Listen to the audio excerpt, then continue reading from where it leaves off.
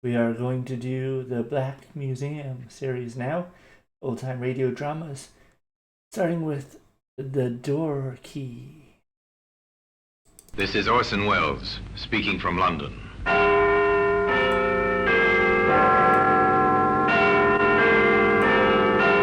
Enjoy! Here in the grim stone Let me know your structure on the thoughts on this Thames, which series houses too, Scotland Yard, if you're up and about. is a warehouse full of souvenirs. Where everyday objects, a skipping rope, a glass, an iron, a stepladder, all are touched by murder. Now you take this key. This was on the floor beside the body, sir. A door key, the kind that fits only one lock. But whose? Perhaps the murderer's, sir. Today, this key can be seen in the Black Museum.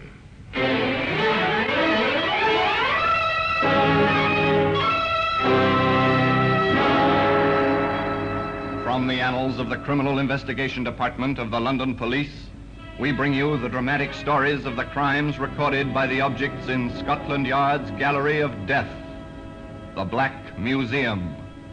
In just a moment, you will hear The Black Museum, starring Orson Welles.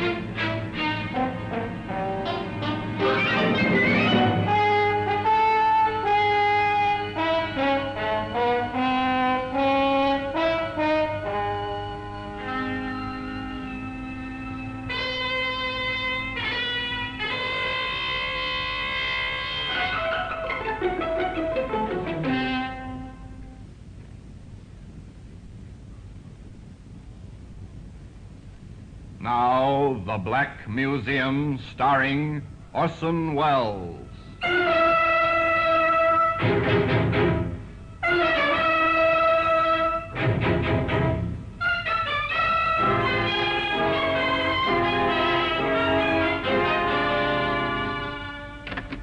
Well, here we are in the Black Museum, Scotland Yard's Museum of Murder. Here lies death, arranged neatly on the shelves and tables open to your view. Now here's a spoon. It's a simple household spoon. Our murderer was meticulous. With this he measured out a careful dose of poison. That oar up there on the wall, that was used by the stroke of a famous rowing aid at Henley. Later it was used in anger, swung at a man who stood on the edge of a pier, stunning him. The man drowned in the Thames very quickly. Ah, here we are. Here's the key. An ordinary key. The kind used to open most of the front doors in London. Once this key was in the pocket of a man who was waiting for another in his room at the Kingsley Arms Hotel in Surrey. Regan? Oh, I'm sorry. Excuse me, sir. I'll just turn the bed down. Certainly. I'm waiting for Mr. Regan. You don't happen to know what time he'll be back, do you? No, sir, but if you wait here, you're sure to catch him. Thanks, I will. I particularly want to see him. The conversation lapsed. The visitor sat down again. The maid completed her work and left, stealing a glance at the young man as she closed the door behind her. Night fell. Lights came on in the guest bedrooms. But in one room, the number on the door was 22. A man sat alone in the darkness, waiting. The night passed, and morning came. In the hotel, there were beds to be made, rooms to tidy.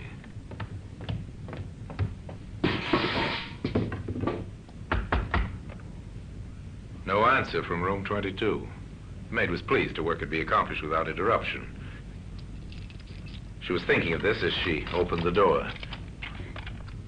stepped in. The bed was unused, turned down just as she'd left it. Sunlight was flooding through the 2 windows. And on the floor, a man lay dead. The manager called the police. The police requested the assistance of Scotland Yard. And Inspector Sidney Russell and Detective Sergeant Hobbs were sent down to Surrey. This is the room, sir. Number 22. Has anyone been in there since the maid found the body? No one, Inspector, except myself and the local police sergeant. On his orders, I kept the room locked. Good, man. There you are. Thank you. I'll let you know when we need you, sir. The 2 detectives covered the room, and in their quick survey of the murder scene, they found several leads. His wallet, sir. Let's have a look at the identity card, Sergeant. There you are, sir. Name's Thomas Regan. What else you got there, Sergeant? Roll a note, sir. The killer either missed that or the motive wasn't robbery. Oh, I don't think it was robbery, sir. His watch is still on his wrist. Going? No, sir. It stopped at 7:25. That might have been the time the murder took place, though on the other hand, the watch might have run down this morning. He was shot through the head, sir. Surely somebody must have heard that. You would think so? Well, here's a shell I found on the carpet. Point 22. We'll keep this for ballistics. What else, Sergeant? Oh, some silver taken from his trouser pocket, a handkerchief with the initials TR in the corner, and a cigarette lighter. With the initials TR. He's well labeled. And this was on the floor beside the body, sir. A door key. The kind that fits only one lock. But whose? Perhaps the murderer, sir? Unless it belonged to Regan himself. Oh, it's not the kind they use in hotels. No. Was he wearing or carrying a keychain? No, sir. Then the key would have been carried in his pocket along with his money. Which hadn't been spilled onto the floor. You may be right, Sergeant, but to make absolutely sure, that key should be checked against every lock in Regan's home and his office and everywhere he might have occasion to visit. If it does not belong in any of those places, then it seems to me that when we find the door that key fits, we find the murderer.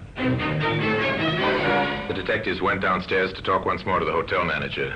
Inspector, this is a terrible business. Listen to those men in the bar. What about them, sir? They're newspaper reporters. Oh, this is really dreadful. The notoriety, the reporters, the headlines. It'll ruin my business. It wasn't very nice for Mr. Regan, either. No, I suppose not. Poor devil. What can you tell us about him? Only that he was a commercial traveler. He's stayed here before? Several times. A traveler, eh? Did he work for any firm in particular? Would you happen to know? Yes, I do know, because they always paid the hotel bills. He worked for a London firm, Hardy & Sons Limited. Thank you, sir. I'll leave the room upstairs locked until we have it photographed and checked for fingerprints. Oh, Inspector, there's one other thing I'd better mention. I think it's important. Yes? A man called to see Mr. Regan last night. Did you get a good look at him? I didn't see him at all, nor did the desk clerk. The maid found him waiting in room 22 when she came in to turn the bed down. Unusual, isn't it? Knowing Regan's room number? It suggests an acquaintance. Not necessarily, Inspector. Why do you say that? We have a register here in the foyer. It's on that wall over there. A room register? Yes, just a card opposite the room number. Some people don't bother with it, but Mr. Regan always put his card up. So that maid is the only one who saw this man? Yes, Inspector. Then I'd like to talk to her, sir. Oh, I'll go and get her for you. The hotel manager returned almost immediately with a maid. She was a young girl, very pale, her eyes still fearful from the sight she'd seen on the floor of room 22. Annie Mitchell, Inspector. How do you do, Annie? This is Inspector Russell from Scotland Yard. How do you do, sir? Annie, what time did you turn down the bed in room 22 last night? It was going on for 6, sir. And I believe Mr. Regan was not in his room. No, sir, but there was a man there. Could you describe him to me? Well, he was tall, fairly young-looking, and dark hair. He spoke educated-like. I see. What did he say? Just that he was waiting for Mr. Regan, and he particularly wanted to see him. Tell me, would you know this man if you saw him again? Yes, I think I would. The inspector was well satisfied, but Sergeant Hobbs, who had been questioning the guests, had not fared so well. Now, sir, I'm sorry to trouble you, but I have to ask you a few questions. Really, this is most annoying. I've been kept here all the morning, and it's extremely inconvenient. I quite understand, sir. Now, can you tell me whether you heard any unusual noise or disturbance during the night? The only disturbance of which I'm aware is the disturbance created by the police this morning. You didn't hear a shot, for instance? Certainly not. And you were in your room the whole evening? Yes. Can I go now? Yes, that'll be all. Thank you very much. Well, it's certainly not been a pleasure.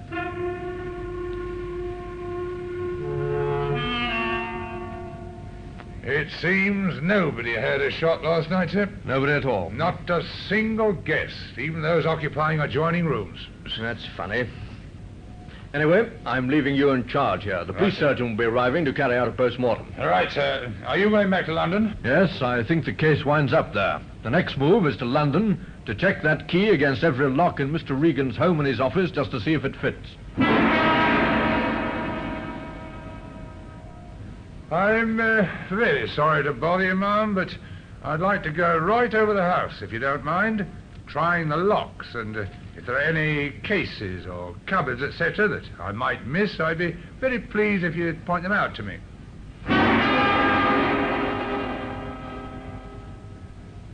I've come along to see if you can help me, sir, in connection with Mr. Regan. I want to know if there's any desk or a cupboard in his office, or the office door itself, which has a lock for which this might be the key. I believe you've a lock-up garage here, formerly rented by Mr. Regan. It must, of course, have a lock, and I'll be glad if you'd allow me to compare the lock with this.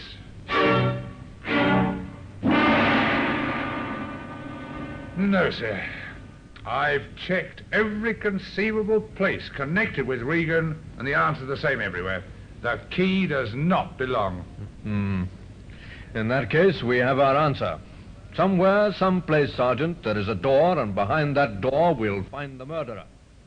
You know, if I was a philosopher, I would say that it's rather symbolic that we have a key to which we must fit the lock.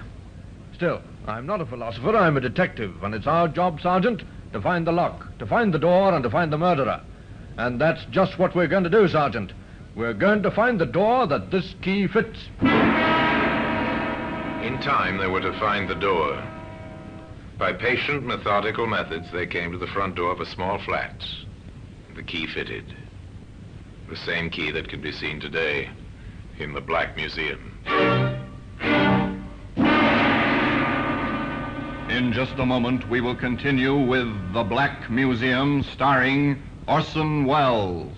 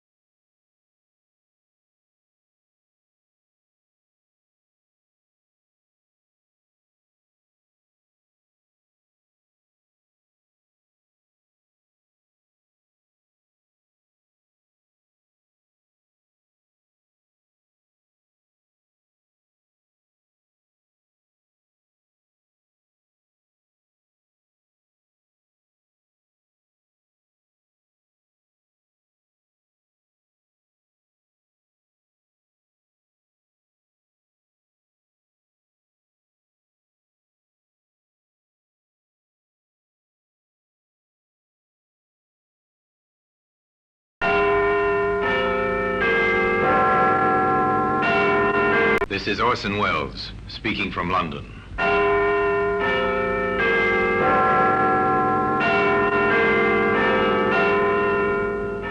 Here in the grim stone structure on the Thames, which houses Scotland Yard, is a warehouse full of souvenirs, where everyday objects, a skipping rope, a glass, an iron, a stepladder, all are touched by murder. Now you take this key. This was on the floor beside the body, sir. A door key, the kind that fits only one lock. But whose? Perhaps the murderer's, sir. Today, this key can be seen in the Black Museum.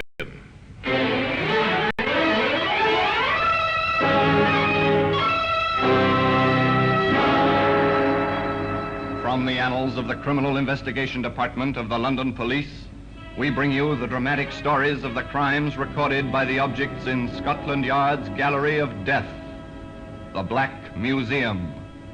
In just a moment, you will hear The Black Museum, starring Orson Welles.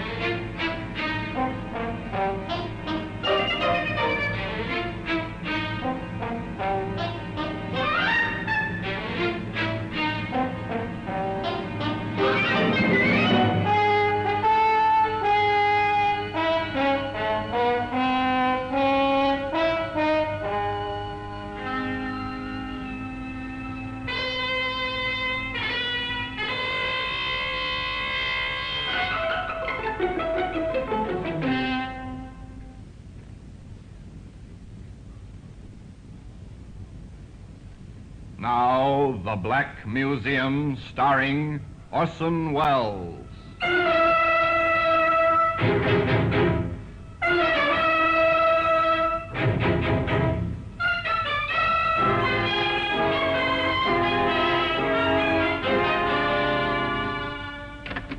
Well, here we are in the Black Museum, Scotland Yard's Museum of Murder.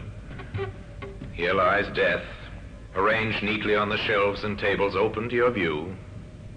Now, here's a spoon. It's a simple household spoon. Our murderer was meticulous.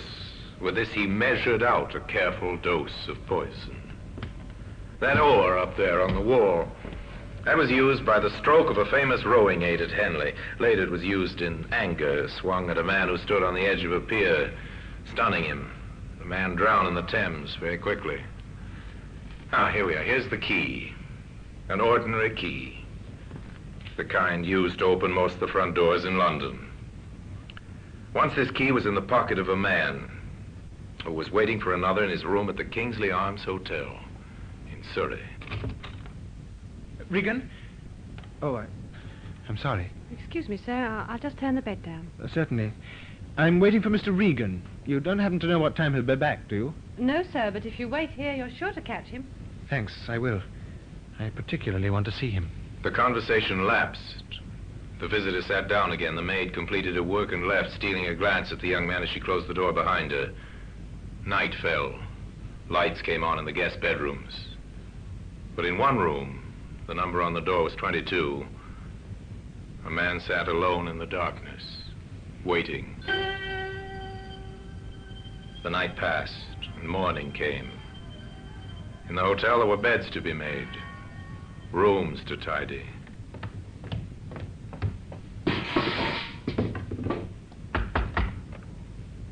No answer from room 22. The maid was pleased her work could be accomplished without interruption. She was thinking of this as she opened the door. Stepped in. The bed was unused, turned down just as she'd left it. Sunlight was flooding through the two windows, and on the floor, a man lay dead.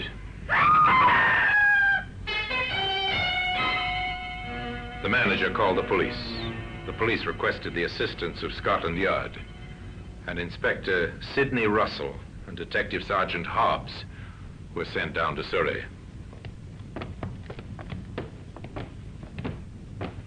This is the room, sir. Number 22. Has anyone been in there since the maid found the body? No one, Inspector, except myself and the local police sergeant. On his orders, I kept the room locked. Good, man. There you are. Thank you. I'll let you know when we need you, sir. The two detectives covered the room, and in their quick survey of the murder scene, they found several leads. His wallet, sir. Let's have a look at the identity card, Sergeant. There you are, sir. Name's Thomas Regan. What else you got there, Sergeant? Roll a note, sir. The killer either missed that or the motive wasn't robbery. Oh, I don't think it was robbery, sir.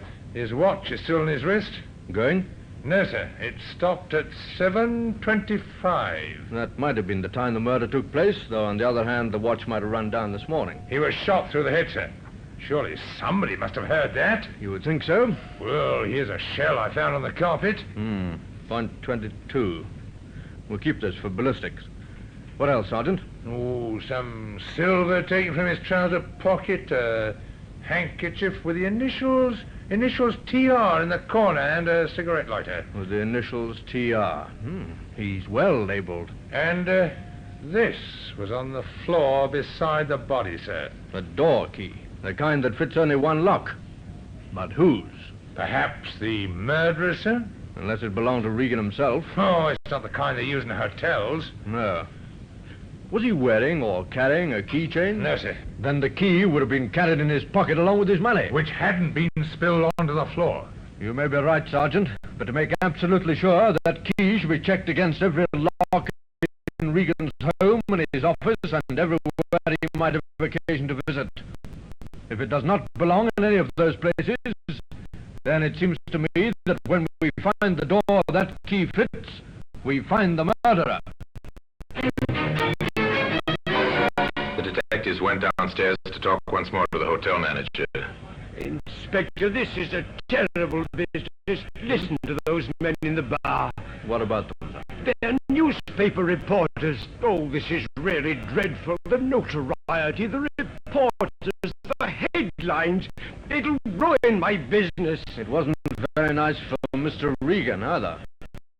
No, I suppose not. Poor devil. What can you tell us about him? Only that he was a commercial traveler. He's stayed here before? Several times. A traveler, eh? Did he work for any firm in particular? Would you happen to know? Yes, I do know, because they always paid the hotel bills. He worked for a London firm, Hardy & Sons Limited. Thank you, sir. I'll leave the room upstairs locked until we have it photographed and checked for fingerprints. Oh, Inspector, there's one other thing I'd better mention. I think it's important. Yes? A man called to see Mr. Regan last night. Did you get a good look at him? I didn't see him at all, nor did the desk clerk. The maid found him waiting in room 22 when she came in to turn the bed down. Unusual, isn't it? Knowing Regan's room number? It suggests an acquaintance. Not necessarily, Inspector. Why do you say that? We have a register here in the foyer. It's on that wall over there. A room register? Yes, just a card opposite the room number.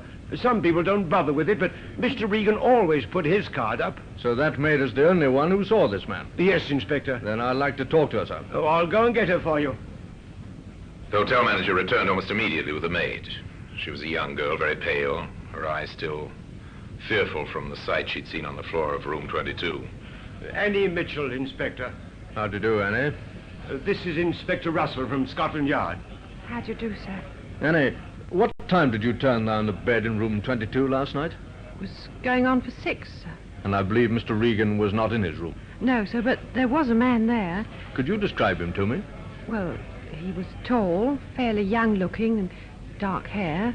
He spoke educated-like. I see. What did he say?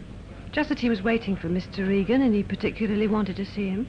Tell me, would you know this man if you saw him again? Yes, I think I would. The inspector was well satisfied, but Sergeant Hobbs, who had been questioning the guests, had not fared so well. Now, sir, I'm sorry to trouble you, but I have to ask you a few questions. Really, this is most annoying. I've been kept here all the morning, and it's extremely inconvenient. I quite understand, sir. Now, can you tell me whether you heard any unusual noise or disturbance during the night? The only disturbance of which I'm aware is the disturbance created by the police this morning. You didn't hear a shot, for instance? Certainly not. And you were in your room the whole evening? Yes. Can I go now? Yes, that'll be all. Thank you very much. Well, it's certainly not been a pleasure.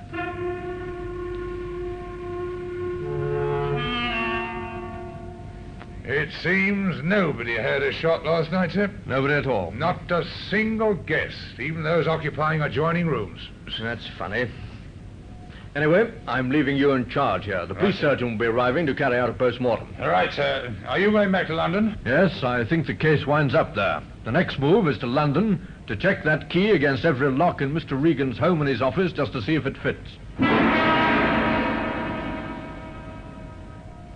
I'm very sorry to bother you, ma'am, but I'd like to go right over the house, if you don't mind, trying the locks, and if there are any cases or cupboards, etc., that I might miss, I'd be very pleased if you'd point them out to me.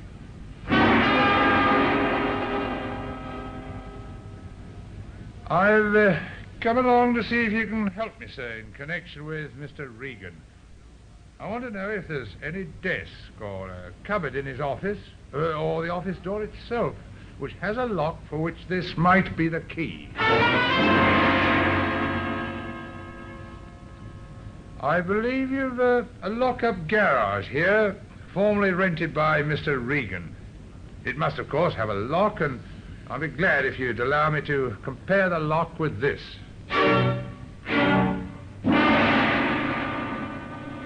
No, sir. I've checked every conceivable place connected with Regan, and the answer's the same everywhere. The key does not belong.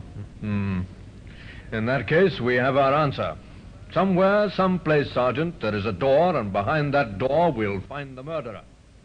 You know, if I was a philosopher, I would say that it's rather symbolic that we have a key to which we must fit the lock.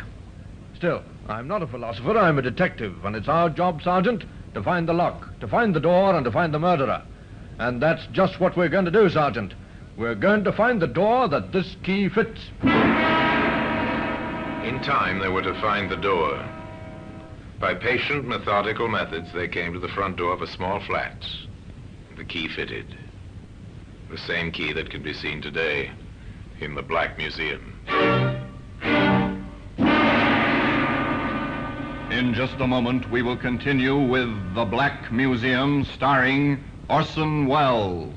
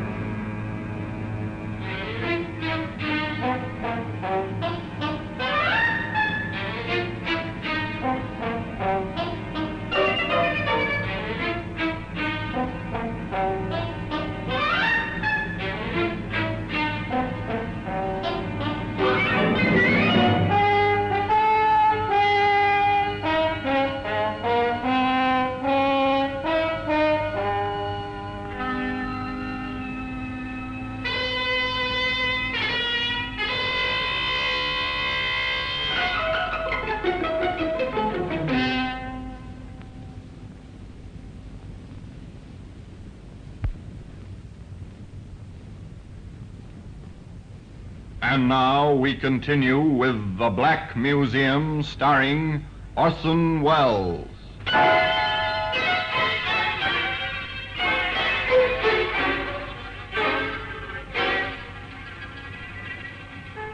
Inspector Russell went back to London, certain that the crime had motive, and that the motive would only be found by a search into the habits and associations of Thomas Regan.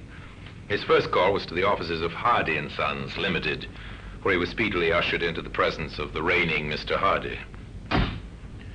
Come in, Inspector. Sit down. Thank you, sir. Shocking business. Now, who could have wanted to kill poor Regan? That's what we're trying to find out. Of course. Shocking. One of our best travelers. What do you know of his personal life, Mr. Hardy? I may be able to help you there, Inspector. I believe in taking an interest in my employees. I've always encouraged them to bring their troubles to me. And Regan had troubles? Yes. He was a bachelor. Rather a gay one at times. I suspect he was having trouble over a woman. Yes? A married woman. She kept on ringing up to speak to him, and the thing spread in the office. He was rather embarrassed and slightly worried about it all. Do you happen to know the woman's name, Mr. Hardy? I'm afraid I can't help you there, Inspector, though, wait a minute. Yes? He did mention something. That's right. I've got it now. He didn't want to tell me her name. That's a pity.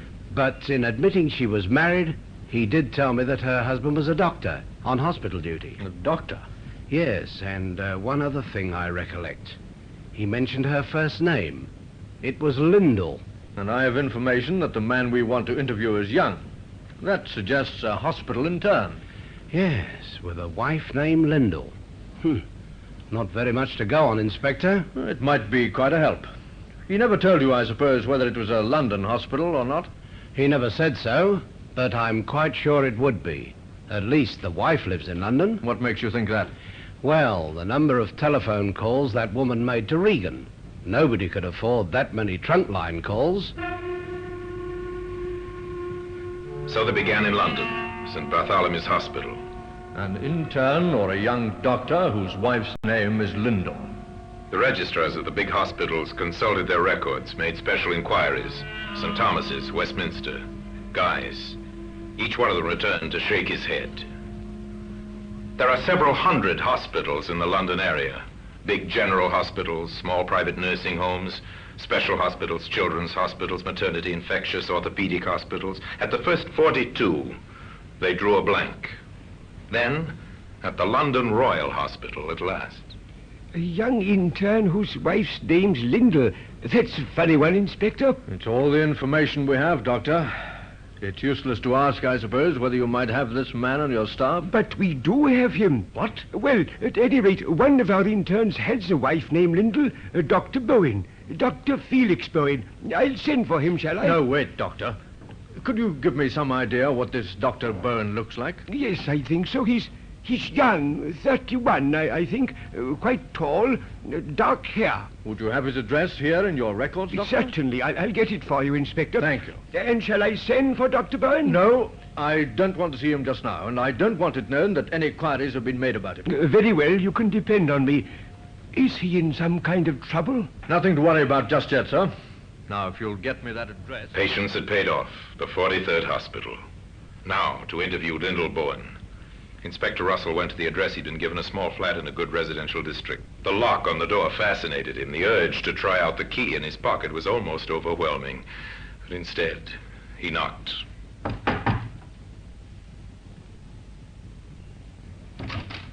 Mrs. Byrne? Yes? I'm Inspector Russell from Scotland Yard. Scotland Yard. May I come in? Yes, of course. Thank you. She was young, an attractive woman, but her eyes were frightened. Mrs. Byrne, when did you last see Thomas Regan? Regan? Thomas Regan? I think you know who I mean. But I don't, Inspector. I'm very sorry. Not at all, ma'am. Perhaps I'm mistaken. Well, of course, I've read about him in the papers. That is, if it's the same, Mr. Regan. It is the same.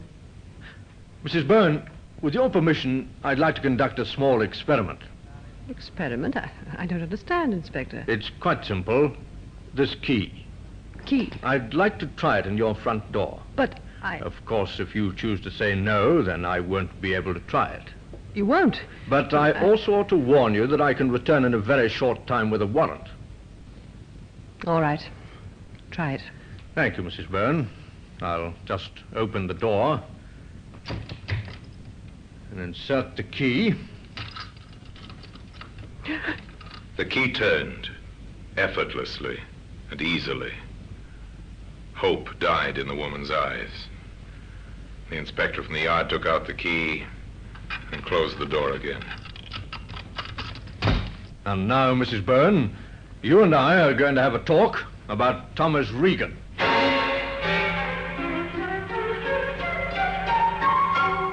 That afternoon, several significant events took place. A gun was found beneath a pile of medical books. It was taken to Scotland Yard to the ballistics expert there. The gun checks, sir. That's the murder weapon right enough. Little wonder nobody heard the shot in the hotel. It's fitted with a silencer. A silencer. Evidence of premeditation. Late that afternoon, the record of its purchase was uncovered. The second significant event. The gun was bought at a shop in the Soho district, sir. A second-hand shop 2 weeks ago. By whom, Sergeant? The description covers Dr. Felix Bowen. And the proprietor says he could recognize the man if he saw him again. We'll give him that chance. Come on. Where to, sir? The hospital, to pick up Bowen. The third event was Bowen's flight across London. Somehow, in some way, the doctor learned of the net that was closing about him and made a run for it.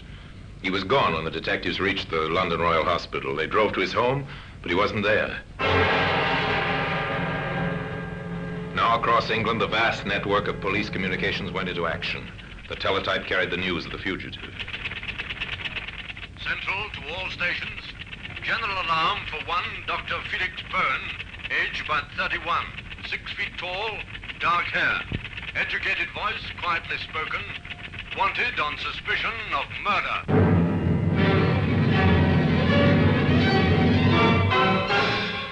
The search was on. In 1,000 stations, vigilant eyes searched for Bowen. On the streets, on trains and buses, in restaurants and hotels.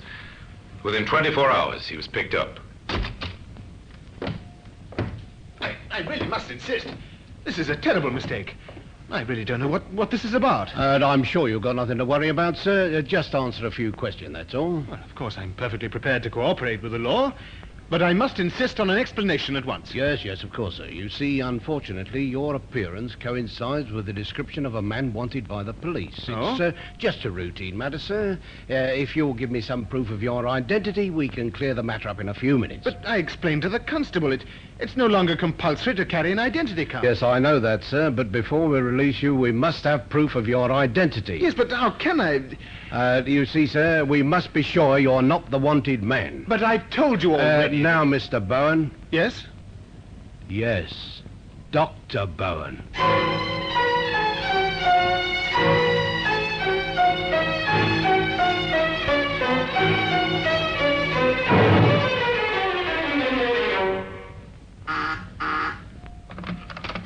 Inspector Russell? This is Sergeant Thompson, sir. Hired. We've picked up a man who we believe is Dr. Felix Bowen. Hold him, Thompson. I'll be there in a matter of minutes.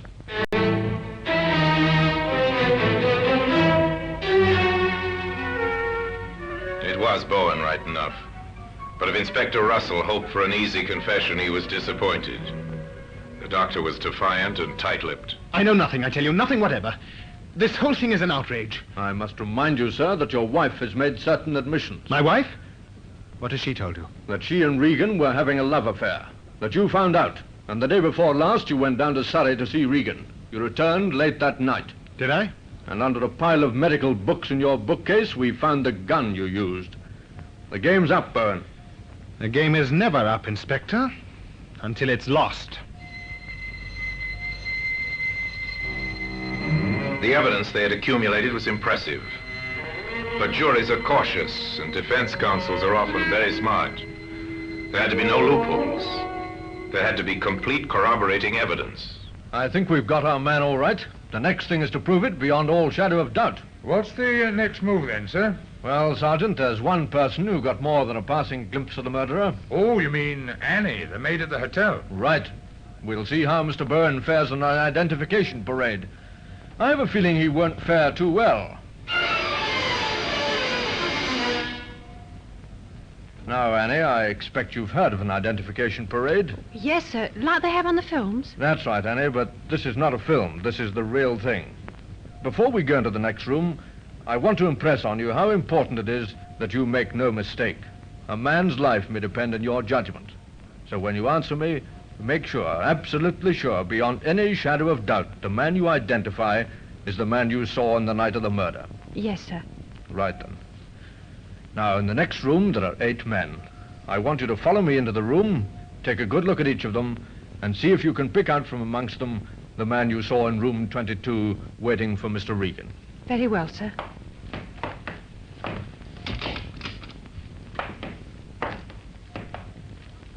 It's not the first gentleman. Nor the second.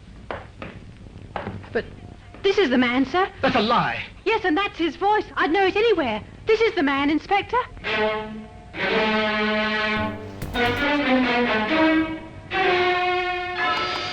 Well, Mr. Byrne, would you like to make a statement to us now? I have nothing to say, except that I doubt that the evidence of a silly maid is likely to give you conviction, Inspector, whatever you may think. We're depending on more than that, Mr. Byrne. There are other witnesses, including a silent witness, a door key. That was careless of you, Mr. Byrne. Very careless indeed. Bowen was identified also by the owner of the second-hand shop as being the man who had bought the gun some 2 weeks before. With that, the case was complete. A door key had helped to find a murderer. And that selfsame key can be seen today in the Black Museum.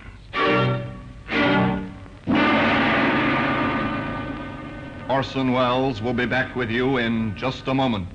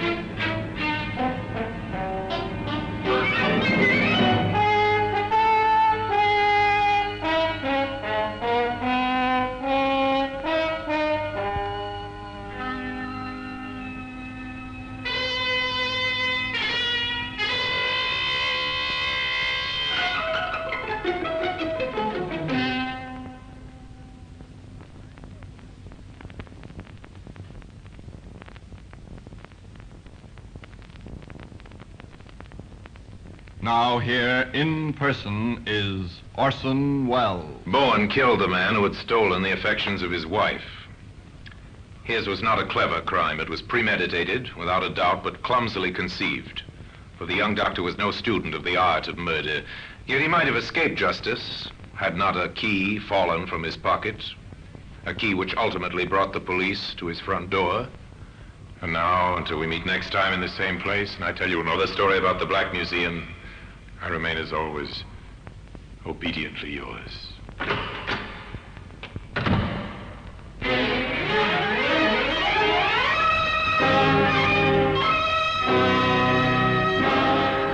Black Museum, starring Orson Welles, is presented by arrangement with Metro-Goldwyn-Mayer Radio Attractions. The program is written by Creswick Jenkinson, with music composed and conducted by Sidney Torch. Produced by Harry Allen Towers.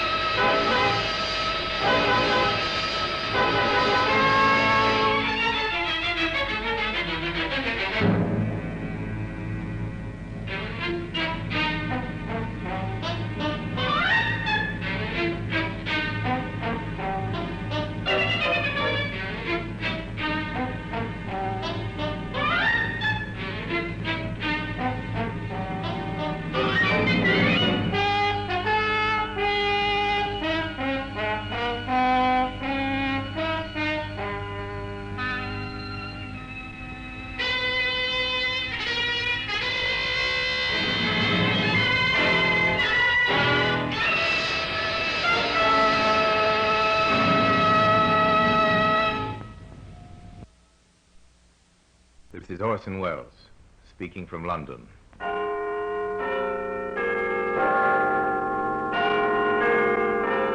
I like how he always adds The Black Museum. obediently yours. A museum of death. Yes, here in the grim stone structure on the Thames, which houses Scotland Yard, is a warehouse of homicide, where everyday objects, a fountain pen, a cufflink, a high-heeled shoe, all are touched by murder. Now, here's a scarf, torn and ragged, the faded tartan, a cheap reproduction of the honorable colors of the Stuarts, red with green, blue crossings, and a double-over check of white and yellow. This scarf belonged to Walter Hoffman Piewski, known to the police and his friends in the underworld as the Pike. There's no doubt about this scarf being his property, Superintendent. He was wearing it when he was sent to Dartmoor 10 years ago. The description tallies, does it? Exactly. It's all written down in the prison property book, even to the patch on it. So the Pike's our man. Right. Well, get him. And get him they did. And all because of a scarf, appropriately known in Cockney circles as a choker. The Pike applied his choker to a human throat. The throat of the driver of a post office van. The pike pulled the choker too hard. It was instrumental in convicting him of murder. And that's why it's earned its place here in the Black Museum.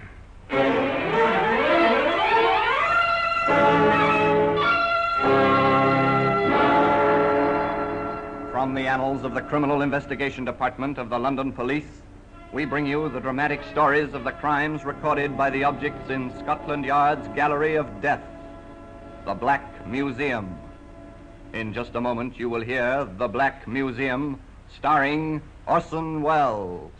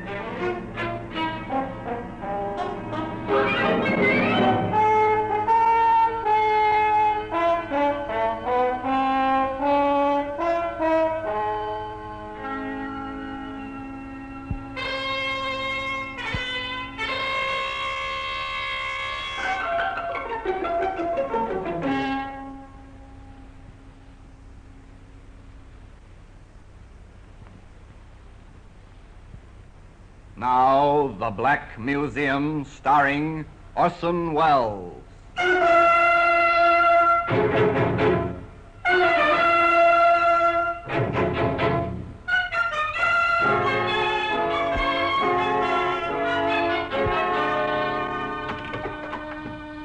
Well, here we are in the Black Museum. Beyond these grey walls, the mighty roar of London never stops. But in here, it's quiet. Come with me under the frieze of death masks, the masks of criminals of bygone days, suspended grimly under the ceiling. Come. To our right and left, rows of murder exhibits, each one carefully labeled. That cut-glass scent spray is attractive even now. Might even take its place on Madame's dressing table, so we stop and read the label written under it. Yes, it's been used to spray anesthetic over the faces of helpless women as a prelude to murder. No sickly aroma now, as we squeeze the bulb. Except for its grim associations, the fragile exhibit is insignificant, easily broken. But it was strong enough to hang the man who used it. There's a brass candlestick. Over there, a taper to go with it. Now, here we are. Here's what we're looking for. The faded tartan scarf. As I take it out of the showcase, I ask you to come with me back to the time when this scarf was new, 15 years ago. Walter Piewski bought it from a stallholder in one of London's famous street markets, Petticoat Lane. Yes, sir.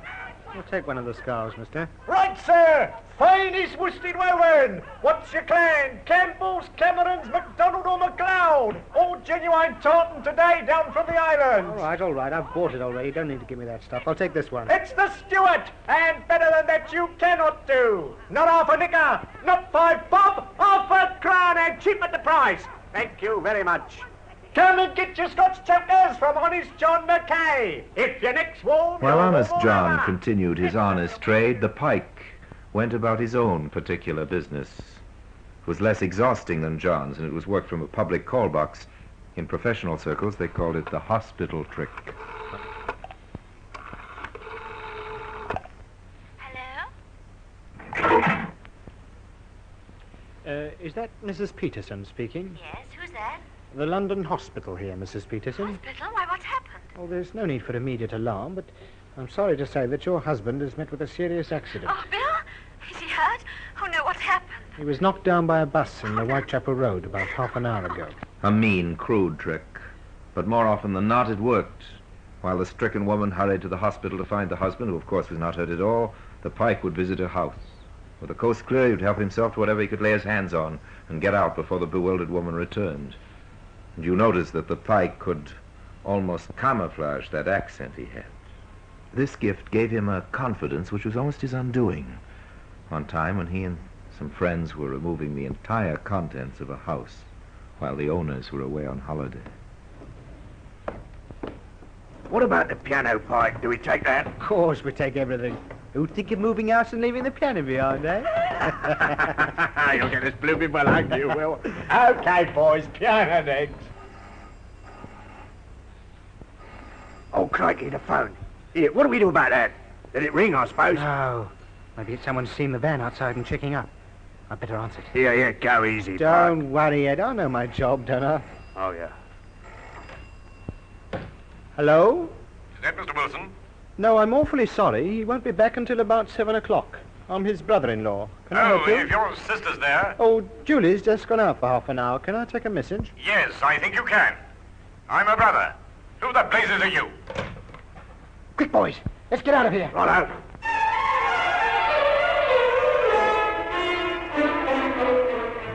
So the piano was left behind after all. But Pike got away with most of the household belongings and observed, not only were his operations becoming bolder, but he had planned his action carefully. He even knew that Mrs. Wilson's first name was Julie. But he didn't know she had a brother. That must have shaken him, because from then on he changed his tactics. The Pike entered the motor racket, a racket which was to take him in turn from Dartmoor prison to the scaffold. But in his early days as a motor thief, there was still a trace of strange humor about his work. The padlock car was a case in point. Who's that?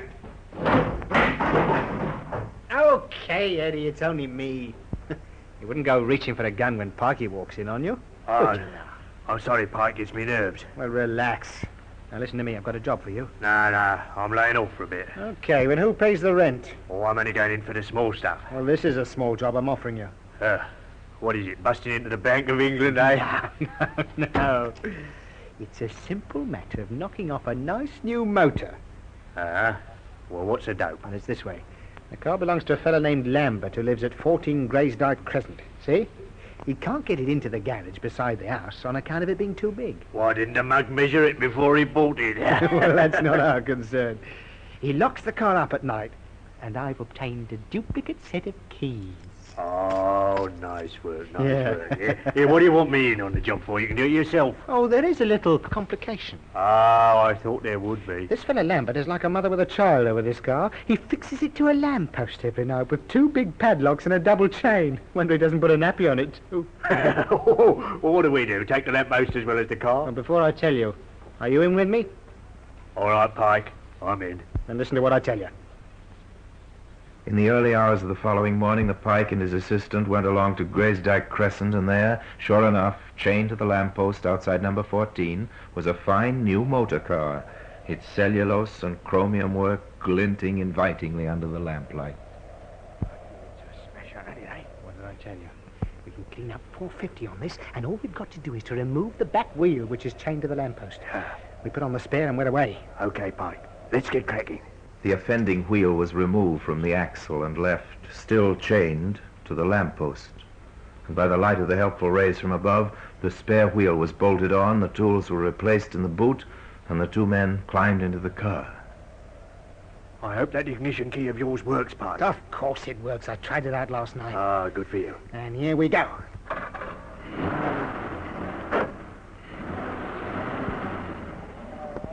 I told you it was going to be easy, didn't I, Ed? It's money for old rope. You're a good one, you are, Pike. Just let me know when you need any more help. I'm your man. Walter Pievsky pulled his tartan scarf snugly around his throat and agreed that he would certainly keep his assistant in mind. The car itself was taken to a garage, where its numbers and appearance were carefully changed and, in due course, found its way by devious routes back to the open market. The Pike, of course, had to split the profits, which hurt him, so on his next job, he decided to work alone. And it was the next job which put him on the long, long walk which was to finish on the scaffold. Now, what's the number of that garage? Here it is, I've got it. This works, Park, my lad. You're in the money. But it all depends on how good I can sound on the phone. I'll copy my father's voice, rest his soul. Here we go.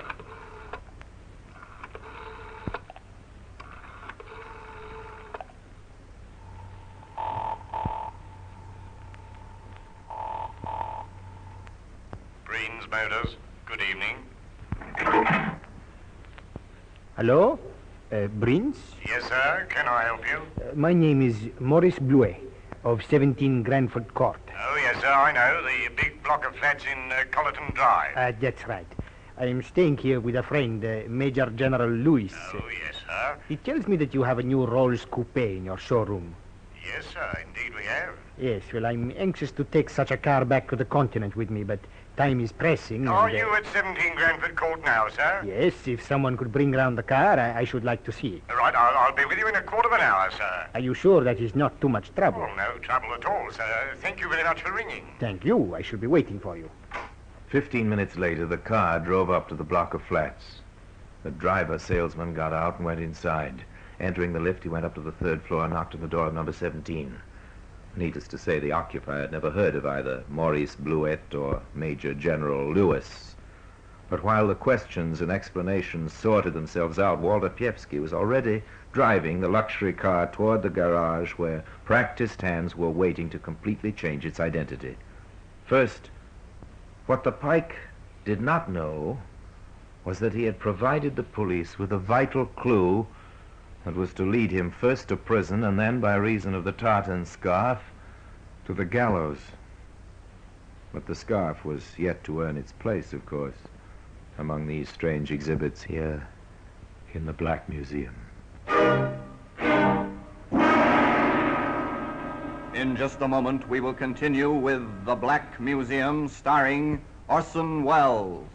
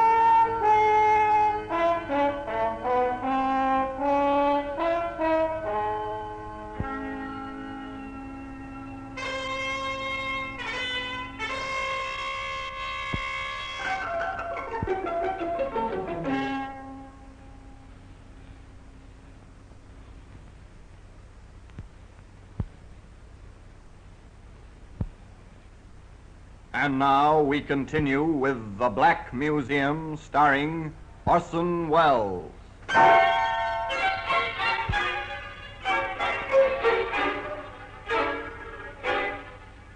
We return to Walter Pievsky, known as the Pike, elated at the success of his confidence car trick. He made a handsome profit on the rolls, and despite the fact that the police subsequently traced it, they never traced the theft back to the Pike, not until he tried the same operation again. Certainly he changed the district, but, as is so often the case with a regular criminal, he develops regular habits, and the routine served up to the local garage was almost exactly as before. Yes, I'm staying with Sir Leslie, and he tells me you've got that straight 8 in the showroom. I'm most anxious to take a car back to the continent with me, but time is pressing, and I'll you be see... delighted to bring the car round to you right away, sir, if that's convenient. If you're sure that it's not too much trouble... No trouble at all, sir. I'll be with you in 10 minutes. Oh, that is most kind. Thank you. Excellent. But you wouldn't think it was so excellent from your point of view if you knew what was happening at the garage, Pike.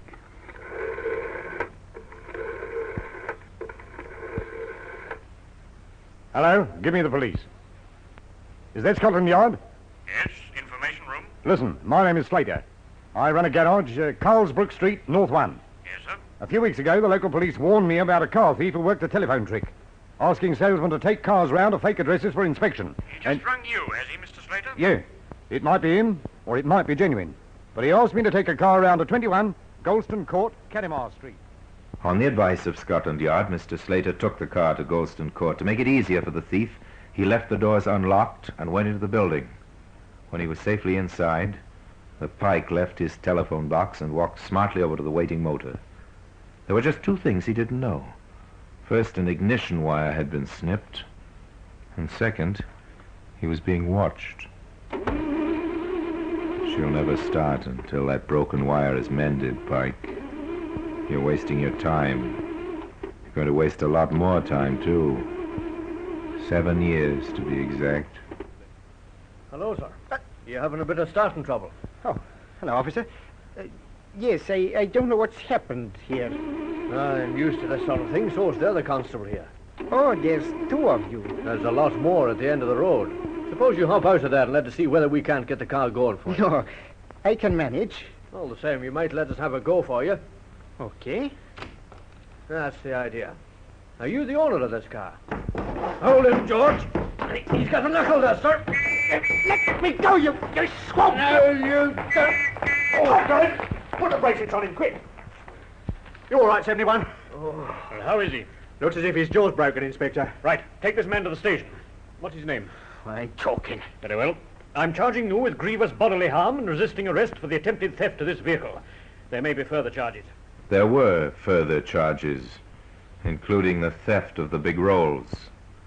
Walter Piewski, alias the Pike, had played the same game once too often, and a search of his flat in the East End produced more evidence of his varied career in crime. The police had been waiting for him to make his first mistake. This time he'd done it. At the Old Bailey, he pleaded guilty to over 100 crimes, and there were hundreds more with which he was never charged. He was sent to prison for 7 years, and immediately on his reception, his personal belongings were entered in the property book, and he was wearing the tartan scarf, which later was to hang him. Juliet, grey, 7.5. Collar, 16, brown. One scarf, red background, green and blue stripes, white and yellow overcheck. The Clan Stewart. How do you know that, Peevski? The fellow I bought it from in Petticoat Lane told me. I'll take his word for it. Oh, there's a small tear, 5 inches from one corner. Been roughly patched. Better put that down. Don't worry, boys. I won't accuse you of doing it. Don't you worry. I'll be retired by then. 1 pair leather gloves, size 8. 1 pair black socks, 10. Brown shoes, neat. The tartan scarf had been duly entered, and little did the retiring prison officer dream that his hastily scribbled details were to be subsequently brought up as key evidence in a murder trial. But Piewski signed the list of his personal property, and for the next 7 years he was a guest of His Majesty's government in the most famous prison in England, Dartmoor. But in 1946, justice had run its course. The Pike was given back his personal property, which included the tartan scarf, of course, all duly signed for, and so he was released upon a battle-scarred London. Time passed, and he added to his lawful wages by meager pickings from the black market, and more time passed, until one day the inspiration came to him like a bolt from the blue. He mulled it over in his mind.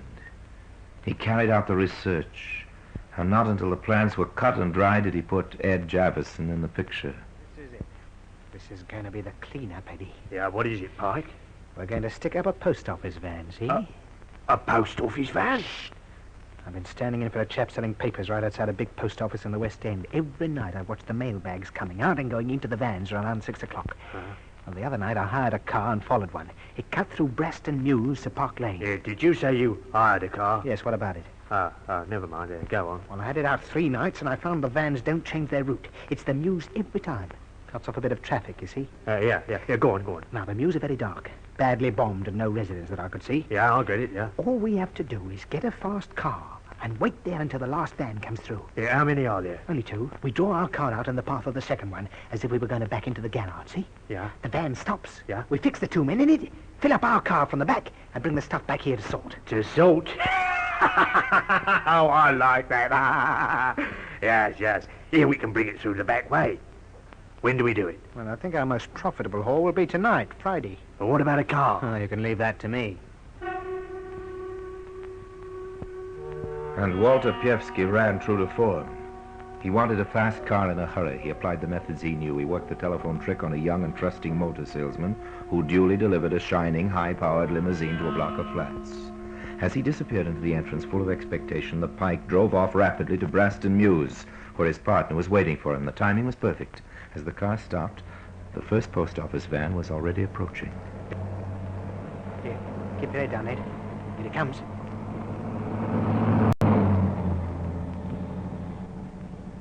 The second one won't be more than a minute or so behind. We must turn the car broadside onto it. How did you get this barrel? I'll tell you later. It's hand-picked, see? Plenty of room in the back for the luggage. There we are. Nothing can get by now. What happens if something tries to get through before the van arrives? We make way for it. It can come back another night if necessary. Here, what's this? It's the van. We're going to be all right. And nobody about. Couldn't be better. Now, get out. Yeah? Keep your chin tucked into your scarf like me. Righto. Pretend to be pushing the car. Right. What's up, Contown? Oh, Afraid so. Could you give us a push? Sorry, mustn't leave the van. Oh. Well, look, in that case, I wonder if you'd like to earn yourselves 10 bob, eh? If you could ring this number for us when you get to your own destination, it's my garage. I'd log on and send a breakdown for you, eh? That's the idea. Oh, don't mind doing that for you. I'll do it for nothing. Oh, thanks, Sam. You're very kind. If you got a pencil, I'll jot down my name. It's rather a difficult one. Here, here's a pencil. Help! Dirty thieves! Oh, that's got the both of them. Good. We'll start getting the bags out, quick. No, you don't. I'll set you up, you snivelling idiot. I'm choking. This scarf's choking me. Here, quick with the bags, Ed. Oh, no, here they come.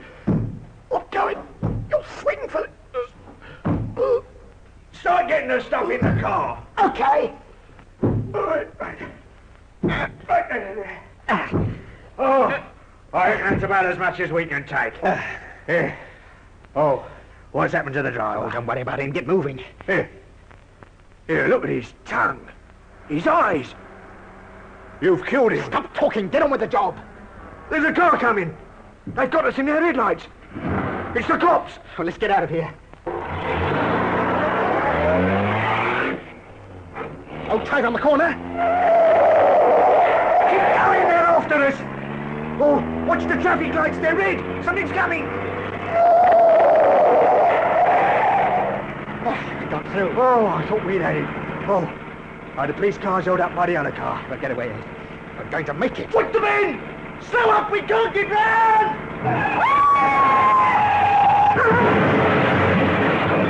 Ed Javison died in that crash, so mutilated that his body could not be identified.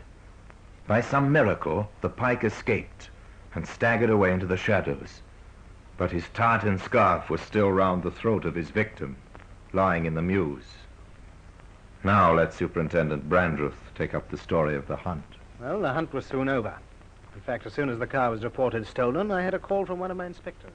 I thought you'd like to see this. What is it, Harrison? Oh, stolen car. Well?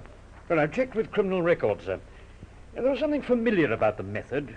Calling up a garage and getting the salesman to deliver the car to a block of flats. Now, here's the list of men who practiced that. Now, these two are inside at present. Yes. This one's going straight. Well, he's out of London anyway. That leaves this one, Walter Pievsky. Yes, sir. The Pike. Know where to find him? And he's sharing a place with a man named Javison in the East End. Right. Bring him in. Yes, sir. But before the Pike was picked up for questioning about the car, his scarf was immediately recognized as the one which we believe Pievsky had stolen. In theory, the evidence against him was already piling up. If he was the car thief, he was probably the murderer as well. But I needed that extra piece of evidence.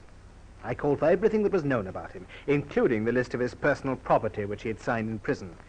It was a shot in the dark, but it yielded results. There's no doubt about the scarf being his property, Superintendent, even to the patch on it. Within 24 hours, the Pike was caught. Still dazed by the car crash, he offered no resistance. In due course, he was convicted of the murder of William Price, the driver of the post office van.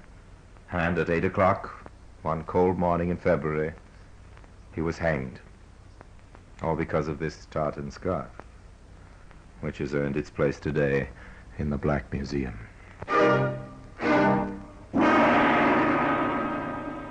Orson Welles will be back with you in just a moment.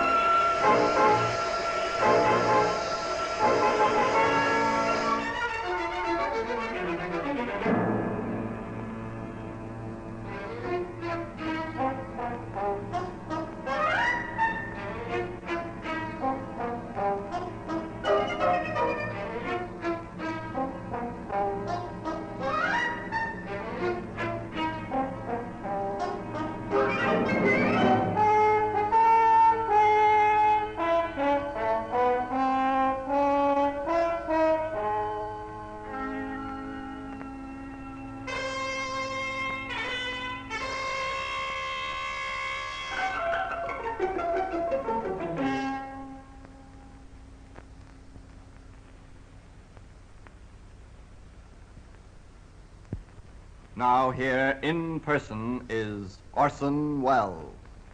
Under English law, there are no degrees of murder, and the death sentence has to be pronounced on a man or woman convicted of the crime. Recommendations to mercy by the jury are always carefully considered. But in the case of Walter H. Piewski, no such recommendation was made. The evidence against him was unshakable, and on the eve of his execution he reproached himself bitterly, not for the death of his victim, or even his unfortunate partner, but for two other reasons. The supreme crime of murder had brought him no profit, and as his last hour approached, he became increasingly angry at his own forgetfulness. Oh yes, they usually overlook something.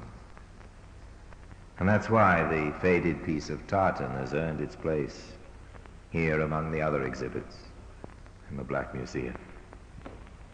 Now, until we meet again in the same place for another story about the Black Museum, I remain as always obediently yours.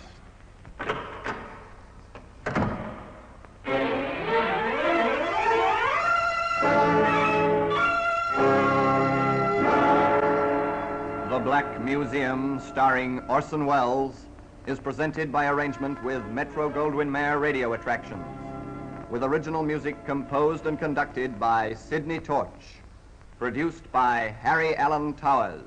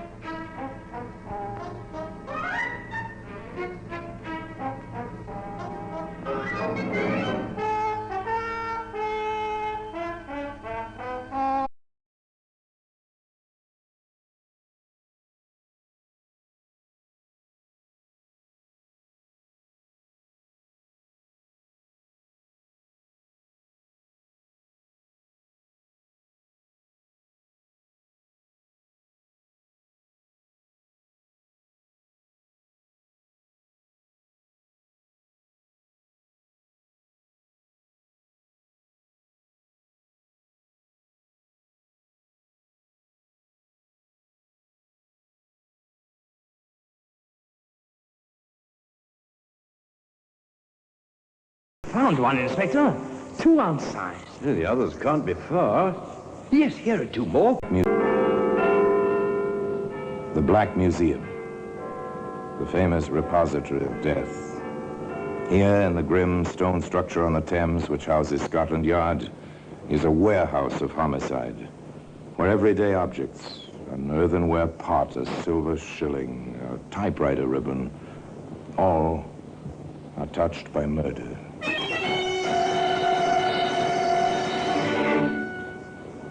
4 small bottles. Well, they're familiar objects, medicine bottles, shining glass, cork stoppered, the labels in neat, clear handwriting. Such bottles are in the medicine cabinet of almost every home. But these were found... Found one, Inspector. 2-ounce size. The others can't be far. Yes, here are 2 more. 1-ounce capacity, these. And here's the 4th. Innocent little things, aren't they, sir? Well, today, those 4 small bottles have a place, a very honored place, in the Black Museum.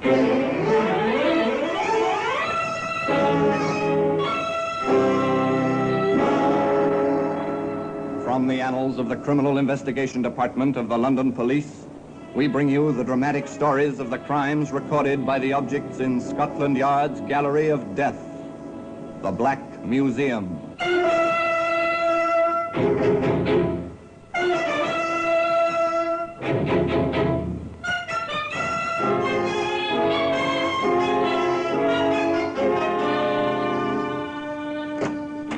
And here we are, the Black Museum, Scotland Yard's Museum of Murder. Yes, here lies death. In these hundreds and hundreds of objects, large and small, is the means to death, 1,000 methods of killing, all neatly labeled to indicate who and what and where and when. Here's a kitchen mop. Long handle, it's gray with use, gray where the red-brown stain fails to cover the grayness. Look closely at the harsh metal that binds the strings of this utensil. Yes, this blade struck, and struck again before the mop itself removed the traces of the crime. Here we are. Here are the 4 small bottles. 3 of 1 ounce capacity. One holds 2 ounces. They mark a strange story. A story out of the Edwardian era, when man was still lord of all he surveyed and women were just beginning to demand equality. To the ladies, Reverend. Although I would prefer toasting them in something slightly stronger than tea. To the ladies, my friend. To listen to my husband, Reverend, you think he was old-fashioned and not an advanced thinker for this age. I, an advanced thinker? Why, Anne, my But dear. you are, Oscar. You really are. At the risk of shocking you, Reverend, but then you're a young man, and not, I assume, as easily shocked as some pastors I've known, I believe a man should have 2 wives. Really, sir? He means it, Reverend. Listen to him. I believe a man needs 2 wives. One to cook, sew, and care for the household. The other, to be a companion when a man needs intellectual stimulation, to lend beauty to the drawing room, and grace and wit. Then you would give the latter education. Exactly. And since I am not allowed 2 wives, I chose the latter. You're new here, Reverend. You don't know that I married Anne when she was very young and sent her to Brussels and then a French university for her education before installing her here as my wife. Why, that's unheard of, sir. You are a pioneer in the field, Mr. Oh, yes, Mr. Oscar Stone, wholesale grocer and a man of means, was truly advanced for his age, the age of 99, and very liberal in his philosophies. In fact, he was so considerate of his wife and of the difference between her age and his own that he encouraged rather than looked askance at her companionship with the Reverend Edgar Sweet, a much, much younger man than Mr. Stone himself. Edgar, you've been a good friend to me these past months. I'm happy to hear you say so, Anne. That is why, well, I'm not hesitating to tell you something which I feel is rather unfair. Tell me what it is. Oscar has drawn his will. Oh, he's my friend, my good friend. I'd hate to see him pass on, but every man must have his house in order. Edgar, you don't understand. Making the will is all right. It's what he's put in it. Go on, my dear. He has left me his entire estate, provided I never marry again. That is his right, you know. It's not his right. He's afraid someone might marry me after he's gone. For the money. He's only protecting you from fortune hunters, Anne. Then why did he give me an education if he doesn't think enough of me to let me protect myself?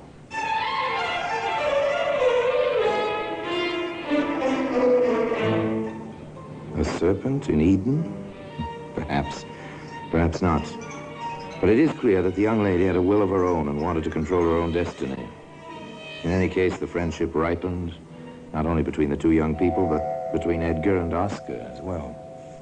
Edgar, my friend, I'm not well. I saw a doctor today and I am not well. I can't believe it. You look fine, fine. The debilitation of age. But you're not old. Well, 55 isn't old. When you've worked as hard as I have for almost 50 of those 55 years. Well, in any case, I've decided to take a rest. Excellent, Oscar. That's what you need, an extended vacation. I've made arrangements to go to the shore. A month at the sea ought to practically, well, rejuvenate me. I'll miss you. Our talks have been a great stimulus to my work. And I thought that, well, even pastors have vacations occasionally. Occasionally we do. Of course. So I reserved accommodations for you, along with Anne and myself. But I can't possibly afford... As my guest. You don't know how much I appreciate this, Oscar, but I couldn't accept this. Oh, I'm sorry. I thought you were alone, Oscar. I'm glad you came in, Andy. I was telling Edgar we're going to the shore for a month. Oh, Oscar, how nice. I'm insisting that Edgar come along as my guest. How can I accept such an invitation? Tell him you will find him as welcome as I will, Anne. Of course I'll find him welcome, Oscar. Edgar knows that. They compromised. Edgar came for weekends, the ripening of a friendship, or the growth of a triangle, a classic triangle, husband, wife, and the young man.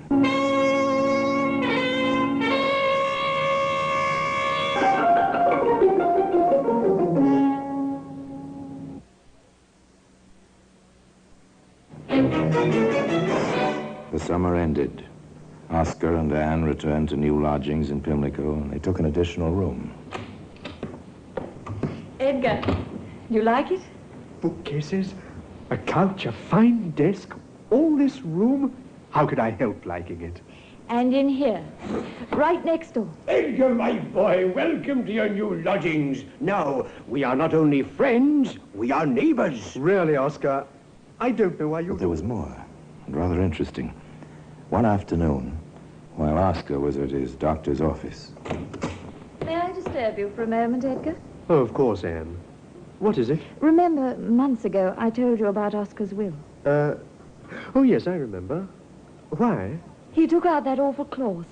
If I want to, I can marry anyone I please one day. And you are the executor. Everything was quite smooth, quite smooth. In fact, Oscar began to feel quite a bit better. At least he said so, and insisted that Edgar and Anne accompany him to a horse show. Why do you love horses so, Oscar? Perhaps because I always wanted to ride and never learned. Oh, there's a fine animal. He must be at least 16 hands high. Edgar, why don't you take Anne to the stalls to see her favorites? I'll just sit here a while. I guess I'm not as strong as I thought I was. Will you, Edgar, please? You think you'll be all right here alone, Oscar? It's a picture, isn't it? The elderly husband sitting on the bench watching the two young people stroll away. What are his thoughts as he sees them disappear in the crowd? What would his thoughts have been if he'd heard their conversation? I'm dreadfully worried about Oscar. He seems much better. Seashore did him good. Seems is the word. He's not really. Anne, what are you telling me? That his doctor has confided to me. Oscar may not live out the year.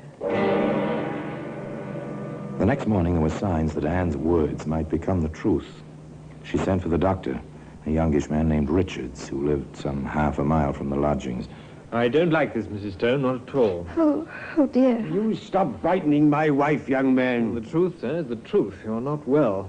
Your stomach's in very bad shape. Now I shall prescribe for you, and your wife will see that you take your medicine, won't you, Mrs. Stone? Oh, of course, Doctor. The young doctor was very certain, but not Oscar. His pain continued. Anne was obviously very upset. She took Edgar aside. Edgar, I want you to do something for me. If I can. I cannot see Oscar suffer the way he does at times. I know a way to ease his pain, but I need your help. Of course. I want you to buy me some chloroform. Chloroform? Yes. A few drops on a handkerchief, and he will sleep easily. I learned about it in the practical nursing classes in Brussels. But Dr. Richards will get you some. No. He'll never believe I know how to use it. Here's a pound note. Please, Edgar.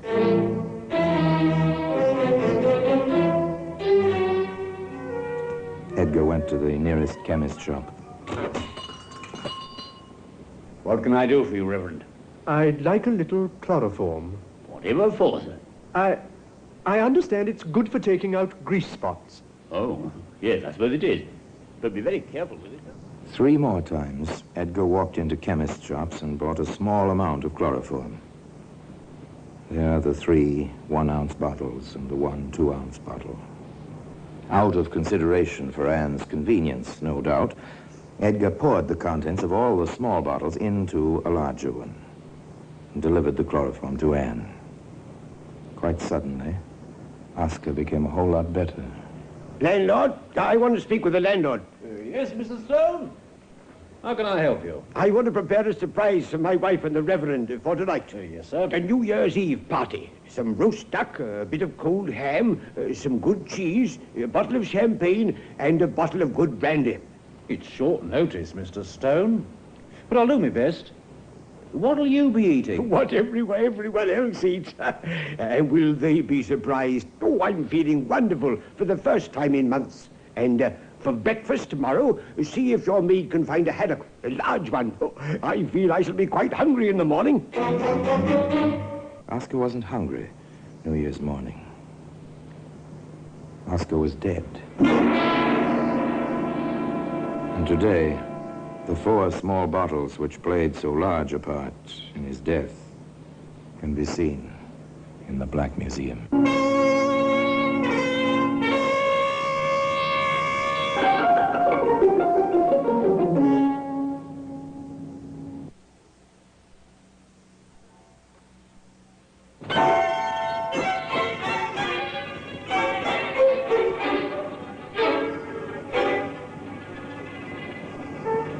It was a sad New Year's Day for Anne Stone and a bewildering day for the Reverend Edgar Sweet.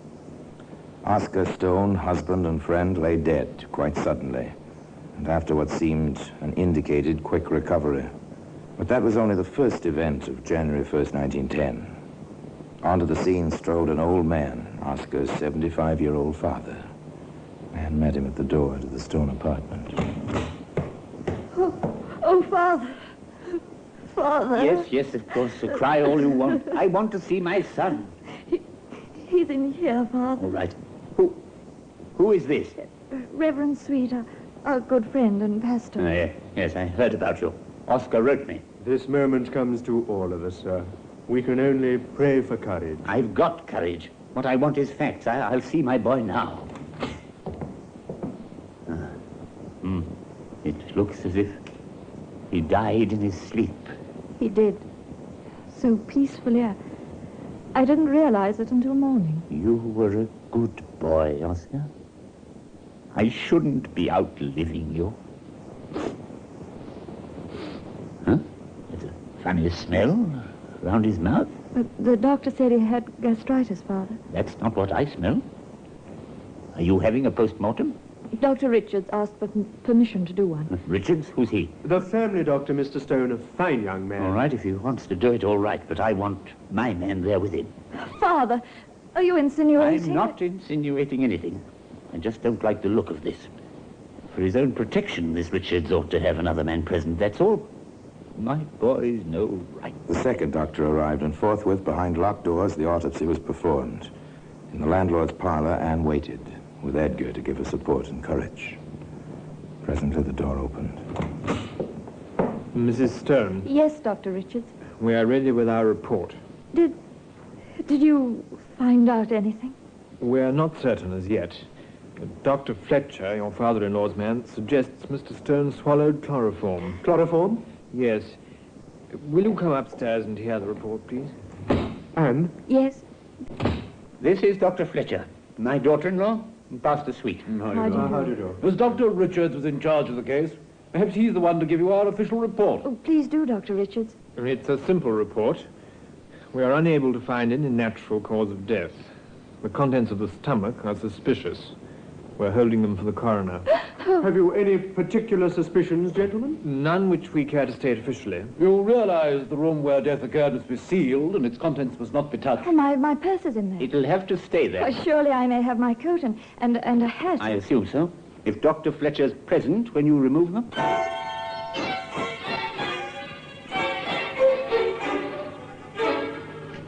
Anne went to stay with a cousin, a brief train journey away.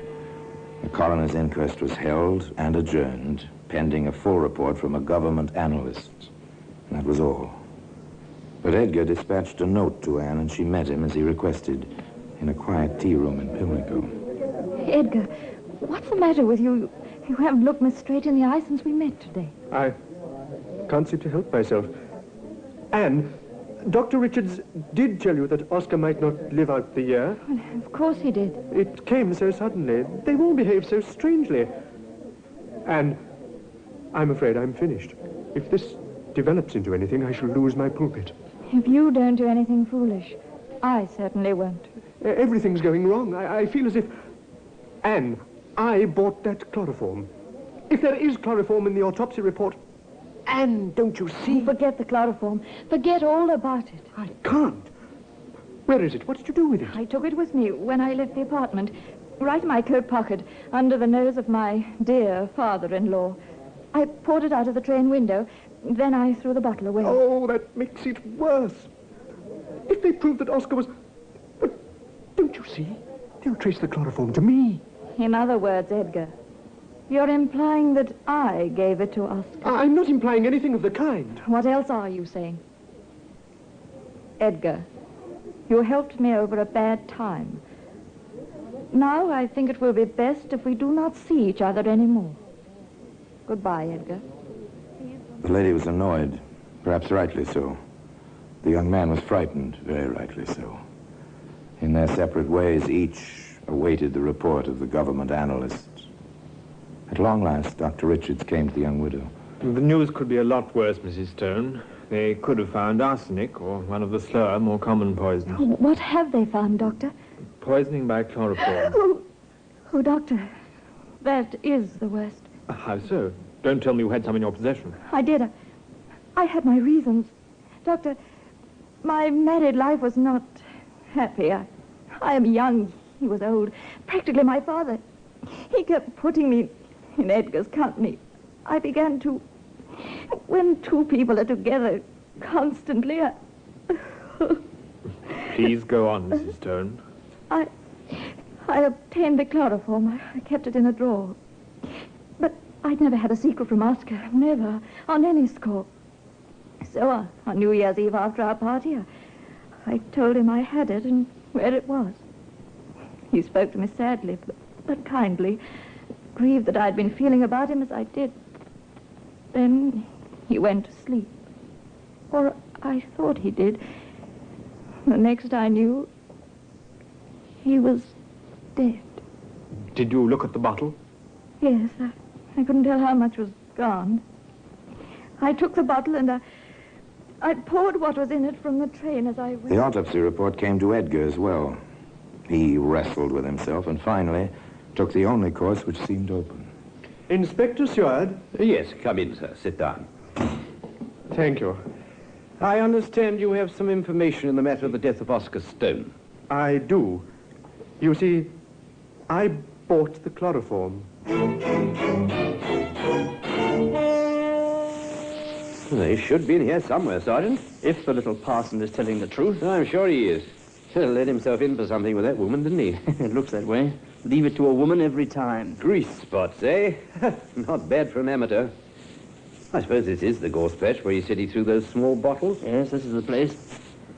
I found one, Inspector. 2 ounce size. The others can't be far. Yes, here are 2 more. 1 ounce capacity, these. And here's the 4th. Innocent little things, aren't they, sir? Anne Stone, I have a warrant for your arrest on the charge of willful murder of your husband. Edgar Sweet, I have a warrant for your arrest. You stand charged as an accessory before the fact in the murder of Oscar Stone. The trial took place at the next assizes. Gentlemen of the jury, the Attorney General, who has this case in hand, with full knowledge of the facts, will present no evidence against the Reverend Mr. Sweet. You are therefore directed to find him not guilty, and I shall order his release at once. Edgar Sweet left the courtroom, a much wiser young man. The trial of Anne Stone proceeded and rested entirely on the medical evidence. Dr. Fletcher, you have described yourself as an expert in criminal toxicology. We have accepted you as such. Is that correct? It is, sir. Very well. Now, I call the particular attention of the jury to the answers you will give to these questions, as they will have great bearing on the evidence against my client. First, sir, have you ever known of a recorded case of murder by liquid chloroform? No. Is there any record, to your knowledge, of the forcible administration of this liquid, of anyone pouring it down a victim's throat? There is not. If the victim were sleeping, for instance... The burning would waken him. It'd probably go down his windpipe, not his gullet. And there would be burns, clearly visible after death. There would be. Then, in your expert opinion, Dr. Fletcher, is it impossible to commit murder by liquid chloroform? Nothing's impossible, but it's highly improbable. Thank you, Doctor. That is all. The chief witness of the Crown, Dr. Fletcher, had given his testimony. All that remained, in the opinion of the defending counsel, was to create a reasonable doubt in the minds of the jury. He called no witnesses, but spoke for 6 hours, summing up. In essence, he said,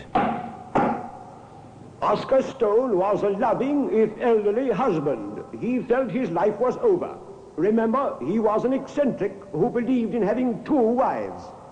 Can we say that this man, who had given so much to his sweet young wife, was not prepared to give her the greatest gift of all, her freedom?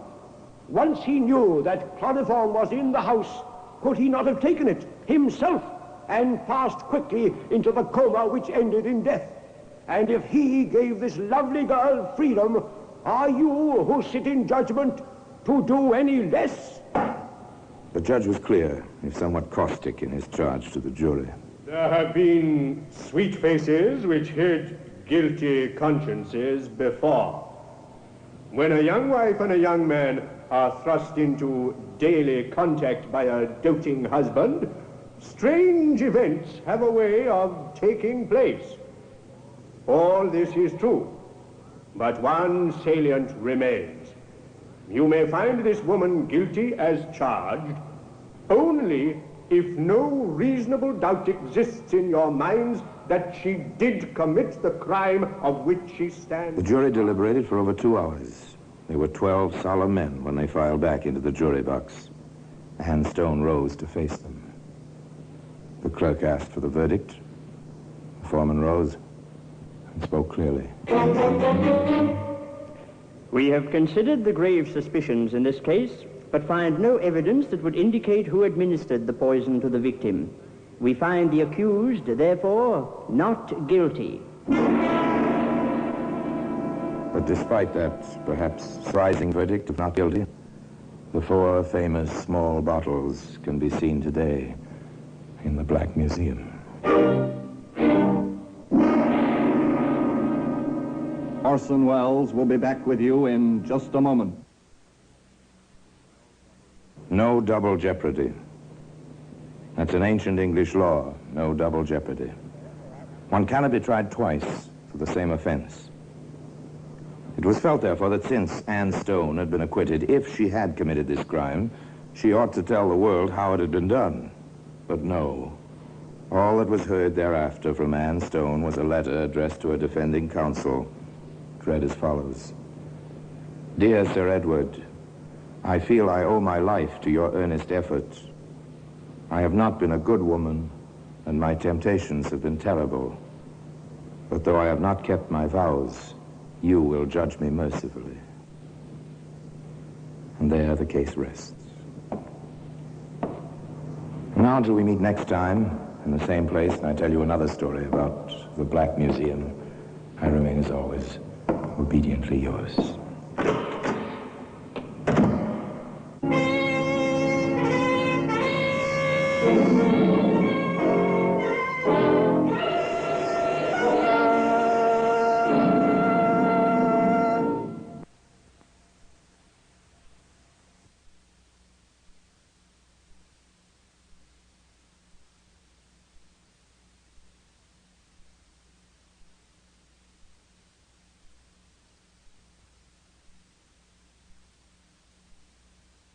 This is Orson Welles, speaking from London.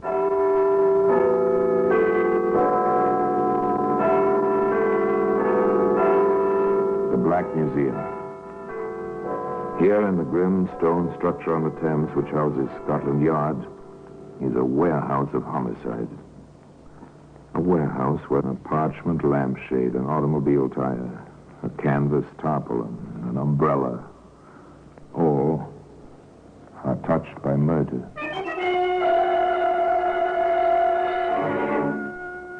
Now here's a dictionary. It's a familiar object. French into English, English into French. Every high school student knows what these books are like. Word here, phrase there, merci, thank you, merci. And of course, a use common to most young men in countries not their own. Je t'aime. Je t'aime.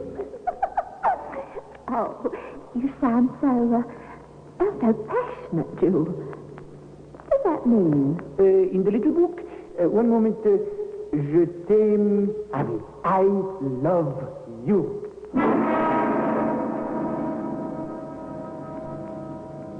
Well, today the dictionary can be seen in the Black Museum.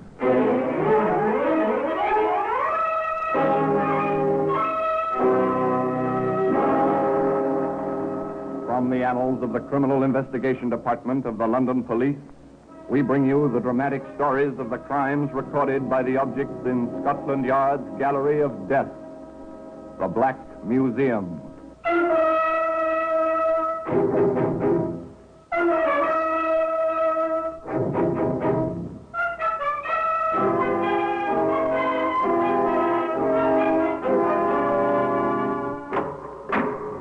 Here we are in the Black Museum, Scotland Yard's Museum of Murder. Not a very pleasant place, but it's interesting. Yes, here lies death. The people who conceived this place must have wished to raise a memorial to death. And here, collected under one roof, are the mementos of the murders from over 100 years. These are darts, a feathered dart, made for pleasure, for laughter and friendly terror. This tiny metal tip was dipped in cyanide. A twist of a wrist, flick of an elbow. The dartboard missed. The spectator was scratched. It was an accident. An accident? No, it was murder. Ah, here we are, the dictionary. You want the English for a French word? Here it is, or the French for a word in English. It's here also. Nice idea. All in one book. Great convenience. Particularly for Jules Gamache, who had a bit of trouble expressing himself to Betty Brown on the beach in southern France. One warm and sunny afternoon. Je t'aime. Je t'aime. Oh, you sound so passionate, Jules. What's that mean? In the little book, one moment. Je t'aime. Oui, I love you. Right, Jules. And me, a married woman? It was. Love out of a dictionary in the summer in southern France.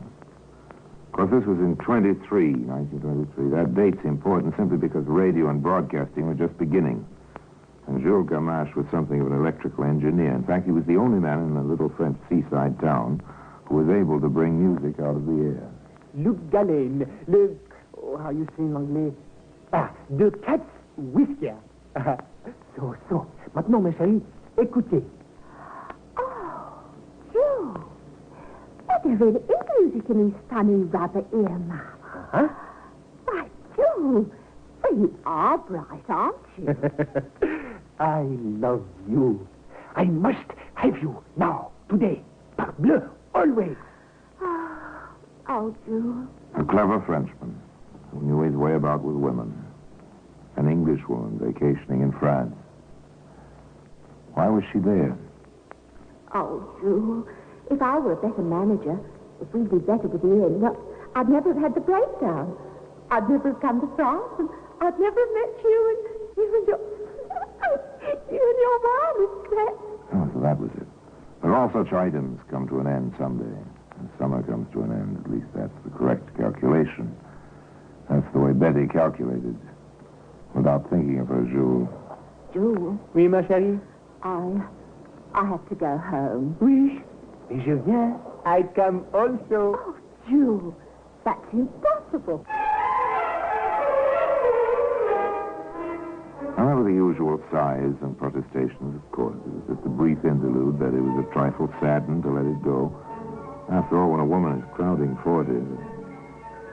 She went home anyway to Sussex, to the Binnacle Inn, to security of sorts, and to her husband, Al.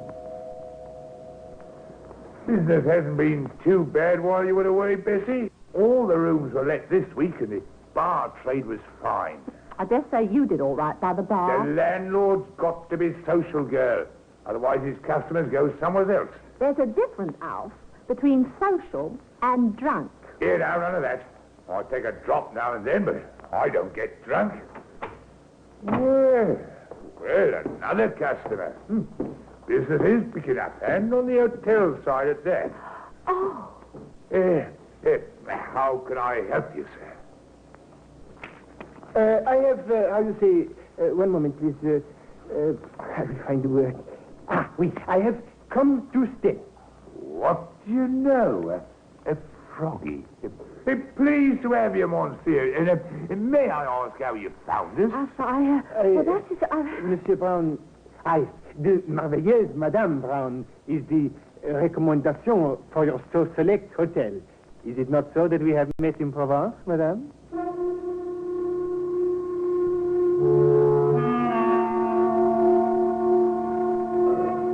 The little Frenchman must have been mad. Mad with love.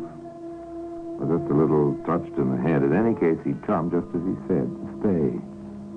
As he explained it to Al Brown. I am, how you say, an inventor. I have much great ideas. Yes, sure, Gamma, sure. But do you make any money? To make money? Je ne comprends pas. Money, shillings, francs. Ah, oui, beaucoup d'argent. Oh, right now I wait from Canada. Much money. And what do you invent to get all this beaucoup money? The wireless. I am in the wireless, very much interested. Well, monsieur, if you can get music out of the air, maybe you can get some money out of the same place to pay what you owe us. Huh? You've been here a month now, and we haven't seen a shilling on your board bill. Board bill? Comment? There was another conversation shortly thereafter on the same subject, if not exactly on the same polite level. Look, Bessie, he's your friend. We've got to have some money. How can I ask him for money, even if he is our friend? Yours, not mine. He doesn't take walks with me every afternoon. Al Brown, are you suggesting? I'm not suggesting, dearie. I'm telling you. Get some money out of him or out he goes. You're supposed to be the business head in this family. All right. Tend to business here. Well, you never talked to me like this before. It was the first time for everything, they say. For the first time, Al was in the driver's seat, and he knew it. So did Betty know it. On one of their afternoon walks, she said as much to Jules. Jules? Oui, ma chérie? I suspect. He will do nothing, jamais. He's after me. Huh?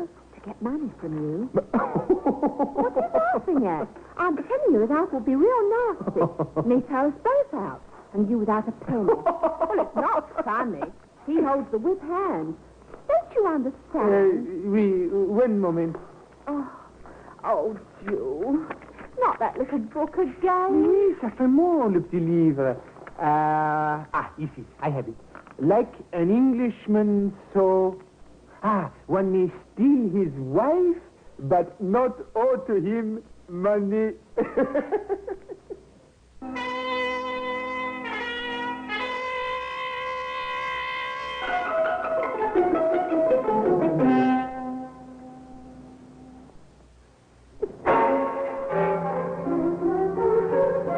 Jules was self-confident, to say the least. He behaved as if he had a plan. He said to Al, Never fear, mon ami. In a few days, beaucoup d'argent. You like? Oui? To Betty, he said, Je t'aime, ma chérie. Do not fear. All will be well. A quiet, dull New Year's morning. The routine of the inn continued, minus the overtired, oversleeping maid. After a while, the master came grumbling down the stairs. Bessie! Bessie, where are you? Please. I think Mr. Gamache is dozing. Well, let him doze in his room, then. Pardon, monsieur? Into my chambre you wish for me to go? Oui? Oh, no need for that. Is there, Al? Oh, so long as he's awake, I don't care, one way or another. Where's my salt? You know I can't start a day without Miss Salt. I know, dear. They're where you'd expect them to be, on the mantel shelf, in their regular place. Oh, yes, I forgot. If I may disturb you, monsieur... Oh, but of course. The chair before the fire. Very nice, oui? Très charmant. When it is so very cold outside. Oh, thanks. Bessie, that glass is here. Where's a tablespoon and some water? Oh, I'll get them for you. Just a moment, dear. Jules Gamache stood in the bay window and watched the little domestic scene. Occasionally he riffled through his ever-present dictionary as if for a word to describe the events he was watching. Such inconsequential little events. Betty came trotting back from the kitchen with a tablespoon and a pitcher of water. She put them on the table alongside the salt and glass. Hal measured his own dosage, poured it into the glass. Then he poured in the water. Almost mockingly, he raised his glass as if in a toast to the Frenchman standing nearby. Then downed the contents of the glass. Oh, those salts taste bitter this morning? Yeah, they are never sweet, no? Nothing sweet about them. Then why complain, dear? You had more to drink than usual last night, so the salts taste more bitter than usual. 1 hour later. Betty, get some help. Oh, it's the cramps. Oh, I can't stand it. I can't stand it. It's awful. Oh, Jewel, get a doctor. Call the cook. Do something. I will try. My English, it is not good. No, but I will try. Oh, my feet, they itch. Oh, they're driving me crazy. The pain, and the itching. Oh. Shortly thereafter, Alfie Brown was quite dead.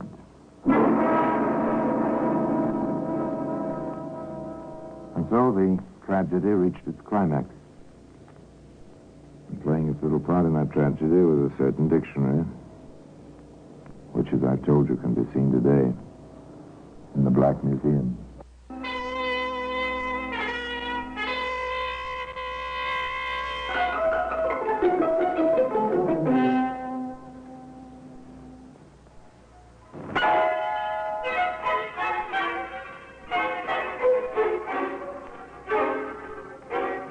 Dr. Westcott, the local physician, was called at once, but far too late. Alf Brown was past help.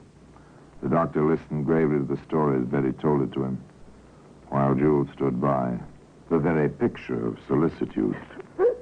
Oh, he went so quick, Doctor, and in such agony, grabs and groans, and he said the strangest thing. What was that, Mrs. Brown? Well, he cried out that his feet were itching. It was almost the last thing he said. Is that right, Mr. Mills? Oui, monsieur le docteur, vous avez raison. Well, if you say so, it's an interesting symptom. Peculiar one, particular poison. Though how this household will come by it, I haven't the slightest idea. Poison? But, Doctor, it was his salts. Although he did complain that they tasted more bitter than usual. Anything else, Mrs. Brown? No, nothing else. Oh, I'm so upset, confused. But what poison? How? Itching feet, bitter taste, great pain, or they all point to strychnine. But of course we won't be able to know for certain until there's been a post-mortem. Oh, Doctor, why? Why, I can't sign a certificate under these circumstances. I have to notify the coroner and the police. Oh. Now, I think our next precaution is for you to give me the bottle, the spoon, and the glass into my charge. Where are they? Oh, well, I don't quite... Mr. Gamache, do you remember? Je ne sais pas, madame. Je ne comprends pas. Oh, come, Mrs. Brown. Now, pull yourself together. You want to catch the party who poisoned your husband, don't you? Perhaps there was a better question than Dr. Westcott realized. It was pure rhetoric at that moment, as far as he was concerned. Of course, the widow wanted to catch the murderer. Still took a bit of concentrated prodding of Betty's memory until she said, I know now, Doctor. I put them in the drawer of the kitchen table when I left poor Alfie for a moment to fetch some tea and soda. I thought it might help. They found the bottle and the glass and the spoon in the kitchen table drawer. The doctor looked at them closely. Someone's washed these thoroughly. There are still traces of water in the bottle and the glass. Mrs. Brown, I'm going to the police at once. And Dr. Westcott went to the local police. The local police went to Scotland Yard. Betty Brown went to Jules Gamache. You did it, Jules. I don't know how, but you did it. Moi? Ma chérie, ma foi, impossible. You did. You killed Alfie. and you stayed right there and watched him die. Betty, you are most... how is it? You are most hysterical. You know I do not kill your Alfie. You must know this. I know. I feel it in my bones. You killed him. Go away, Jules. Go away. I never want to see you again as long as I live.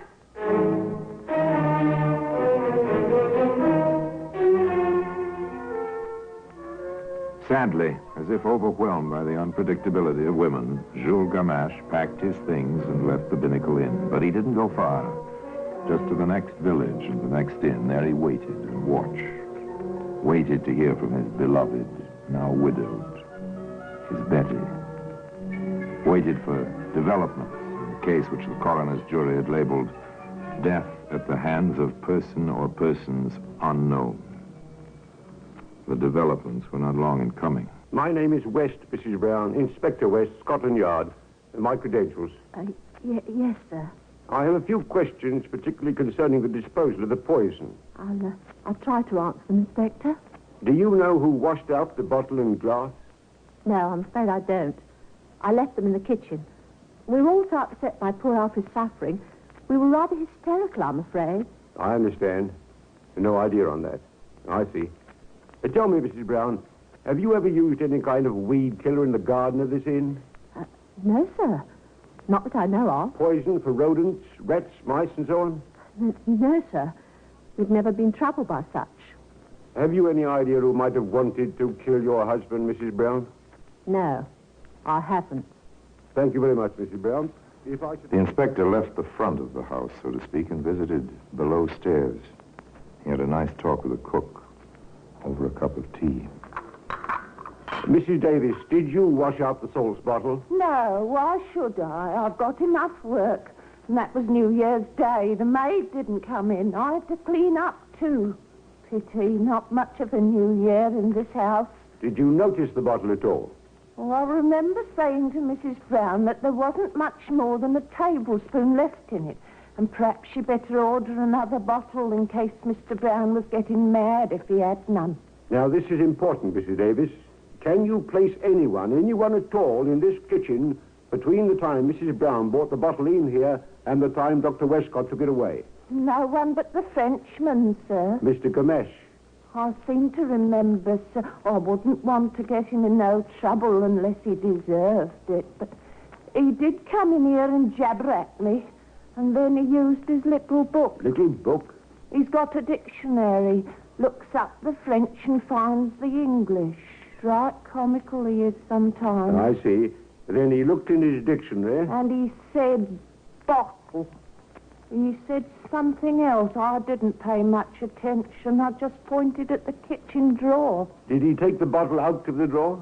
I wouldn't know, sir. For all I know, he just wanted to be sure it was in a safe place.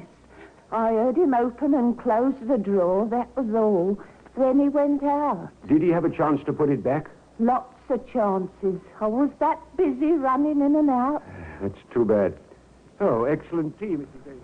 The inspector was never a man to accept loose ends. He ran all his leads to earth.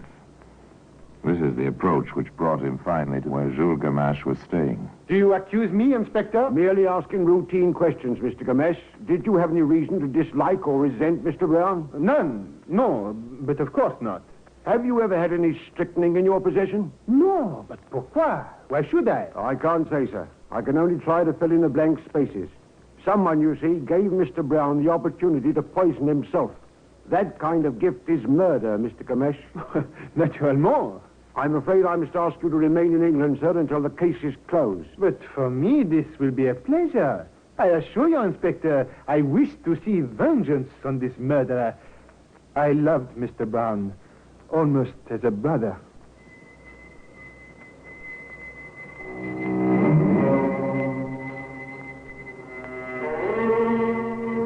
So there it was, a smooth, blank wall for Scotland Yard to face and search for some crack somewhere.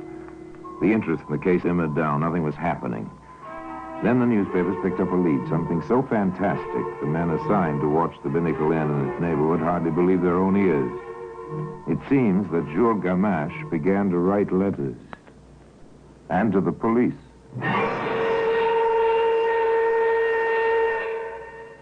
There is one suspect who has not been questioned. A man long subject to Alfred Brown's whims and temper. The pot washer at the inn, known to me only as Georges. I point the finger of suspicion. Observe, gentlemen of Scotland Yard, the comings and goings of Monsieur Arthur Brookfield, solicitor to Madame Brown. This man is in and out of her residence at all hours. Certainly not all of this can be on business. Was jealousy entering the picture now? The letters aroused a good deal of attention once they leaked to the newspapers, as such things have a way of doing. Jules Gamache was quite pleased. When the reporters swarmed about him, the photographers took his picture. Many times, in many poses. This was fame, at last, for an impoverished inventor living on his wits.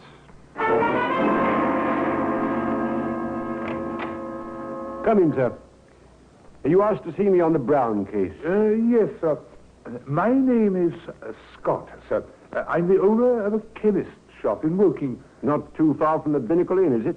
Just far enough to miss some of the news, but this morning I saw this newspaper. Ah, yes, our French friend. Do you know him? He was a customer of mine a few weeks back, just before Christmas. Go on, Mr. Scott. He asked for strychnine. Oh, what excuse did he give? Oh, something about experiments in the wireless. He kept consulting a small English-French dictionary to express himself. The wireless, yes, that's the new excuse. Although why they should think the wireless operations entail the use of poisons is beyond me. Did you sell him any? I did. I made him sign the poison book. The name he used was Hatch. Mr. Scott, do you think you can identify this man among a dozen others?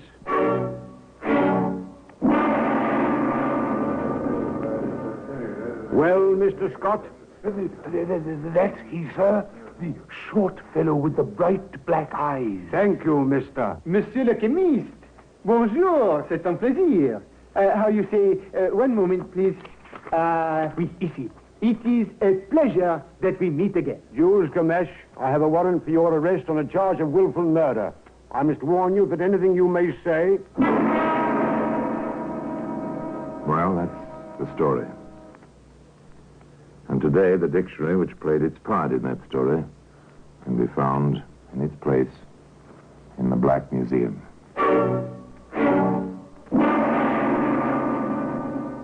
Orson Welles will be back with you in just a moment. Truly a strange, impassioned little man, that Jules Gamache. He's half crazy, half sane. You wonder about him. And you know, to add to the dilemma of his personality, here's one last point. While Jules was awaiting execution, he wrote another letter to Inspector West, stating that shortly after the death of Al Brown, he, Jules, saw a woman. Whether the woman was the cook or his beloved Betty, he didn't know, secrete something behind some loose bricks in the garden wall at the Binnacle Inn. Of course, the police investigated. They found 2 small jugs, one with crystalline strychnine in it, and the other with a solution of the same poison. Now, the question is, did Jules Gamache put those jugs there himself, or did one of the women? And if the latter, why did Gamache wait until just before his death to reveal this? Was it some odd form of gallantry? Well, I guess no one will ever know. And now until next time, till we meet in the same place and I tell you another story about the Black Museum, I remain, as always, obediently yours.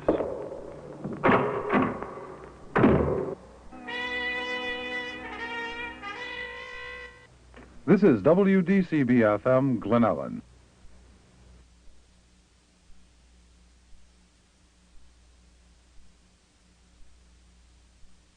Receipt for payment for 10 gallons of gasoline.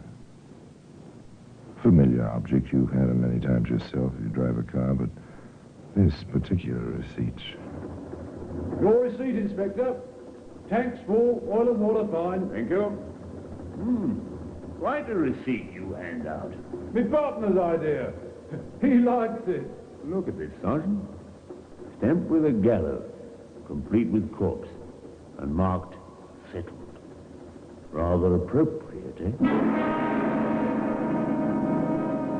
Well, today, as I told you, this receipt lies in its proper place.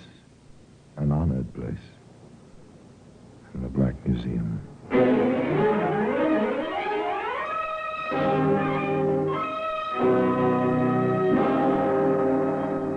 From the annals of the Criminal Investigation Department of the London Police, we bring you the dramatic stories of the crime.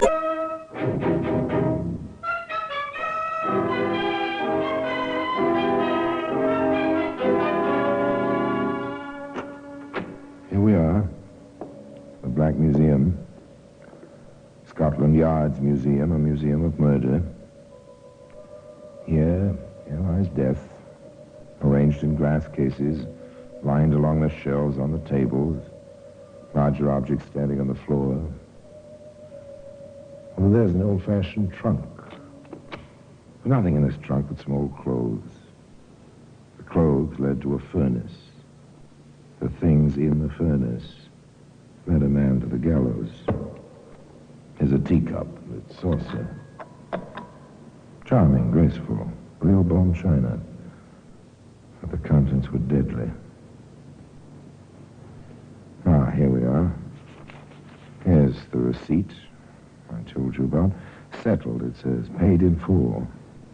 10 gallons of gas. From the evidence, Police Constable Matthews had anything but murder on his mind that very early morning, an hour before dawn, as he patrolled a quiet country road near his home in Essex. Summer must be almost over. Cold this time of morning. Not even false dawn yet. Nights are getting longer.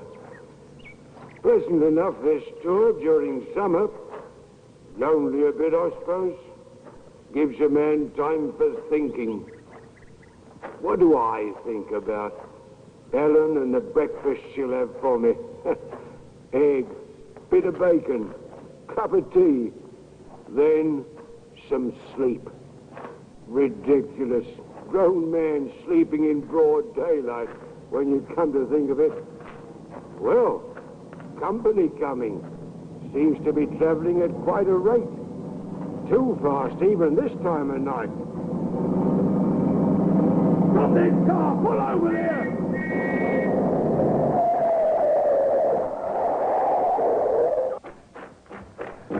I know that car. Never saw him drive like that before. Well, I must say, sir, you're going rather fast. Oh, what's the idea, Constable? I'm in a hurry. Yes. Oh, it seems. Let me see your license. I know how to drive. Where do you come from? Longridge Garage. It's a long way from here. Called out on an emergency. I said I'm in a hurry to get back now. And this car is yours? Oh, it's mine. Oh, another of you. In the back seat. Can't you keep that flashlight out of my eyes? What's the number of this car? See for yourself. It's on the plates. I know the number. Do you? What is this, an investigation? If you want it that way.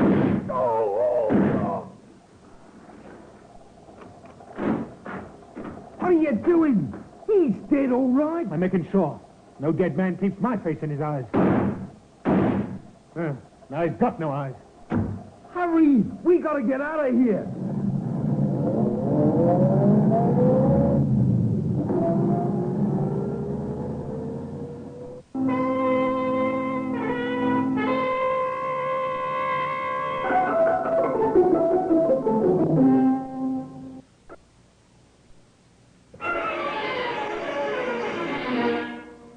In the ditch where he'd fallen, bloody face turned skyward, policeman Constable Matthews didn't see the dawn. Later that morning, another man trudged along that Essex road, mail sack on shoulder, busy with his own thoughts, until... Good. It's Matthews. Or what's left of him. Oh, what a rotten way to die. Here, I'll have to get help. Help was very soon in coming. First, the local police. Then the wires to London hummed with a word. Can you leave the body where it is? I expect so, Inspector. He won't worry about it, poor fellow. Very well. I'll be down from the yard as soon as I can get a car. Inspector Manson and Sergeant Wright left Scotland Yard, careening out of the gates on 2 wheels, and roared out of London and into Essex. They set a record reaching the scene of the crime. The 2 policemen, quiet in their plain clothes, asked the local constable to move the crowd of curious well back from the body. Then the team from the yard went to work. A rotten killing, Inspector. Bad as I've seen. 4 bullets where 1 would have been enough. It looks like a cop-hater, Inspector. Turn cop-killer. Lift the head a moment. Right, sir. Oh. Here they are. 2 slugs. 45. Went right through him. Well, we never had a chance. The angle of the cheek wound, sir. From below and to the side. Back seat of the car he stopped. Tire marks, Inspector? Right here. In the shoulder of the road. And deep enough for casts. Still holding his pencil. It's what we're all afraid of on traffic duty. What's your number and the shots. That's all. I still don't get the eyes, Inspector. Old story. Legend. When a criminal shoots a policeman, the criminal's image is supposed to be imprinted on the poor fellow's retinas. Just superstition. Let's go, Sergeant. Just superstition, but perhaps a mark, a clue, pointing to the habitual criminal. The police routine began. The tire marks were taken up in plaster casts. The bullets were turned over to ballistics. The search, the almost blind search, began. In the course of their duty, Inspector Manson and Sergeant Wright dropped in on the superintendent of the local police. Hey, the car's over my rounds. I can't afford to wait until the insurance company is satisfied, nor can my patients. I know you're busy, what with the murder and all that, but surely you can spare some time. What? Oh, Inspector Manson, come in. Sorry to intrude, sir, but the sergeant and I are about ready to go back to London. I see. This is Dr. Lewis, our resident practitioner. Doctor, Inspector Manson, and Sergeant Wright, Scotland Yard. How do you do? How do you do, sir? Scotland Yard. About the murder of that poor policeman. That's right, Doctor. And the doctor's car's missing. I've been explaining to him how he'd been tied up on the killing. Which, of course, I understand. But I need my car, gentlemen. I almost missed a berth last night. Came out of my house, expecting to hop into my car. No car. About what time was that, sir? About 3 a.m. First time things like that's ever happened round here. I see. Rather interesting coincidence. Well, how's that, Inspector? One of the familiar patterns in our work is to have a policeman attacked when he stops a stolen car. Like the Lord Harry. May I, Superintendent? Of course. Will you describe the car, Doctor? Within minutes, Sergeant Wright was on the telephone. All station alarm. Dark blue Morris sedan, number TW8529. Registered in the name of Dr. Robert... Within 6 hours, it had been abandoned in a London suburb. Dr. Lewis was taken for the automobile ride of his life. Sirens screaming, tires squealing. No time to waste. This your car, Doctor? It certainly is. Give it a going over, Sergeant. Yes, sir. Let's have a look inside, Doctor. Splashes on the outside of the door. Could be blood. Yes, it might very well be. Oh. You own a pistol, Doctor? Good heavens, no. Why? Cartridge case on the floor. Here. See it? 45 caliber. Notice anything missing? Yes, my instrument bag. I left it on the back seat, as I usually do. Some quite valuable surgical equipment and all that. Hard to come by these days. I understand. Yes, Sergeant? Earth and dried grass, sir. Curbside wheels, front and back. Mudguard damaged on that side as well. And the tyres, sir, I'd not want to state positively until we check the casts, but they look the same as the marks on the road. Ah, excellent, Sergeant. Here's something may help. Inspector, Sergeant. Yes, Doctor? The speedometer. I keep a trip record every 24 hours. Just a habit. When I left the car last night, the speedometer read 40.9 miles. It's 84.3 now. And the car has come 43.4 miles. That may be quite a help to us, Doctor. Perhaps more than you realize.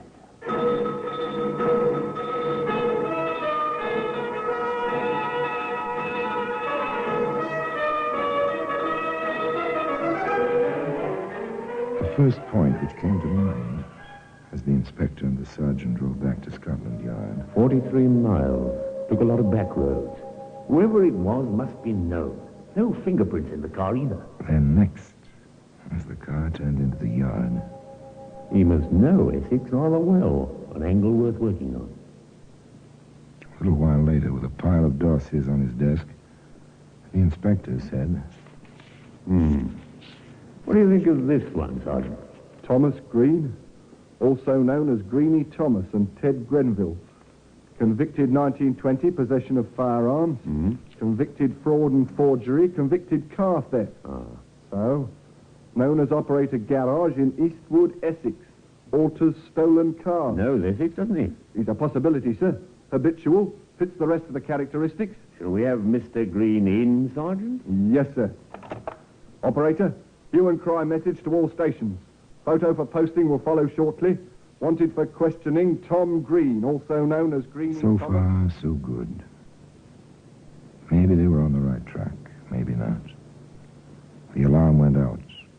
Out to every station house and crossroads in England. Every policeman from the south coast to the border of Scotland was alerted for Mr. Thomas Green, also known as Greenie Thomas, and so forth. Result? Nothing. No, not a sign. Not a trace. Here's something, Sergeant. Police in Lancashire picked up a fellow answering Green's description. He confessed to a burglary to prove he wasn't in Essex the night Matthews was shot. I imagine they know we don't like cop killers. No, they don't like cop killers. But they still had no trace of the suspect. None at all. For 7 long weeks.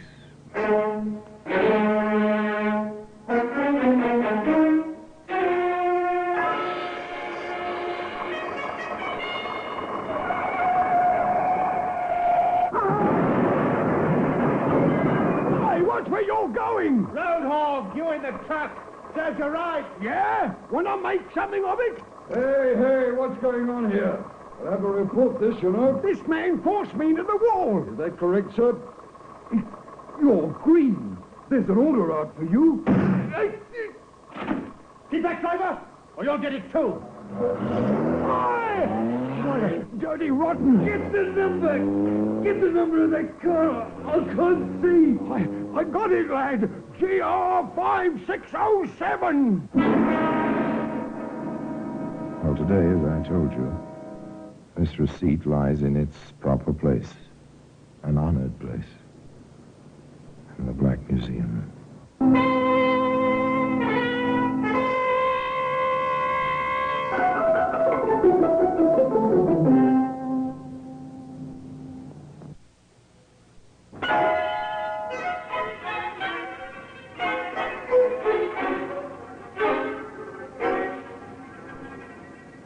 Another policeman shot, luckily not fatally. Another car number obtained, immediate check, yes, a stolen car, a Vauxhall this time. Several times thereafter, in the course of 10 days, that number appeared on the Scotland Yard teletype. Armed robbery, cinema cashier. Lone thief seen leaving area in car number GR5607. That's Green, all right. He's broken cover with a vengeance. There it is again, Sergeant. Same number. This time he held up a railway station. He's made another stop, sir. This time a bank messenger. Same car, same number, GR5607. Inspector Manson here. Sergeant Wright, sir. Report from Sheffield. They've got the Vauxhall Green was using. He sold it to a used car dealer. Man suspected of being a fence. Meet me at the gate, Sergeant. We are going to Sheffield.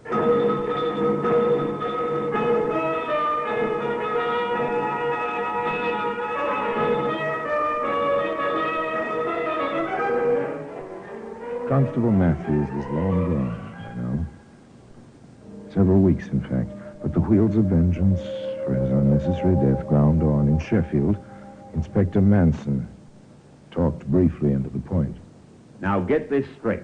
The man who sold you this car is wanted on suspicion of murder. Hold out on us and you'll be an accessory after the fact. We'll see to that. How was I to know, Inspector? He had owner's papers. They looked all right. I paid him in good faith, I did. Save it. You received stolen goods. Now then, what do you know about this man? Nothing, sir, nothing. Tell him, Sergeant. You know plenty. We happen to have checked. You were associated with him in a garage business in Essex. Now talk. I'm honest. I didn't know nothing. He told me he got the Vauxhall through a garage he's interested in Battersea. You can't pit anything. Back to London. The chase seemed getting warmer. Outside the garage in Battersea, Inspector Manson and Sergeant Wright sat in their parked car and waited. Car coming this way, sir. The light's in the rear view mirror. I see it, Sergeant. Patience, Sergeant. He's only turning in. I caught his face in the light, sir. It's Green, all right. Chauffeur's outfit. Let's go. Take care. He's left the car on the ramp, sir. Yes, probably gone to change his clothes. Check the car, Sergeant. Side pocket of the door. Right, sir. A Webley 45, Inspector. Oh, 45. Let's get him. Listen a moment. He's in there. Take care of the door, Sergeant. Yes, sir. What's the meaning of this? What do you want? You, Green. Let go, copper. If I'd not done it... Oh, thanks, sir. He almost had me. Put the cuffs on him. We'll take the Webley and get him back to the yard. Hello? Oh, what's this on the workbench? Medical case, sir. Initials on it, RL. For Robert Lewis, Inspector? I wouldn't be surprised. Let's go, Sergeant, and you needn't be too gentle with him.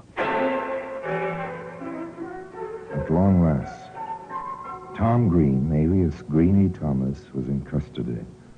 And a none too pleasant customer, this fellow. Hey, when do I get something to eat, copper? We'll get to that. You're in for questioning on a possible murder charge. I must warn you, anything you may say...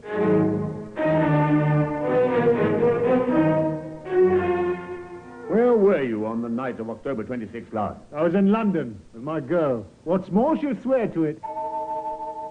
Where did you get the revolver we found in the pocket of the car? I bought it from a sailor. Never got his name or number. We found another Webley in the doctor's case, Green. Where did you get that? I ain't talking. The first one's been certified as the gun that killed Constable Matthews. That's the gun you said you bought from the sailor in September. What? Oh, then I got it mixed up. Oh. Yeah, I must have bought the gun in the case from the sailor, and the one you say killed the copper I picked up in November. So what? You got plenty of cops, haven't you, Inspector?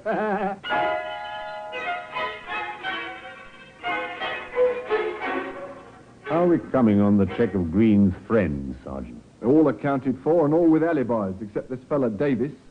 Yes, it's funny about him. Yeah? What? Well, he spent most of his life in stir. But the last time he got out, he upped and married. In Sheffield. In Sheffield? And Green took that stolen Vauxhall to Sheffield? Let's bring Mr. Davis in, Sergeant. I'm rather interested in him.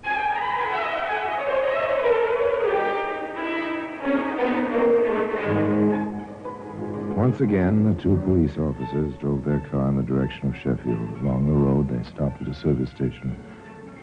10 gallons of gasoline, and a look at the oil and water. They pay the attendant and ask for a receipt. Vouchers will have to be signed in the usual police routine. Your receipt, Inspector. Tanks full, oil and water fine. Thank you. Quite a receipt you hand out. My partner's idea. He likes it. Look at this, Sergeant. Stamped with a gallows, complete with corpse. And marked settled. Rather appropriate, eh?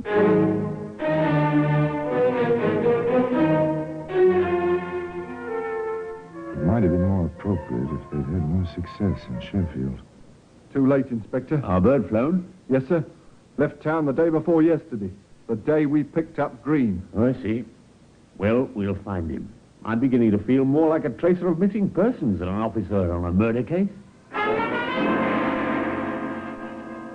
The familiar police machinery went back into action. The underworld was watched. The hue and cry message went to all stations. Within a few days this time, word came through. Davis has been seen with his wife in Liverpool, sir. All right, Sergeant. We'll travel.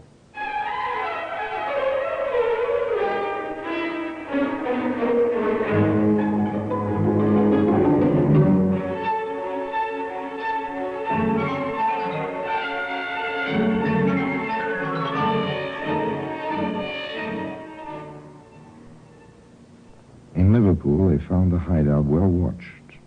Davis wasn't there. His wife was at home. The place was a down-at-the-heels lodging house, disreputable, filthy. Inspector Manson made a decision. We'll wait for him outside, Sergeant. I found that most men will put up a much harder struggle when their women are present. So they waited. Waited in the dark, shabby street. Far off, they could hear the foghorns of the ships in Liverpool's busy roadstead. Eerie noise they make, isn't it? I don't mind it. Seems, well, friendly. It depends, sir. Hey, someone just passed the 2nd Street lamp down that way, sir. Don't show yourself. Wait until he passes under the next one. We can be sure then. That's our man. When he's close to the Sergeant. Right, sir. All right, Davis, please come quietly. Would you stay away from me? I said come quietly, Davis. Copper White, look me and don't take me. My wrist, you broke my wrist. Never point a gun at a police officer, Davis. He'll come quietly now, Inspector. They were quite a pair. Defiant, snarling Tom Green. Moaning, whining Davis. The inspector knew he had Green on the evidence, but the 2 bullets that had been fired from the back seat of the car were unexplained, except by the presence of a second man. Was Davis the man? How to prove it? You haven't satisfied us, Davis. You've told us Green asked you to manage his garage. That's right. I don't know nothing about October the 26th. We think you do. Were you with Green that night? I was with my wife. And Green says he was with his girl. Did you shut up the garage? No. Yes, I did. No business that night, anyway. Yes, son? A note for you, sir. Thank you. I see. Thank you. All right, Davis. Green's talked. There's nothing to talk about.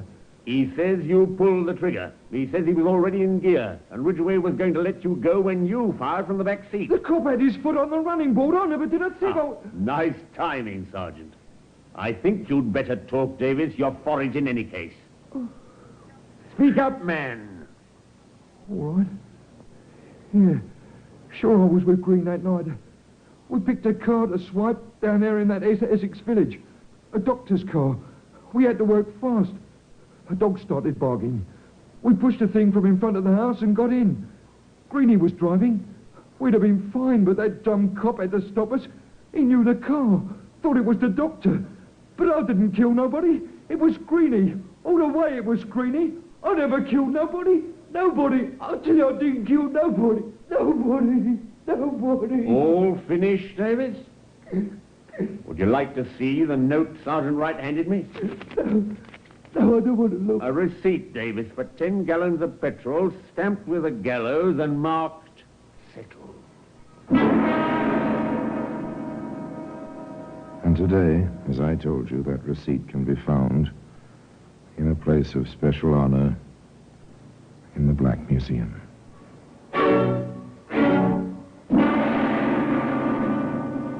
Orson Welles will be back with you in just a moment.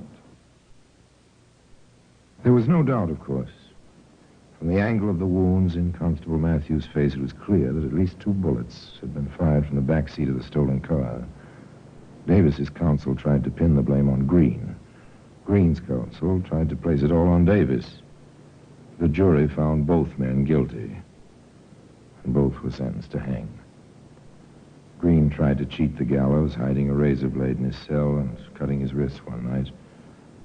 But the guards discovered this in time, and the trap fell twice one morning.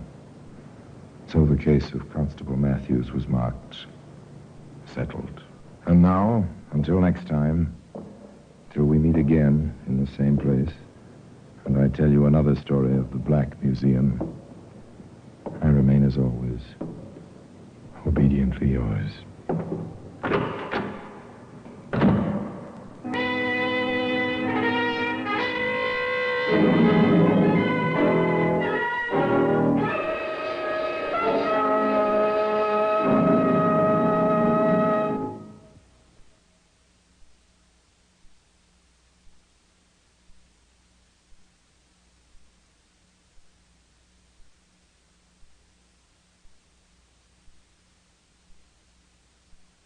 This is Orson Welles, speaking from London.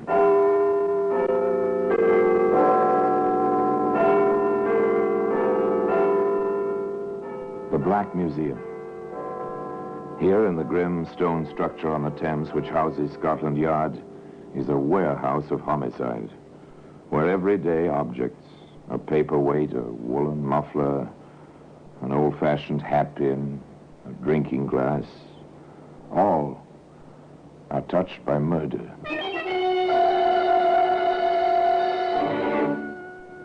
Here's a bit of frosted glass. It's a familiar object. You've seen such glass before in the upper panels of the doors of older houses, and perhaps the one in which you live. Lets in more light, the owner used to say. One man climbing to his old-fashioned apartment said to his son, "Hello, what's this? Glass on the landing?" "From the door, Dad. It looks like the frosted panel fell out." "Yes, and pretty jaggedly. Be careful, son. Those shards are sharp." Well, today the glass shards can be seen in the Black Museum.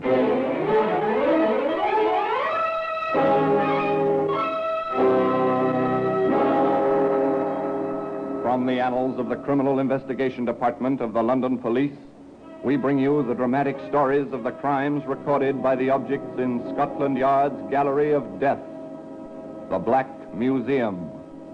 In just a moment, you will hear The Black Museum, starring Orson Welles.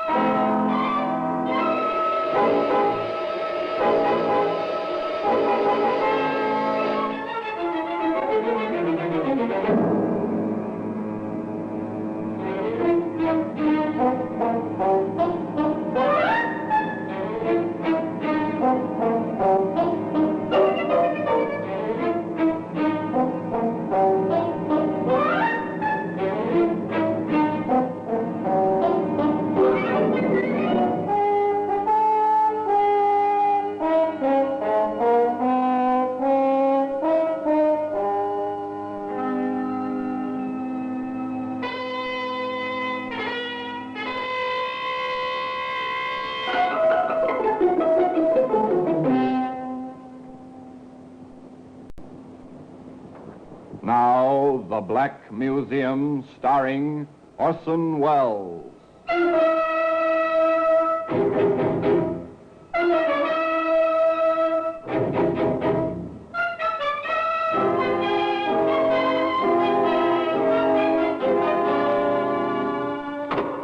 Now, here we are, in the Black Museum.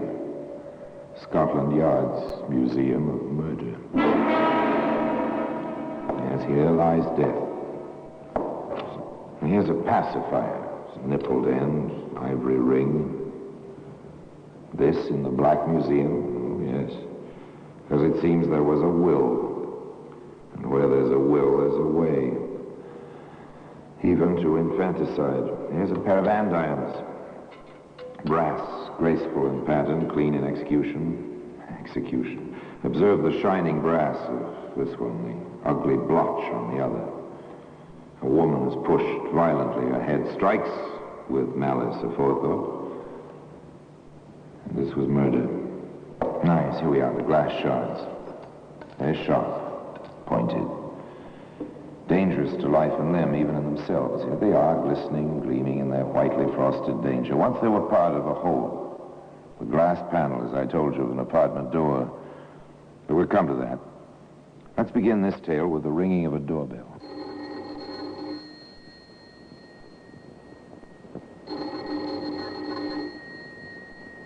Maybe no one is home.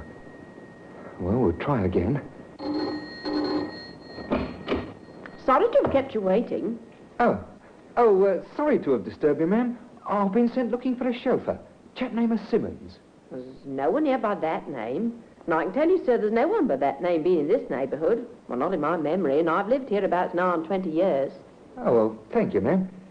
Garage really works. The Beacon, it's called.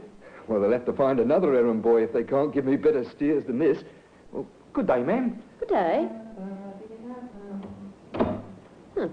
That's a bit strange. There's no Beacon garage in this neighborhood. Of course, this was not a neighborhood for garages and items of that sort. This was strictly residential. Mostly semi-detached houses with a bit of garden and an occasional block of apartments, or flats as they're still called in London. Into one of those apartment houses came Charles Fly and his son, Charles Jr., home after their respective days' work at business and college. When will they put lights in these stairs, Dad? Not if someone breaks a leg in the dark. I just hope it isn't your mother. So do I. Well, what's the landing? Dad turns just ahead. I know. Hello, what's this? Glass on the landing? From the door, Dad. Looks like the frosted panel fell out. Yes, and pretty jaggedly. Be careful, son. Those shards are sharp. I said, do you suppose Mother let the door slam so hard the glass broke? Well, I'll ask her when we get inside. Your key handy? Right here, Dad. Thanks.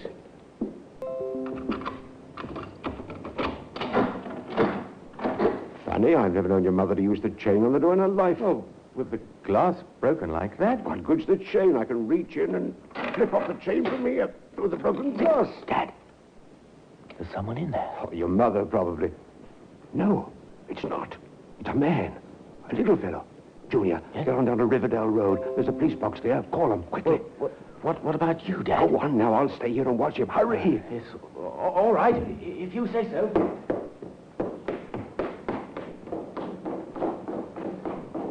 Chain's off now. Why not? He's only a little fellow. Here now, what are you putting in my suitcase? You shouldn't have come in, Governor. It won't do you a bit of good. I'm leaving with your suitcase and what I've packed in it. Drop it bag. I can handle you. Oh. Oh. So foolhardy. Mr. Fly should have stayed outside. He might have stayed alive. As it was, when the police did arrive with Charles Fly Jr., Senior was very dead.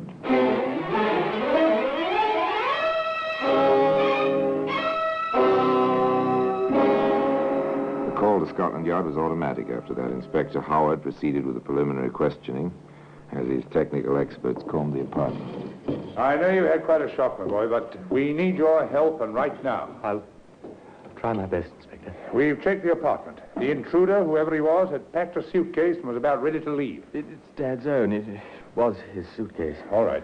Now, is there anything else you know of that's missing? Mother said something before she collapsed about her bracelet. I looked. It's missing. Can you describe it in detail? On items like that, we publish it in the Yard's Daily Gazette. It's circularized to every station, jeweller, and pawn shop in England. Well, it was gold, about an inch wide, engraved with a kind of floral design, and there were 25 diamonds, small ones, in the pattern. Dad gave it to Mother on their 25th anniversary. I see. Very good. Now, you've been an excellent help, and you're certain he was a short man. Well, I saw him through the broken pane. He was just about 5 feet tall. Quite a little fellow. I guess that's why Dad went in after him. Dad didn't know he had a gun. Housebreakers try to stay away from guns in England. The penalties are too severe. Yes, Sergeant? No M.O., sir. Just the broken pane of glass. Thank you. Anything beyond that first shell? Not a thing. One shot was fired, that's all. No M.O., sir? Means of operation. Anything that's recognizable. Most of these people have a kind of trademark. Completely subconscious, but it helps us to find them. Too bad there's nothing, then. We'll do our best. All right, Sergeant. I want the neighborhood canvassed. Did anyone notice a small man sounding the drum? Did anyone see a small man leaving the premises? And check every carnival, fair, and circus for a small fellow who's a sharpshooter. 1 cartridge, 1 shot, and bullseye. Got that, Sergeant? Aye, sir. We can make a start anyway, and here's hoping... Police routine. Sounding the drum. That's a new term. What does it mean? Listen to the sergeant as he canvasses the neighborhood. Tell me, ma'am, in the past day or so, has anyone rung your bell and asked for someone who doesn't live here and left in a hurry? Do you follow the term now? It's what Americans would call casing the joint. Find out if anyone's home by ringing the bell. If there is, make an excuse and get away fast. If there isn't, find a way to break in and steal whatever may be lying about within easy reach. It's simple, effective, very professional. But the police are professionals, too.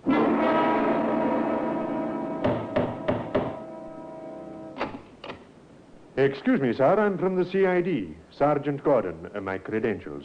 Oh, what's up? I'm making inquiries to see if anyone's called at your house in the past few days. What? Oh, no. We've all been away the past 2 weeks.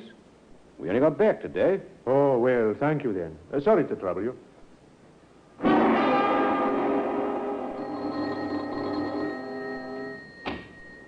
Yes? Forgive me for troubling you, ma'am.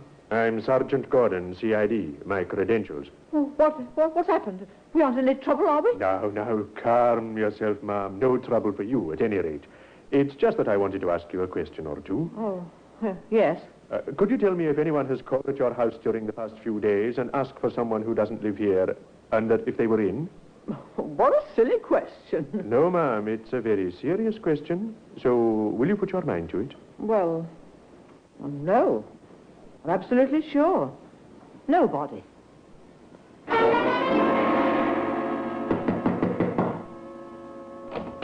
Yes? Sergeant Gordon, CID. My credentials.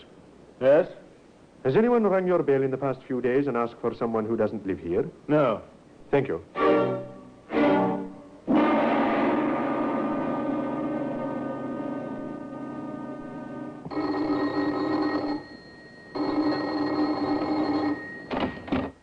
Yes? Sorry to disturb you, ma'am. I'm Sergeant Gordon, CID. My credentials. Oh, please. Yes? Did you... that is, has anyone rung your bell in the past few days and asked for someone who doesn't live here? Oh, that'd be a foolish thing. Why, yes, there was. Just yesterday afternoon. He asked for a chauffeur or something. Said the fellow worked at the Beacon Garage. And you remembered this? I certainly did. Why, ma'am? Well, because there's no such place hereabouts as the Beacon Garage. And I ought to know. I've lived here 20 years. I see. Rather a foolish error. Now that you mention it, I'm not sure that it was an error. He seemed rather a nasty little man. Oh, is that so? Why? Too dapper, too quick. Much too little for a man. He was shorter than I am, and I'm only 5'2". Could you describe him in more detail, perhaps? Well, he had dark hair, grew very low on his head, and his eyes were sort of shifty. Blue, but shifty. The kind of thing you see in the cinema. You know, in those pictures about bookmaking and that. Anything else, ma'am?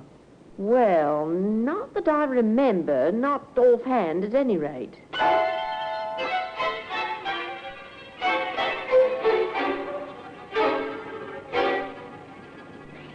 Now, 2 people still living have seen this little man, the dead man's son, and the woman at whose door he sounded the drum. A description is in hand, 2 descriptions, which tally in every point. And then Sergeant Gordon came into Inspector Howard's office with another fact, a very solid fact. What's this, Sergeant? The weapon, sir. Found it behind the hedge of number 21, 3 houses up from the flats where Fly was killed. How'd you get onto it? We found a young fellow who'd been walking his girl past the flats on her way from the bus. This little man ran out of the flats, almost knocked the girl over, but he kept going. Our young fella turned around to protest, saw him throw something over the hedge. We looked. There it is. Nasty little gun. Well, shell jammed in the chamber. Oh, no wonder he fired only 1 shot. But he pulled the trigger twice. Well, we can drop our search in the circuses, Sergeant. I doubt if this fellow is the sharpshooter we thought he was. I think now we'll concentrate on classification by size. Shall we get to it, Sergeant? We seem to have our work cut out for us again. Surely the picture takes shape. Dim at first, as if seen through frosted glass. Like the glass shards to be seen today in the Black Museum. In just a moment, we will continue with The Black Museum, starring Orson Welles.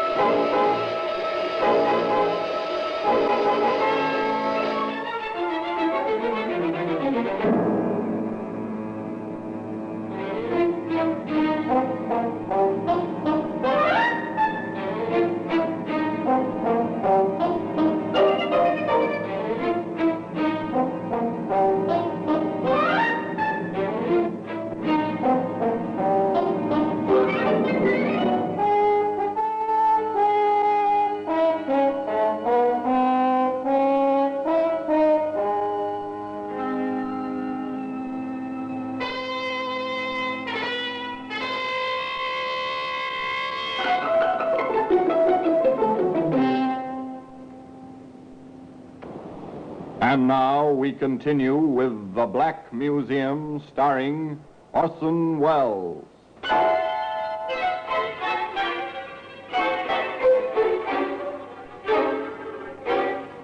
Again, it's compounded of hard work, good police training, and a little luck. They start with nothing, this time with a wrong theory that their man is a sharpshooter. They have to abandon this, and they start fresh with the dullest and therefore the hardest kind of police routine, checking the files. He's a little man. Everyone's agreed on that. Ask Criminal Records to send us the dossiers on every man we have on file under 5 feet 2 inches in height. Carefully, the inspector in charge and his sergeant comb through these dossiers, and finally, by reason of cross-checking, this one in jail at the moment of the crime, that one in some other part of the country, others with perfect alibis, the list of little fellows is reduced to 4. You take these two, Sergeant. I'll work over the others. Anything that rings a bell, the smallest detail. Yes, sir. For over an hour, the two men are silent, reading, thinking, trying to relate something in the files to the facts that they already have. And then they exchange dossiers and start again. By this time, the lamps are lighted. The Thames flows like black glass outside the window of the inspector's office. All at once. I may have something, sir. Which file? Larry Mason. His nearest relatives, an uncle and an aunt, are recorded here as living in Beacon Road. Does that mean anything to you, Sergeant? It doesn't to me. You'll see it in my report in passing, Inspector. When I talked with the woman who'd seen the fellow sounding the drum, he told her the chauffeur he was looking for worked at the Beacon garage. Oh. And she made quite a fuss over the fact that there is no such garage in the neighborhood. She was quite emphatic about it. Interesting. Let me see the description. I see. 5 feet 1.5 inches, the smallest of the lot. Beacon garage, eh? And relatives on Beacon Road. Not important, perhaps, and yet all important, as the inspector thought it through. We'll say a man needs a false name at a sudden moment. He says the first thing that comes into his mind. It seems rather natural that the place his nearest relatives live should be lurking somewhere just below his consciousness. Well, it's mighty slim, but it's worth a try. And having decided it was worth a try, Inspector Howard and Sergeant Gordon set out to trace their prime, if tiny, suspect. Mason? Yes, he lived here. Oh, lived? You mean he's left? He didn't leave. What then, Mum? Did he die? He could have, for all I care. I threw him out. Didn't pay his rent for 3 weeks. I can't afford deadheads, I can't. Have you any idea where he's gone? No. What's more, I don't care. Next point of inquiry was the Beacon Road address and Larry Mason's uncle. About your nephew, Mr. Mason. What about him? Have you any idea of his whereabouts? Who wants to know? My name is Howard, Inspector, Scotland Yard. In trouble, is he again? We're not certain yet. He may be. We'd like to talk to him. Well, if you find him, I'd like to talk to him too. Long enough to tell him not to come round for me for help. Sergeant Gordon visited the pubs and hangouts where Larry Mason had been known to spend his time. In one of them, he found a friend of Mason's. Larry? I ain't seen him in a long time. Not since he was sent away for breaking and entering. He hasn't been round at all. And I can't say I'm sorry. No? Why not, friend? He worked for me when I had my license and was making a book legitimate. He was my clerk, see? Then one day he walks off, just like that, with 10 quid. I don't expect to see him again. He knows that little job cost me my license. And he knows what'll happen to him if he shows his face in here again.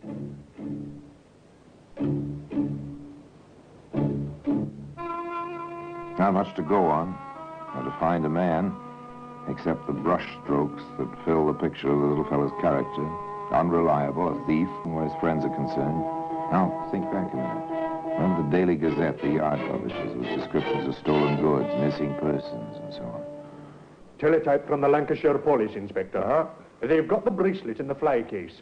A pawnbroker turned it up. Good. It was offered to him by a tall, heavy-set fellow with a peculiar circular scar on his right cheek. That sounds like Dick Lowry. Let's have Mr. Lowry in here, shall we? Lowry was quite glad to oblige. He wasn't in hiding or anything like that, not Dick Lowry. Where'd you get it, Lowry? The inspector wants to know. Where'd I get what? The bracelet you pawned in Bolton. I found it. You found it, did you? That's what I said. Anything wrong in that? If you found it, no. We think you bought it. Oh, now, what would I buy a bracelet with sparklers in it for?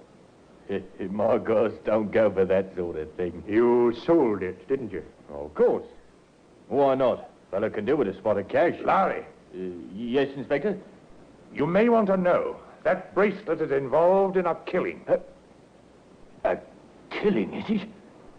Why, that dirty little... Oh? Go on, Lowry. Start talking, Lowry. Accessory after the fact in a murder can be very nasty, you know. All right. I bought it. I paid a good price, too. From whom? Lowry, from whom? Larry Mason. Well, at last. Where'd you see him, Larry? Oh, the usual place. Dog track. With him, it's horses or dogs when the nags aren't running. Finally, the patience was bringing results, as it almost always does. Canvass a whole neighborhood, comb through hundreds of files, slowly, narrow the possibilities, and finally, a direct relation is established between the crime and some person who may have committed it. After that, find the person. In this case, it was the dog tracks. South End. He's not here, Sergeant. The White City Raceway. Not a sign, Inspector. Wembley. They know him here, but he hasn't been around in weeks. And back to South End. No luck again, sir. No luck is right. Tell me, Sergeant, do you suppose a pint of ale will help our patients any? Aye.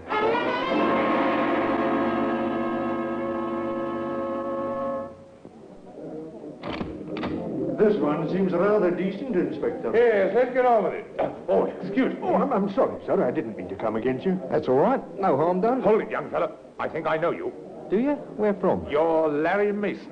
Not me. My name's Leonard Martinson. Sorry, you'll have to prove your identity. We're from Scotland Yard.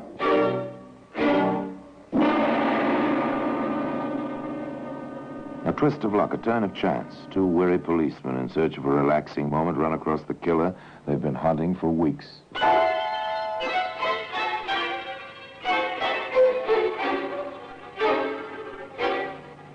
At the yard, Larry Mason was not having a particularly relaxing time of it. Do you insist on denying you're Larry Mason? I do. Look, Mason, you've been away for a while. Now you know about these things. Your fingerprints are the prints on Mason's record. Dick Lowry swears he bought the bracelet from you. Your landlady and your former bookmaking associate have identified you. Now let's have no more nonsense. I ain't giving you a thing. Just because I'm small don't mean you can push me around. Ah, you'd better tell us the whole story, Mason, and stop this nonsensical denial. You'll go to trial anyway, you know. And the more you lie now, the harder it'll be on you later. Now speak up, Mason.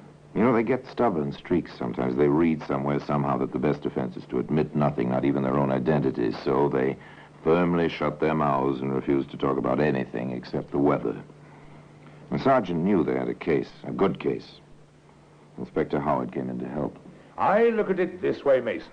You can't do yourself any harm. We've got the evidence, we've got the gun. We're in the process of tracing it to you right now.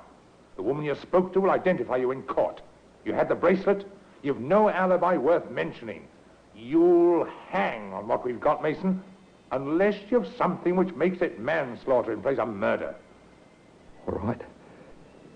It was an accident. I never used a gun before. Never even had one. The first time is always one too many when it comes to guns. Now keep talking. How was it an accident? I broke the glass, see? After nobody answered the bell. I stuck my hand in. It was a cinch to open the door. I worked fast, but this fella come home early or something. I tried to make the back door. No luck, it was locked with a key. So you had to come to the front. He was a lot bigger than me. I pulled the gun because I wanted to scare him, that's all. He jumped me, hit me with something. I blacked out. That's it, I blacked out. Didn't even hear the gun go off. And when you came to, Mason? He was dead on the floor. I got out of there as fast as I could get. It was an accident. I'll swear it was an accident. What's your opinion, Sergeant? It's a good story, but it won't wash. Why not? That's what happened. Why not? It's very simple, Mason. You blacked out as you pulled the trigger. Therefore, you fired only once. Yes, sir. Only once. Sorry, Mason. You pulled that trigger twice. There was a shell jammed in the firing chamber. You pulled the trigger at least twice. That's no accident, Mason. That's murder. Yes, the case was complete. Each part in its correct place. And those glass shards I told you about, those two are in their correct place. In the Black Museum. Orson Welles will be back with you in just a moment.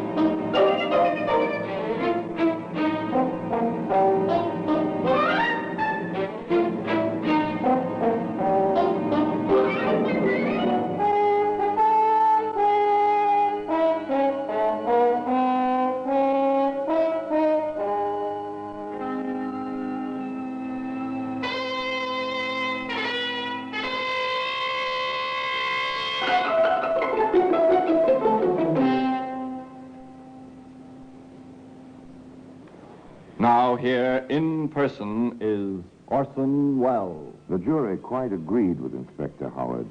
That was no accident. And so, in due course, little Larry Mason, the bookie's clerk, who made the fatal error of carrying a pistol, went the way of most murderers at 8 o'clock one summer morning. Larry Mason's luck had run out, or had it? It was reported, you see, that as he walked to the scaffold with its 13 steps and waiting rope, Mason murmured to his guards, they had to do this now on June 6th, Derby Day, and me with a few shillings riding on Armstrong in the big race. Curiously, although Mason wasn't available to collect on his bet, Armstrong was the winning horse at 53-1. And now until we meet next time, till we meet in the same place and I tell you another story about the Black Museum, I remain as always obediently yours.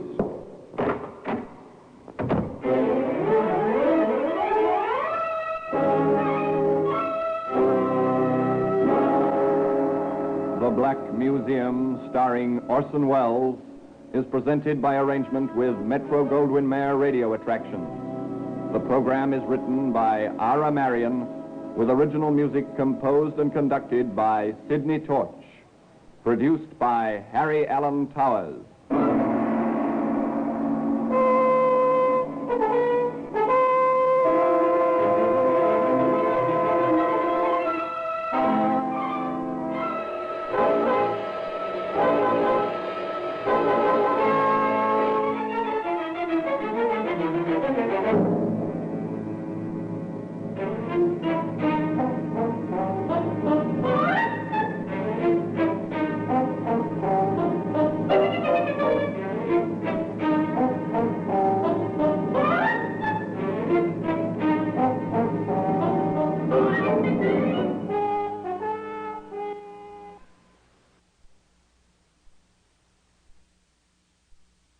This is Orson Welles, speaking from London.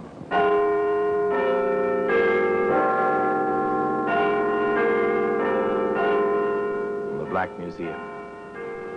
Here in the grim stone structure on the Thames, which houses Scotland Yard, is a warehouse of homicide, where everyday objects, a picture frame, a coat hanger, a file folder, a baby buggy, all are touched by murder.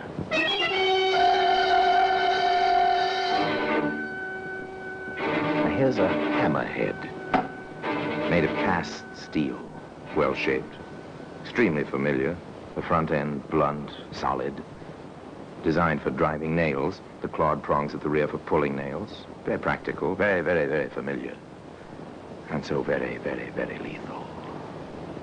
Odd one, this, wasn't it, Inspector? Just a little extra patience, a little extra routine work, Cross? Well, that's one way to look at it, sir.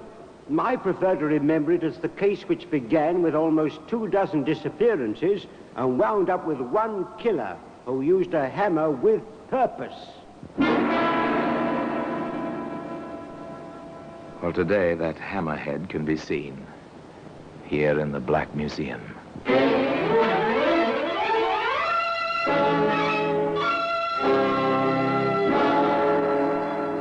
From the annals of the Criminal Investigation Department of the London Police, we bring you the dramatic stories of the crimes recorded by the objects in Scotland Yard's Gallery of Death, the Black Museum.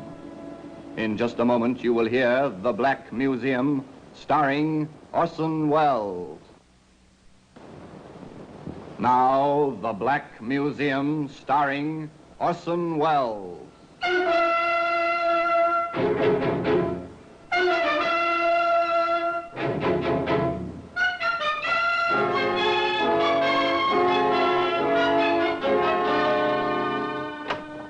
Well, here we are in the Black Museum, Scotland Yard's Museum of Murder. Beyond these walls, the Thames seethes with a commerce which is life to London. Within these walls, where some of the river's dampness exudes from vaulted stone, there is quiet, very sinister quiet, the kind of silence which inevitably surrounds objects touched by horror and fear. Yes, here lies death. Behind glass doors, peaceful, inanimate objects on deal tables. The authorities have provided suitable identification in labels and neatly lettered cards. The motives, actions, and the reasons why these objects rest here now were all provided by murderers. Here's a calendar, the usual 12-page printed piece with a picture of a pretty girl to decorate it. The holidays are marked, as usual, in red. One other day is marked as well, the day and date of a murder. Strangely, that red circle led to capture and conviction, of course, to execution. Ah, here we are. Here's the hammerhead I told you about. It's an efficient tool. It's hammerhead, type used by generations of carpenters, by millions everywhere for work around the house. Hardly a home is without one. And one would expect that a story involving such a tool would begin in somebody's home. On the contrary, this tale begins in the direct antithesis to a home. Begins in a London railroad station. Let me have my bag, will you? Yes, sir. Your check, please. Right you are. Thank you, sir. Here it is, sir. Hey, that's not my bag. Mine's a Gladstone. I'm sorry, sir. Just let me see the checks. Oh. What's wrong? Are you sick? No, sir. It's just my hand. You cut yourself? That's blood. Yes, I know. But it's not a cut, sir. It's from the bag. Well, open it, man. Don't stand there. Yes, sir. It doesn't seem like much of a lock on it, sir. Oh. What does one do now, sir? When you find part of a body in a valise, you call the police, of course. What else? Yes, please wait. Yes, I'll call them. Yes, call the police. Start the wheels moving, the wheels of police routine, which grind slowly but inevitably toward discovery. In this particular situation, the call led eventually to the office of Inspector Church at the yard. Information, Cross. The contents of that valise at Charing Cross belong to a torso found in Brighton. Another one in Brighton, sir? Number 23. 23 girls missing. Just unreported. Photos available, sir? In most cases. Here's the assembled composite of the latest. Pretty little thing to wind up so widely separated as London and Brighton. Here's the setup for now. I'm assigning a man individually to each case. Identify any found bodies, trace the known missing. I'm taking Daisy Baker myself. You'll take over here, and all the information will channel through you. Very well, sir. Why the Baker girl for yourself, sir? Oh, she is, or was, the common-law wife of Jamie Marsden. That one! Remember him? Oh, picked him up in his first conviction myself. Rather a long record, hasn't he, sir? All petty crimes, short sentences. In any case, the Baker woman's been reported missing by her sister. It might be worth a trip to see the sister. Name is Crandall, Ruth Crandall. Before I drop in Marsden, I think I'll visit the lady. A routine call to inquire the reasons for a woman's worry about her missing sister. Inspector Church found Ruth Crapdell at home. So, when I planned to go down to stay with Daisy, well, to see her anyway, and the wire came, well, you see how it is, Inspector. May I see the wire, Mrs. Crandall? Yes, I have it just here, in the desk. Yes. Yes, here it is. I see. Going abroad. Good job. Sail Sunday. Will write. It doesn't tell us very much, does it? I tried to call. Her husband, well, he wasn't very cooperative. He said she'd upped and packed her things and told him she was bound for Paris for a dancing job. Oh, Miss Baker is a dancer? That's how it was she was living in Brighton. She was in some show down there. And you feel something is wrong? Definitely. I don't know exactly why, but... Well, you see, the wire doesn't even say love. And that makes it seem strange, too, doesn't it, Inspector? Perhaps, Mrs. Crandall. And you've no other information, nothing you can put your finger on? No. Except, of course, that I haven't heard from Daisy since the wire came.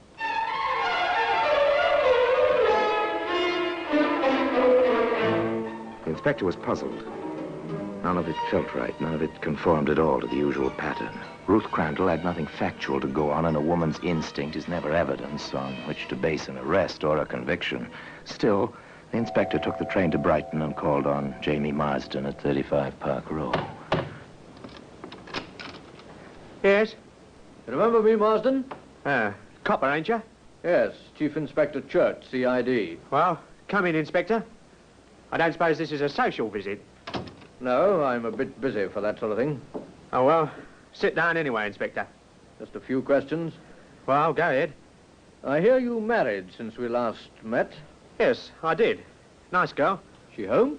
Well, no, as a matter of fact, she's gone off to Paris. Her job as a dancer over there. So her sister told me. Yeah, well, she wired her sister. Nothing much my sister-in-law would want to see me about, so, well, there wasn't much sense in her coming all the way down to Brighton when Daisy wasn't here. I assume you have your wife's address. Well, no, Inspector. Oh? We had a bit of a dust-up before Daisy left. She, flounced out of here, all kind of mad, as you might say. Mrs. Crandall know this? No. Mrs. Crandall don't take to the likes of me, so I saw no reason to tell anything she didn't have to know. If Daisy wants to reach her, she knows where. Well, that's it, I suppose. You'll be here if I want to see you again, Marsden? I'm moving. 3 rooms is a bit large for me, seeing as I was on my own these days. The, new place is at, Maitland Street, number 26. It's a good bit cheaper, more suited to my means. A check of the habitual haunts and acquaintances of Daisy Baker drew another blank. Some had heard she'd gone off to Paris. No one knew where. Meanwhile, the reports on other missing girls were equally discouraging. That's the lot, eh, Cross? That's the lot, sir. Oh, and another missing one reported. Makes an even 2 dozen, sir. Have they tried the picture of the girl we found in Charing Cross on this new report? Not the same girl, sir. Too bad. No luck with Marsden, I presume? No luck at all. Edgy sort of fellow, that one. Yes, he ought to be. He's much too familiar with us, and he knows it. Well, there's no help for it. It'll have to be a house-to-house search. The usual district, Inspector? All of Brighton. Rather a large order, Inspector. Finding 14 missing girls and identifying 6 of 10 bodies is quite an order, Cross. There's no help for it. It'll have to be done. Chances are we'll have to lend Brighton... The hard, dull slogging of police routine. Divide a city into sections. Assign groups of detectives in pairs to each section, then walk from house to house, from cellar to attic, pausing for the questions. Try to locate someone who has seen something, who may know one of the missing persons by sight. Try. Keep trying. Well, there was nothing there. It's jobs like this, Inspector, that make me wonder why I wanted to be a policeman. It's jobs like this, Shaw, that make good policemen out of ambitious young men. Well, next address. 26 Maitland. I expect Jamie Marsden won't be looking for me this quickly. Marsden? Who's that? Oh, petty criminal. His wife was reported missing by a sister. Turned out she'd gone off to a job in Paris in a huff. Knock on the door, Shaw, will you? Yes, sir. Sordid kind of story. Even a touch of the dope racket in it. Yes? My credentials. CID. Also a search warrant. Well, your men certainly didn't waste any time. The police come in. Waste any time? Yeah, I called the police about 5 minutes ago. They said they'd send someone over. Are you the landlord? I am, Inspector. Well, we're here on a matter of our own. However, what's the trouble? Notice anything, sir?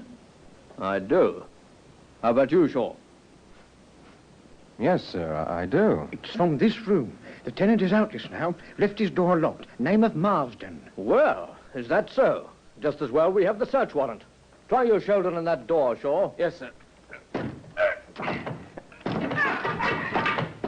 Oh, we've never had anything like this before, sir. There's nothing much here unless it's on the walls. There's a trunk in the closet, sir. Drag it out. Cut those cords. Yes, sir. Good.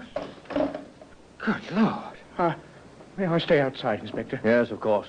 No wonder Marsden isn't home. Well, Daisy Baker didn't go to Paris after all. Took quite a beating, didn't she? Looks like a blunt instrument did the job. Call headquarters, Shaw. Pick up order for Jamie Marsden. And today, that hammerhead can be seen here in the Black Museum. In just a moment, we will continue with The Black Museum, starring Orson Welles. And now we continue with The Black Museum, starring Orson Welles.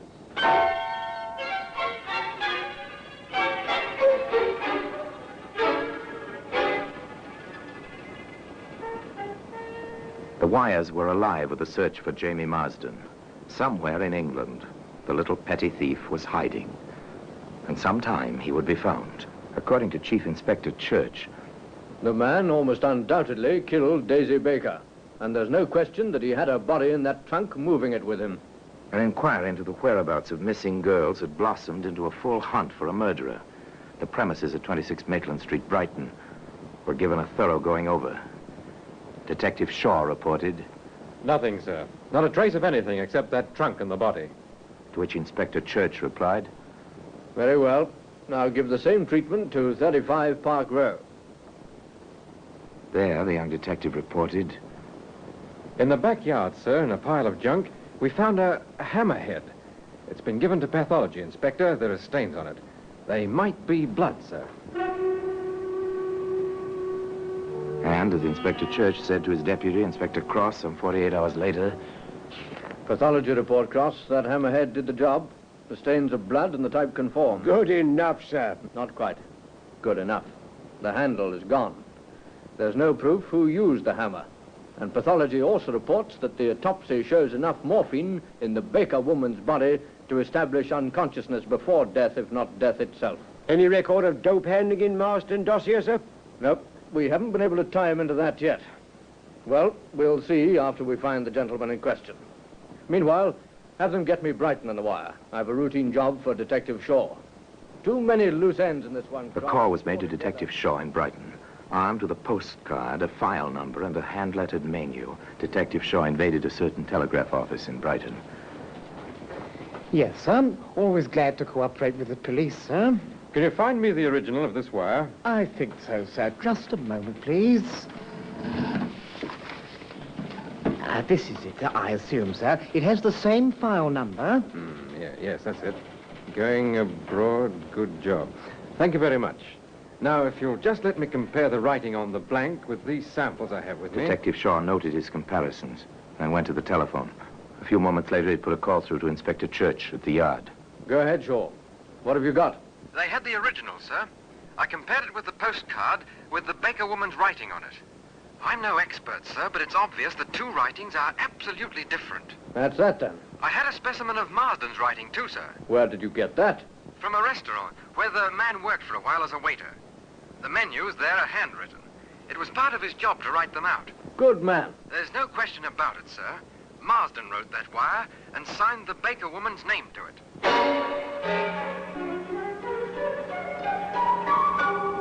Another link in the chain rapidly forging itself around Jamie Marsden. But still, no Jamie Marsden. Every policeman in England's carrying the man's picture and descriptions up. How long is it going to take to bring the picture and the man together? Not too long, Inspector. In fact, within 24 hours.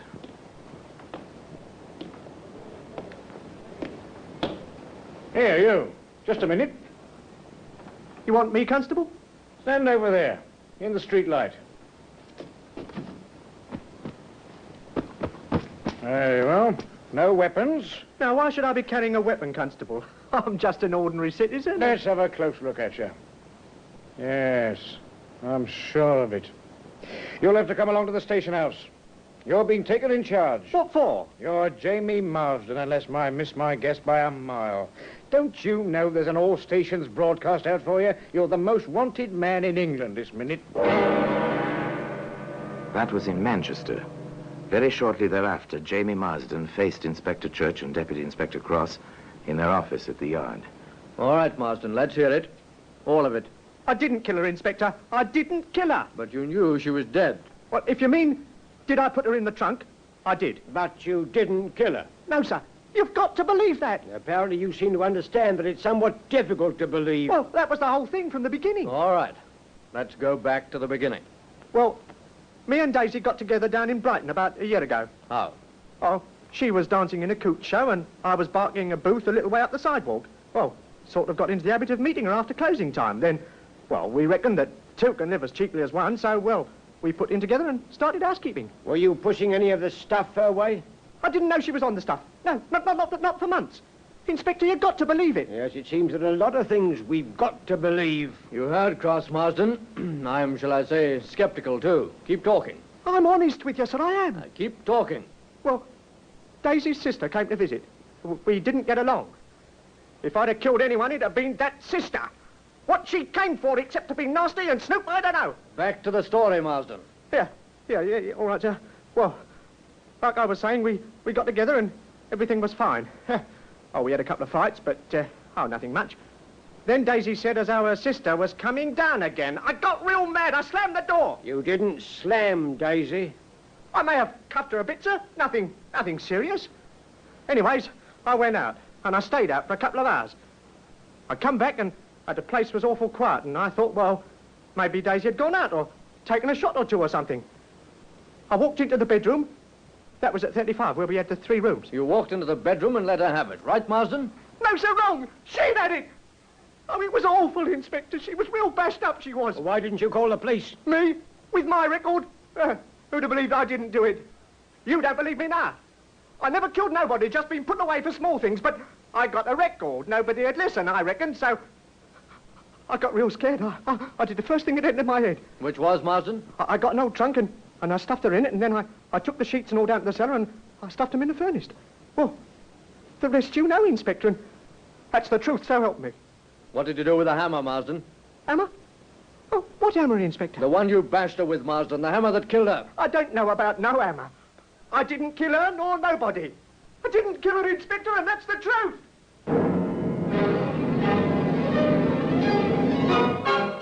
They worked on Jamie Marsden for 3 days.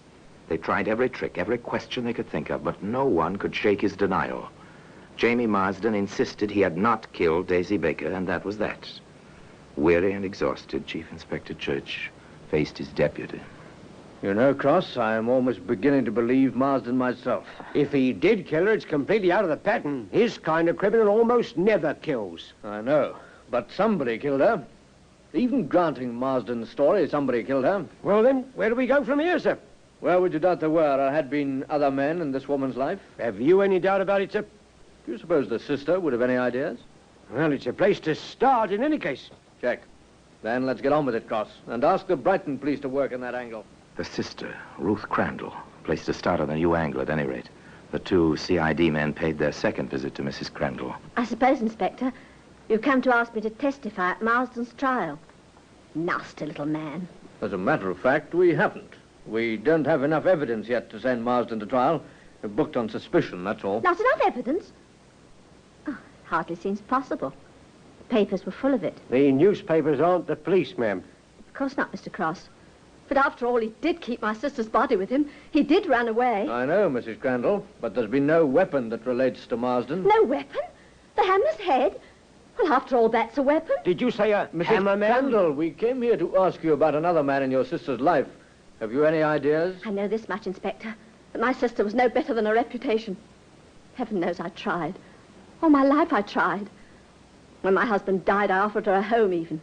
No, she persisted in the disgraceful kind of life she was leading. She even boasted to me once that she liked it. As for knowing the kind of men she went around with, Really, Inspector, you've seen how I live. How would I know anything about things like that? I see. Well, Mrs. Crandall, if you think of anything which may be of help, we'll appreciate your letting us know. 2 men with a purpose left the neat suburban residence of Daisy Baker's sister. Shortly after their return to Scotland Yard, the teletypes, the telephones were all busy. Reports were swift in coming in. Here's word from the hardware store, sir. A hammer was bought. The janitor at 35 Park Road did see someone that day. They found a taxi driver in Brighton who remembers. One of the neighbors places the date exactly. Says she remembers the house was empty because a little boy was ill and she wanted to borrow something. Here's the final touch. Local bus driver remembers the trip from out there to the railroad station. The final touch. And once again, 2 men from the CID went visiting. We've traced your movements all that day, Mrs. Crandall. Your neighbor remembers your house was shut up. The bus driver remembers how you asked if you'd reach the station on time. A taxi driver in Brighton remembers taking you to 35 Park Row. The janitor saw you there. And the hardware dealer right round the corner from here has a record of his sale of a hammer. To you. You shouldn't have mentioned that hammer, Mrs. Crandall. We never told the newspapers about finding it in the backyard at Brighton. I was right. She wasn't fit to live. Everyone pitied me on account of my sister. They looked down on me. I never felt better in my life than when I hit her, and then broke the handle off the hammer and burned it in that furnace at that awful house. If only I'd been a little more careful. Then you'd have to have tried that Marsden fellow. You'd have to have hung him. Perhaps. Now then, Mrs. Crandall, are you ready to come quietly? In just a moment. Now here in person is Orson Welles. In due course, Henrietta Crandall paid the usual penalty for premeditated homicide. The purchase of the hammer was sufficient evidence of the intent to kill. As for Jamie Marsden, product of the London slums of bad company and evil ways, Jamie went free. But not for long. 6 months had barely passed before Marsden was picked up for possession of a deadly weapon and sentenced to serve 90 days for simple theft. And as for the hammerhead, well, here it is, in its usual place, in the Black Museum. So until next time, till another story about this same place, I remain, as always, obediently yours.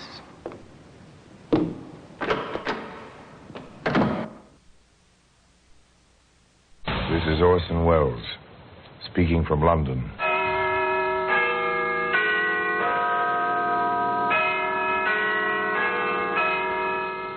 The Black Museum.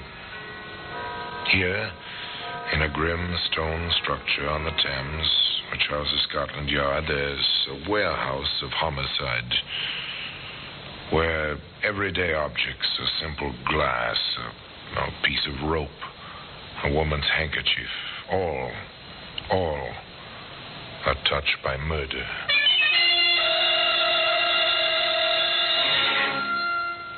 You take this iron bar. It's a familiar object, the handle of a jack. If you own a car, you have a jack handle. Maybe you've used it, but never, I trust, like this. Gracie, quick, give me the jack handle. Here, let me go. What do you want? No, don't hit me.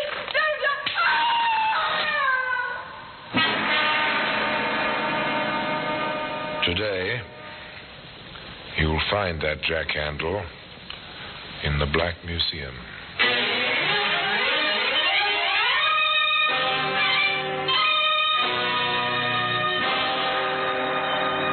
From the annals of the Criminal Investigation Department of the London Police, we bring you the dramatic stories of the crimes recorded by the objects in Scotland Yard's Gallery of Death, the Black Museum.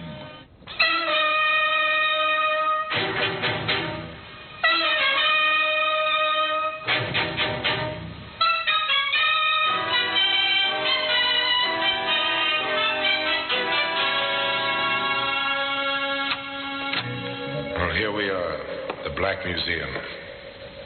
A few yards from here, the Thames laps at the riverside of Scotland Yard. But you never know it in here.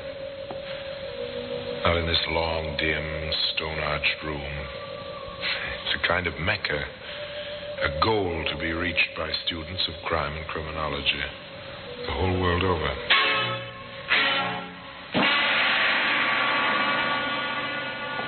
Yes, here in this room lies death and the mementos and souvenirs of death on these shelves, in these cabinets, under this well-dusted glass. The weapons, the key clues of every homicide in which Scotland Yard has taken part for almost 100 years. Now here, in this case, the small white box. It's from Edinburgh. This death was in this box. Death by poison. The death of a too importunate lover. Now, this tiny pistol, it's oiled. It's in working order. A Derringer, it's called. The killer wore it up his sleeve. One morning at 8 o'clock, in the British tradition, the trap was sprung. The killer walked on thin air. The executioner received the customary £10. Now, here's something more familiar. A jack-handle. It's intriguing. Once, according to the case book, yes, that's the story, a tale which begins innocently enough when London lived in the blackout, and many American men found their after-dark amusement in tiny, hole-in-the-wall cafes. Think of me always, though we're far apart. Keep a tender memory within. Well, look around. Small tables crowded together, not much light. Pretty stuffy, and the blackout curtains, the double blackout door don't help the ventilation much. The girl singing is pretty in a tawdry sort of way, provocative in the manner of a cheap pin-up, but the two young men in the American uniforms don't seem to mind. How's about it, Tom? Not bad for a dive? Not too bad. 5 will get you 10. It's out of bounds. Yeah, not yet, son. Just opened. The MPs haven't cased the joint yet. Oh, good deal. Oh, nothing to worry about, kid. Well, who's worried? What can they do? 6 months in the stockade, maybe? That's okay with me. Apparently, at least one of these gentlemen is over the hill. Now, their interest has shifted, and quite naturally, of course. You think she has to sing for a living? It can't be much of a living. She's not too bad. Maybe she dates. You wouldn't know what to do about it if she does. Says who? Says me. What were you stateside, anyway? A parson's son or a school teacher? I worked in a bank. So what? I got along. I did all right. Hiding in the army? Hiding in the... Oh, maybe. Could be. I get it. Still water runs deep and all that stuff. Now, look, Teddy. What you don't know won't hurt you, see? That apply to Gracie? Gracie? You mean the babe? Well, who else? Grace Harwell, the London thrush, who don't sing half as good as she looks. You know her? Well, I met her a couple of times. You want to knock down? Well, why not? Now? Well, sure. Gracie, let's see your speed, son. You got a ringside seat. Well, Teddy, the Yank who thought he'd take Soho single-handed. Sit down, Gracie. What'll you have? My regular. Who's your friend? Oh, meet Private Tom Bennett, Gracie Harwell. Hi. Hello, soldier. Let me get your drink, Gracie. Faster that way. Hey, what about your ringside seat? I'll be back in time. That fast you can't work. Grace? Yes? How would you like to help me win a bet? Well, this is a new approach. Good. Now, look, all I need to win is a date with you, see, for tomorrow night. Well, how about it? After the show? You want furlough? Maybe. Maybe not. I'll be in town tomorrow night. Got a car with petrol? No, but I will have. You say that like you meant it. I will have a car and gas. When and where? Well, I'm not saying for sure, but be outside at 1 o'clock in the morning. You may win your bet.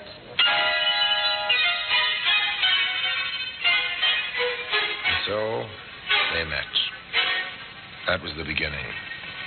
Next morning, Tom was at the appointed place, complete with jeep and fuel. Hi, Gracie. Hello, soldier. Come on, climb aboard. Where'd you get it? Let's say I borrowed it. Shall we go? Why not? A boy, a girl, a jeep.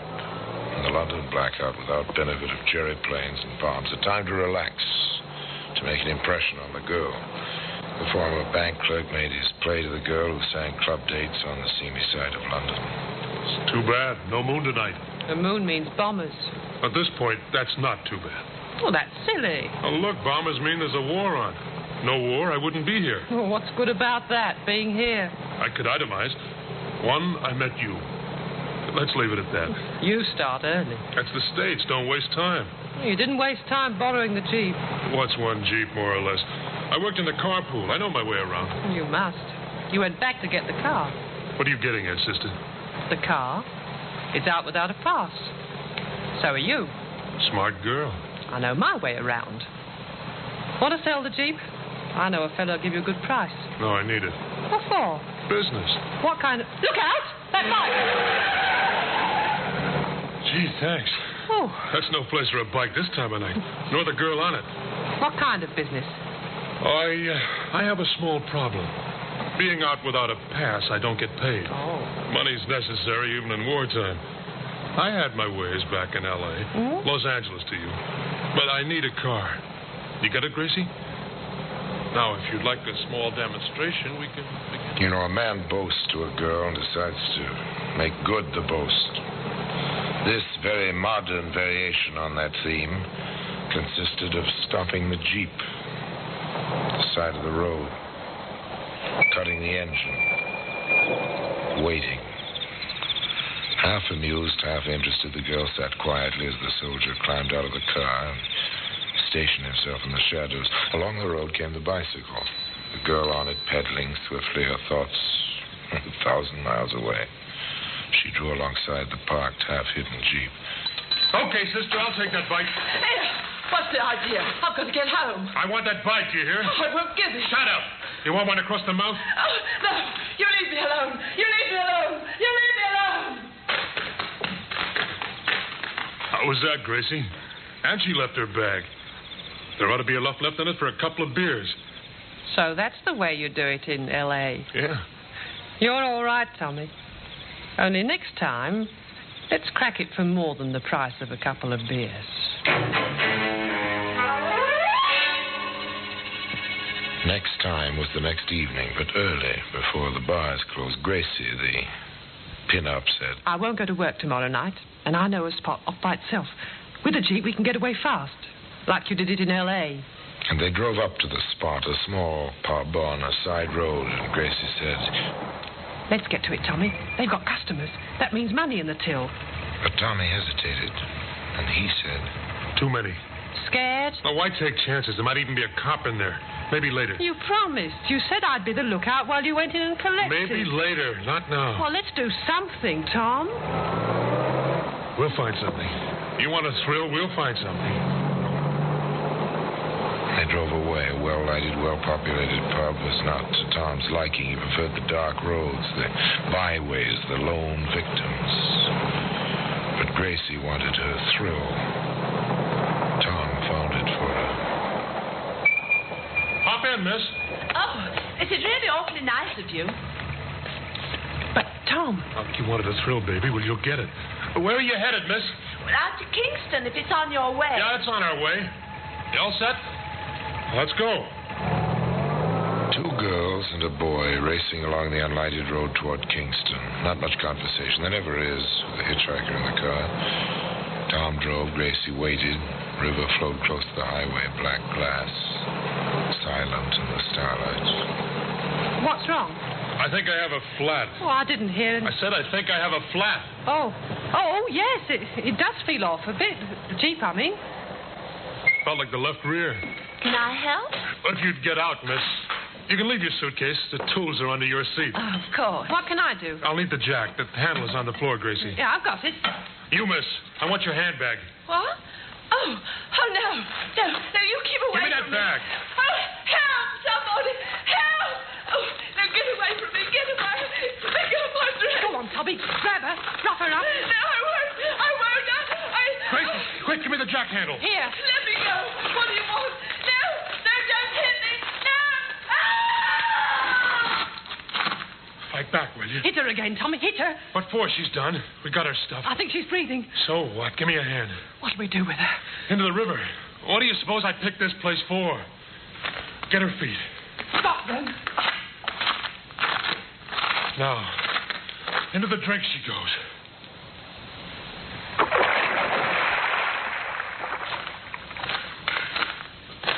Oh, Tom. Well, did you get a thrill out of that, baby? That's the way we do it in L.A. Knock them over and dump them someplace where they won't be found. Okay, let's get going, Gracie. We got places to go and things to do tonight. Nice, clean fun. The end of that night's work was a jack-handle. A jack-handle. It lies today in the Black Museum. In just a moment, we will continue with The Black Museum, starring Orson Welles.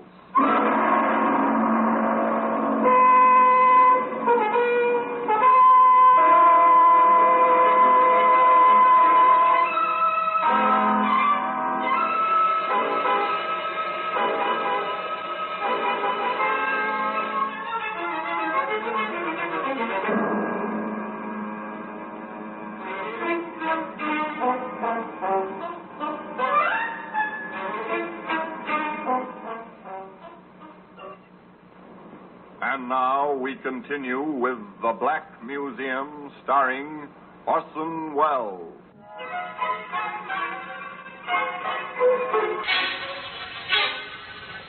It was to be some time before the jack-handle came to rest in the Black Museum. A trail of blood and misadventure was yet to be blazed through wartime London. Tom and Grace were amateurs at crime like this, but they knew enough to cover their tracks. They ditched the Jeep, parking it in a rubbed street. They took cover during daylight, but night and the blackout were their cloak as they prowled for further victims.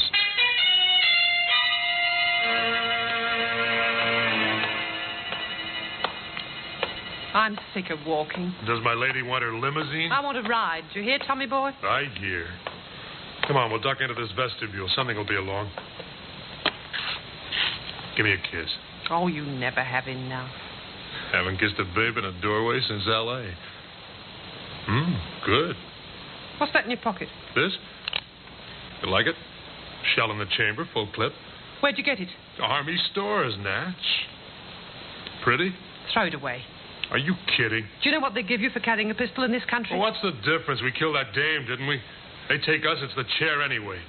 Well, over here, it's the rope. At 8 o'clock in the morning. I'm cold, Tommy. I'm cold. You cold? Maybe you're the warmest thing in London. What's that, a car? Must be. Come on. Throw the pistol away. You want to ride, don't you? Hey, driver, give us a lift. He's stopping for us. Obliging fellow, isn't he? Where to, Yank? Your way, towards Shepherd's Bush. My girl's got kind of tired of walking. This is awfully nice of you. I'm a taxi, you know. Private car with hack license. I'll have to charge you for the ride. Well, we don't mind, do we, honey? We got plenty of money. Hop in. In the back. Private car with hack license. Driver James Carter. Direction east. Through the blackouts. The blue, shaded headlights barely glowing in the gloom. After a little distance. Driver, we changed our minds. How much would it cost me to go a little way further? Out as far as Shepherd's Bush.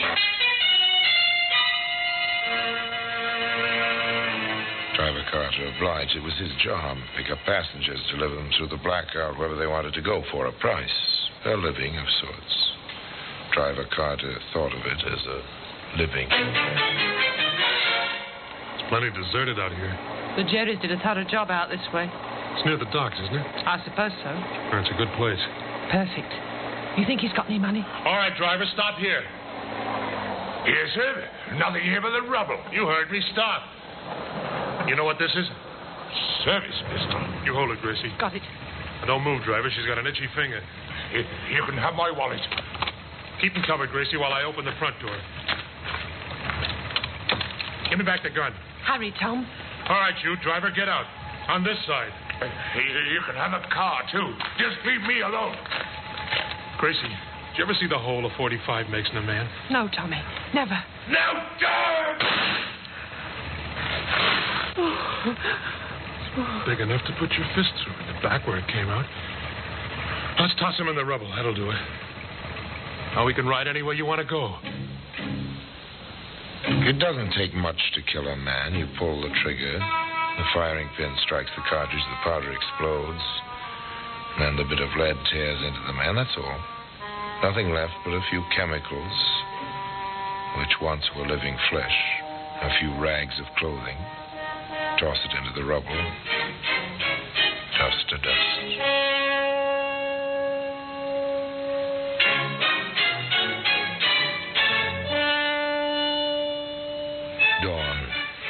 Dawn comes to the warring city. The sun touches the rubble. The sun moves warmly over the cold rubble, over the dead.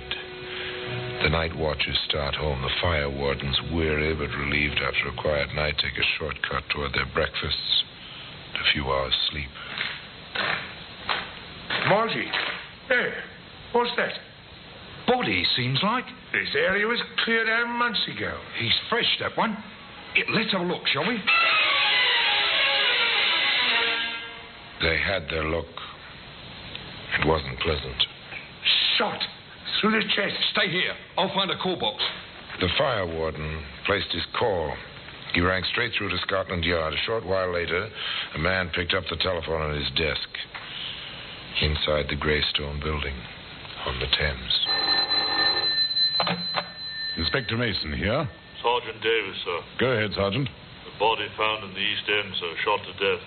Large caliber from the size of the wound, probably a service pistol.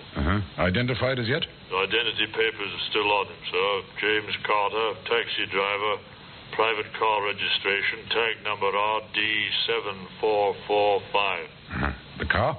No sign of it, sir. Tire marks in the road. It's a thoroughly bombed area, sir. Very little traffic. Another one. Very well. Send out the usual teletype. Description of the car. You know, check for relations, friends of the deceased. Well, that's all we can do for now. Routine. The teletype to all police stations. The constables memorize the details while they go on patrol. London is a big, sprawling city. The blackout isn't any help. That's all for now.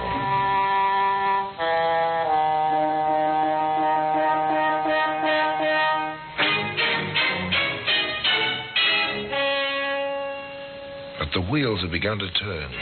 Routine, inexorable, never-ending. And so, another telephone call. Constable Gray, Inspector. Yes? Ladbroke Station. I believe I have the car that was posted this morning. RD7445. Black sedan. It's parked in Bush Mews. Yeah? That's a dead end, sir. It's facing out. Oh, very good, Gray. Stand by. We'll be along shortly. A sharp-eyed constable on the blackout, the parked car. Routine. Inexorable. Inevitable. Cut your engine, Sergeant. This'll do it. Yes, sir. Usual routine. If there's an attempt to drive out, turn on your headlights. The driver will be blinded. Very good, sir. Gray. Constable Gray. Yes, sir. Inspector Mason, CID. Anything yet? No, sir, not yet. There's a pinhole in the blackout curtain, second-story window of the house behind the car. There was a light up there. Nothing now. It went out a moment ago, sir. Take post behind the car, Gray. Accost anyone who approaches it. The area's covered. There'll be no escape. Yes, sir. The constable's footsteps fade and stop. Silence. Darkness. The trap is set. They wait. No movement, no sound. Not even the glow of a cigarette. Just darker shadows in the darkness. In the depths of the little mews, a door opens and closes. Footsteps briefly. 2 pairs of footsteps. A car door opens. Then Constable Gray calls out, Don't start the engine there. You're under arrest.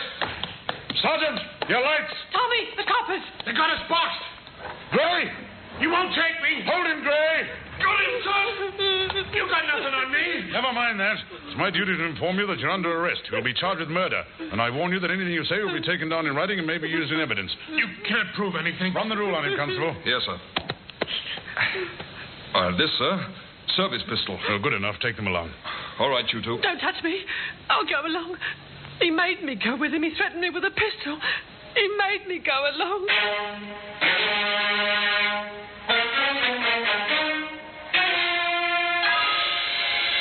That was her cry. All through the trial, which followed swiftly, that was the plea of the tawdry little pin-up from the seamy side of London. He made me do it. He hit me, showed me his pistol. He made me do it. What of the robberies, the cheap, shilling-sized robberies? Yes, I took that girl's purse. I went through the driver's wallet before we left his body, but he made me do it. You've got to believe me. He made me do it. There were other, far less hysterical witnesses, men who spoke with a calm certainty of truth. There was the ballistics expert.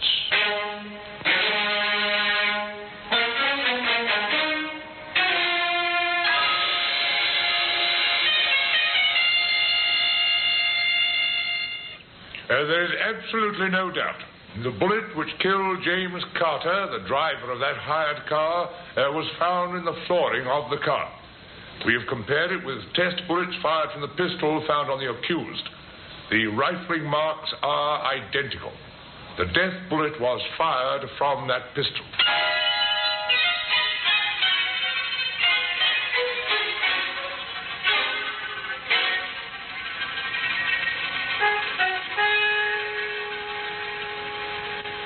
Tom Bennett, accused of murder, wanted for desertion by the United States Army, former bank clerk. He played his role defiantly. I tell you, she's framing me. This whole deal was her idea. You should have seen the bang she got when she watched what was going on. Now she's trying to pass the buck to me. And with customary thoroughness, Scotland Yard turned up a surprise witness. Yes, those are the two. She gave him the jack handle and he hit me with it. They threw me in the river. The lorry driver found me. I know them anywhere. He made me go along. He made me. I'll prove it. I'll show you where we left the Jeep. The jack handle's still in it.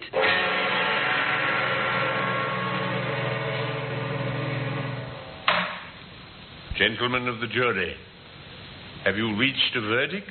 We have, my lord. Let the prisoners face the jury. What is your verdict? We find both defendants guilty of murder and add a recommendation of mercy for the female prisoner.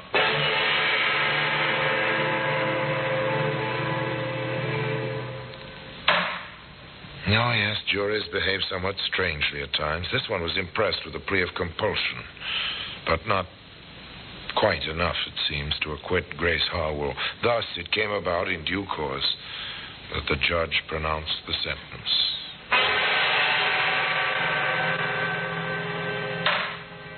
Thomas Bennett, you have been found guilty of murder. The sentence of the court is that you be hanged by the neck until you are dead. And then may the Lord have mercy on your soul.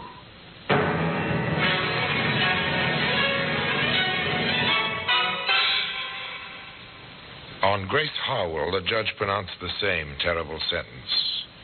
But the jury's recommendation for mercy led the Home Secretary to commute this to penal servitude for life. A lifetime for Grace Harwell to remember. He made me go along. He made me go along. No jack handle. It lies today in the Black Museum. So much for the story of Grace and Tom. Tom's life ended on the scaffold. The life of Grace Harwell continues in the drab monotony of Holloway Prison. The service pistol, of course, and the jack handle remain in their places, their special places of honor, on a shelf in that curious room which is known in Scotland Yard as the Black Museum. And now, until next time, till we meet again in the same place, and I tell you another story of the Black Museum, I remain, as always, obediently yours.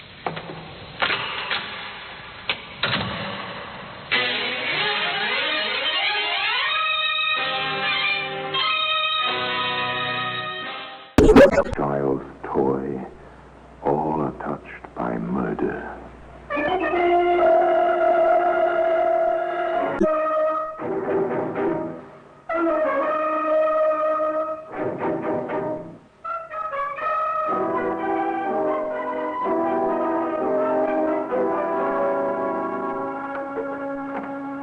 we are in the Black Museum, Scotland Yard's Museum of Murder.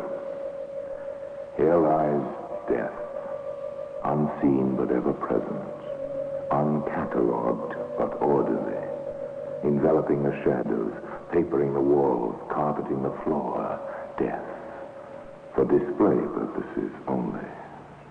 Here's a hypodermic syringe. It was once used to inject life-preserving serums and later used to inject poison. And death. Here's an umbrella. Ordinary, everyday umbrella. Ordinary and everyday up to a point, that is. Look closer and you'll see just how sharp that point is. Just how lethal a sword stick can be as a weapon of murder. Oh, here we are. Here's the acid jar, sealed and somber looking in its place on the shelf. Once this jar rested on another shelf, a workshop shelf in Crawley. But let's not anticipate. Let's begin our story at its beginning. Not on a shelf of a workshop in Crawley, but in the dining room of a hotel in Kensington. It's dinner time. One corner of the room, at a table set for two, sits an attractive, fashionably dressed woman. She's joined by another equally as attractive and equally fashionably dressed. Agnes. Oh, Lenny. I'd almost given you up to loss. Sorry if I kept you waiting, my dear. But just as I was leaving my room, I ran into Mr. Hart. He's such a lovely man. I simply couldn't resist stopping to have a few words with him. Mr. Hart? The nice-looking one I pointed out to you at lunchtime. Oh, yes, of course. He really is the sweetest thing. And so friendly. I thought he looked rather intriguing. You must introduce us. I will, my dear. And sooner than you think. I've asked him to join us when he comes down. You don't mind, I hope. Oh, the contrary. I'm so glad. I know you'll like him. Isn't that him coming in now? So it is. Over here, Mr. Hart. Ah. Forgive me for keeping you so long, Mrs. Regan. I had a little bother with my necktie. Oh, please don't apologize. I only just arrived this minute myself. Oh, I'd like you to meet a very dear friend of mine, Mrs. Lansbury. Agnes, Mr. Hart. How do you do, Mr. Hart? Delighted, Mrs. Lansbury. I do hope I'm not intruding. Oh, what a perfectly horrible thought. Of course you're not, Mr. Hart. Do sit down. You're very kind. What a thorough gentleman he was. And so amusing. So very, very amusing. Oh, Mr. Hart, I do declare, it's a long time since I've laughed so much or enjoyed a meal so much. Oh, save the latter compliment for the hotel cook, Mrs. Regan. And now I really must ask that you excuse me. So soon? You won't take coffee with us? Oh, much as I'd like to, Mrs. Regan, I'm afraid not. I have some rather pressing business to attend to this evening. Business that won't wait, even for coffee.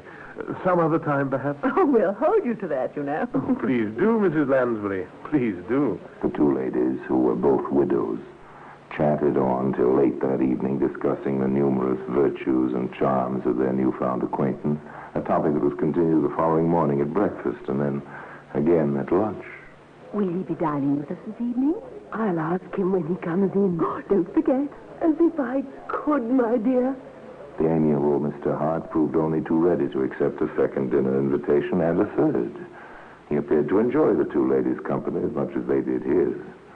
But it was upon Mrs. Regan that he centered most of his attention. I thought of taking a stroll in the country this afternoon, Mrs. Regan. You wouldn't care to join me, I suppose? Why, I'd love to, Mr. Hart. I simply adore the country. Fine. We'll start out straight after lunch. The country stroll agreed with Mrs. Regan, as proved by the healthy flush in her cheeks that evening as she sat down to dinner with Mrs. Lansbury. You're looking very radiant tonight, my dear. Oh, am I? Your afternoon jaunt with Mr. Hart appears to have brought about a most desirable effect. It was rather refreshing. He's not coming down this evening? He has another business engagement. Oh. What exactly is his business, my dear? Well, I'm not sure. He never really discussed it with me. Pity. Oh, by the way, I'm off to town to do some shopping tomorrow afternoon. I thought we might go together. Oh, I'm sorry, dear, but I'm afraid I've made other arrangements. Oh? Yes. I promised to meet Mr. Hart. We're going to Crawley for the afternoon. Oh, how nice for you. You don't mind? Oh, no, of course not. We can leave our trip to town to next week sometime. It makes no difference to me.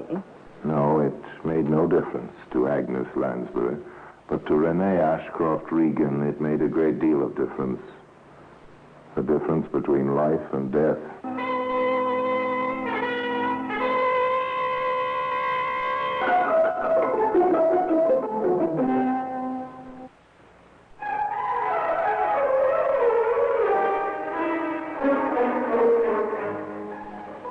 Mrs. Regan did not appear for dinner the next evening, or did Mr. Hart. Nothing particularly unusual about that. Obviously, they decided to stay in Crawley for dinner. Mrs. Lansbury dined alone at the hotel. The following morning, arriving down late for breakfast, she was surprised to find that there was still no sign of her friend. Funny. Not often she misses breakfast. Oh, good morning, Mrs. Lansbury. Oh, Mr. Hart, good morning. Mrs. Regan not down yet? No, not yet. Not like her to be late. Well, she probably slept in. I wouldn't be surprised. Have you had breakfast? Yes, I came in earlier, just on my way out. Business again? That's right. Well, I must be off. No doubt I'll see you at dinner. Yes, don't be late. I won't. Till this evening, then. Yes. It was almost 9 o'clock when Mrs. Lansbury finally left the breakfast table, and still no sign of Mrs. Regan. Strange Mr. Hart had not mentioned their visit to Crawley the previous afternoon. But perhaps the dear man preferred to keep it a secret. One never knew what sort of gossip could spread itself about a hotel, even a spark of encouragement. Still, it did seem rather odd. Seemed even more odd when Mrs. Regan did not appear for lunch. A feeling of uneasiness crept over Mrs. Lansbury. Perhaps her friend was ill. She would make some inquiries. Oh, boy. Yes, madam? Have you seen Mrs. Regan about at all this morning? Mrs. Regan? No, madam. Not that I can remember. Well, perhaps you'd better take me to her room. Very good, madam. This way. The bellhop looked pretty in his blue uniform with a red braid and brass buttons. Such a fresh young face. So unspoiled looking and clean. With a quick, toothy smile. Not as engaging a smile as Mr. Hart's, perhaps, but nevertheless quite attractive in its way. Here we are, madam. Oh, thank you. Oh, here. Thank you, madam. Anything else you might be wanting? Well, I'm not sure yet. Just a moment. Must have stepped out for a bit. Oh, try the door. Locked. Renee? Renee? Are you in there? Nothing wrong, is there, madam? I don't know. I think Mrs. Regan may be ill. You better go and call the manager. Tell him to bring a pass key. Very good, madam. Won't be a jip. The hotel manager arrived in due course, asked a few rather pointless questions, fiddled with his large key ring, and finally opened the door to Mrs. Regan's room. It was empty. It looks as though your flowers were groundless, Mrs. Lansbury. She must have gone into town for the day. But that still doesn't explain why she didn't come down to breakfast this morning. Oh, perhaps she didn't feel like it. Still, I'll have a word with the room-maid. She may have noticed something when she came in to tidy up. The room-maid was duly summoned and questioned. No, Mrs. Regan had not been in her room when she came in to clean up. Yes, she'd noticed something unusual, something most unusual, as a matter of fact. Mrs. Regan's bed had not been slept in on the previous night. That settled it. Something's happened to her. I can feel it. She's met with some kind of accident and... Pray calm yourself, Mrs. Lansbury. I'm sure there's... Well, how can I calm myself when my closest friend has disappeared into thin air? But, my darling... The police must be informed at once. Oh, come now, Mrs. Lansbury. Let's not be too hasty. Please don't argue with me, Mr. Stewart. I want them contacted immediately. Very well, if you insist. But I would ask you to refrain from mentioning the matter to any of the other guests, at least until we have something definite. At the hotel manager's request, Mrs. Lansbury agreed to keep silent. But being a woman, she could not keep entirely silent. She had to confide in someone. Naturally enough, the someone she confided in was the benign Mr. James Gerald Hart.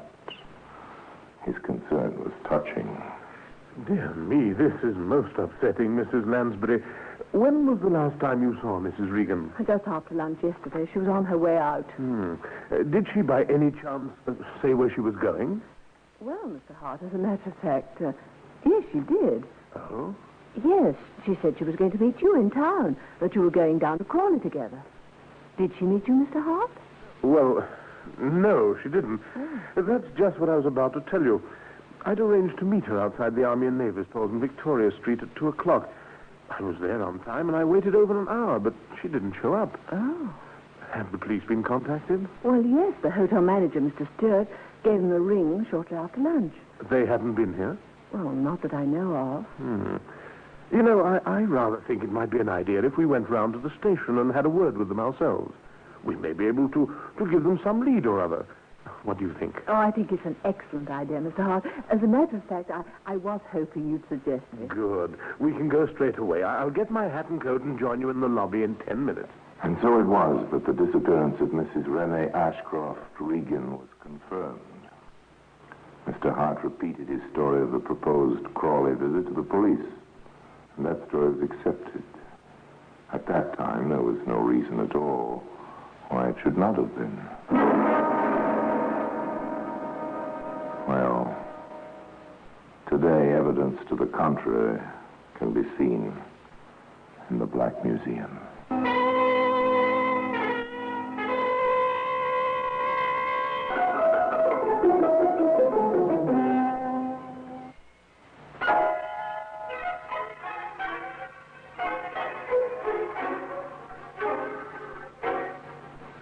At least a dozen women are reported to the police as missing every week.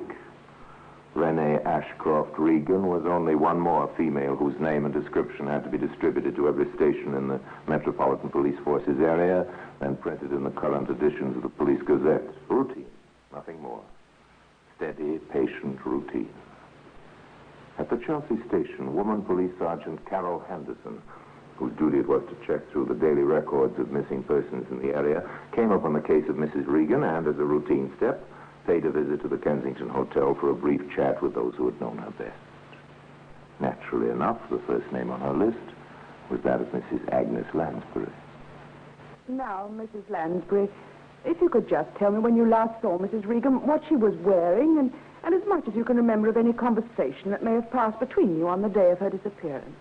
Mrs. Lansbury could add nothing to what she had already told the police, but nevertheless was most helpful and directed Sergeant Henderson to the room of the much concerned but still charming Mr. James Gerald Hart.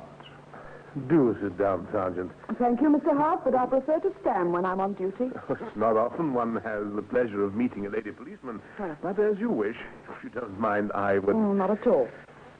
Now, I understand, Mr. Hart, from what Mrs. Lansbury tells me, that you've arranged to meet Mrs. Regan on the day of her disappearance. That's correct. I was to meet her at 2 o'clock outside the Army and Navy Stores in Victoria Street. But she didn't show up. No. How long did you wait for her, Mr. Hart? Oh, at least an hour. Close to an hour and a half, I should imagine. And then? Well, as you may know, we intended going to Crawley together. Well, when I realized she wasn't coming, I drove down alone. Oh, I see. Exactly what had you intended going to Crawley for, Mr. Hart?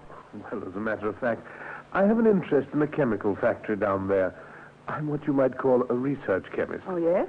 Mrs. Regan was hoping to purchase some samples of certain plastic fingernails I'm manufacturing. I see. Well, I think that's all I need from you at the present, Mr. Hart. Thank you for your time and your cooperation. No trouble at all, Sergeant. I'm most anxious to have this matter cleared up, you understand.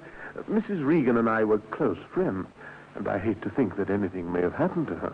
Quite. If I can help you in any way, I'll only be too pleased. That's very kind of you, Mr. Hart, but I think we'll be able to manage. If we need any further information from you, you can rest assured we'll get in touch with you. Sergeant Henderson returned to the Chelsea police station. She had listened to what had seemed a straightforward story, but there was a doubt nagging at her. Hart's manner had been very obliging and polite, but there had been something about him she didn't like, something that didn't ring true. That something took her to the office of Divisional Inspector Russell White, to whom she expressed her doubts.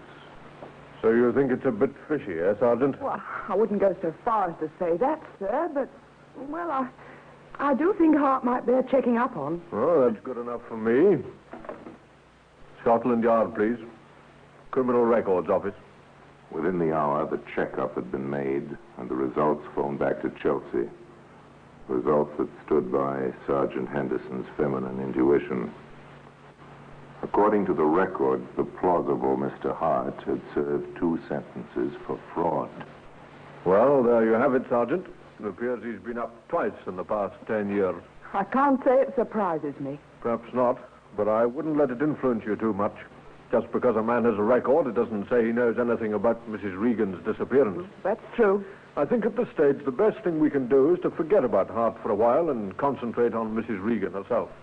Give the newspapers a full description of her and the clothes she was last seen wearing. The usual thing. All right, I'll get onto it straight away. Thus did the story of Mrs. Renee Ashcroft Regan's disappearance receive its first coverage in the London newspapers. A close-up photograph, and underneath it, a full description of the missing woman as she was last seen by Mrs. Lansbury prior to her leaving the hotel for her proposed meeting with James Hart. Well, that should bring results, Sergeant. Let's hope so, Inspector. The jewelry's the thing. Mrs. Lansbury is quite sure she was wearing it when she left the hotel. She was most emphatic about it. Good. Every jeweler and hock store proprietor in London's been alerted. If a legitimate sale is attempted, we'll hear of it. 2 days passed. No information was received by the police. Then, on the 3rd day, word came through that a Persian lamb coat very similar to the one worn by Mrs. Regan at the time of her disappearance had been found in a cleaner's shop near Crawley. It was later identified by Agnes Lansbury and then brought to the Chelsea police station for analysis. Laboratory tests, however, failed to uncover any further leads. Nothing more, Inspector? I'm afraid not. Pity it went through the wash before it was noticed. Yes. Still, I suppose we shouldn't complain. At least we know now, without a shadow of doubt, that something has happened to Mrs. Regan. Oh, and also that it happened somewhere in the vicinity of Crawley, which is where she was supposed to have been going with Hart.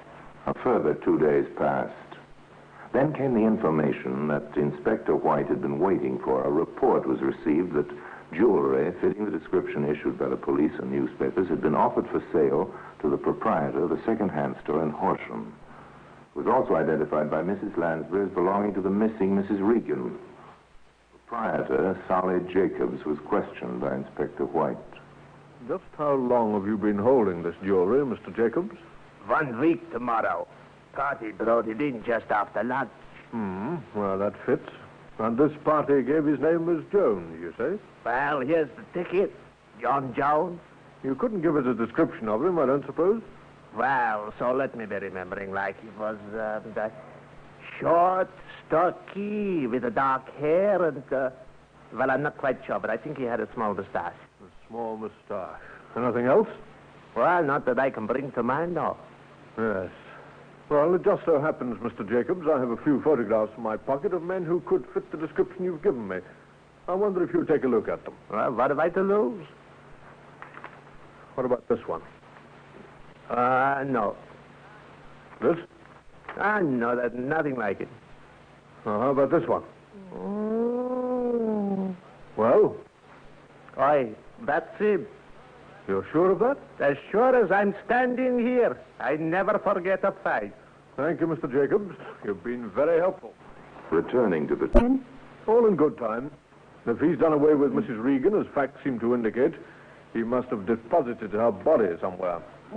His chemical factory. Well, that's as good a place to start looking as any.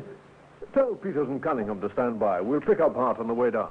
20 minutes later, Inspector White, accompanied by Sergeant Henderson, arrived at the Kensington Hotel and asked for Mr. Hart. That smiling gentleman, as smooth and suave as ever, came downstairs immediately, greeting the sergeant with an airy wave of his hand. Good afternoon, Sergeant. I was hoping you'd call again. Oh? Yes. I've been rather anxious to hear what progress has been made in the search for Mrs. Regan. Perhaps you better ask Inspector White here that question. He's taken over the handling of the case. Oh? How do you do, Inspector? Mr. Hart? Before I answer your questions, Mr. Hart, I've a few I'd like you to answer for me. By all means, fire away. Sergeant Henderson tells me that you have an interest in a certain chemical factory at Crawley. That's correct. And that you arranged to take Mrs. Regan there on the afternoon of her disappearance. Yes. We'd rather like to look over this factory if it can be managed. Just routine, you understand? Of course. Any time, Inspector. Will tomorrow morning suit you? Hardly, Mr. Hart. It'll have to be this afternoon. Well, I'm not sure that That would be convenient, Inspector. You see, I have a business appointment in Chelsea at 3, and then... I'm afraid your business appointment will have to wait, Mr. Hart. But, Inspector... Let's be on our way, shall we? I've a car waiting outside. For a fleeting second, the ever-present smile almost faded from the lips of James Hart. Then it broadened, and his perfect white teeth flashed in the sunlight streaming through a lobby window. Lead on, Inspector. Little was said during the trip down to Crawley. In the back seat of the police car on either side of Hart, Inspector White and Sergeant Henderson interested themselves in the swiftly passing countryside, and in the front, Constable Rex Peters sat grimly at the wheel, and beside him, equally as grim-faced, sat Sergeant Dennis Cunningham.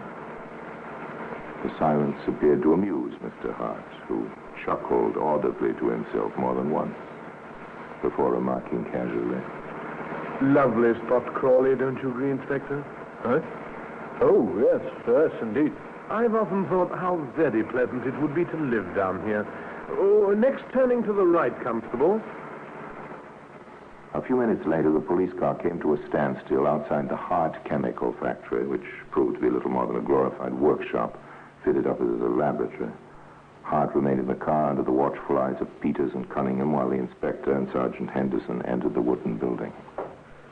Well, plenty of experimental equipment lying about. Nothing much else as far as I can see. Well, Certainly no corpus delicti. hold on. What's in those drums over there? Looks like some kind of oil. Yes. Oil be hanged. It's acid. Drums of acid in a laboratory. Nothing very odd about that, unless that acid happens to contain the undissolved remains of a human body. Acid. Just the thing to decompose a corpse without leaving any trace. Exactly, Sergeant. But in this case, I think it may have left traces. Look, floating on the surface. Looks like a piece of bone. With particles of flesh still clinging to it. You'd better take a sample of the acid itself. Siphon it out. Very well, Inspector. There's a jar on the shelf here. I'll use that.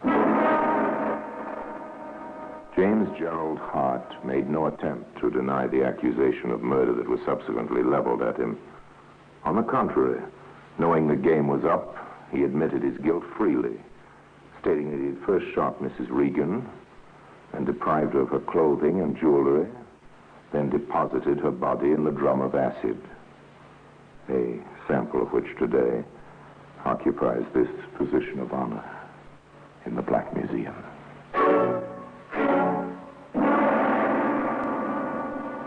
Orson Welles will be back with you in just a moment. The defense, brilliantly conceived, was, of course, insanity. To strengthen this plea, Hart cheerfully claimed to have done away with no fewer than 9 other victims in a similar fashion to that in which he had disposed of Mrs. Regan. Whether or not this claim was justified will probably never be known. But it is an established fact that at the time of his trial, 5 of those he named as his victims had been missing from their homes for months. They have not been found to this day. However, justified or not, his plea was rejected and he was found guilty of murder in the first degree. His subsequent execution relieved the world of a murder student who set up in practice before taking his diploma. For James Gerald Hart was by no means an accomplished killer. The trail he left behind him bears out that fact. Rather could he be described as a dabbler in the art of dealing death, who dabbled just once too often. And now, until we meet next time in the same place, I tell you another story about the Black Museum. I remain, as always, obediently yours.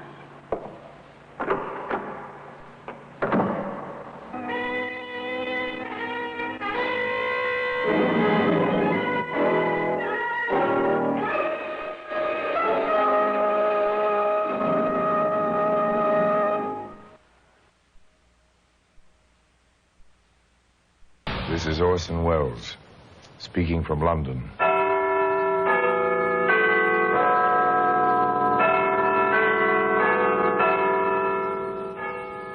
The Black Museum, a repository of death, a repertorium of violence. Here in the grim stone structure on the Thames, which houses Scotland Yard, is a warehouse of homicide, where everyday objects, a teacup and its saucer, a lady's parasol, a surveyor's chain, all are touched by murder.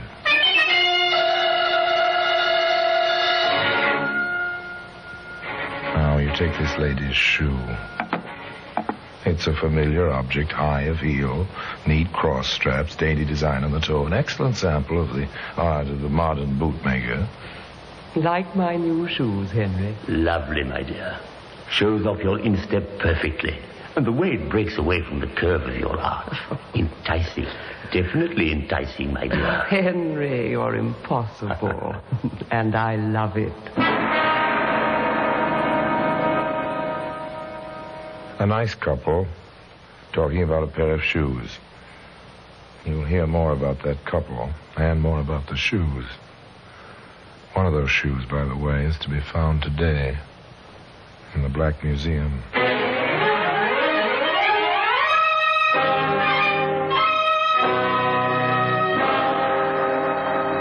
From the annals of the Criminal Investigation Department of the London Police, we bring you the dramatic stories of the crimes recorded by the objects in Scotland Yard's Gallery of Death, the Black Museum.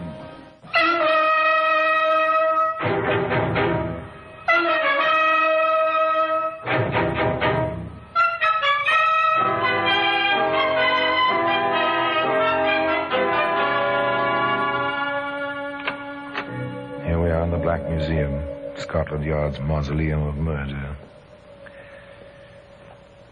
Here lies death. Yep. Entombed neatly with printed labels, with records of names, places, times, each white card a kind of tombstone. Very interesting collection in this museum. Here, there's a gardener's clippers. If you have a hedge around your property, you own one, long, sharp, triangular blades. They're fine for clipping boxwood. Fine, too, it was learned, for clipping jugular veins.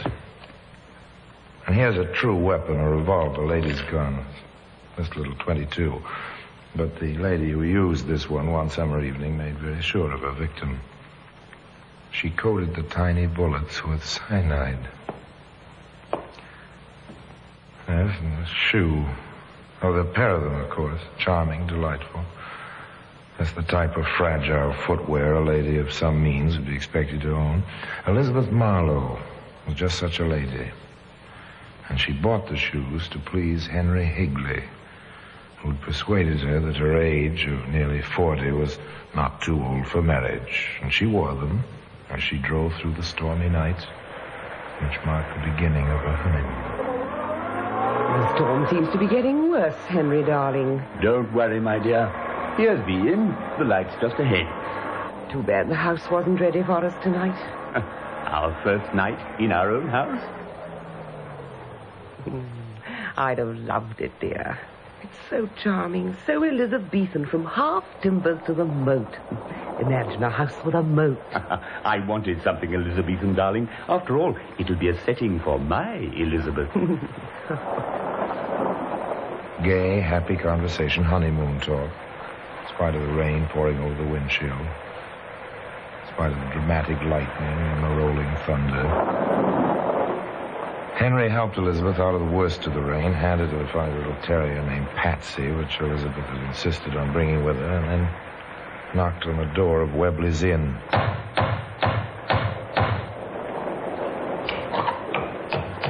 Sorry to keep you waiting. Come in, please. I'm Henry Higley. This is my wife. You're Martha Webley. I've given you up, what with the weather and all. We wouldn't have missed this for the world, Mrs. Webley. The storm. Well, it's almost romantic. Oh, the little dog. Oh, isn't he sweet? Are our rooms ready, Mrs. Webley? Oh, of course. And a fire going against the storm. Oh, and may I take the opportunity, ma'am, sir, of wishing you all the happiness. The Higleys stayed at the Webley Inn for several weeks until the house was ready. The Elizabethan house with the half timbers and the moat standing on the edge of the moor. As Martha Webley put it, They were so happy. Middle-aged, but happy as kids. if laughter and enjoyment of simple things is happiness, then Henry and Elizabeth knew happiness. They drove over to their house each day and each evening. They discussed its progress. Would you like the moat drained, dear? But the water is part of it. Without the water, it would be just a ditch. I thought perhaps you'd like to make a rose garden out of it. But there was a garden at the rear of the house, so the water stayed in the moat. The mock drawbridge was always down, and very soon Henry carried Elizabeth across the bridge and into their home. Home at last. It's going to be wonderful, dear. Glad you bought the place? We bought it, darling. With your money, sweet. What's mine is yours. Ours, darling, always. Now, come along upstairs. There's always a lot to do in a 10-room house. Nobody with any sense tries to run a place of that size without help. So Henry, with Elizabeth's approval, interviewed several local young ladies. What's your name, young woman? June Godwin, sir. And here's my reference. Yes, I see. Upstairs maid, also parlour maid. Any cooking? Just plain cooking, sir. My wife and I are plain people. We thought we'd try to get along without a regular cook, for a while at least. I'll do my best, sir. I'm sure you will. Then I'm hard, Mr. Wrigley? Why not? You've a good reference. That'll please your mistress, and you've your share of good looks. That pleases me.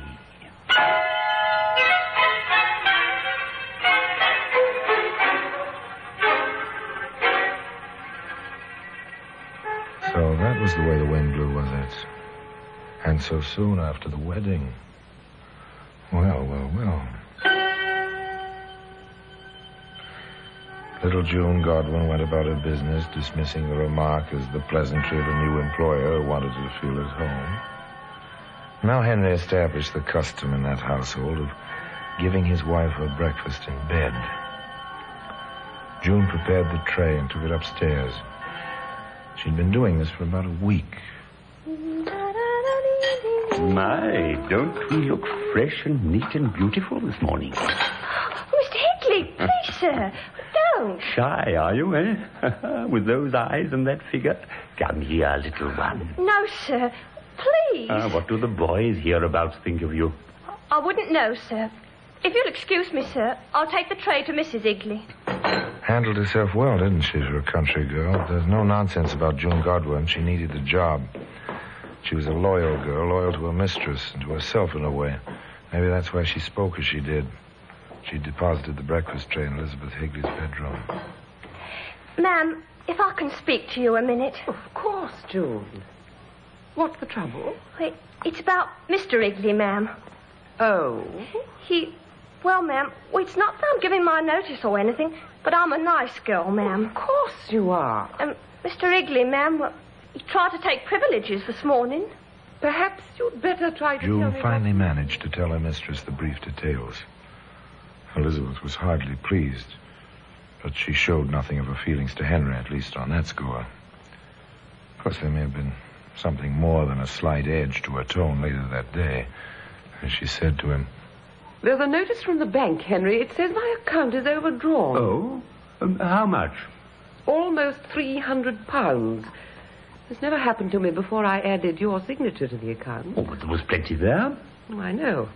But there's a cheque here which I thought was for £30, and it turns out to be for £300. But I thought I told you, darling, it was £300. In any case, dear, your dividends are due in a few days, so let's not worry about it. A simple explanation, and very smooth. Just the type of explanation an infatuated woman can be expected to accept. But for Elizabeth, the infatuation and the honeymoon were over. They came to an abrupt end about a week later. June, little June, I want to see you a moment. Can it wait till morning, Mr. Igley? Please. Impossible. I must see you now. I can't let you in. I'm in bed. I'm not dressed. That doesn't matter. Let me in, June. I have to talk to you now. I'll use my master key. Oh. Open up and let me in. Shut up, you little fool. Open the door. All right, but we'll settle this, and soon.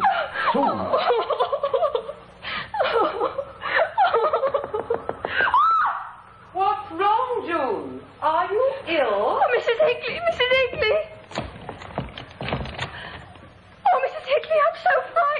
I understand, June. It was my husband. Again. Wasn't it?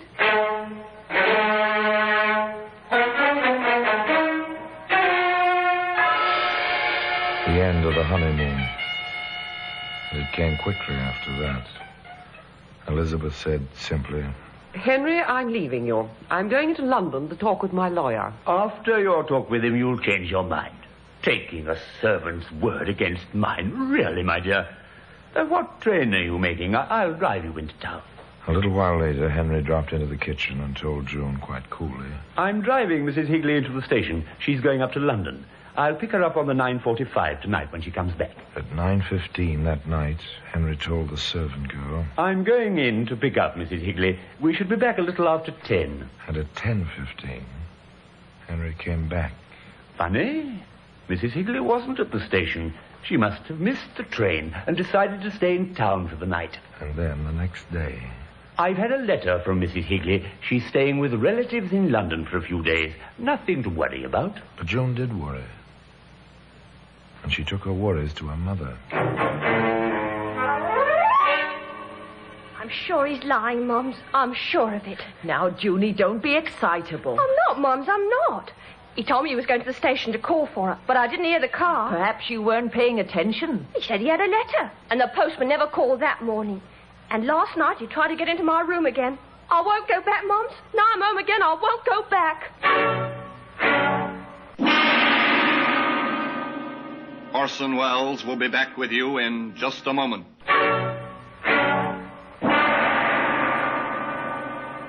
This was gossip. Oh, yes, gossip indeed. But Mrs. Goodwin restrained herself for a while. After all, there was only one other person in the village who knew the Higleys.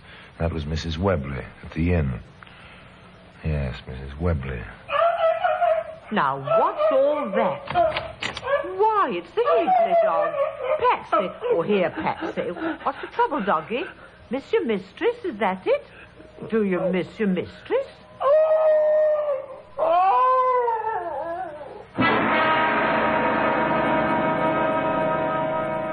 The shoe, by the way, reposes today in an honored position in the Black Museum.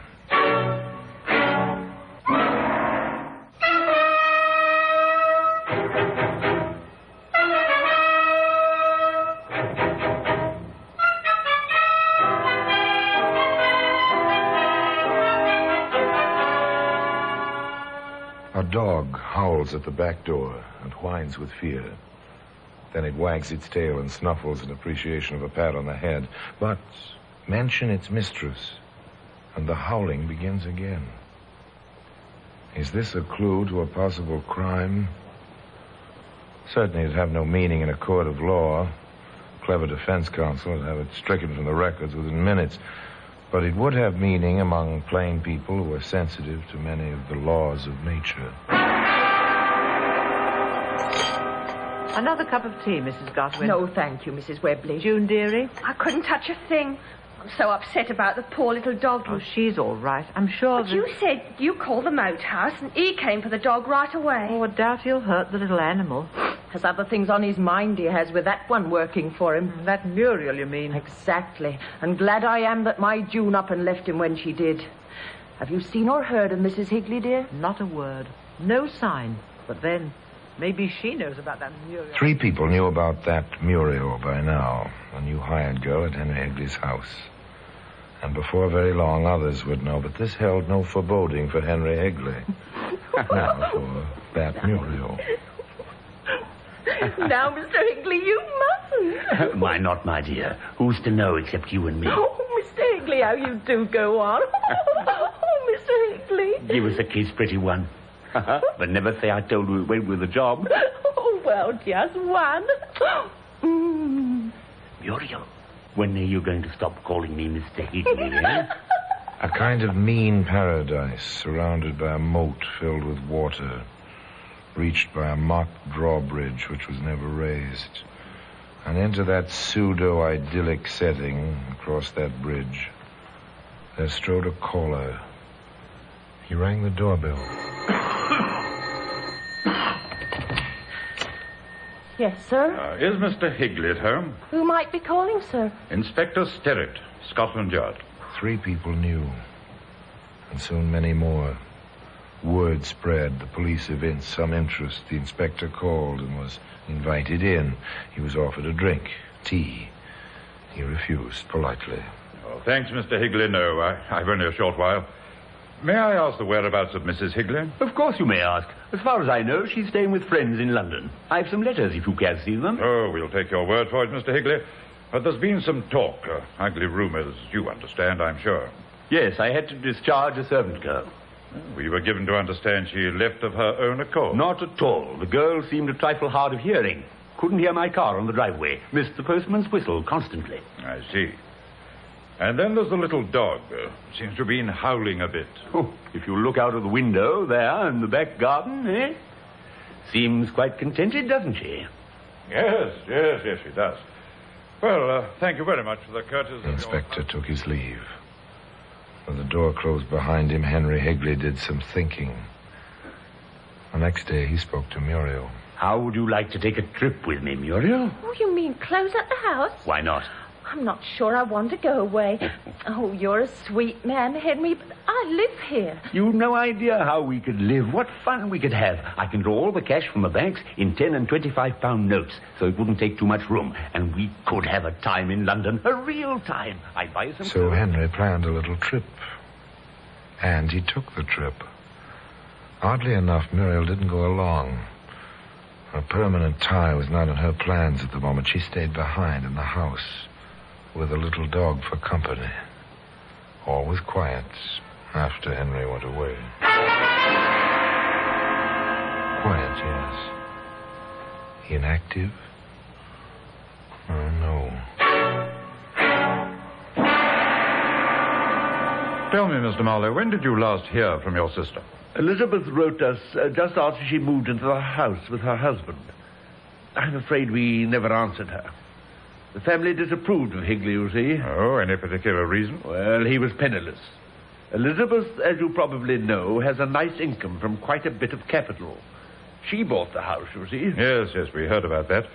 That's one reason we sought you out, Mr. Marlowe. Are you intimating the possibility of trouble, Inspector? There's always the possibility when a grown person disappears without a trace. And there have been rumors and a few odd coincidences. In any case, we checked the bank. The manager showed us these papers. Oh, what are they? A deed transfer giving full title to the house and property to Henry Higley. Is this your sister's signature, Mr. Marlowe? Oh, let me see. I need my glasses, I'm afraid. Here. Now then. Oh, strange. Looks like hers. But she's suddenly grown old. It wavers so. There, for instance. The L and the W and the Marlowe. Elizabeth Marlowe Higley. Inspector, I want to compare it with her letters. But I think I can say with reasonable certainty that this is not my sister's signature. Thank you, Mr. Marlowe. Thank you. To all stations, alert for one Henry Higley, wanted for forgery. Notify all banks. The following serial numbers are of 25-pound notes connected with forgery case. Appearance of any of these notes to be called to the attention of the local police at once in the usual manner. At long last, the hunt was on. The charge pending. Forgery. The days passed. Nothing was reported. Though an occasional banknote with a proper serial number did turn up in the ordinary course of business. Patiently, the places where the notes appeared were charted. First Ramsgate, then Dover. A week later, Folkestone. I imagine we'll find he spent a few days in Paris. After that, Kingston. I expect we'll be hearing from London itself shortly. From London itself. How long does it take to change a mere 25 pounds? One would think the Bank of England had that much cash in small denominations lying about. Beg pardon, sir. Are you the gentleman wanted to change this note? I am. Would you mind stepping this way for a moment, sir? I'm rather in a hurry. Is something the matter with it? With the note? No. My credentials, sir. I see. Detective Inspector Andrews. And you, sir? Higley. Henry Higley. Why all the mystery, Inspector? I'm afraid I shall have to ask you to come with us, sir. You see, the serial number of this banknote and several others have been published in a small matter of forgery. Forgery? What's that to do with me? I'm sure you had nothing to do with it, Mr. Higley, and that you will be most anxious to cooperate with the police. This way, sir, if you don't mind. Henry did mind. His sense of cooperation became stunted quite suddenly. He found very little to tell Inspector Sterrett and Andrews. Of course I drew the money. It was a joint account. I had a right to. And what is your explanation of the transfer of the house? There's none I can give you now. When Elizabeth returns... Where is your wife, Higley? She didn't say. Just staying with friends. Any reason for that? We had a quarrel, a lover's quarrel. She'll get over it when she comes back. You seem very certain she will come back. Have you any reason, Inspector, to doubt that she will? No, not at the moment, nor any reason to doubt that you will be here awaiting her. Do you mean to say you're thinking of holding me on charges? Frankly, we are. You see, Higley, we did a little routine checking. We found that you'd been arrested 3 times, convicted once. In each case, the charge was swindling women who were old enough to know better. So we are holding you, Higley. And the charge is forgery. Now, the direction of the search changed somewhat. Henry Higley was safe, and he'd remain so until Elizabeth Marlowe Higley was found. We've no right to take the house apart like this. Mr. Higley will... I'm sorry, my girl. We have a warrant. I don't understand, sir. What are you looking for? Not what, my girl. Whom? We're looking for Mrs. Higley. In the cupboards and under the floor and... No. Oh, it isn't true. It isn't. She went away. They took the house apart and put it back together again. Nothing. They dragged the moat around the house. Nothing. Then they drained it. There it is, Sterrett. Dry as it ever will be, and nothing. Not a sign. Mud looks mighty deep. It's a quagmire down there. Watch this. Takes that stone as if it were nothing. He couldn't have thrown a body that far out, and there's no sign of anything on the sides. He might have waded out, Andrews. The water wasn't particularly deep. He'd have gone in up to his waist if he'd tried that. You know, it takes good soil to make mud like that. Yes, I noticed. Funny the way they let the garden go to seed. Oh, it's not too bad. Except for that patch of stunted bush over there, where the dog's lying. Yes, let's have a look at that, shall we? You never quit, do you, Sterrett? Human beings can't disappear without a trace. They just don't, that's all. Oh, that's a good dog. There we are. There. These aren't stunted, Andrews. These are new plantings. You're right. Look here, the whole area, straight to the moat. This earth was turned, and fairly recently, at least 10 yards of it. That's a ditch, Andrews, a ditch that has been filled in. I think maybe we ought to start digging hereabouts.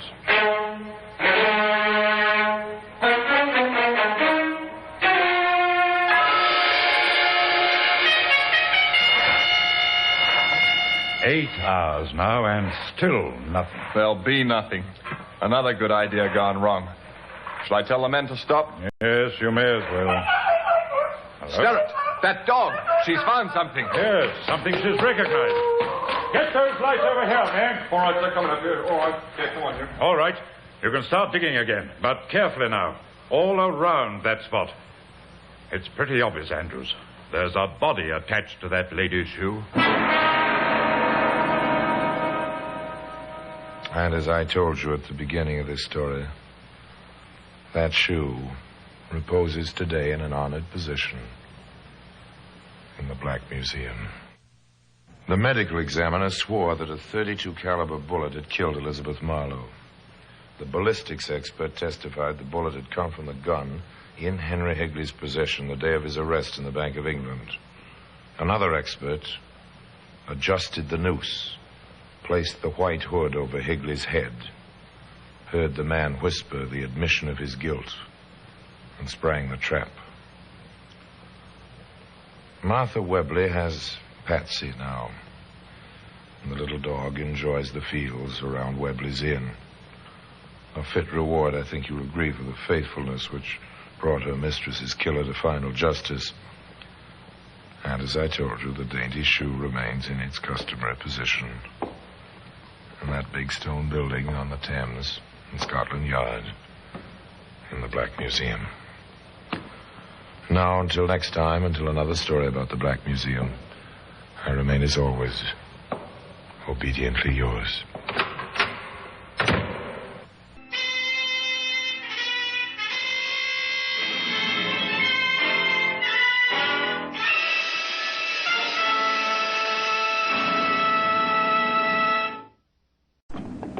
This is Orson Welles, speaking from London.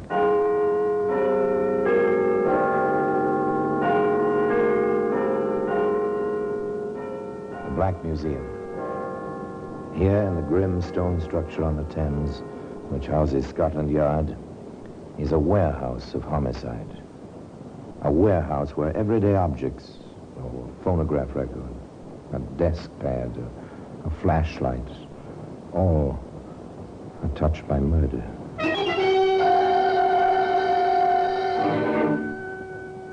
Now here's a leather bag. That's a familiar object. A doctor carries a bag like this, or a bank messenger, or a payroll clerk. Neat, compact, light. Not the kind of thing to carry the weight of death. You know, Sergeant, I like to think of all our cases as wrapped up neatly in a bag, like this. One package. I know what you mean, Inspector. This case now, it should have been open and shut. Like that. Today, that leather bag can be seen in the Black Museum.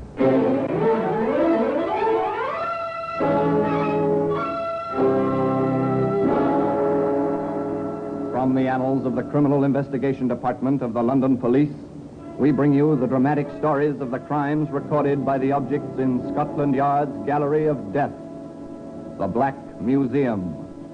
In just a moment, you will hear The Black Museum, starring Orson Welles.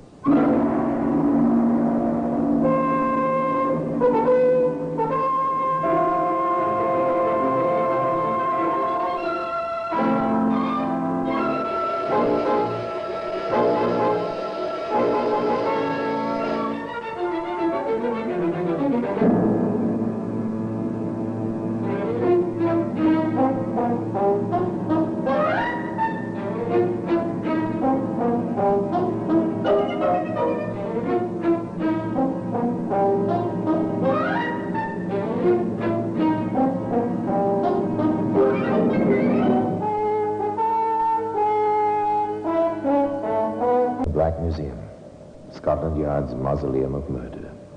It's by now a familiar place, at least to me. The vaulted ceiling with its sinister shadows, the stone floor, the endless shelves, the wooden cabinets, all familiar, all dedicated to the memory of murder. Here lies death, dormant now, silent, but still death. Mysterious, though carefully identified by the plain white labels. Repelling, though fascinating. The means to murder, arranged on exhibition. It is a symbol, created with skill for the rhythm of dancing, the sound of revelry. One fingerprint on this spun brass, and from it, the web was spun which brought a killer to his just and proper end. A revolver, designed for death. Have you ever heard of Russian roulette or death by chance? Well, there was no chance in the game where this revolver was used. The victim was picked. The murder was deliberate. The leather bag. Part of a puzzle. A jigsaw puzzle involving life and death and greed, which was never quite completed. A puzzle which began in the railroad yard at Alnmouth, in the coal district around Newcastle.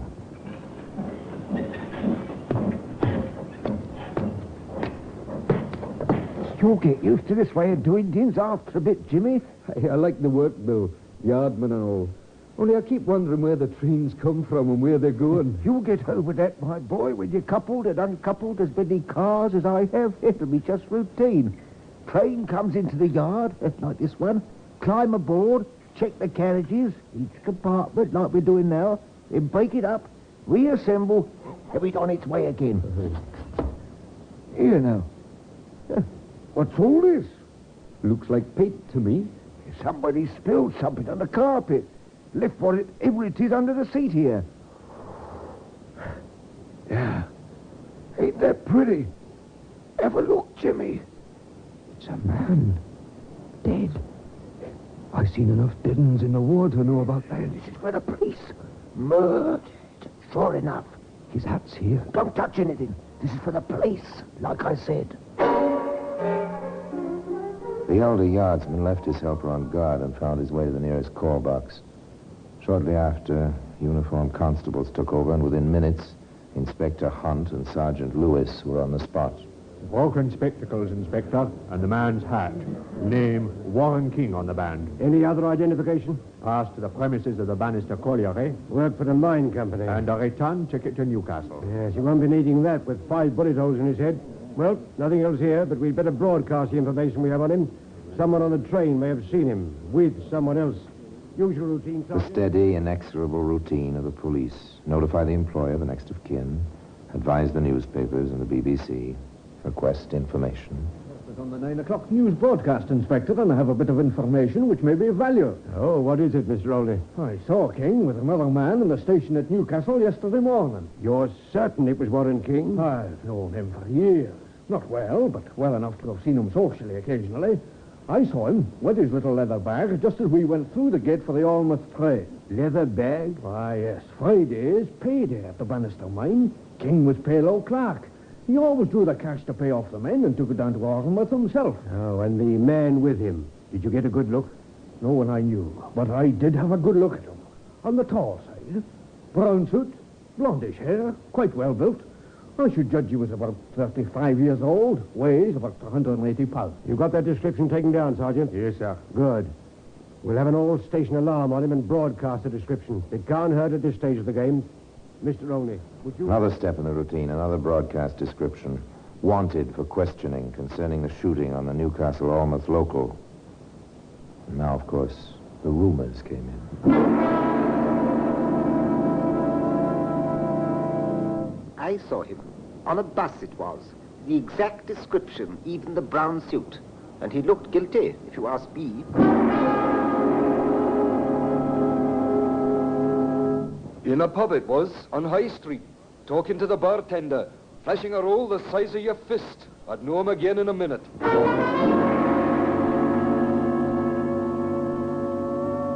He was sitting across from me on the train, right in the same compartment. Me in the same compartment, that close to a murderer.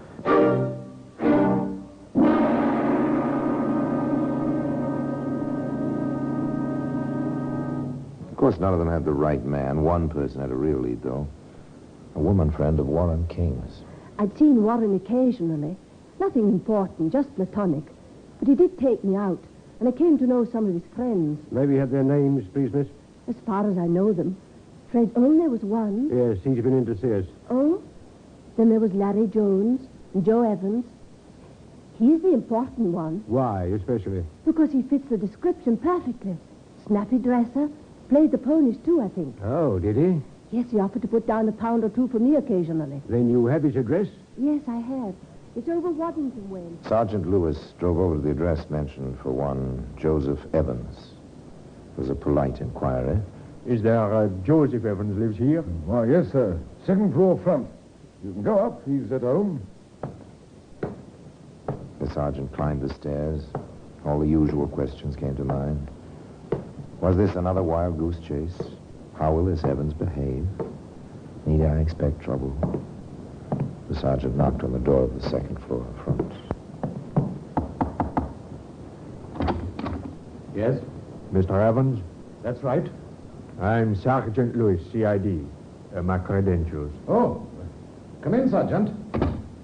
I must say I've been expecting someone from your division. Oh, sit down. Thank you. Now, what can I do for you? It's about Warren King, isn't it? As a matter of fact, Oh, it was rather a shock reading about him in the paper, then all the wireless broadcasts. You see, I was on that same train. Spoke with him on the platform, as a matter of fact. Run into him as we both fought on. Rather a disarming fellow, this Evans. eager to discuss the whole case, but none too helpful, however, as Sergeant Lewis reported. The man fits the description we broadcast, Inspector. He states, here, he put it down in writing. We talked briefly, Warren and I, then he went on to the first car while I stayed at the rear of the train. I was on my way to see Campbell of Blue Colliery, but I was into my paper so deeply.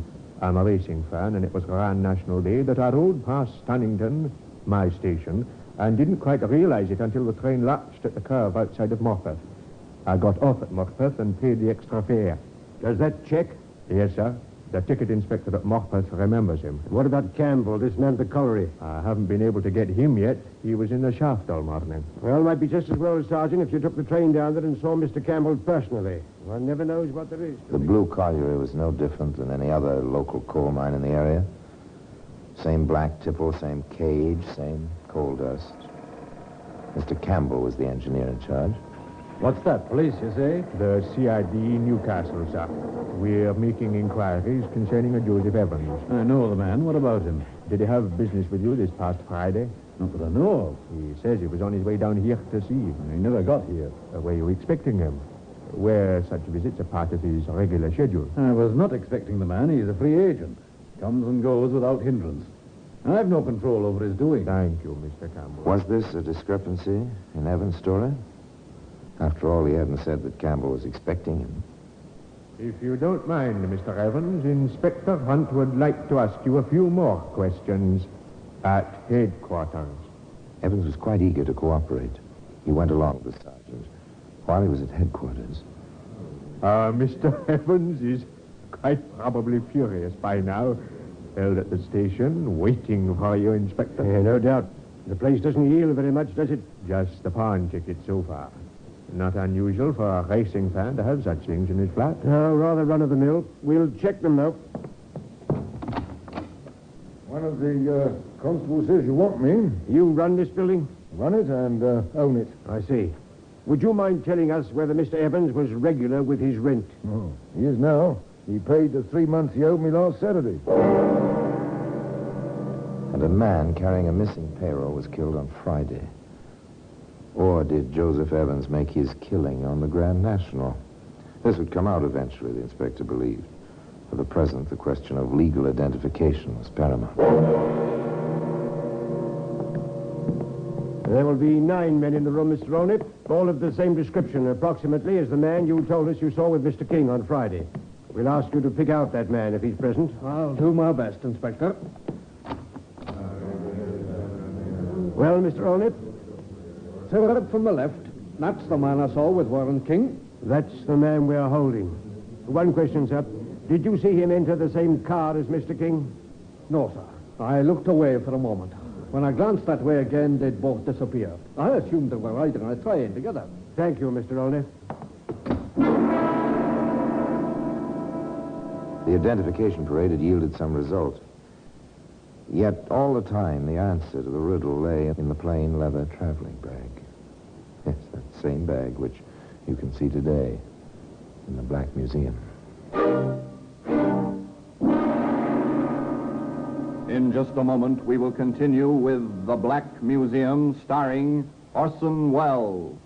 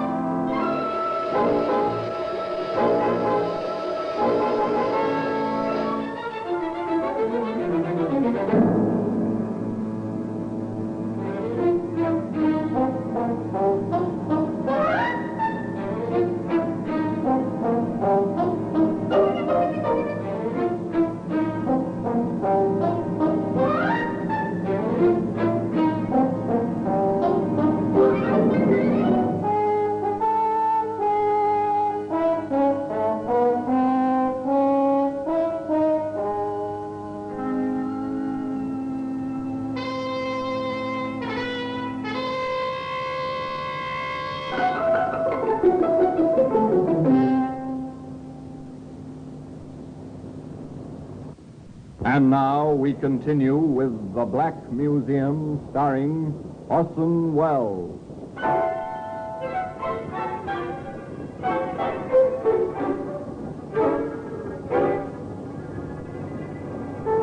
There wasn't too much to go on as yet.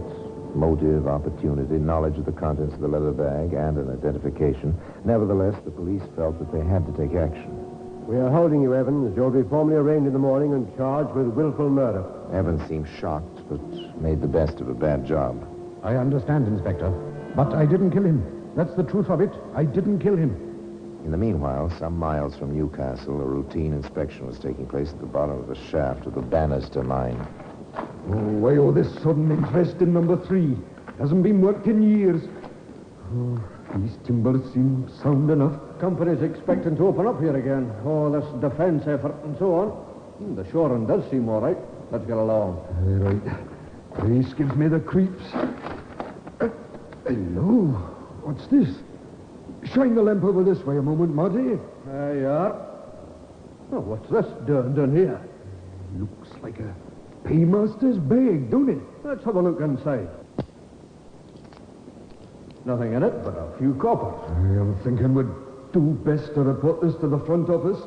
What with old King getting himself done in the morning. Yes, you would do best to report this to the front office, gentlemen. You had no business opening that bag in the first place. The front office will turn the bag over to the police. Inspector Hunt and Sergeant Lewis will take it from there. Chances are it is King's bag. It won't be too difficult to get it identified.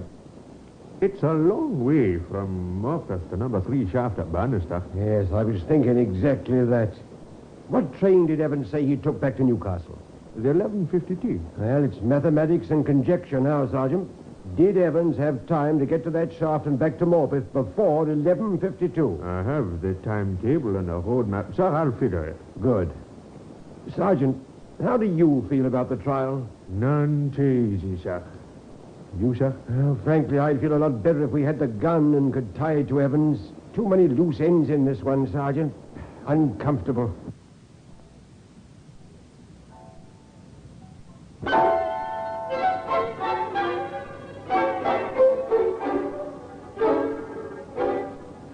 Joseph Evans was none too comfortable himself, nor was his defending counsel. They had the usual conferences in the lawyer's room of the prison where Evans was held, pending the trial. All right, man. You've admitted you spoke with King on the station platform. What then? Well, he went on about his business. Said something about the forward part of the train being closer to his exit gate at Olmouth. I went to the rear. For the same reason. The exit is at the rear at Stannington. But you didn't get off at Stannington. I told the police I missed the station. I was studying the racing form for the Grand National. I had a bet to make. Did you? I did. And I won. Worse luck. Then that's how you paid your back rent. Exactly. And not even a bookie stub to prove it. For once, gambling has paid off in reverse. You win and you're in trouble.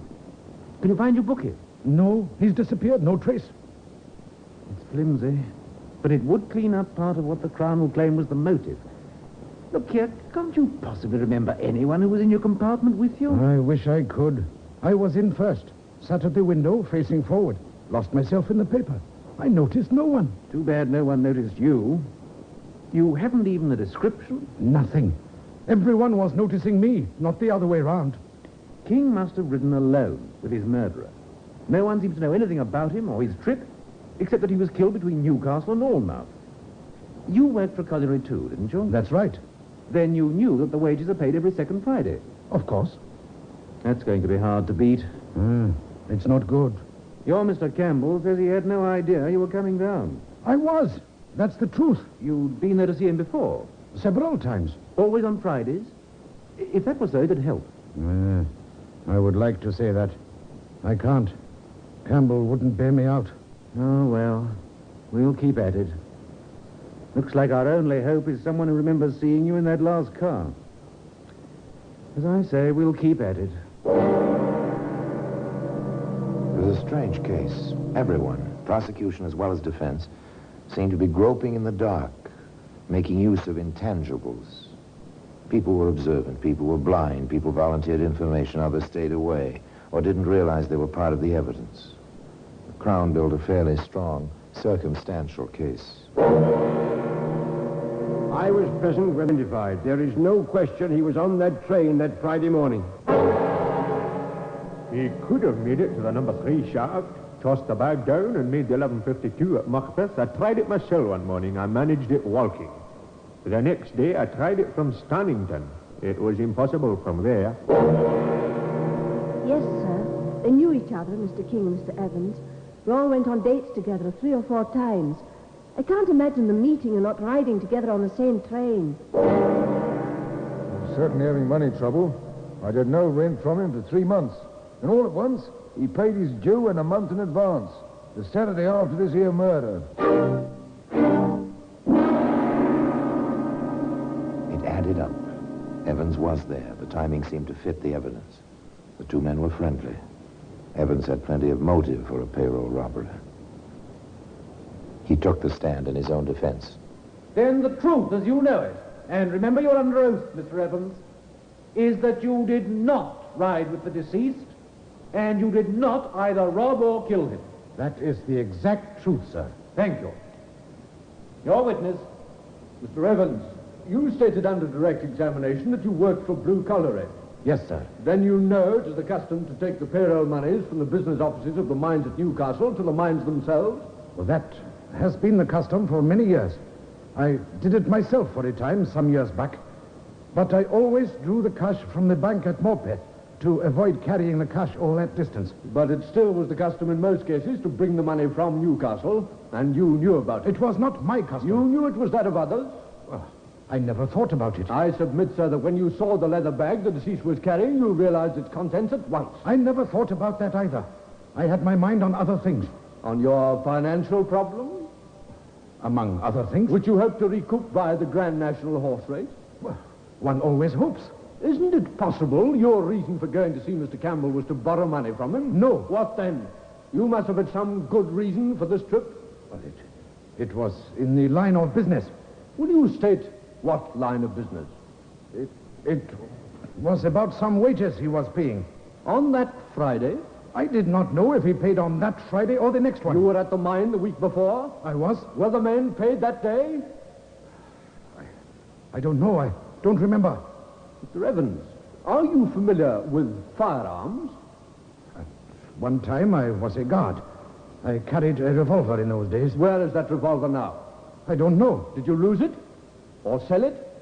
Or throw it away? I gave it back to the company with my uniform when I became an inside worker. Does the company own those firearms? Yes. Do you know where they're stored? Yes, I do. I ask you, Mr. Evans, did you take one of those revolvers with you on that Friday morning with intent to kill, use it against Mr. King, clean it and return it to its place before anyone noticed it was missing? No, of course not. Why should I? Can't you think of any good reason, Mr. Evans? No, of course not. I can think of several. Your financial problems, your intent to kill, even perhaps jealousy over Mr. King's attention to your mutual lady friend. That is not so. There was nothing. 5 bullets were pumped into Mr. King's head. 1 would have been sufficient. This suggests the additional motive of revenge. Well, Mr. Evans? I didn't kill him. I didn't. You can't make me say I did. I didn't do it. I didn't kill him. I didn't. Joseph Evans was not a good witness under cross-examination. He admitted nothing. But the impression that he knew many things which were left unsaid was vivid even in the stenographic record of the trial. The jury retired after 3 days of listening to the evidence. 2.5 hours later, they returned. Joseph Evans rose in the prisoner's box and faced them. The clerk asked, had they reached a verdict? We have. What was their verdict? Find the prisoner guilty. No. I am innocent. I spoke the truth. I never touched him. I didn't do it. I didn't do it. Who spoke the truth? The foreman of the jury or Evans? The only witness could never speak. And that witness, the leather bag, can be found today, as I've told you, in the Black Museum. Orson Welles will be back with you in just a moment.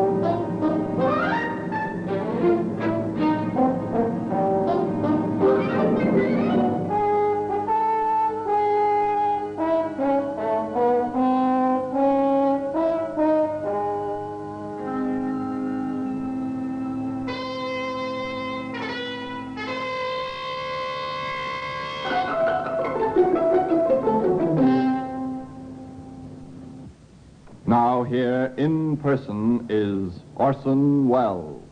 As the inspector said at the beginning of this tale, this case should have been open and shut. It was not. Still, Evans was found guilty by 12 men in the jury box, and he paid for the murder of Warren King at 8 o'clock one morning in Newcastle prison. Despite the missing witnesses on both sides, the people who shared the compartment of that last car of the fatal train, the people Evans claimed could have cleared him, the people who may have seen him in the death compartment several cars forward, the people who might have placed him at the actual scene of the crime. And despite that missing silent witness, the death weapon itself. And now until we meet next time, in this same place, and I tell you another story about the Black Museum, I remain as always, obediently yours.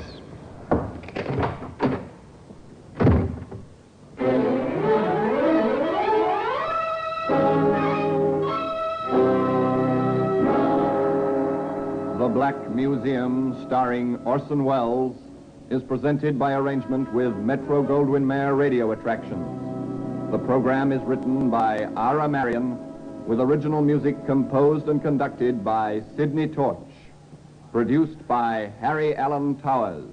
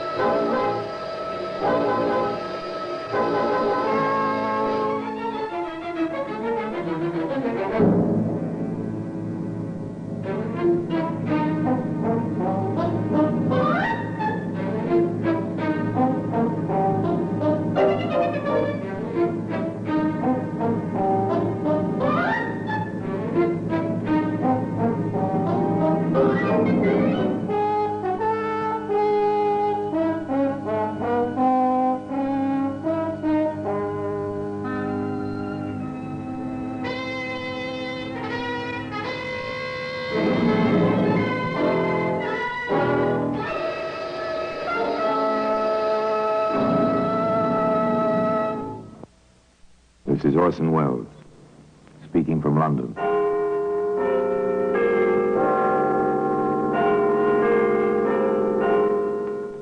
The Black Museum. Here in the grim stone structure on the Thames, which houses Scotland Yard, is a warehouse of homicide, where everyday objects, a magazine, a cigarette lighter, a student's lamp, a paperweight, all are touched by murder. Here's a letter. It's a familiar object, handwritten, rather good bond paper. No imprint on the top, merely a date. A simple single initial for the signature. Do you notice the same thing about this letter that I do, sir? Rather a well-formed handwriting? More than that. This letter was written by an educated person. A very well-educated person. But for what a purpose? Well, today, that letter can be seen in the Black Museum. From the annals of the Criminal Investigation Department of the London Police, we bring you the dramatic stories of the crimes recorded by the objects in Scotland Yard's Gallery of Death, the Black Museum.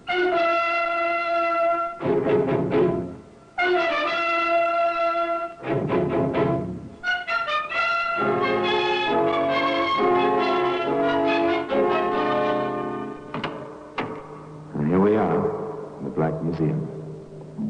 Scotland Yard's Museum of Murder. Yes, interred in this place are countless memories, represented by the objects in these shelves, in these cabinets. Memories of terror, horror in the night, of the ultimate cruelty between man and man, the killing of one human being by another.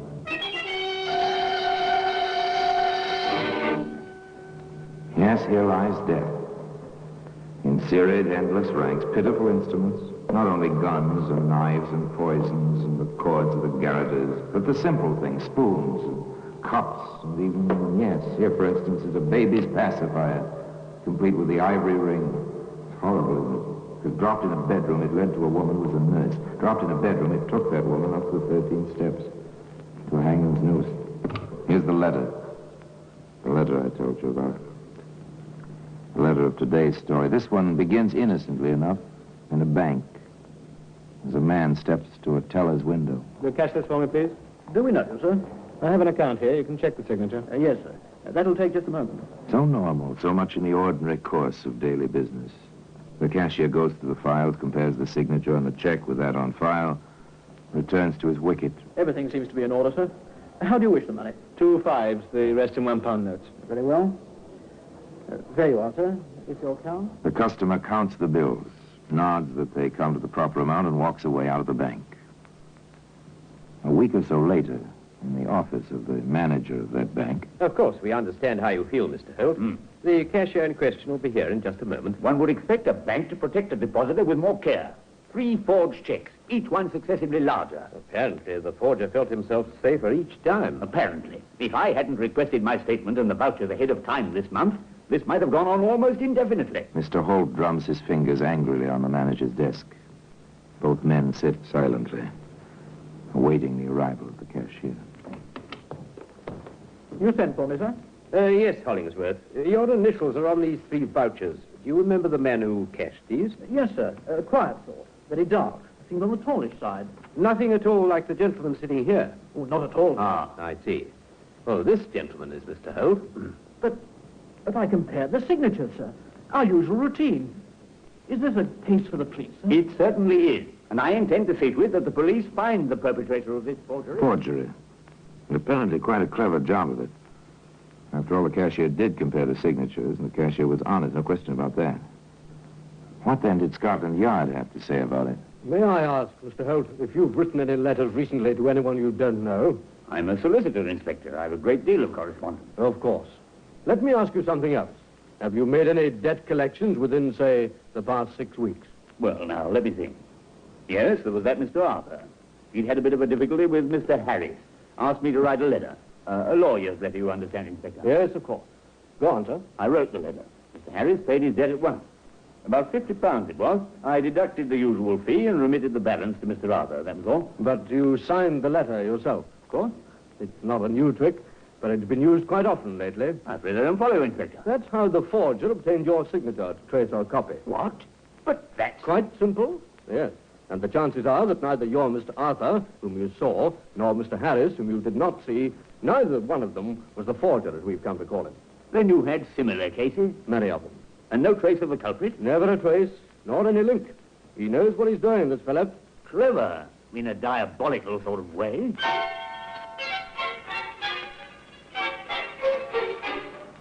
Clever in a diabolical sort of way. Well, you can fight this sort of cleverness with only 2 weapons. Patience and vigilance. Sergeant Berkey of the Yard was both patient and vigilant. Stationed in a bank as one of the searchers for the forger, the sergeant heard... Will you cash this, please? The name is Forsyth.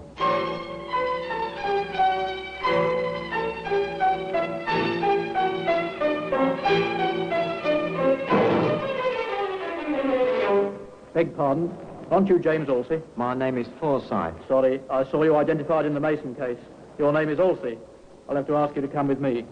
The sergeant took Mr. Halsey to the yard. There, Inspector Dodson proceeded to the questioning. You, that check was a forgery, didn't you, Halsey? No, sir, I didn't. I see. You were just doing a busy man a favor, running to the bank to cash a check for him. That's it. Exactly right, Inspector. He promised me £1/4. He did for me trouble. I can hardly believe that. You, with your record, trusted like that? Some folks trust me. No doubt. Any questions, Sergeant? Yes, sir. Look here, Olsey. Where were you supposed to deliver the money? Carter and Company Limited, Queensbury Building, to Mr. Forsyth. Same name as was on that check. That's all I know. Except I'm out £1/4 and in trouble besides. No, you, Sergeant. There'll be no Forsyth at Carter and Company. Let this fellow go. He's telling the truth for once. The man we want is the forger. Another blank. No link to the man whose mind was planning all this cleverness. Of course, they did learn one more fact about his operation. Just before we close the file, I think we might check up and see if we can learn anything from the real Mr. Forsyth.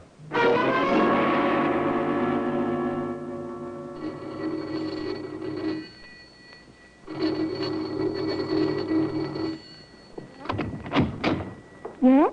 Oh, I'm a police officer. My credentials, ma'am. Oh, I expect you want to see my husband. Well, if you please, ma'am, we're making a few inquiries. Yes, come in. Thank you.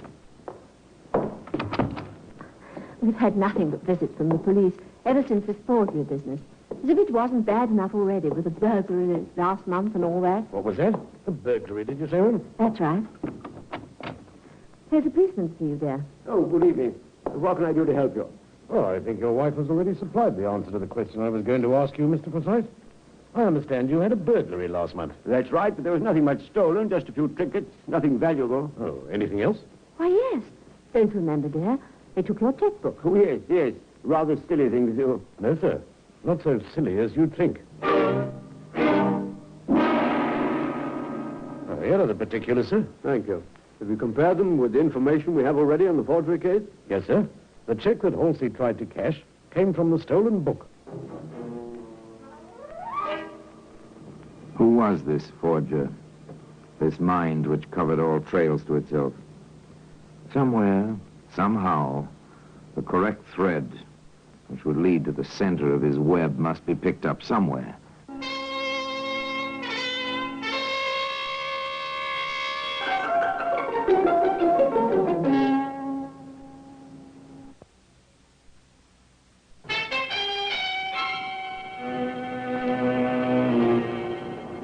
I believe some money has been pressed to my credit here from my bank in London. The name is Harrison, Charles Harrison. I'll see Mr. Harrison. Just a moment, please. You know how this is done, of course. You deposit money in one bank in, say, London. Notice the draft is sent at the depositor's request to a branch of the same bank in another city. You arrive in that city, identify yourself, and receive your money. Usually it's a fair amount, too large to travel with. How much is this draft of yours, sir? £250. The amount's correct. It was deposited in our London office by Mr. Harris Thompson. That's right. With instructions to pay to him in person. I'm here. You wish identification? I have it. But you're Mr. Harrison. Charles Harrison. You said so a moment ago. I'm Harris Thompson. I see. Perhaps the London branch made a mistake. I'll get in touch with them and come back tomorrow. Sorry to have bothered you. I caught your signal, Barclay. Is something wrong? That fellow there, sir. Just going out the door. Gave me two different names while he was trying to collect on this draft. Some kind of swindle? I can't say, sir. The order came down from London in perfectly good order. There are £250 up there. It's a bit strange. And he behaved oddly. Gave his name as Harrison. It's quite simple. Quite simple, really. Money had been deposited in London. The man who was to draw it in Yarmouth would thereby acquire the appearance and reputation of wealth and honesty. When he returned with a new forged draft, it would be honored. It's a neat scheme. But the fellow mixed up the names. The Yarmouth bank reported to the Yard. Inspector Dodson came calling. We'll get out a pickup order. It might be well worth our while to talk with this Harrison Thompson, whatever his name is.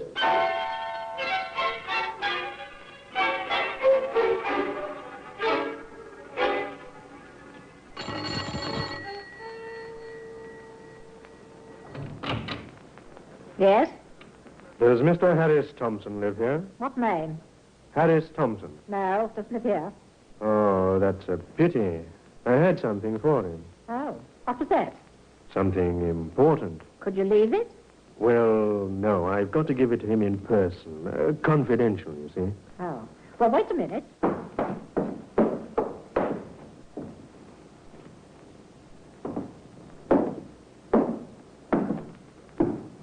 Yes? What do you want? Are you Mr. Harris Thompson? Who are you? Never mind who I am, Mr. Harris Thompson. I have a warrant for your arrest. My name isn't Harris Thompson. That's something we know already, Mr. Rafe. All right, Rafe. You tripped yourself. You know that now. My name is Harris Thompson. Stop it, Rafe. Your fingerprints are in file in criminal records. We know your name. My name is Harris Thompson. It'll go a lot easier with you if you admit the truth. My name is Harris Thompson. And that's all you'll say? My name is... All right. We've heard it before. Lock him up, Sergeant. The charge will be attempted fraud and larceny. Come along, Rafe. Perhaps you'll change your With mind. Rafe Harrison Thompson safely away in the Yarmouth jail, Inspector Dodson, in company with several Yarmouth policemen and the manager of the bank, visited the man's lodging. I must say, Inspector, when you search a place, you are quite thorough. Just a routine, sir. Does this make any sense to you? Dear friend, there is no doubt your error at the bank, while understandable, was quite grave. However, I expect to rectify it shortly. The bank has requested that Mr. Thompson come there personally to sign a new bit of paper, giving Mr. Harrison permission to withdraw the money in Yarmouth. I will explain later exactly what I want you to do. In the meanwhile, do not come up to London. Caution has always been and always will be my watchword. Trust me, sincerely yours, J. While this fellow is describing our regular procedure, where identification is in doubt. I see. Do you notice the same thing about this letter that I do, sir? Rather a well-formed handwriting. More than that. This letter was written by an educated person. A very well-educated person. But for what a purpose? Yes, the phrasing is simple, but the words he uses, it's a little difficult to understand, isn't it? Why someone with education would involve himself in something like this? Well, when we find J, we may have an answer to that. In the meantime, I think we may have our first direct link to the forger. Well, today, as I told you, that self-same letter can be seen in its place in the Black Museum.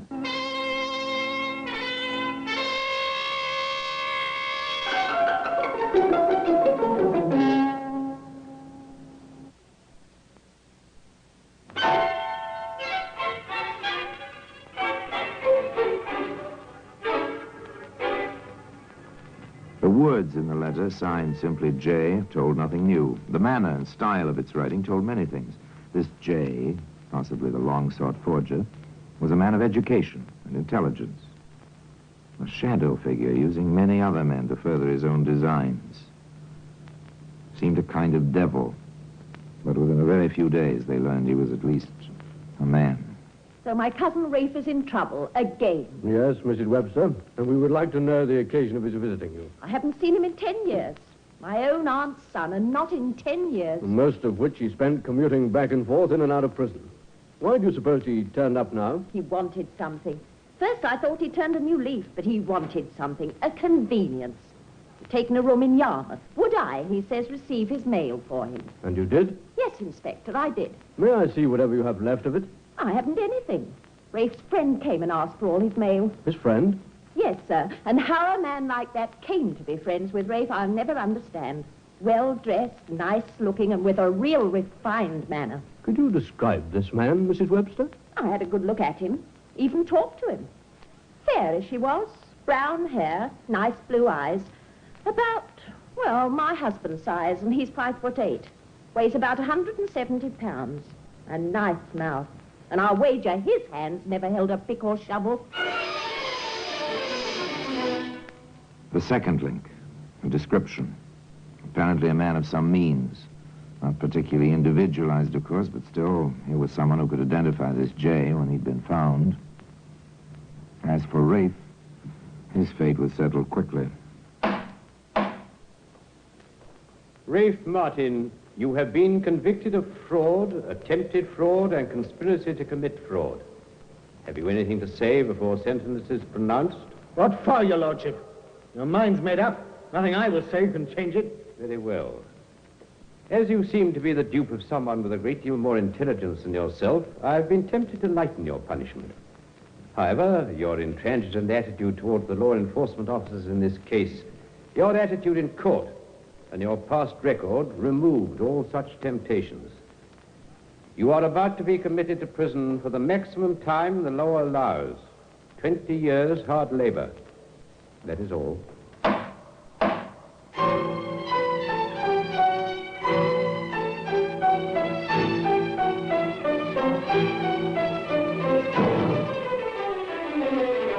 An underling, a dupe, went to prison.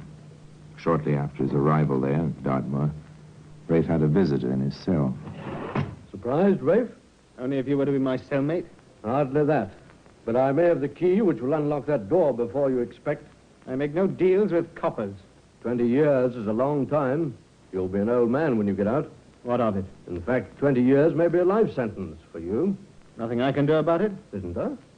I think you know exactly what you can do about it. I don't talk. Your friend Jay didn't help you much in court, did he? Why should he? I don't think you owe him anything. Chances are he had the lion's share of all your little dealings, and now he's free to go right on while you're in here. Think about it, Rafe. If you change your mind, the water... Rafe thought about it. Honor among thieves. Up to a point, perhaps. But the cold, bleak winter at Dartmoor was beyond that point. At least for Rafe. All right, Inspector.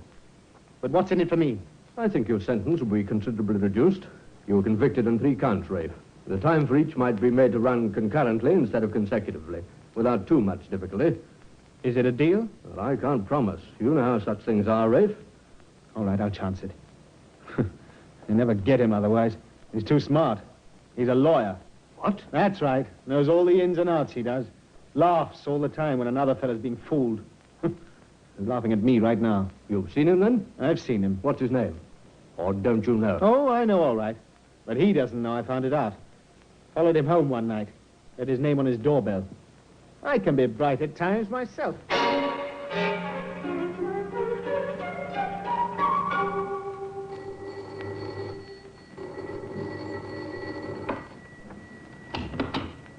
Yes?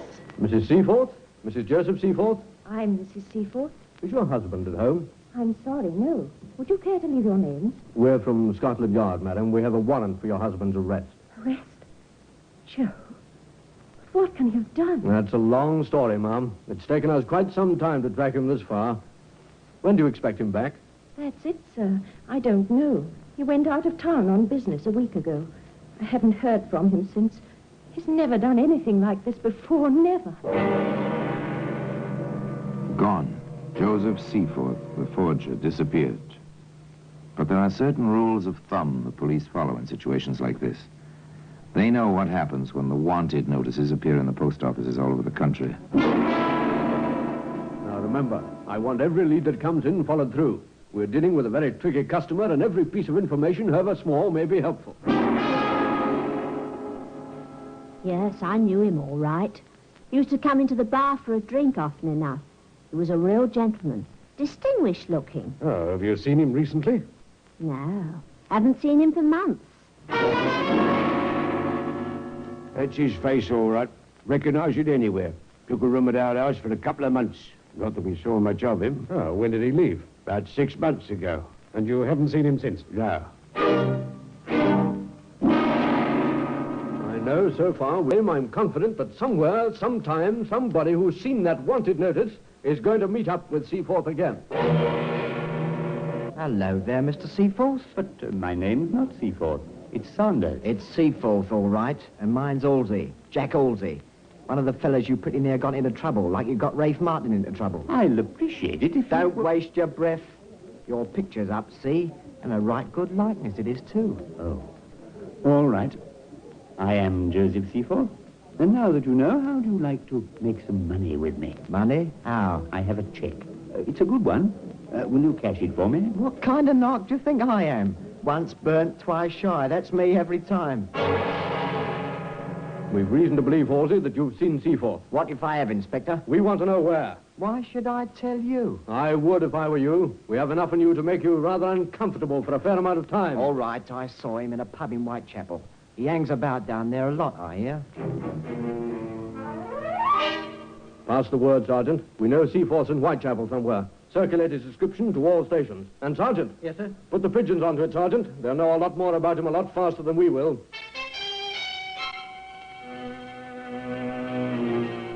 Seaforth seems to frequent 2 places more than others, Inspector. The Dancing Bear and the Monument. Well, he's getting a trifle careless, isn't he? With all his cleverness, he ought to have known better than that. The search had narrowed now. 2 pubs in Whitechapel. The inspector and Sergeant Berkey dropped in at the Dancing Bear for a quiet pint. Do this again, will you, landlord? Very well, sir. We seem to be drawing a blank here, Inspector. So far, yes. We'll wait a bit. There you are. There you are. Thank you, sir. By the way... You're barking up the wrong tree, copper. This man's name is Saunders. Stay out of this, landlord, if you want to stay in business. My name is Saunders, and if you are the police, it's hardly necessary for you to molest decent citizens. It's no good, Seaforth. I think you know that. We have a warrant, and your fingerprints from your own apartment. All right, Seaforth. It's finished now. Perhaps one day you'll tell us why you did it. The law can be very dull. When you know it and turn it on itself, there's excitement of a sort. Perhaps one day you'll tell me how you picked up the proper thread. It doesn't matter very much at the moment. And the silent witness to that whole story is today in the Black Museum. All Orson Welles will be back with you in just a moment. The trial of Joseph Seaforth was swift. One somewhat strange incident did occur, strange in the light of the man's background, previous experience. Throughout the trial, he made no effort to defend himself. He seemed quite ready to accept whatever punishment was determined for him. And then, as the judge was about to pronounce sentence, Seaforth requested the record of his case. He wished, he said, to enter objections to what he felt was inadmissible evidence. The judge denied the request on the grounds that the objection should have been made before the verdict was announced. So Joseph Seaforth went to prison for 20 years. And it was never determined why the lawyer in him awoke, only when it was too late. And now until next time, till we meet in the same place and I tell you another story about the Black Museum, I remain as always obediently yours.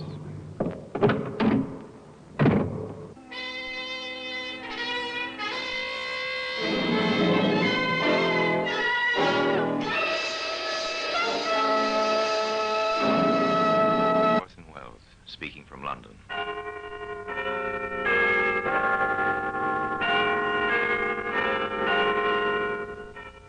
The Black Museum, a repository of death. Here in the grim stone structure on the Thames, which houses Scotland Yard, is a warehouse of homicide, where everyday objects, a crumpled newspaper, a tin can of lighter fluid, a small radio, all are touched by murder.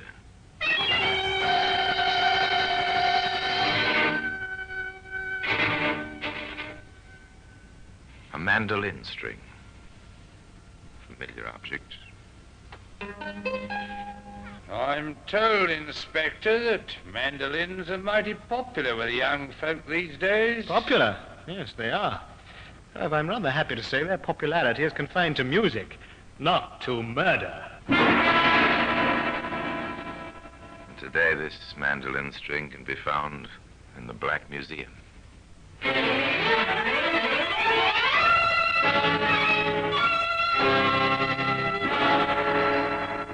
From the annals of the Criminal Investigation Department of the London Police, we bring you the dramatic stories of the crimes recorded by the objects in Scotland Yard's Gallery of Death, the Black Museum. In just a moment, you will hear The Black Museum, starring Orson Welles.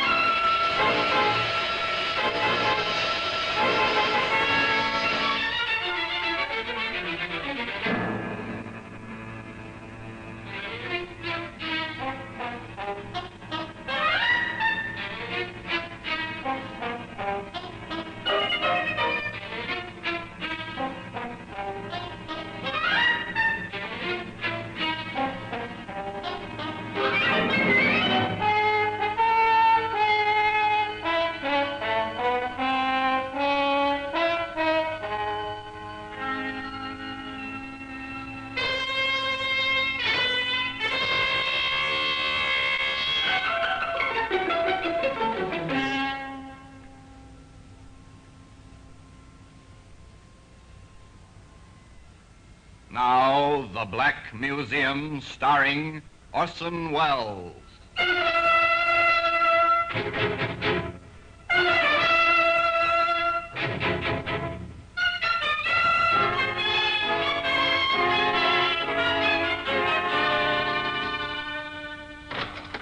Well, here we are in the Black Museum, Scotland Yard's Museum of Murder. Here lies death, arranged neatly on the shelves and tables open to your view. Now, here's a spoon. It's a simple household spoon. Our murderer was meticulous. With this, he measured out a careful dose of poison. That oar up there on the wall, that was used by the stroke of a famous rowing aid at Henley. Later, it was used in anger, swung at a man who stood on the edge of a pier, stunning him. The man drowned in the Thames very quickly. Ah, here we are, the mandolin string. Just a coil of rust-spotted wire now. String from a mandolin. A relic of another era. An era of polished carriages, well-groomed horses, Simple, sedate living, Edwardian England. And Louise Evans. Louise, my dear. Stuart, darling, I'm playing for you. In more ways than one, she's playing for you, Stuart. Louise, you've got to listen. Go ahead, son. She'll listen. Just say the right words. Louise, I love you. You're adorable. You're getting closer, Stuart. You're doing better now. Louise, my darling, will you marry me? At last. That's the way, Stuart. You see? I told you she was playing for you.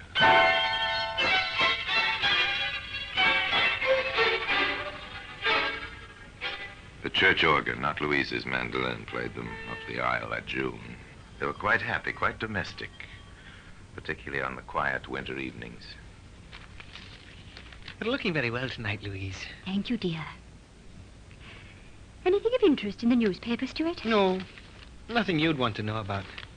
Oh, Stuart, darling, I wonder if you'd mind... Something you want, sweet? Well, Maisie's gone to her room. I hate to disturb her. Let me get it for you, whatever it is. Oh, thank you, dear. It's just that... Yes? Well, you may think it's a little odd, but... Well, I have this funny little desire for a glass of wine. Don't apologize, darling. There's nothing wrong in a glass of wine. Is there any in the pantry? Well, no, dear, that's just it. A trip down to the cellar. Not another word. My pleasure is to serve you, my dear. The husband gets up. He puts his newspaper aside and leaves the room where his pretty young wife sits by the fireside. Walks down the hallway to the cellar entrance, pausing on the way to pick up a candle from the table by the stairs. Lights the candle, opens the little doorway. The candle flickers, casting a fitful yellow light, darkening the shadows where its beams fail to penetrate. Stuart Mason starts down the stairs.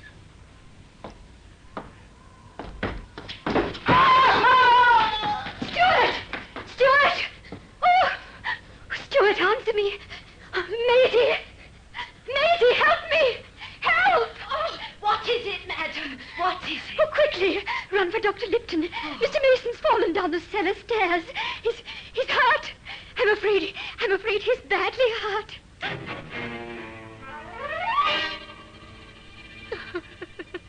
Oh, it must be a terrible shock, Mrs. Mason, I know. If you take a sleeping powder. Oh, no, Doctor. No, it was my fault. My silly wish for a glass of wine. If I hadn't asked him... Oh, Doctor, the least I can do is to face my grief. That's the least I can do for poor Stuart. If you wish, Mrs. Mason, I understand. Death is a terrible thing. When it comes so suddenly to one so young, it is most terrible of all. Yes, it is terrible. A broken neck, falling down the cellar stairs by flickering candlelight on a simple and hardly necessary errand. My dear, as a close friend of both your late husband and yourself, I feel justified in asking you to contain your grief. After all, you're young, and if I may say so, pretty. Nelson, you are sweet. I simply do not know how I would have lived through these long, long months without poor dear Stuart's friends, particularly you. This brings me to a point, my dear. I've meant to discuss it with you. I begin to feel something slightly more than respect for you, Louise. If I may take the liberty... Nelson, watch your words. Look out, Nelson. A pretty blonde widow with wide blue eyes, so delicate and fragile. Watch your step. Oh, my loneliness in this house. At night, the floors creak. They seem to try to speak with me. Maisie does her best, but it's still so... Well, you know. You're lonely too, aren't you? I must confess, Louise, that I am. Now, see here, young lady. We're going to start a new life for you. Oh, Nelson. Some cream for Mrs. Church, Maisie. Yes, madam. Oh, thank you. You know, Louise, this is the nicest idea. Having coffee with our menfolk, I mean. I always hated the idea of the ladies withdrawing while the men had their port alone after dinner. Well, I can't say I mind when our hostess is as lovely a bride as Louise. Eh, Nelson? Do you agree, old man? Of course I agree. After all, I married her. How you men do go on.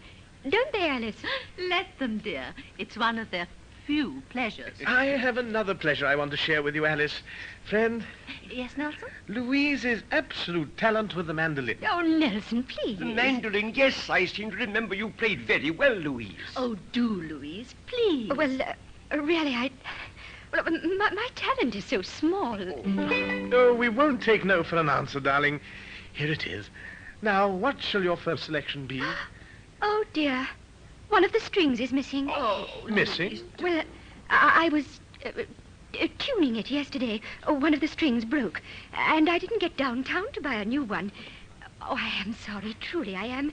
Perhaps next time you're here. Too bad. Really too bad. It would have been so nice. Recently married young lady with a gaily beribboned mandolin in her lap in a lamplit room. It would have been so nice.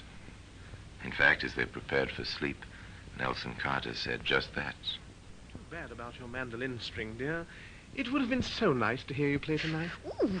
What is it, dear? Oh, the sheets are icy.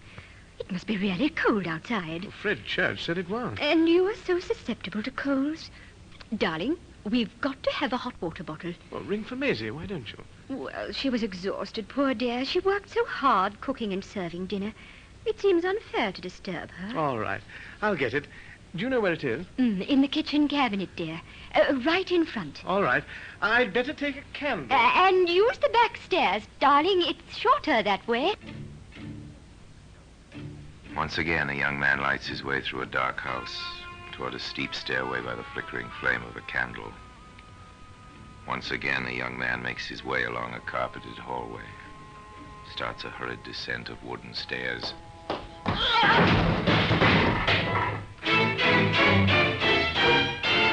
Nelson! Nelson! What happened?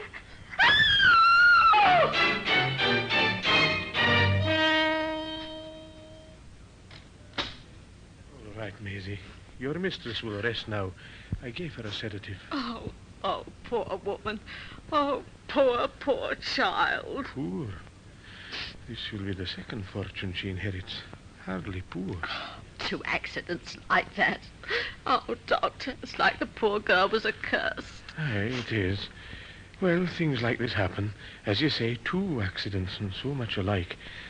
I shall probably recommend that your mistress builds herself a new house with no cellar and all on one floor. Whatever for, sir? No stairs, my girl. No stairs for anyone to fall down and break his neck. Well, I'm on my way. No visitors allowed. No until visitors. tomorrow, Maisie. And no stairs in a new house. Well, perhaps. Certainly for another year at least the mandolin will be silent. I think that may be counted upon. That and the widow's weeds and the tearful glances from wide blue eyes. Of course, there was one item that no one counted on.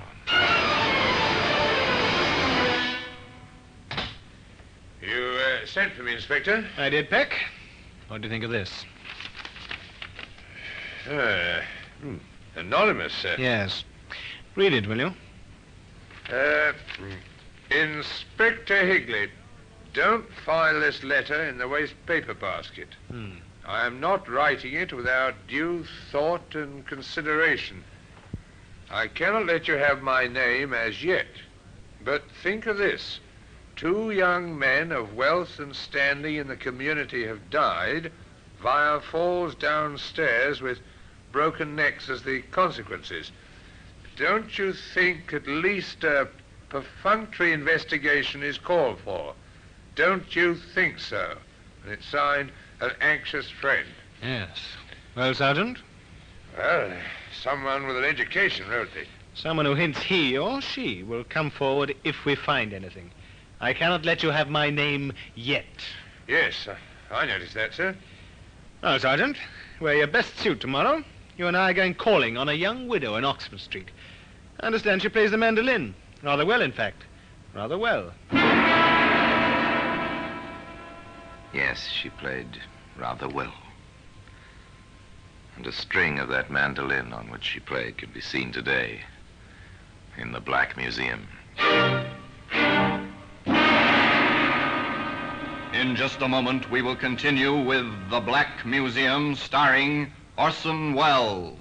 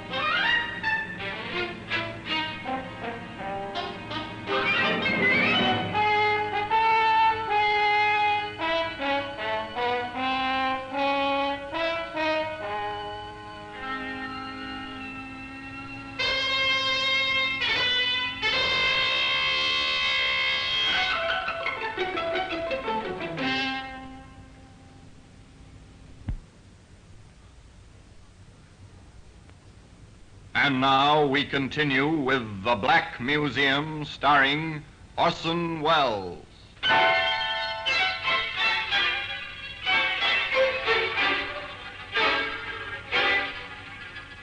Two young men dead with broken necks. Both cases certified.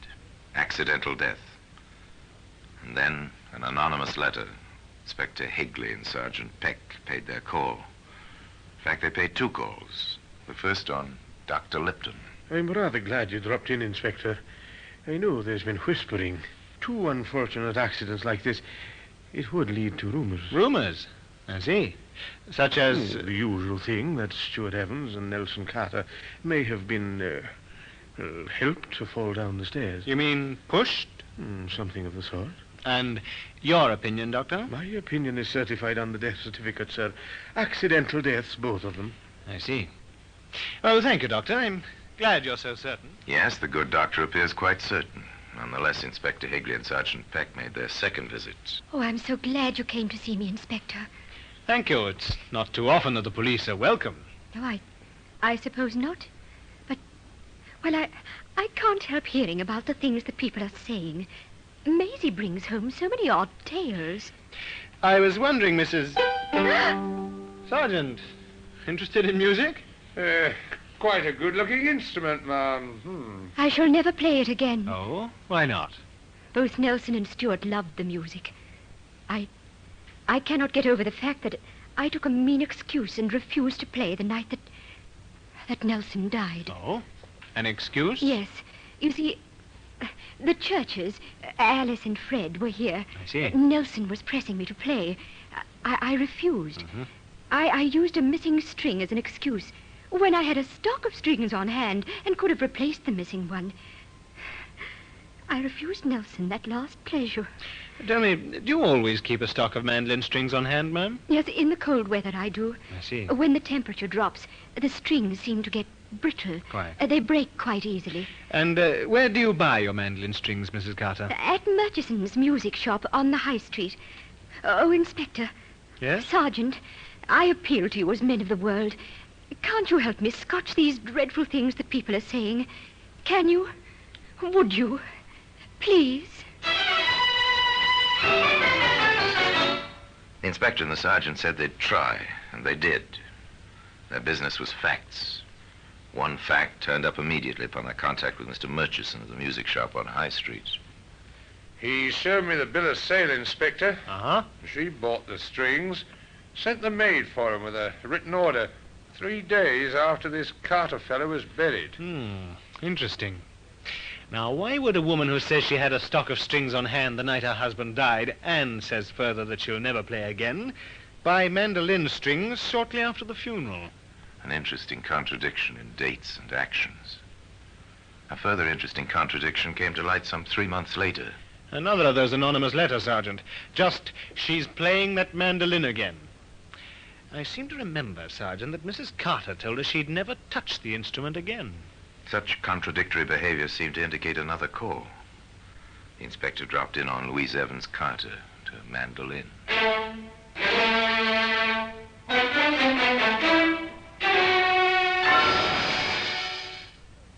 Inspector Higley. How nice. All right, Maisie. Yes, madam. Inspector, my friend Clifford West. How do you do, sir? Inspector, I'm afraid you've caught me in a fib. Is that very bad? A fib? Well, it couldn't be bad. Not from you, Louise. I don't quite follow, Mrs. Carter. I told you some time ago I'd never play my mandolin again. And you've heard me playing. Yes, so you did. And so I have. But there must be a good reason, I assume. Oh, but there is. You tell him, Clifford, dear. As it happens, sir, we are both very, very happy, and music seemed extremely apropos. You see, sir, Mrs. Carter, Louise, has just done me the honor to consent to be my wife. Number 3. The inspector sensed the tension in Midhaven. He waited. All of Midhaven seemed to be waiting with him. The first action came from an unexpected quarter. Inspector Higley, I demand you trace this letter for me at once. May I see your letter, sir? Here. I see. Mr. West, 2 men have died with broken necks. Are you the third? Are you entering the den of the tigress? Tracing a letter like this is not the easiest. There was no question in the inspector's mind that the author of Clifford West's letter was the same party who'd written the 2 notes addressed to the inspector himself. A brief comparison of the handwriting removed what little doubt the inspector had. And Sergeant Peck dropped in on the small Midhaven post office. This your postmark? That's right, sir. Of course it is. Ever see this envelope before? Well, maybe, maybe not. Seen hundreds like it. You can buy that cheap kind in any stationery shop in Midhaven. Blank, Inspector. Nothing. I expected as much. Do you think that West fellow will be scared off, sir? I doubt it. Sergeant, take this copy over to the Midhaven Gazette, will you? I want it run in every edition for a week. Think you'll get an answer, sir? Well, remember the first letter. I cannot let you have my name as yet. Uh-huh. Perhaps the party concerned will feel now is the time to reveal himself, or herself, as the case may be. That promise of absolute privacy may do the trick. I saw your advertisement, Inspector. I came. I hope you can protect me if I'm wrong. I hope I'm wrong. I sincerely do hope so. Your confidence will be respected, Mrs. Church. Thank you, sir. I trust you don't feel there's any jealousy involved of any kind. My job is facts, ma'am. Do you have any? I don't know. You see, Stuart and Nelson both were young men of whom my husband and I were very fond. Uh-huh. And I remember so distinctly how disturbed Louise seemed when we asked her to play that night. She seemed upset over our discovery of the missing string on that mandolin. I guess that's all, Inspector. It's not very much, is it? No, it's not. But it seems so peculiar. And the mandolin, always that mandolin. Inspector, how could a mandolin be used to kill anyone? I don't know yet, even if anyone was killed. However, I'd like to find out. Mrs. Church, have you any idea of Mrs. Carter's social engagements? I mean, when, for instance, is she probably out of her house for a length of time? If you can advise us as to any such matter. It seems Mrs. Carter attended the ladies' auxiliary of the local church each Wednesday afternoon, an activity a respectable young widow would be expected to enjoy. And it was Wednesday afternoon when the inspector and the sergeant called. The mistress isn't in, sir. I doubt if she'll be too long. May we wait? If you wish to, sir. The inspector went into the sitting room. Sergeant drifted toward the kitchen. Maisie, safely occupied by the good sergeant, Inspector Higley swiftly found the cellar stairs. Carefully he moved down, examining each step, each lift and tread, each section of the baseboard.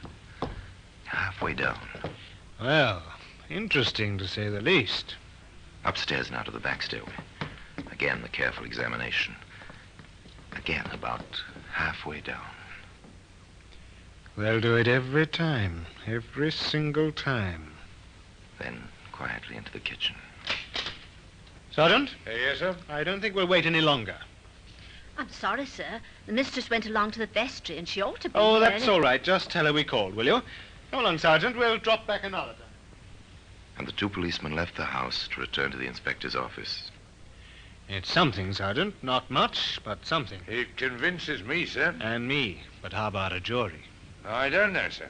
Of course, if we had a bit more, the nails themselves, sir. And then there's the business of buying that stock of mandolin strings. Sergeant, we'll drop in on Mrs. Carter this evening.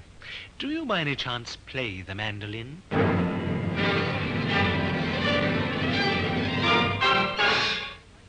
It was nice of you to come back so soon, Inspector. I do hope you've been able to help me with all that mean whispering I told you about. I wish we could, ma'am. I wish we could.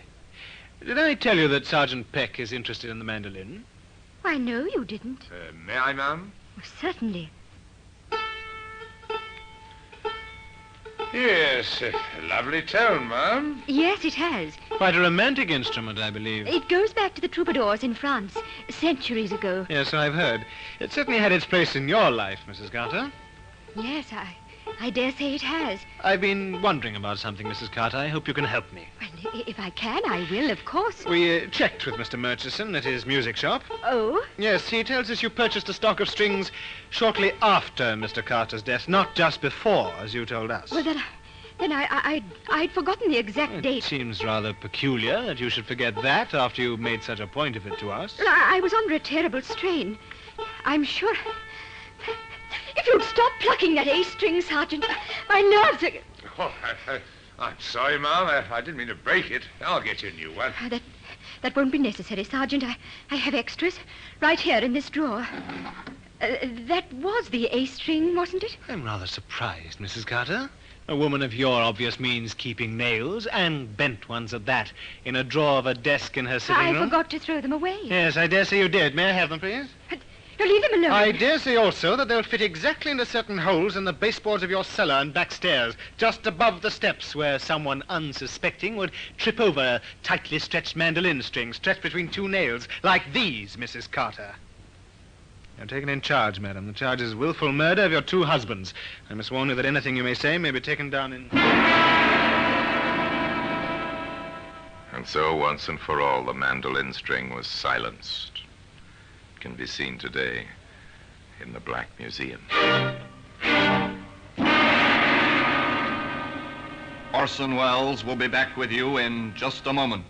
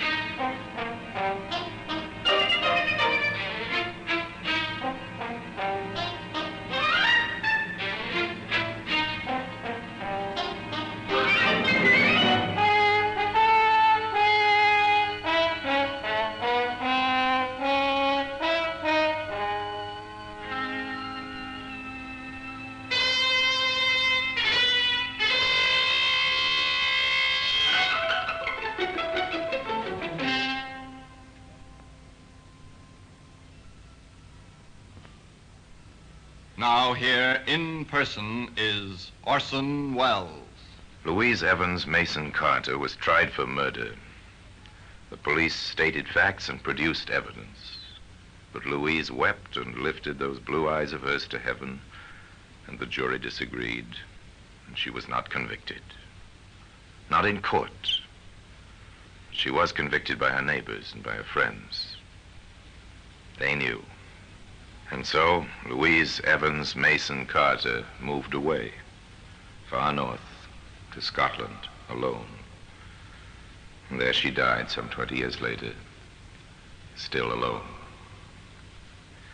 And now, until next time, till we meet in this same place and I tell you another story of the Black Museum, I remain, as always, obediently yours.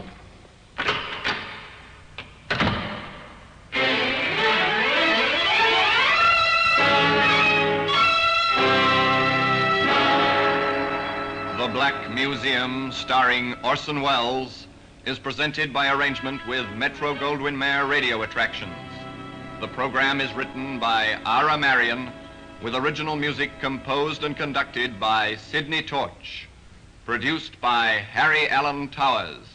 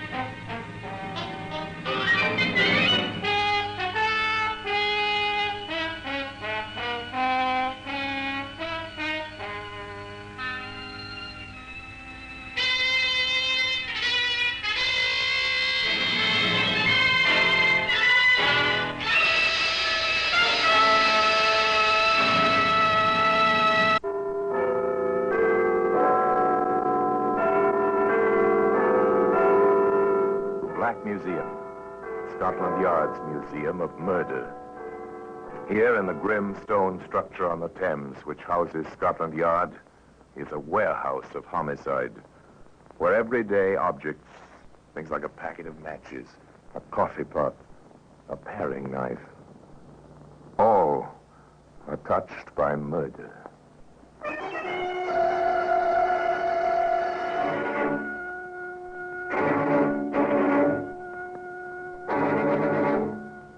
Now here is a pint bottle labeled meat juice. Perhaps you've seen one of these. Your grandmother certainly saw one. In fact, when you were a child, you may have been fed meat juice for the iron and strength it contained from just such a small glass bottle. Yet here it is, in the midst of all the other relics of death. Well, Inspector, what do you think? Mr. Harland, we did our best. The little bit of white sediment at the bottom of the bottle, see it there still? You know what that is? Yes, arsenic. And to me, at least, the means of murdering my brother.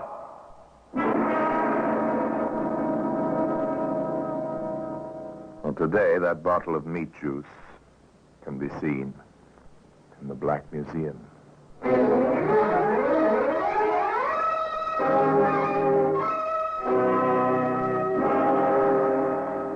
From the annals of the Criminal Investigation Department of the London Police, we bring you the dramatic stories of the crimes recorded by the objects in Scotland Yard's Gallery of Death, the Black Museum. In just a moment, you will hear The Black Museum, starring Orson Welles.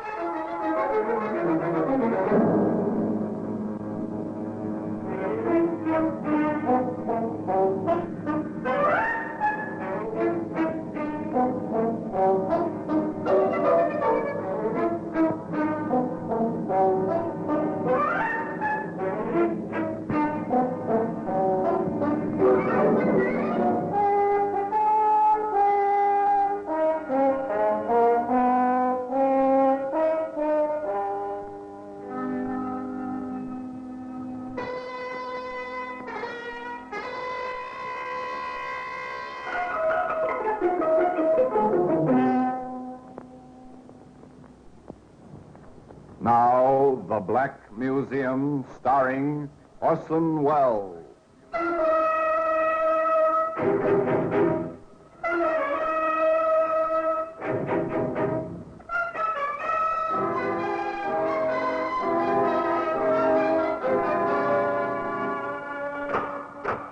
Here we are in the Black Museum, Scotland Yard's Museum of Murder. Yes, here are all these carefully labeled weapons, labeled in boxes and vials. Here is sudden, unexpected, violent death.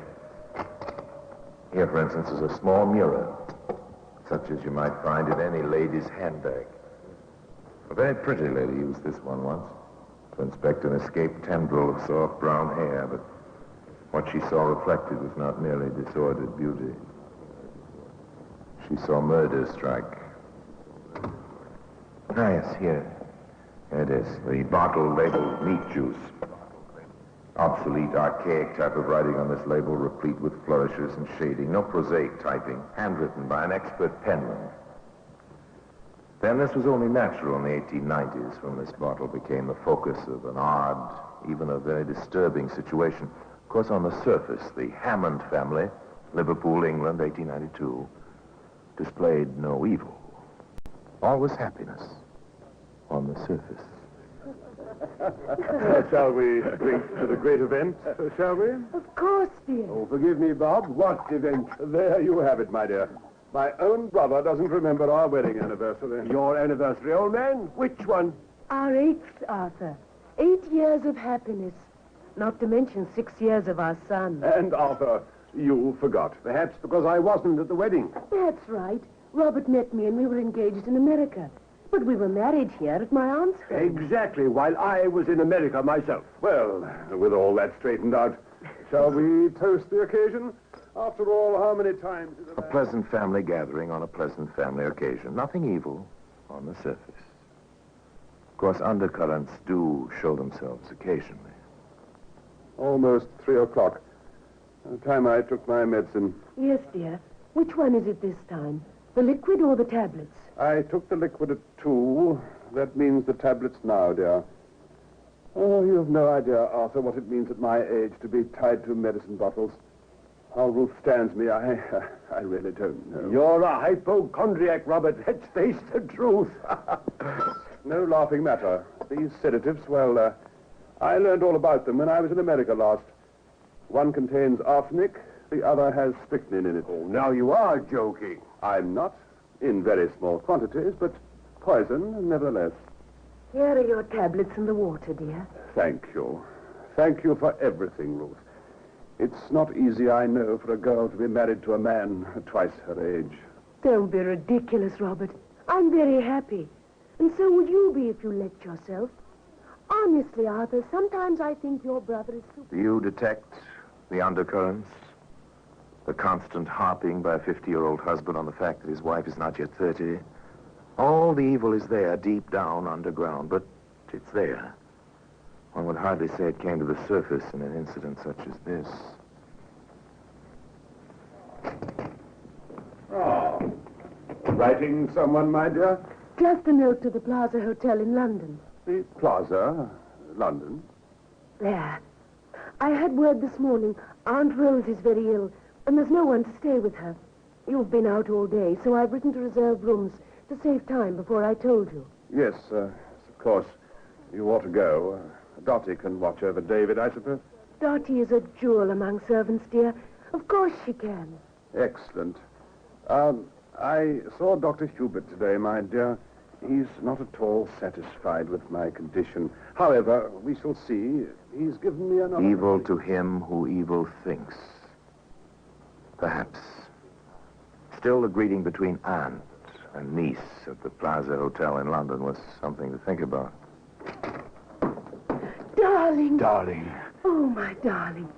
Been so long. Too long, my beloved, too long. But now, my sweet, 3 whole days together.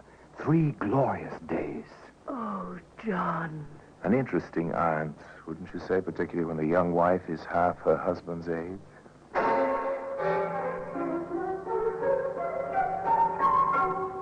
Now, there were some things which Ruth Hammond had in common with her husband. One was a love of horses and horse racing. It followed then that when the time for the Grand National arrived, Robert pulled himself together and took his wife to the world-famous race. And then an incident took place relevant to this story. Oh, it's wonderful, Robert. Just wonderful. I'm glad you're enjoying yourself, my dear. Hello, Ruth. Imagine running into you here. John. Oh, John. The gentleman seems to know you, my dear. I'm sorry. Mr. John Browning. My husband. How do you do? Well, thank you. And you? As well as can be expected. John's an old friend of mine, Robert. Aren't you, John? Yes, I think I can say I am. Well, won't you join us? There's plenty of room in our box, and I'm sure we'll be happy to have you. A casual meeting, a simple introduction, a gesture of hospitality, but who would expect a circumspect young woman to cast caution and good behavior to the wind? Dottie! Dottie! Yes, sir, Mr. Hammond. Right here, sir. Where were you? I was upstairs, sir, with Master David.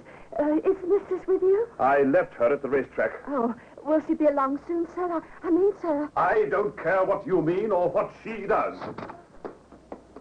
Robert, can you ever forgive me? If you must make an exhibition of yourself, Ruth, must it be in public? Is that all you care about? Your public pride? Oh. I ought to bar you from my bed and board forever. If it went for my son, I would. Robert, please forgive me. I'll never act like that again. John Browning is out of my life. Truly he is. Very well. We shall see. Dottie. Yes, sir? Forget what you've seen here. Understand? Forget it all. Well, now it was the husband's turn to visit London. Robert Hammond went to the city to see a specialist about his nerves, about the pains he believed came from his liver. From the specialist, he went directly to a chemist's shop.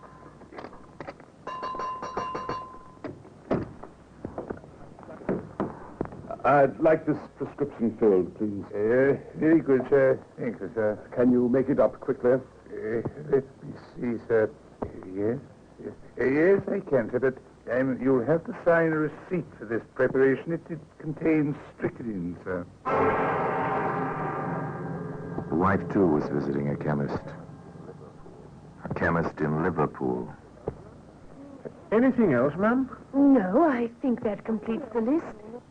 Oh, no, I'd almost forgotten. Fly papers. You do have fly papers, don't you? Yes, ma'am. Any particular brand? No, but I prefer the strongest you have. I hate to see anything linger longer than necessary.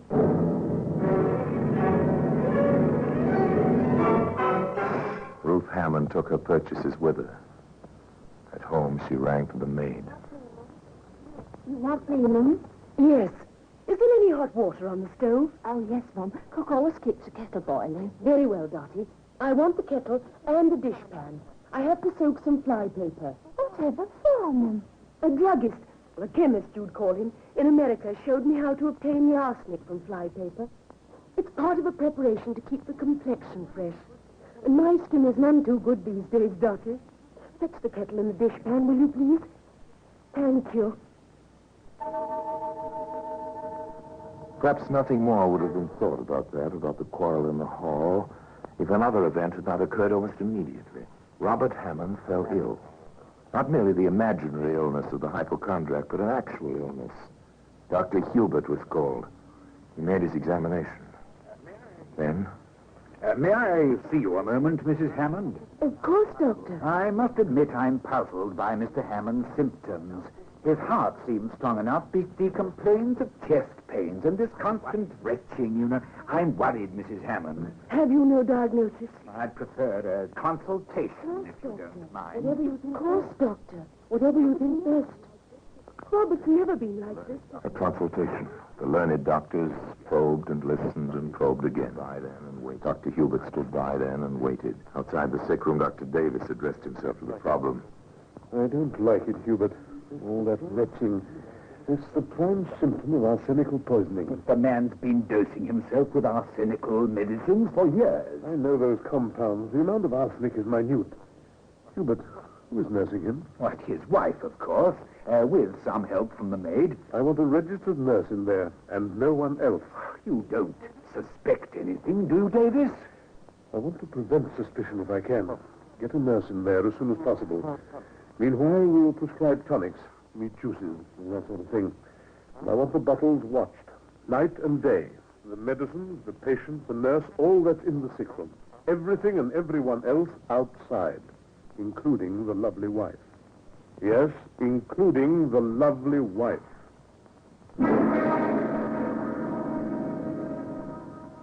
Well, today, a bottle of meat juice can be seen in the Black Museum. In just a moment, we will continue with The Black Museum, starring Orson Welles.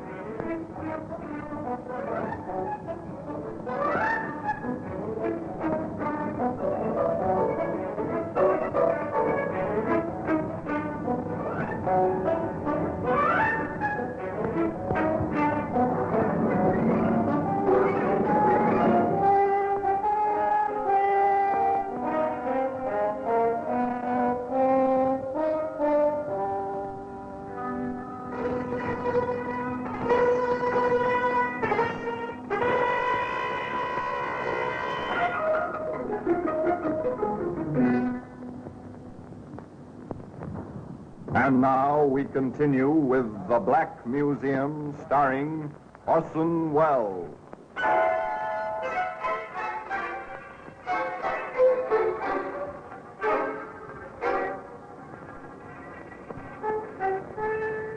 In 1892, a man might die slowly for unexplained reasons without benefit of laboratory tests, gastrointestinal examinations, or any of the aids to life and living which grace our times 60 years later. The doctors in 1892 did their level best. They used their knowledge well.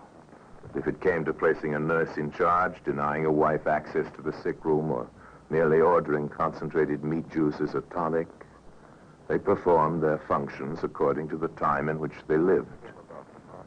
Thus it came about that Robert Hammond suffered in his bed, Ruth Hammond was ordered from his room, and his brother Arthur came to stay in that tense, foreboding household.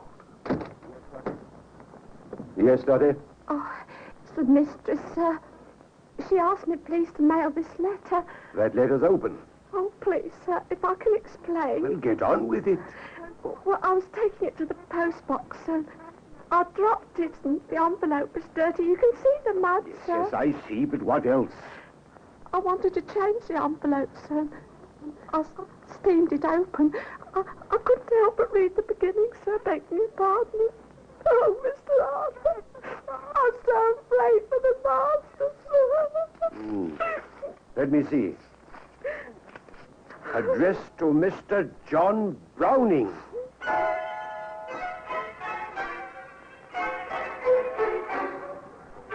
Is it necessary to add more? To report the contents of that poor, indiscreet love letter? I doubt it. The letter read and then put away. Arthur Hammond strode to his brother's room, called the nurse aside. I want you to keep special watch, very special watch, nurse, and under no circumstances permit Mrs. Hammond anywhere near these medicines. Very well, sir. But even a nurse must rest. And for an hour off each day, this nurse was replaced by Dottie, the Hammond's maid. Oh, Mrs. Hammond. Oh, the doctor says you're not to come in here. Please don't be ridiculous, Dottie. Is that you, Ruthie? Please come here. Of course, my dear. Have they been keeping you away from me? Oh, please, Mum. Are these all your medicines, Robert? Yes, dear. Most of them are filthy tasting. Poor Robert. Oh, ma'am, you're not supposed to touch this. This meat juice can't be bad, Robert. It certainly smells good, like good rare steak. I wouldn't mind taking it myself. But all these other pills... Wouldn't you mind taking it yourself, Mrs. Hammond? I wonder now. Then I'm not alone in that. Brother Arthur wondered, too. And he worried. Particularly when he found you alone in the pantry, washing medicine bottles. Hi, Ruth. Washing bottles? Isn't that Dottie's work? This at least I can do for my husband, even though I'm not allowed to see him. But you did see him yesterday. And if I did, who has a better right? I'm not speaking of rights, Ruth. I'm speaking of wrongs. If you have something of which you wish to accuse me, why don't you? I may. You see, I had the meat juice you handled yesterday analyzed. I see. You did? It contained arsenic. And you insinuate I put it there? I do. I did put something in that bottle. Robert asked me to. Some powder he had in a small box. He told me it always gave him relief, and the doctors had forbidden it. I see. They forbade it. Well, my dear sister-in-law, we shall see what we shall see. They saw soon enough. 24 hours later, a weeping Dottie told Brother Arthur. Oh, the master's death. Just a moment ago. So quick it came. Oh, no time to call anybody, not even you, sir. Dr. Hubert stated. I personally will not certify this death until there has been a post-mortem by Dr. Davis. And Dr. Davis reported. Death was due to aggravated inflammation of the internal organs. The body contains something less than half a grain of arsenic. I recommend an immediate investigation by the police. Enter Inspector Adams of the CID.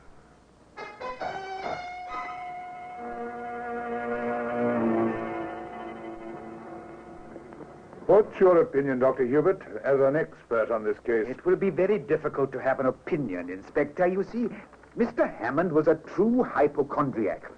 Always dosing himself with patent medicines, all kinds of prescriptions, but the man's dead. And added to the difficulty is that there seems no really natural cause for his passing. Thank you, Doctor. Not at all, Inspector. Anything I can do to help? From the doctor's office, the inspector made his way to the house of mourning. There, his first object of inquiry was Arthur Hammond. So you are suspicious of the cause of death? Wouldn't you be, Inspector? I need more facts in my possession. There are such things as libel laws, sir, and charges of false arrest. Perhaps you'd be interested in this, Inspector. And what is it? A letter written by the widow to her London paramour and discovered quite by accident. Thank you. Anything else, Mr. Hammond, which you think might be of There were several things which Brother Arthur brought to the attention of the inspector, and these, in turn, brought Dottie into the presence of the man from the yard. Now, there's no need to be frightened, girl. What's all this about your mistress and a bottle of meat juice? I saw her, sir. I saw her slip something in the bottle. I kept the bottle. Here it is, sir. Did anyone else touch this bottle besides Mrs. Hammond? Only nurse, sir. She guarded the medicines proper, she did. Much better than I could. I see. Then you are prepared to swear that no one touched the bottle before or after Mrs. Hammond except the nurse? Yes, sir, I am. Oh, swear, sir? You mean in a trial like, Inspector? Yes, my girl. Oh, hadn't you thought of it before the police came in? The questioning completed for the moment, Inspector Adams gave his instructions. Sergeant, I want the Hammond house searched from top to bottom. Here's the warrant. Get to work. The sergeant took a crew and did go to work. Every nook and cranny of the old house was seen to. Closet walls were sounded in search of secret panels. Hearthstones were pried loose. Even the coal bin was emptied. Sergeant Hall reported back to the inspector. Here it is, sir. Arsenic. All over the place. It followed that the next morning. I have a warrant for your arrest, Mrs. Hammond. The charge is willful murder. It was a celebrated trial. The courtroom in Liverpool was packed with the curious, the cruel, and the very, very few who found some sympathy in their feelings. The newspapers enjoyed their traditional field day with the lurid, scandalous details of the story. The really pertinent details of the case were few, however, simple and contradictory. Arsenic was found in the possession of the prisoner. She did not deny it was hers. Dr. Davis testified concerning the post-mortem. I found a little less than half a grain of arsenic in the body. Yes, Doctor, but would you say that this poison was the cause of death? I would. And then the contradictions set in. Asked the same question, Dr. Hubert replied. No, I would not say so, and certainly not in the case of this patient. Ah, and why not? Mr. Hammond had accustomed himself over the years to taking arsenic in small quantities. He was used to it. The prosecution countered this with the Liverpool chemist who Mrs. Hammond had visited while her husband was in London. She came in that morning with a list. The flypaper was not on the list. The chemist had no idea what Ruth Hammond had wanted with the flypaper. However, Dottie did. Yes, sir. She boiled the arsenic out of the flypaper. Boiled it out? Whatever for? She said to make something for her complexion. She told me she'd heard about it in America, sir. And did you, Dottie, ever see her use such a preparation? No, sir. I never did. And the defense? Well, in 1892, the accused did not testify in self-defense. The accused was permitted, however, to make a statement under oath. My Lord Justice, with your permission, my lord, 3 things. I did soak the flypapers for the arsenic they contained.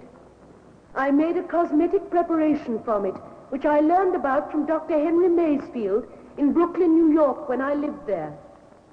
I did put powder into my husband's medicine. He asked me to. It was a preparation he brought back from London, which had helped him many times before, but which his doctors here refused to give him. Finally, my lord, I wish to state that for the sake of our son, for David's sake, my husband and I had a complete reconciliation. And on the day before his death, I made a full confession of the terrible wrong I had done him. The jury retired. The court waited. The prisoner waited. The crowds waited. Hours passed. Then the knock on the locked door of the jury room. The bailiff opened. The 12 good men and true filed back in the jury box. The judge's gavel rapped.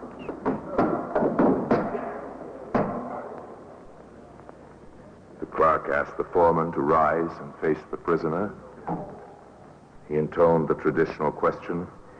Gentlemen of the jury, have you reached a verdict? We have. And what is your verdict? We find the prisoner guilty of premeditated murder. And today, the bottle of meat juice, a decisive clue in this case, is still to be found in the Black Museum.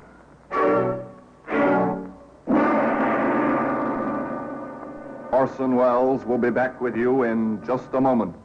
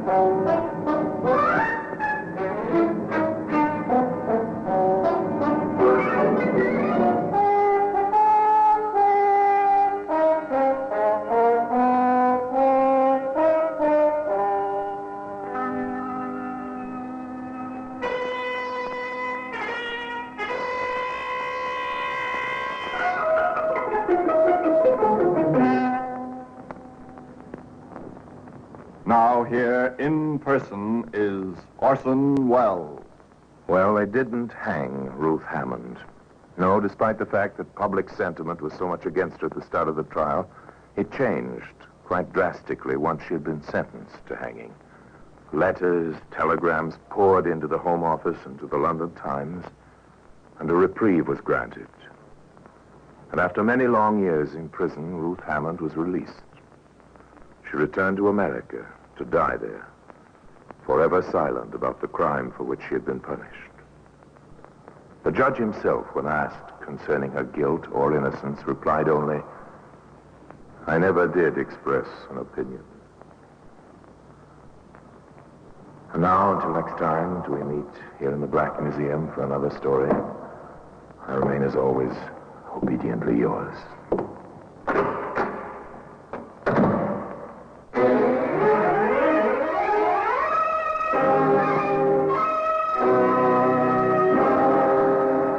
The Black Museum, starring Orson Welles, is presented by arrangement with Metro-Goldwyn-Mayer Radio Attraction. The program is written by Ara Marion, with original music composed and conducted by Sidney Torch. Produced by Harry Allen Towers.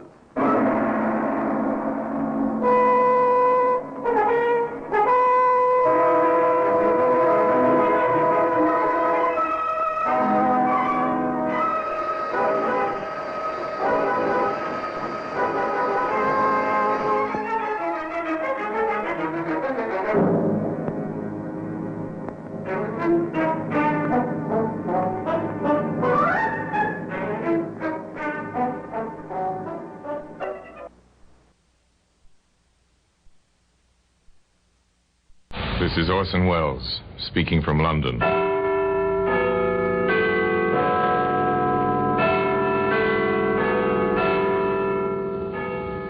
Black Museum, it's a repository of death. Here in the grimy stone structure on the Thames, which houses Scotland Yard, is a warehouse of homicide, where everyday objects, a phonograph record, a postcard, a color photograph, a simple statuette, all are touched by murder.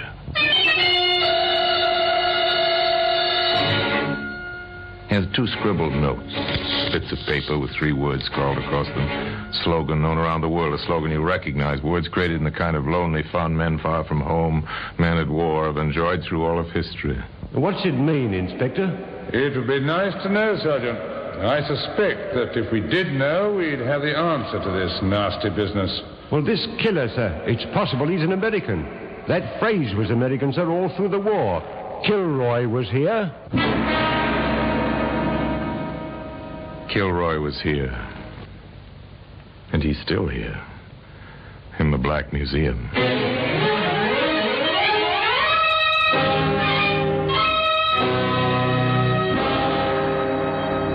From the annals of the Criminal Investigation Department of the London Police, we bring you the dramatic stories of the crimes recorded by the objects in Scotland Yard's Gallery of Death, the Black Museum.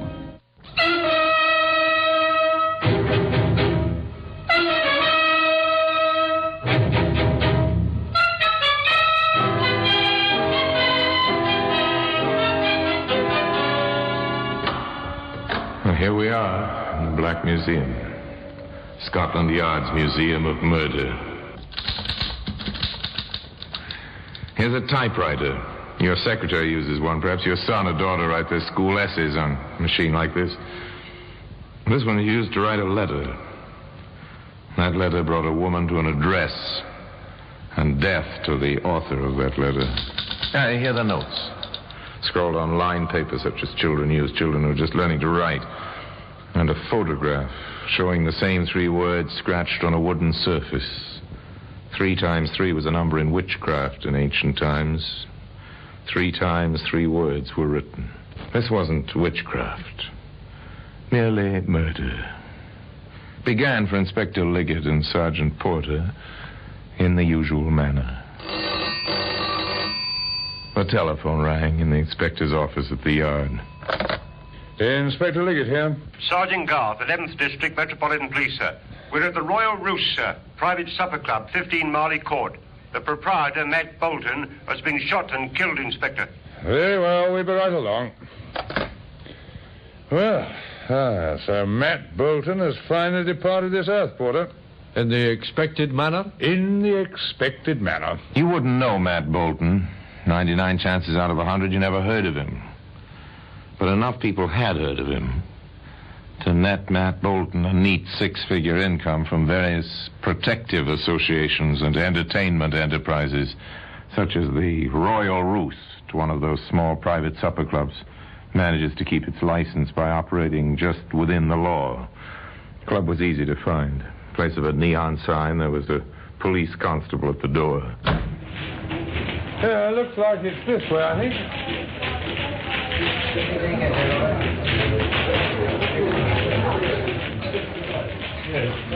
Coffee in here, Inspector?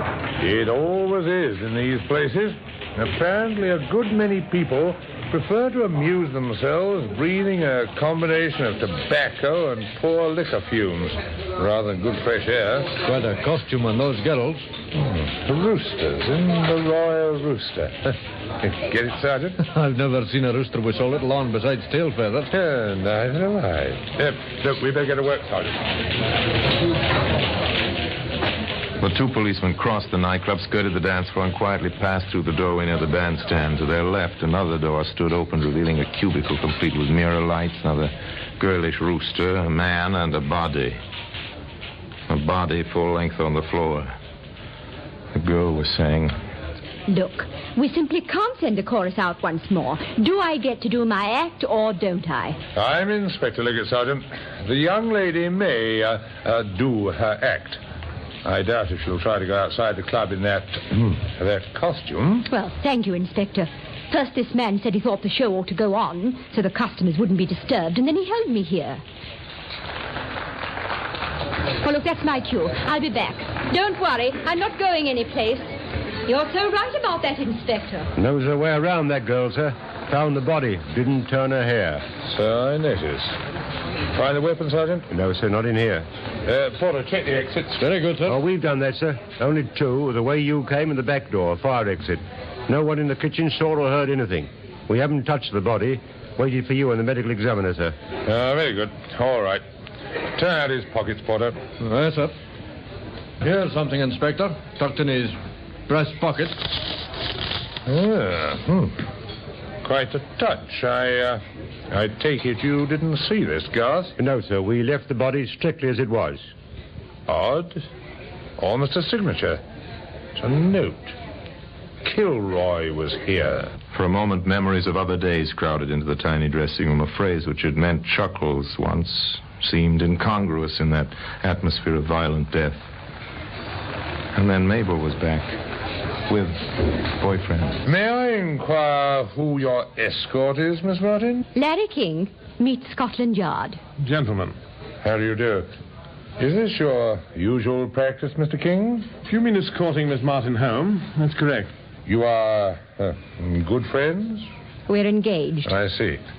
Miss Martin, before you leave us to get dressed, during your employment here, have you ever had any trouble with Mr. Bolton?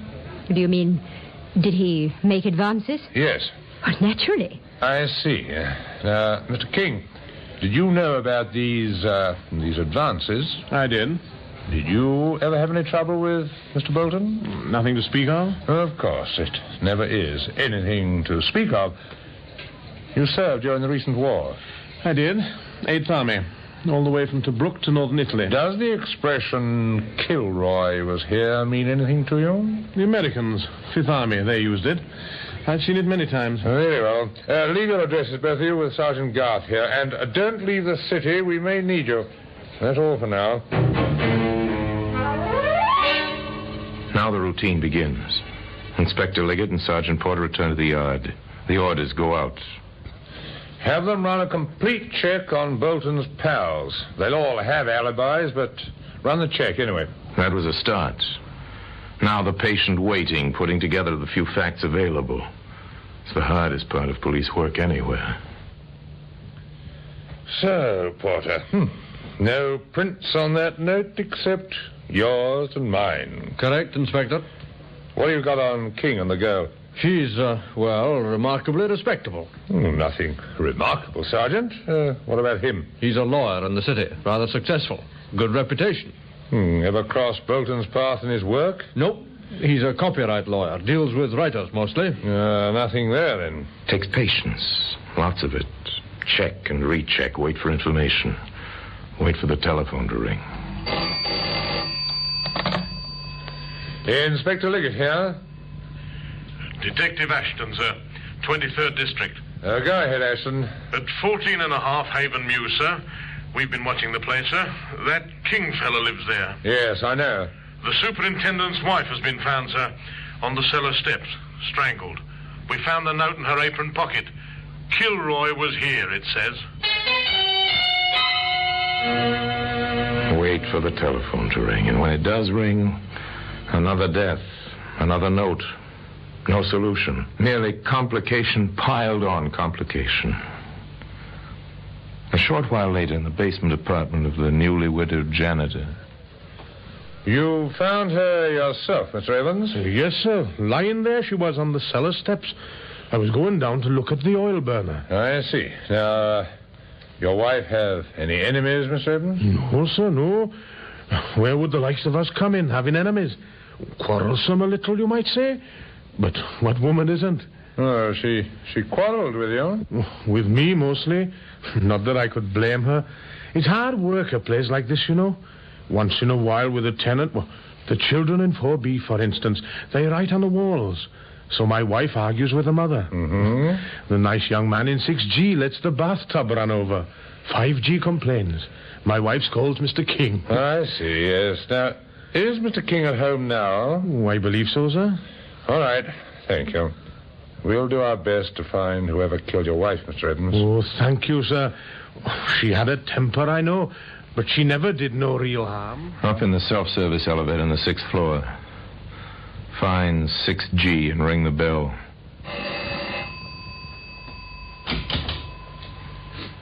Have it opened, not by Larry King, but by Mabel Martin, far more fully dressed than the last time the inspector saw her. Well, Miss Martin, collected the insurance yet? Cut it out, Inspector. I don't have to stand for that sort of thing. In fact, I could ask you for a warrant before I let you in here. But you won't, will you, Mr. King? Ask your questions. They're about Mrs. Evans, I assume. Oh, Larry, please. Don't worry, darling. Ask your questions, Inspector. You quarreled with Mrs. Evans. I did. I wanted my bathtub fixed. The drain was backing up.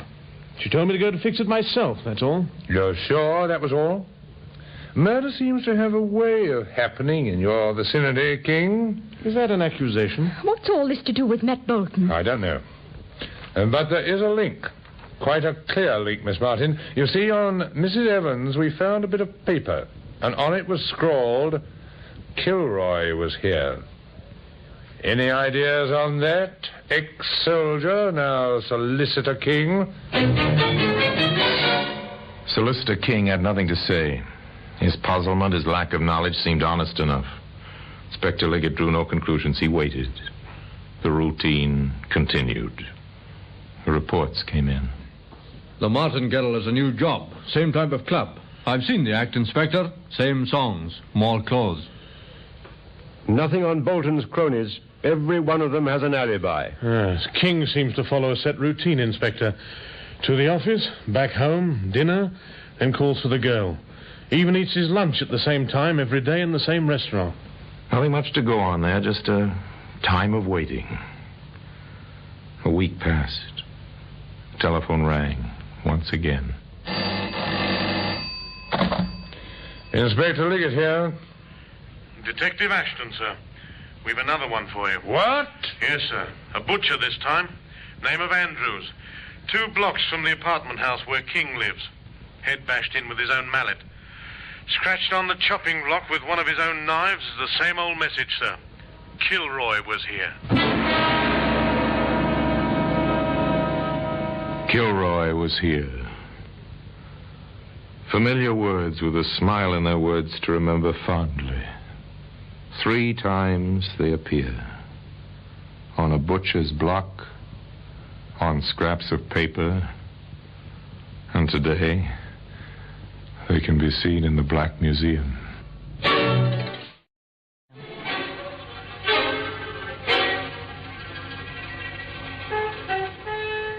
A third killing, and signed exactly the same way. Kilroy was here. More, this murder had taken place within a few blocks of 14.5 Haven Mews, where Larry King lived. The same young man who was the secret fiancé of the singer, and whose dressing room the first body had been found. The same young man who lived in the house where the janitor's wife had been strangled. Inspector Liggett lost no time reaching the scene of the latest crime. Well, it's... yes, sir, well, I am... Ashton. Yes, sir? Anything fresh? Just the things I reported, sir. There's the mallet, the weapon. Yeah? The message was scratched with this knife. Any prints? The laboratory crew are trying to raise some. Nothing yet. Very well. Who's the woman? The widow. Mrs. Andrews, I really dislike bothering you with questions at this time, but you understand that speed may be the essence now. Yes. Yes, of course, Inspector. I understand that it was you who found your husband. Yes. I stopped here to get some money for a dress. It'll have to be a black one now. Did you always come to him for that kind of money? Well, Jim had his ways. He was considerably older than I am. He seemed just strong when we first married, but, well, later he was... Well, it changed to domineering. I understand, but now, look, just a few more questions, please. Does the phrase on the chopping block mean anything to you? Kilroy was here? No. No, it's... Well, it's just a... Well, I think I heard it on the radio once or twice. From the way you described your husband, I'd say he was rather, well, positive in his opinion. A mild way of putting it. Positive. Domineering, a man who brooked no argument. As the questions went on, the picture became more clear of a large, almost brutish man who covered his deficiencies with bluster and bullying. Finally... just one more point, Mrs. Andrews. Did your husband ever argue with his customers? I mean, did he make any enemies among them? Well, some. Only over little things. Can you give me a specific instance? Well, last week. Mm-hmm. Yes, it was last week. A nice young man said Jim was overcharging him. They had words.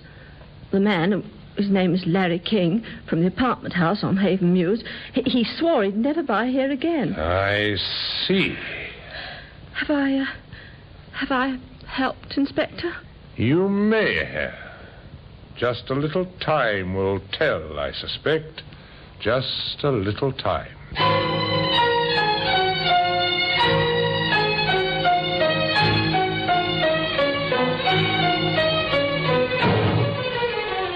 A little time. Within the hour, Larry King was in custody, taken in charge for 24 hours on suspicion of complicity. His fingerprints revealed... nothing. His answers to the barrage of questions revealed... nothing. Wearily, the inspector and Sergeant Porter returned to the office to face unrelated facts and a no-progress report. Wearily, the inspector picked up the receiver of his office intercom. Yes, Sergeant? You have a caller, sir. Who is it? Miss Mabel Martin, sir. She insists on speaking with you. Miss Martin was ushered in, seated in front of the desk. I've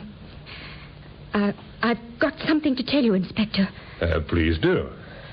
Well, Larry didn't kill anybody. Didn't he? No. I did. Steady, Sergeant. Please take down Miss Martin's statement. Now, I must warn you, Miss Martin, anything you say will be taken down in writing and may be used in evidence. Yes, I understand. Now the floodgates opened. I killed all three of them and left the notes to make it look as though Larry did it. So simple, so obvious. Matt Bolton threatened me. He said if I didn't come back to him, he'd change his insurance policies and tell Larry about us. Well, I shot him. It was a .22 that Larry had given me. One death accounted for. The policeman listened gravely. Mrs. Evans was always snooping. She threatened to tell Larry about Matt and me. I did it in the cellar, behind the coal pile. I strangled her. Quite logical. The inspector waited. Andrews, the butcher, I used to shop there for Larry. Andrews made some advances. He reached for me, and I grabbed a meat cleaver, and then I scratched the note on the wood. That's the story, Inspector. Yes. Tell me, how much do you weigh, Miss Martin? Well, about 107 pounds. Why, what's that got to do with... Sergeant Porter, what was the caliber of the bullet found in Matt Bolton? .38 caliber, sir. Thank you. And did you notice a coal pile in the cellar at 14.5 Haven Mews? It's an oil burner, sir. Quite modern. Thank you. And the weapon in the Andrews case? A mallet, sir. Not a cleaver. A mallet. And, Sergeant, can you picture a young woman of 107 pounds knocking out and killing a man of Andrews' size? Not very well, sir. Of course, it's obvious her heart and her courage are as large as she is, if not larger, but... Oh, all right, have your fun. I've made a fool of myself, but Larry didn't kill anyone. I know that. I know it. You can't do this to her. Look. I wouldn't worry, Miss Martin, if I were you. In fact, if I were you, I'd hurry out to the front of the building. Mr. King is about to be released, and I think you'll want to meet him there. Won't you? Oh, Inspector. Oh, Sergeant, Oh, forgive me, please. How about it, Porter? Care to have a girl like that to marry? Yes, sir. For more reasons than one. Where are we now, sir? Offhand, Porter, I'd say we were just about where we were when we first heard of the Andrews killing. Put on your thinking cap, Sergeant. This is quite a problem. They sat there in silence. Their minds sifted fact after fact. And once they'd been through the meager supply of facts on hand, they started over again. At one point, the inspector said, half to himself, "There's something we're overlooking. Probably quite a simple point. It usually is, but..." He was quite right. In fact, the inspector was quite appalled, so appalled. He spoke in what amounted to a whisper. "Sergeant, hand me that telephone directory, please." "What? Oh, yes, sir. Can I help you, sir?" No, thank you. Look, just get your hat, Sergeant. Get my hat? Yes, we're going back to 14.5 Haven Mews. That's King's address. Yes, and according to the directory, it is also the residence of one Joseph Kilroy, one of the 7 Kilroys listed in the London telephone directory.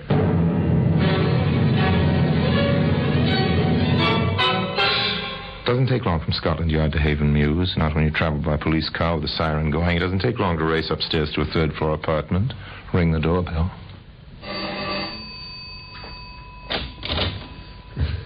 Come in, gentlemen. I heard your arrival in the street. What took you so long, gentlemen? Oh, really, now. Mr. Kilroy, I must warn you, anything you say... That's all right, I understand. Don't mind in the least. Well, I'll be... Watch him, Sergeant. I am, sir. Frankly... Liggett. Inspector Liggett. Ah, yes, thank you. Frankly, Inspector, I'm rather annoyed with you. Here I go to all the trouble of killing a man so that nice young fellow in 6G could marry that cute little baggage he's going with.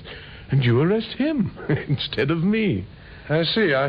I'm sorry about that, too. So you killed Bolton? Saw him one night treating the girl really nastily in front of this house. If I may ask, why the woman? Oh, she was a nagger. Really annoying. And after I killed one, it struck me I couldn't be hanged more than once. So I might as well do old Evans, too. Thoughtful of you, Mr. Kilroy. That butcher was a private matter, though. He kicked a dog once. I saw him. Didn't treat his wife any better. No kids. Figured he'd leave her his money. So I got him with his own mallet. Quite simple, you see. And you signed your name to each one? Oh, of course. Good deeds are scarce in this world. Thought I ought to get proper credit each time. Now, if you'll excuse me... Sergeant! Good work, Sergeant. He's strong, sir. Stronger than he looks. Cases like this usually are. Well, we'll need the ambulance. Not the wagon this time, and use the telephone directory, Sergeant. I find them quite useful books when I remember to use them. Who'd have thought it, sir? How many of our murderers are considerate enough to sign their killings, sir? Murderers don't sign their work, do they? Unless, of course, their sense of humor is as twisted as their valuation of human life. This killer did autograph his killings. And today those notes can be seen in the usual place for such things, in the Black Museum. Joe Kilroy was insane, of course, by every normal standard. Insane enough, certainly, to sign his name to 3 murders. And by every normal standard, the gentlemen of Scotland Yard acted correctly within the rules of their profession in tracing every possible motivation, every possible suspect, before they came to the obvious solution. After all, it is logical that when men spend their lives dealing with the deliberately obscured, they can actually fail to notice the openly obvious. Now the notes remain in their usual place, in Scotland Yard, in the Black Museum. Until we meet again in this same place for another story about the Black Museum, I remain, as always, obediently yours.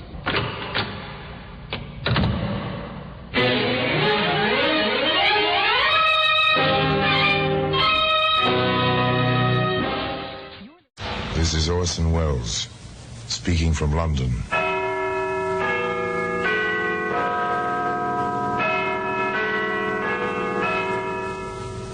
Black Museum, a repository of death, a repertorium of violence.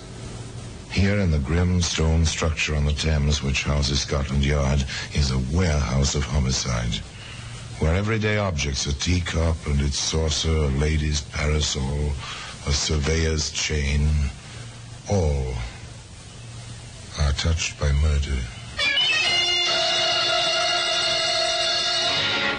You take this mallet. It's a familiar object, a wooden mallet, worn, got a wooden head, marked, necked with all its uses. Maybe you have one in the cellar, in the forgotten tool chest at the bottom of your closet, in the toolbox of your car. But I doubt if you would care to own this one. Hello. Here's something, Constable. Just an old mallet, Sergeant. Yes, notice the grease on it? And these. They look a bit like hair, don't they? Human hair. Well, anyway, today, the mallet can be seen in a very special place of honor, in the Black Museum.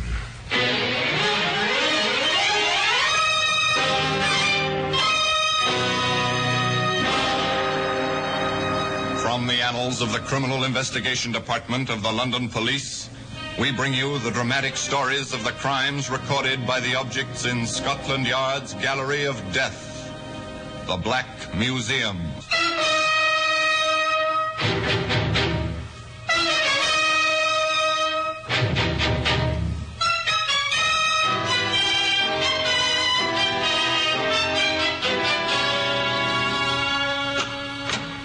Well, here we are, the Black Museum. Scotland Yard's very special, very particular museum of murder.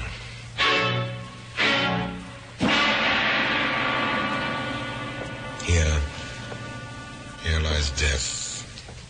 Row on row of cabinets. And in the cabinets, each in its place, each with its simple white card detailing victim and killer, time and place. The weapons, many of which you couldn't conceive as weapons, line these stone walls. Now here for instance, this is a woman's handkerchief, a bit of lace at the edges, crumpled, yellowish with age, yet stuffed as a gag in its owner's throat. It stifles screams, this handkerchief, and the sound of death. Here, a length of heavy chain. Once this chain enclosed a rich man's driveway.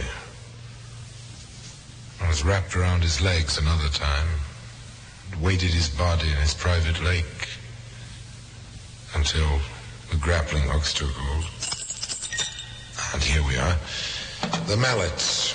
Little white card says, in part, Guy Fawkes Day, bonfire night. Guy Fawkes Day, it's November 5th. It's an old English tradition, you know. The celebration of Mr. Fawkes's attempt to blow up the House of Commons. The English House of Congress, almost 350 years ago. Every November 5th, bonfires of all sizes are to be found on the English countryside as part of this celebration. And that's why, you see, no particular attention was paid to a particular bonfire near a highway in Northampton, one November 5th. Although one fellow did comment. Quite a blaze, that one, eh, Davy? Yeah, flames must reach 15, 20 feet. Silly to build a fire that big way out of here. Well, maybe the fellas wanted London to see it, eh? Well, every man to his own idea, I always say. You see, no particular attention for that moment. Now listen a moment. Yes, a man running up the road, past the two fellas trudging home. Hey, mister, anyone at that bonfire? Didn't look in a hurry, getting on to town. Yeah, I say, he's travelling. Think he's going to catch a train here about this time of night. Might as well save his breath and walk. Too bad if he'd been walking. If Marty and Davy hadn't been on the road just then, if the fire hadn't been quite so spectacular, even for Guy Fawkes' bonfire night, However, the ifs don't count. Davy was a touch curious about that bonfire now, as he and his friend came almost abreast of the blaze. Mighty big fire. Think we ought to take a look, Marty? Oh, I'm tired. Fella said there wasn't nobody over there. He didn't. Said he didn't look. Well, I'm going to. Those spots get into the trees, we can have trouble, the wind and all. Oh, all right. Have it your own way. Yeah, blimey. You can feel the heat right over here. Here, that's no bonfire. It's a car burning. Here, we got to get help. This will make trouble. Come on. The two men dashed for town in the wake of the man who passed them, and there in the village, they found the local police constable. Quickly, they gathered tools left over from the day's bombing and buckets, stirrup pumps, and raced back to the fire in the constable's old car. They didn't waste talk at the scene. In a matter of minutes, the blaze was under control. A few minutes more, and they could get close enough to see into the car, or see into what was left of it. Not too close, men. There's a lot of heat there. Here, Constable, point that flashlight over there. Where? To the right. No, more to the right. The front seat. Looks like a bundle of rags. Oh, that's no bundle. That's what's left of a man.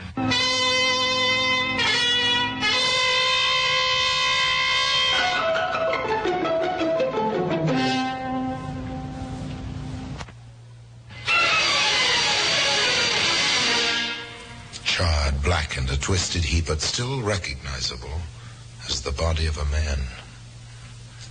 When the first shock was past, the local police constable ordered the men to stand watch while he telephoned. Before dawn, the experts were on the job. All right, Sergeant. What have we got so far? Number of the car, sir. MU-2489. Some fragments of the clothing. Garter buckles, belt buckles. Mm-hmm. A few pieces of cloth. That's about all, Inspector. Yeah, not much to go on. Oh, well, maybe pathology will give us something. Meanwhile, trace the registration, find the owner, search the area around here carefully. Routine, Sergeant. Let me know. Yes, sir. The usual. Now then, you two. Yes, sir? I see. About this fellow who passed you running away from here, what did he look like? Well, it was pretty dark last night, sir. Well, he had no hat on. Yes, sir. Mott is right. No hat, but a top coat and a briefcase. I see. Anything else? Notice his hair? Well, it were dark. Seemed like a lot of it, sort of a round face. You couldn't see his eyes or anything like that. How old do you think he was? Well, he was running pretty fast, like. Well, nobody over 35 could run like that with a coat on and all. Well, unless he's been an athlete, of course. Oh, well, no matter about that. Anything else you remember about him? Not me, sir. Here, Inspector, do you think he had something to do with this? We're not ready to think yet. First, the facts have to be gathered. We'll get out this fellow's description. He may recognize himself and offer to help. Meanwhile, we'll find the owner of the car. A great deal of... The fellow didn't offer any help. All the newspapers carried his description, but there were no results. The number of the car did bring results, however, and the person of a youngish woman who gave her name as... Nora Williams. It was my husband's car. He works as a salesman for a firm in Northampton. He's on the road a lot. He set out this time on the 4th. There's no use your viewing the remains, Mrs. Williams, but perhaps you can identify these. What are they? Garter buckles, a belt buckle. Oh, that's all that was left? Are they familiar to you, Mrs. Williams? No, not at all. My husband never wears a belt, only braces. I see. Mrs. Williams, was your husband on his way to his firm, the home office, so to speak?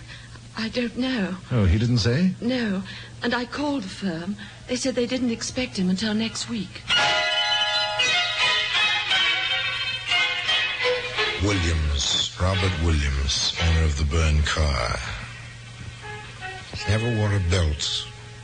His firm didn't expect him for a week. Interesting. Maybe not quite as interesting as the little scene in progress under the wreck of the burned car. Hello. Here's something, Constable. Just an old mallet, Sergeant. Yes, notice the grease on it? And these. They look a bit like hair, don't they? Human hair.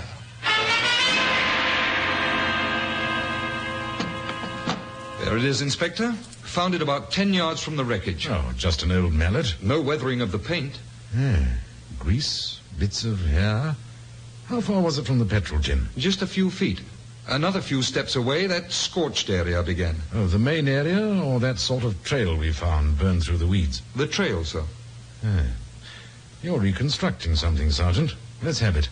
Well, sir, suppose that someone hit Williams with the mallet and drove the car off the road, then threw some petrol from the tin on the car and laid a kind of trail of it until the tin was empty. Yes. This party might have tossed away the mallet, dropped the tin, and thrown a lighted match onto the gasoline. It's possible, Inspector. Yeah. You may be closer than you think. Pathology reports that the man who died had been drinking heavily, and that the bits of cloth we found had been soaked in petrol. Soaked in it, sir? And not burned? The cloth came from the armpits of the dead man's jacket. Soaked to the armpits in petrol. Whoever wanted Williams out of the way was thorough, to say the least. Yes, but we don't know yet, Sergeant, if the corpus delicti is Williams. All we know is that Williams is missing, and his burning motor car contained a corpse. Yes, sir. But if the body isn't Williams, then our missing man... Maybe Williams, and maybe a murderer. Well, we'll see.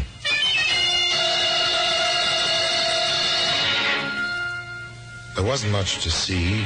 No Williams, no identity for the corpse, just a few bits of blackened metal, funny-looking mallets, a patrol tin, a bit of scorched earth, a pathologist's report, but no Williams.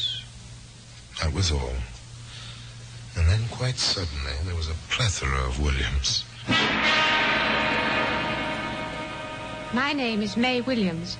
I haven't heard from my husband for 3 days. It's not like Robert. We were married in May. He wanted it then because my first name is May.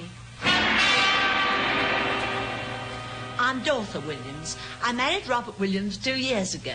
Our home's in Brixton. I have a little boy, Robert Jr., of course. I left the hospital to come here, Sergeant. Our son was born just 2 weeks ago. He's our second child. Robert and I have been married 3 years. He was at the hospital on Guy Fawkes Day just before he left on his trip. I can hear him saying, "Now, Elizabeth, don't you worry. I'll be back in 5 days."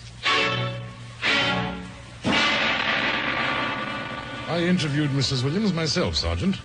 Her first name is Nora. I know it seems incredible, Inspector, so I checked the records first.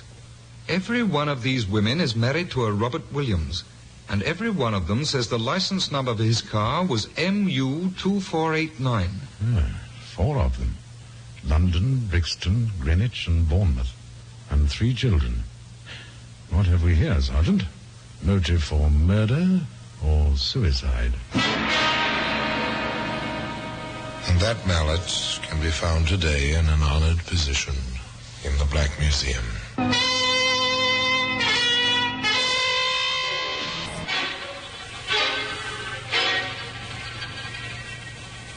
Inspector Lorch and Sergeant Braddon found themselves of a common, if curious, state of mind. There was the very human and male tendency towards some small admiration for a man who could keep 4 wives reasonably happy. And most men have their difficulties with one. And there was the very stern necessity of finding this Robert Williams, who disappeared apparently into thin air, or who'd been burned to death on bonfire night in a blazing automobile. However, Inspector Lorch and Sergeant Braddon had something to work with now. They had 3 wives. The first one to be questioned was Dorothy Brixton. What can you tell me of his usual route in his business, Mrs. Williams? Nothing in much, Inspector. Robert never talked business much at home. Oh, what then, Mrs. Williams? What then? Oh, what did he talk about? That's right. Oh, pleasant things, the cinema, football matches. He was a great one on sports. And after a while, he liked to talk about the baby. Bob is only 6 months old, you see. Yes. Was there any regular time he was at home, like the 1st and 3rd weeks of the month, for instance? No, sir. He'd be at home when he could. It was a bit difficult at first, getting used to that, but I managed. And he's so regular with the household money. Every Monday morning in the mail if he isn't at home. By cheque, Mrs. Williams? No, sir. By money order. Or in cash, sir. Have you cashed in the last money order? Would you know where it was drawn? No, I can't say, sir. I never took notice of that. Oh, Inspector? Nothing much there. Nothing much except a picture of a quiet, rather shallow fellow interested in sports. It was Sergeant Braddon who took on May Williams. May Williams. She's young and quite pretty and very frightened. To you, Mrs. Williams, 3 days is a long time. Like 3 years, almost. He wrote me every night he was away. Now Oh, Sergeant, that wasn't my Robert in that car, was it? We don't know. Not yet, anyway. Suppose it wasn't. Suppose your husband has just disappeared. Oh, he'd never do that. Robert's a wonderful man. Athletic, thick dark hair and a round face, almost like a boy's. That much tallies with the man on the road, at any rate. We hope we can help you find your husband, Mrs. Williams. Elizabeth Williams is no fool, and a newborn baby can be quite a problem when your only means of economic support has disappeared. You see, Inspector, he told me this trip was taking him to Kent, and now the car's turned up in Northampton. Well, you can see why I'm so worried. And under those circumstances, of course. I never questioned Robert very much about his trips. I guess I was too glad to see him home. And he never stayed long enough to wear out his welcome. Ours wasn't a slippers and pipe kind of existence. And do you have many friends in your neighborhood there in Bournemouth? I do. Robert never cared to go out much. I see. Well, for a man of about 35, that doesn't seem, well, too normal. We liked each other's company, and there isn't very much money. So when Evelyn was born, we let ourselves get tied down. Now that Gerald's here, well, even more so. And you say he was at the hospital on Guy Fawkes Day? Yes, he brought flowers. Oh, I told him he shouldn't spend money on frippery like that, but it was sweet, and yes, he did say something about tomorrow will have to take care of itself. Of course, not one word to any of the 4 women about the others. This was a matter for the inspector and the sergeant to keep strictly to themselves for a while at least. But beyond this, nothing. No sign of Robert Williams. Routine, if thorough, checks were made of the 4 areas where the 4 women lived. Inspector Lorch here. Call for you, sir. Mr. Thomas Brickwell from Faringham. Oh, I don't know any Brickwell. He says he wants the inspector in charge of the Williams case. Oh, does he? All right, put him through, Sergeant. I'll speak to Mr. Brickwell. Yes, sir. Inspector Lorch speaking. My name is Brickwell. I own a dry goods shop in Faringham, 215 Harley Road. Go on, Mr. Brickwell. I'm fed up with this Williams fellow. Think it's high time you police did something about it. Well, we hope to, sir. Quite soon. Then why don't you pick him up? Today. Have you any idea where he may be? He's on the 10:30 bus for Bournemouth. What? Left my house just a while ago. Oh. As far as my daughter Mary is concerned, I'd be just as pleased if she never saw him again. Oh, is he your son-in-law, Mr. Brickwell? Not yet. And never, if Mary will listen to me. I don't like the whole thing, Inspector. Turns up without his car, then the car is reported burned up, and Williams won't go to the police. Mumbles something about not wanting to be involved. It's a funny business, and I'm interested in protecting my daughter. Well, you've been most helpful, Mr. Brickwell. We'll be in touch with you shortly. Good day, sir. Good day, Inspector. Yes, sir? Sergeant, our man is on the bus that left Faringham for Bournemouth at 10:30. Check its first stop and pick him up. It looks as if he left his latest conquest to visit his latest offspring.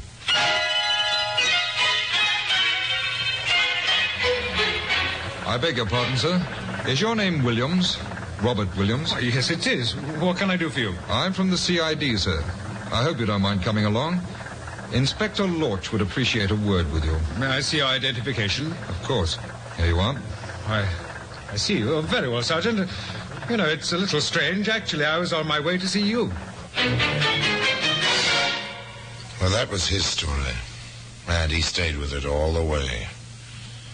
He was on his way to the yard to tell his story. And it was quite a story. Let's have that again, Mr. Williams. I picked up this hitchhiker, you see, just below Northampton. He had a bottle and began to drink rather steadily. See? I was just about on the verge of asking him to leave the car when the engine began to cough. I was getting out of petrol, so I pulled over to the side of the road and off. My passenger seemed to be asleep. I took the petrol tin from the back, the one I keep for such emergencies, you see, and just as I started for the road, the man called out. Oh, he wasn't asleep then? Apparently not. Did I have a smoke on me, he wanted to know. I tossed him a cigar. Never smoke myself, but just keep them for the customers. You know how that is. Yes, of course. Go on, Mr. Williams. Well, I started for the road again, and suddenly I heard a kind of whoosh behind me. I looked, and my car was a sheet of flame. My passenger was in the middle of it. I must have panicked. The next thing I knew, I was running up the road. And that's all you remember? That's all. Anything you want to ask him, Sergeant? Yes, sir. Mr. Williams, You took your briefcase with you when you went for petrol? I was afraid my passenger might steal it. He had his hand on it several times earlier. You don't wear hats, Mr. Williams? I must have lost it. When I realized I was running away, I realized, too, that I had no hat. I bought a new one. How about trouser belts, sir? No, only braces. That's all. Thank you, Inspector. Now, tell us, if you will, Mr. Williams, why you never came forward until we found you. Oh, that. Well, I guess you'd better know. You'll find out anyway. In fact, she's on her way here now. You won't mention what I told you, gentlemen, about the others? Between us men, that is. Yes, we'll respect your confidence, Mr. Williams, as far as the law allows. Mr. Williams, did you have a mallet in the toolbox of your car? Yes. Yes, I did. Used it for pounding dents out of fenders. Did you take it out when you stopped along the road on bonfire night? Oh, come to think of it, I did. The cap of the petrol tin seemed stuck, and I think I used it to loosen the cap. And then? Well, I must have dropped it near the car. Yes, you must have. Well, that'll do for now. If you'd care to wait for your wife, Nora, you can wait in the next room. Oh, thank you, gentlemen. I'll do just that. This way, Mr. Williams. Well, thank you, Sergeant. Thank you very much. Well, sir? 4 women. Not too much money. You pick up a tramp no one will ever miss, get him drunk, burn your car and the tramp, let the world think you died in your own car, and start over. Seems so simple. It's really quite complicated. And where there are complications, there are always discrepancies. Aren't there, Sergeant?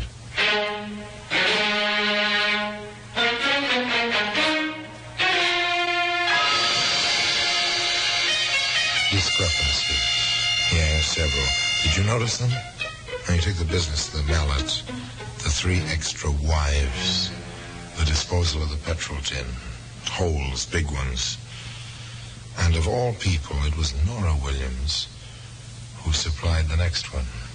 If I may, Inspector, I'd like to have my husband's wallet returned now. Oh, is there something in it he particularly wants? Yes, some of the money. He's out of tobacco and wants to buy some cigars. Oh.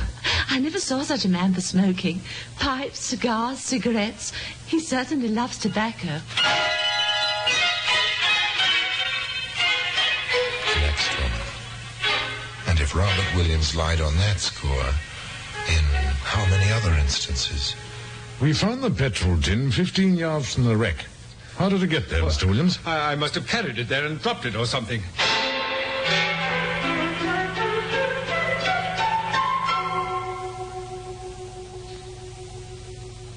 Our pathologist states positively that the hairs caught on the mallet are human hairs. How do you account for that, Mr. Williams? How should I know? Maybe somebody got hit with it somewhere, sometime. How should I know?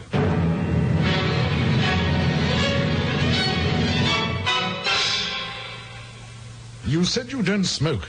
And then your wife asked for your money to buy tobacco. Why did you lie, Williams? What's she trying to do? Frame me? I suggest, Williams, that you had petrol in that tin all the time. That you poured it over that vagrant after you knocked him unconscious with a mallet. That you laid a trail to the car and set fire to it yourself. Ridiculous. Absolutely ridiculous. What for?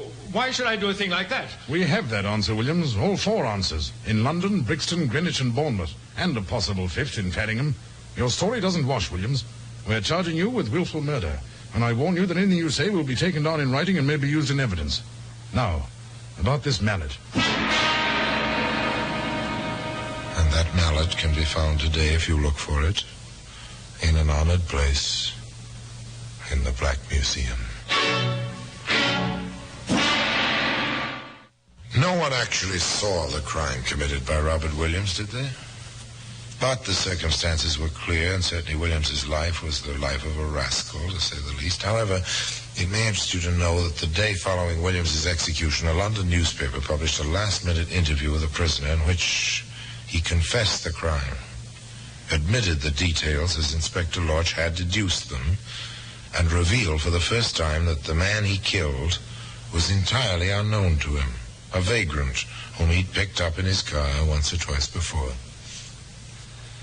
To the extent that Williams paid with his life, justice was served. Of the 4 women who'd been his dupes, nothing is known except that they picked up the pieces of their lives as well as they could. And the mallet, our exhibit, can be found in its customary place in Scotland Yard. in the Black Museum. And now, until next time, till we meet again in the same place, and I tell you another story of the Black Museum, I remain, as always, obediently yours.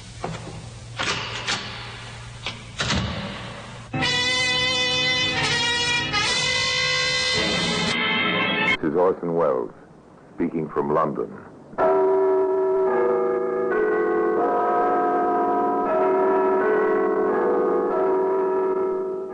The Black Museum.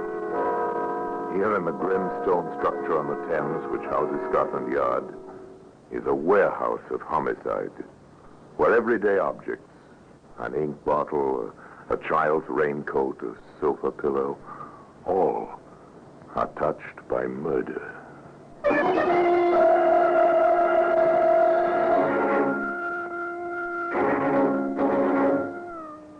Here's an open-end wrench. It's a familiar object. If you own an automobile, you own one of these. At the very least, you've seen a mechanic use one. The steel shaft about 8 inches long. The shaft bulging into a curve shaped like a horseshoe, which fits a bolt exactly. Simple tool, almost beautiful in its slim efficiency. Well made, isn't it, Inspector? We're familiar with these things, Doctor. They're quite common as weapons. Yes, of course. One's skull could be cracked rather efficaciously if this were brought down hard on it.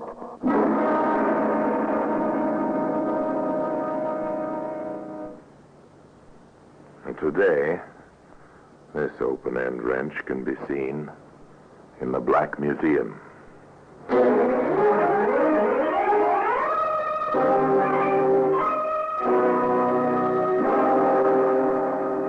From the annals of the Criminal Investigation Department of the London Police, we bring you the dramatic stories of the crimes recorded by the objects in Scotland Yard's Gallery of Death, the Black Museum.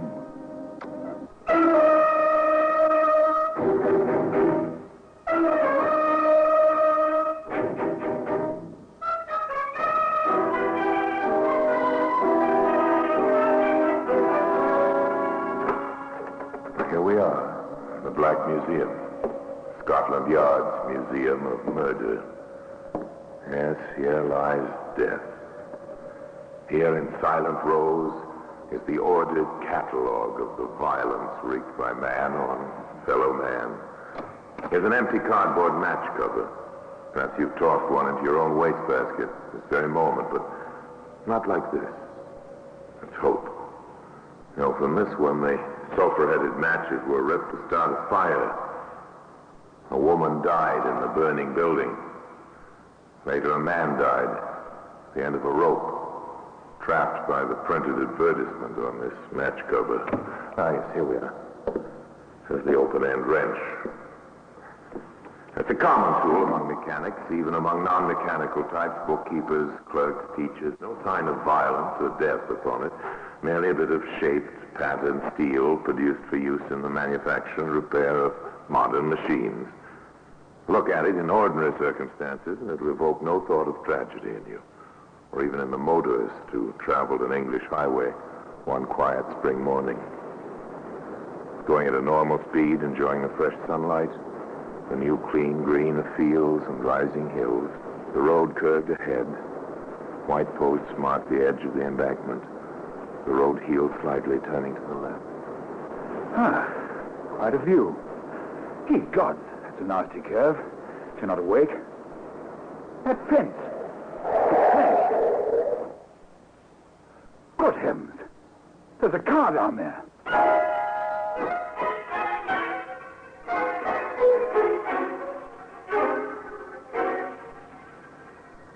Minutes only until he's back in his own car, speeding toward the nearest town, toward the nearest police station.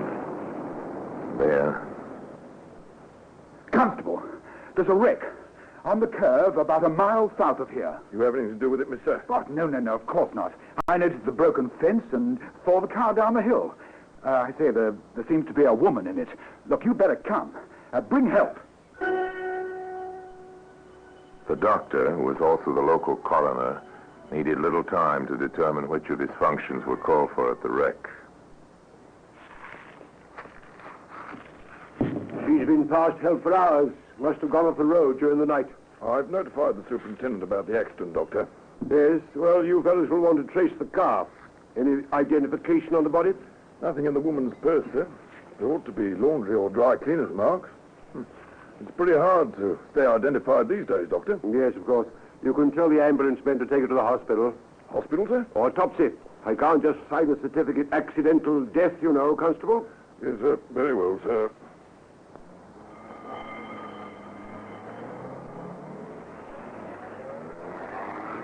The ambulance drove off to the local hospital. Dr. Mason followed in his own car. At the wreck, the constable saluted a newcomer. Good morning, sir. Good morning, Johnson. Turned turtle, I see. Yes, sir. This is the man who discovered the wreck, sir.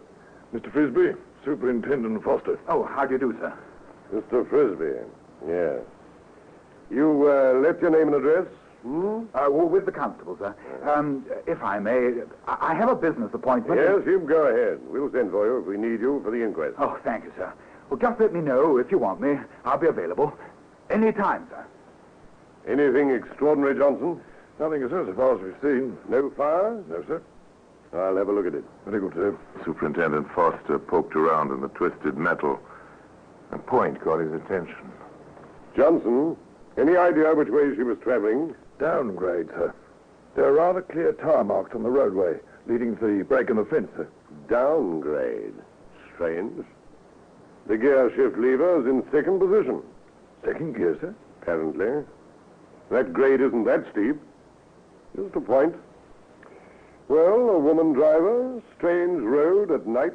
She wasn't in the driver's seat, sir. Oh? Tossed over as the car fell? Can't say, sir. I'd have expected, sir, that she'd have been pinned behind the steering wheel. Yes. You may be right about that. Well, we'll leave things as they are. The insurance people usually want to see these wrecks. Hello? What's this? Open-end wrench, sir. Probably from the... Yes, Constable? I was going to say the toolbox, sir. But the toolbox was locked. No other tools around. We'll bring it along to the station house. No sense leaving it out here to rust. And usual routine. Trace the registration of the car, locate the owner, or the next of kin, and check if it was the woman's car.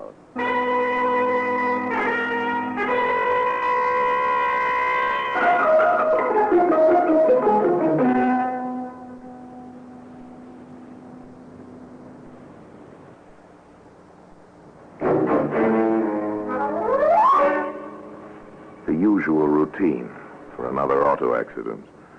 Another careless or sleepy driver. The usual telegrams were sent. The usual telephone calls were made. The same afternoon, Constable Johnston reported to his superintendent. Yes, Johnson? Papers on the accident, sir. I see. Owner Martin Beach. Avon Mews, London. Has he been notified? Yes, sir. He's on his way down. The woman was his wife, sir. Must have been a shock. I took the call, sir. He kept saying he couldn't understand what she was doing all the way out here. Well, we'll deal gently with him. Dr. Mason reported yet? No, sir. Nothing on the autopsy as yet. Taking him a long time. Well, let's see. Get me Dr. Mason, please. At the hospital. Did you make certain on the tire tracks, Johnson? We did, sir. They matched perfectly. The car was coming down, sir, on the side of the road away from the fence. It seems to have swerved suddenly, just above the curve, and made rather a beeline for the edge. Are you suggesting she went over purposely, Johnson? No, sir. It seemed like a point, sir. Most cars, at least, try to follow the road, sir. I notice you keep referring to the car, not to the woman. She wasn't in the driver's seat, sir, when we found her. Stickler for detail, aren't you, Constable? Come in. You're both here. Good. I just put a call through to you, Doctor. Yes? Oh, yes, thank you. Yes, he's just arrived. Well, what did you find, Doctor? You ask that as if you knew. Just a deduction. You don't usually take this long time on these jobs. I didn't expect to, until I found alcohol in her stomach. Oh, drunken driver. I wouldn't know about that.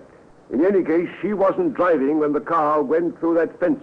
Johnson's been suggesting that rather stubbornly. He couldn't be more right, Foster. Why not? The dead don't drive.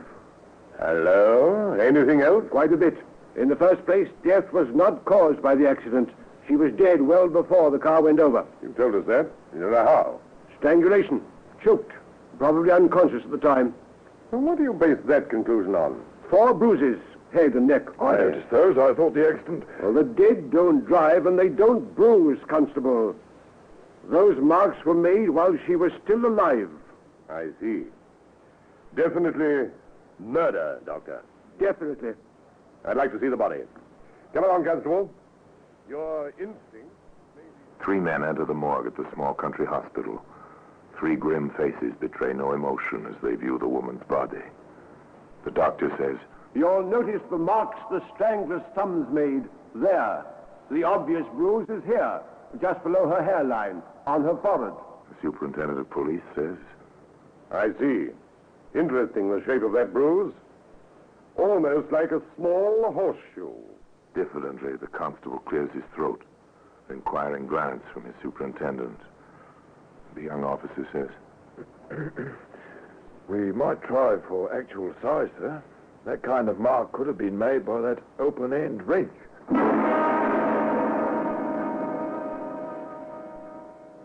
Now today, that open-end wrench is to be seen in the Black Museum.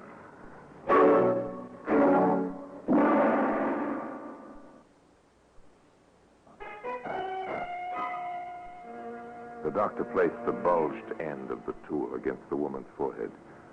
The 3 men stood there silently a moment. The constable spoke.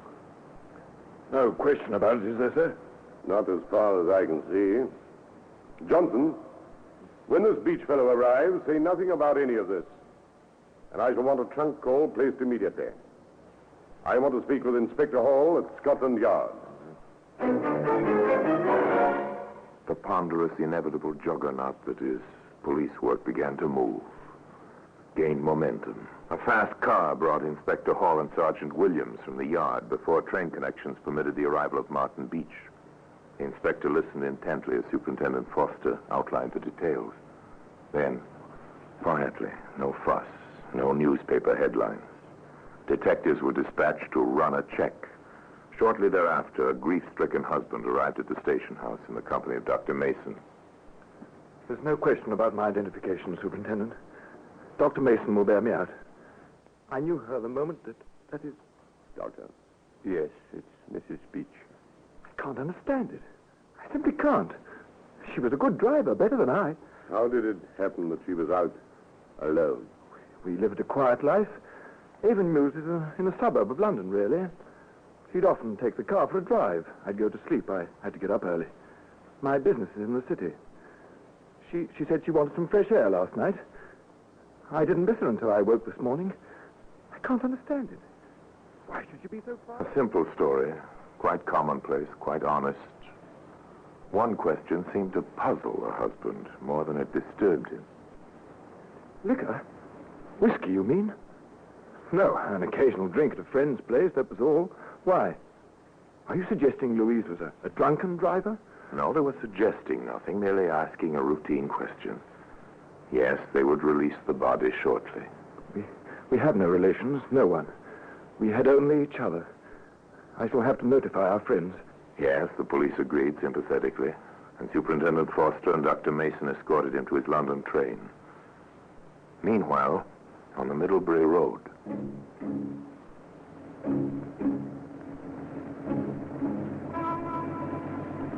Your name, Carey? Yes, sir. My name's Williams, CID. My identification. Yes, Sergeant. Something go wrong? You heard of the accident down the hill? Yes, of course. How late do you keep this petrol station open? 12, 1 o'clock, depends on the traffic. And last night? I closed up about 1. Locked the tanks and then Any customers around that time? Well, there was a dark sedan, man and woman. You got a good look at the woman? He was driving, bought 5 gallons. She was asleep in the front seat. Any sign of whiskey? Well, he had a breath on him, Sergeant. Seemed in a hurry, too. Edgy. Now, look, this photo mean anything to you? Yes, it looks a little... It's hard to tell at night that the light's bad. Is she sleeping there in the picture? No. She's dead.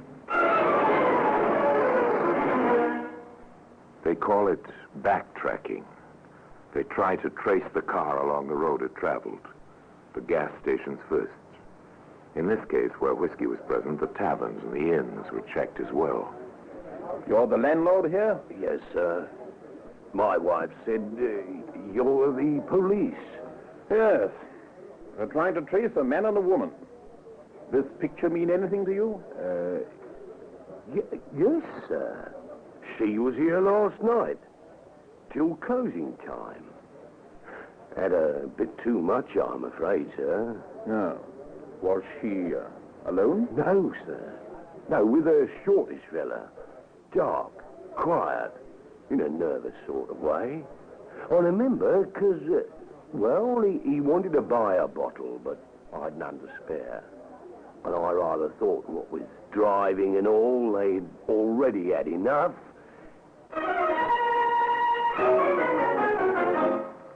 That evening, Sergeant Williams gave the inspector his own reports and that of the men assigned to the railroad portion of the inquiry. They routed the conductor out of his bed. He remembers the fellow all right. Bought his ticket on the train. Complete stranger, shortish, and dark. Yes, she was with a man all right. Seems to me we'd better break the news to Beach. It won't be pleasant. It wasn't pleasant. Martin Beach took it quietly, but with obvious shock. Louise? With another man? Inspector, you can't be serious. I'm afraid I am. Your wife's picture has been tentatively identified by a petrol station owner and by an innkeeper on the Middlebury Road. They'll be taken over to the hospital to check tomorrow. And she was with a man. No, it's not possible. No one could have been that secretive. And why? We just lived for each other. Oh, it's an old story to us, Mr. Beach. You're a busy man. Your wife was alone a good deal. But when? How? Well, you told us yourself. She used the car alone and quite often at night. If I could get my hands on him. Oh, what fools we mortals be. We want him too, Mr. Beach. Now, will you help us? Of course, anything. Anything at all. Then, maybe search your wife's effects? Of course, Inspector. Search the whole house if you think it will. They were quite thorough, of course, and very quickly they were successful. I found these in the stocking box at the rear of the bureau drawer, Inspector. I see. Letters. Mr. Beach, do you know a Fred Hennessy? No. May I see the letters? I think you'd rather not. And we'll be checking them for fingerprints, of course. They're all addressed to your wife. The last one makes the arrangements for a meeting place with the car. Is there a return address, Inspector? There is. Good luck, Inspector.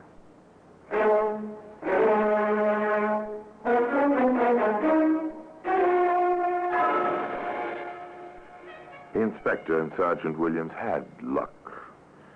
However, it was not exactly good luck. Fred Hennessy? No. There's no Hennessy living here. Well, now, perhaps he used another name. A shortish, dark fellow, with a flair for letter writing. No. Haven't had any shortish men staying here in months. Well, this is 346 Greenville Street, isn't it? Well, there's nowhere else, Inspector. And what's more, I don't have any letter writers here. Every one of my men roomers, except one, works at the car factory. They're a tough crowd, Inspector, but they're nice enough to me. I take good care of them, I do. And the one who doesn't build automobiles? Oh, he's a constable, he is. Now, what would you want to see him for? A good question, and a big disappointment. Still, the machinery ground on. The reports came in to the small bare office at the yard. Here we are. Fingerprint reports, Inspector. Now, the prints on the letters match those they found on the gear shift lever in the wrecked car. The ridge patterns conform to the smudges on the wrench too, sir. The conclusion is obvious. At the very least, it placed the maker of those fingerprints in contact with the murdered woman, in the murder car, with the murder weapon. It looks so as if he pulled off the road, did the job, then started the car downgrade and jumped. Yes, probably. The unlocked door on the driver's side would indicate that. But what about those prints I told you to try and get? We have them, sir. Lifted them neatly. I was saving that for the last, sir. You see? They match. Yes, very good. Thought he was clever. Well, murder's usual in amateurs' crime, isn't it, Sergeant? What about the men to identify him? They'll be in London in the morning, sir.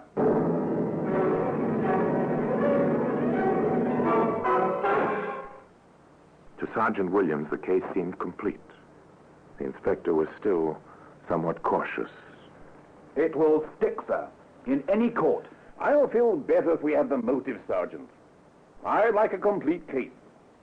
Identifications have been upset before, and even fingerprints. Given a good motive, we'll hang the gentleman.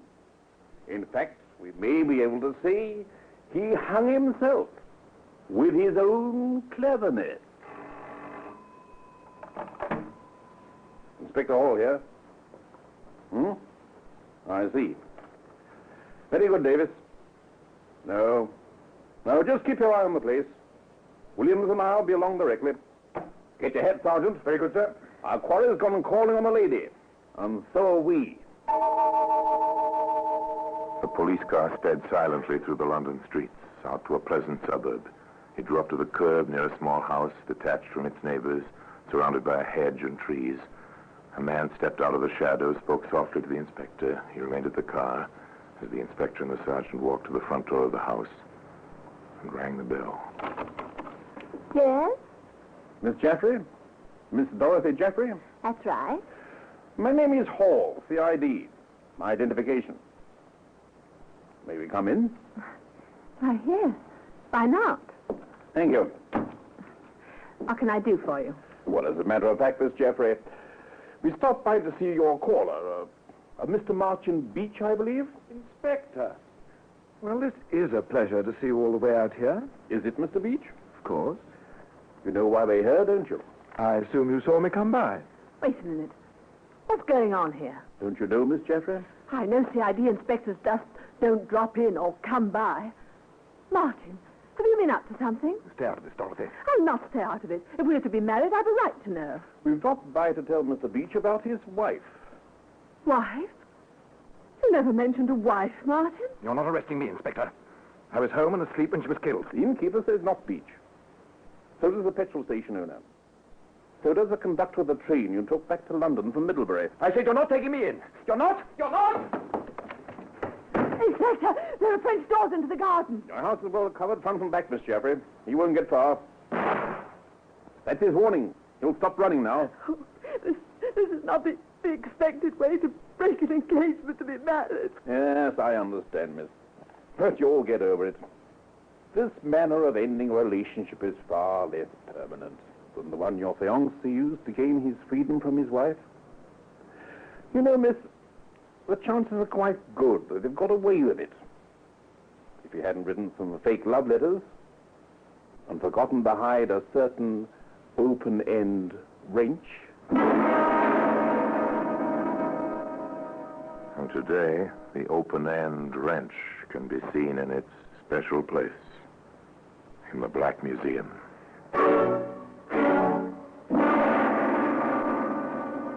Orson Welles will be back with you in just a moment. It's an old dodge, of course. May have worked many times. Commit a murder, wreck an automobile to cover its traces. It might have worked this time if Martin Beach had known that dead bodies do not bruise. If he'd been really clever and had succeeded in burning the car and the body. If. But he was not really clever. His cleverness failed him. Failed him at 8 o'clock one morning in Dartmoor prison. As for Dorothy Jaffrey, she disappeared when she had come into the great anonymity which is London.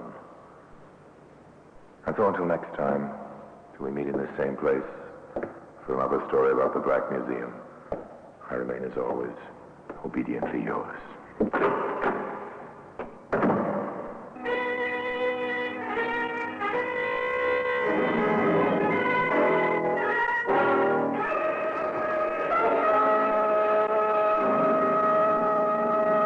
This is Orson Welles, speaking from London.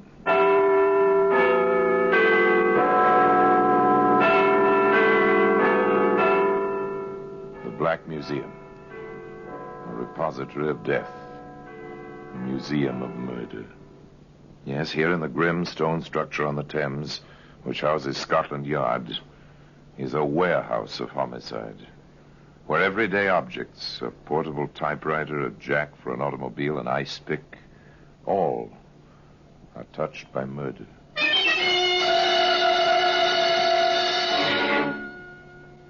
Here's a pair of spectacles. It's a familiar object, neat, not too large, tortoiseshell frames with gold tops. You've seen them 100 times on girls who obviously have decided that they must wear glasses. They'll make the glasses as decorative as possible, but this pair... Women's glasses, right on top in the suitcase. And pretty thoroughly smashed. Poor Daisy. Something, whatever it was, must have hit her awfully hard to smash her spectacles like this. Today, those spectacles can be seen in the Black Museum.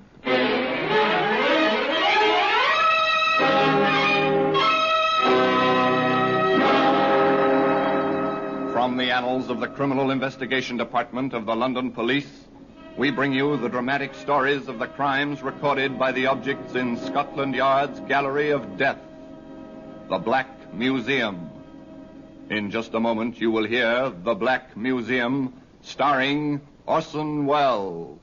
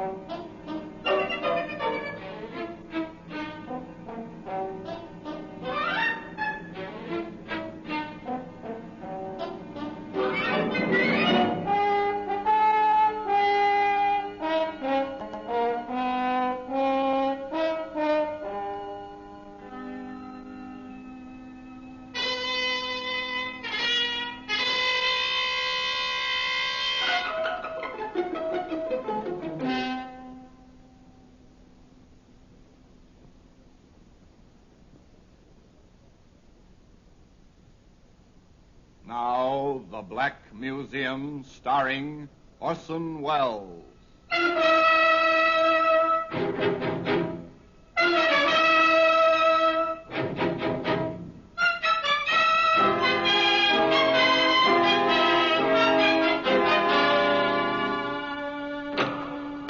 Now, here we are in the Black Museum.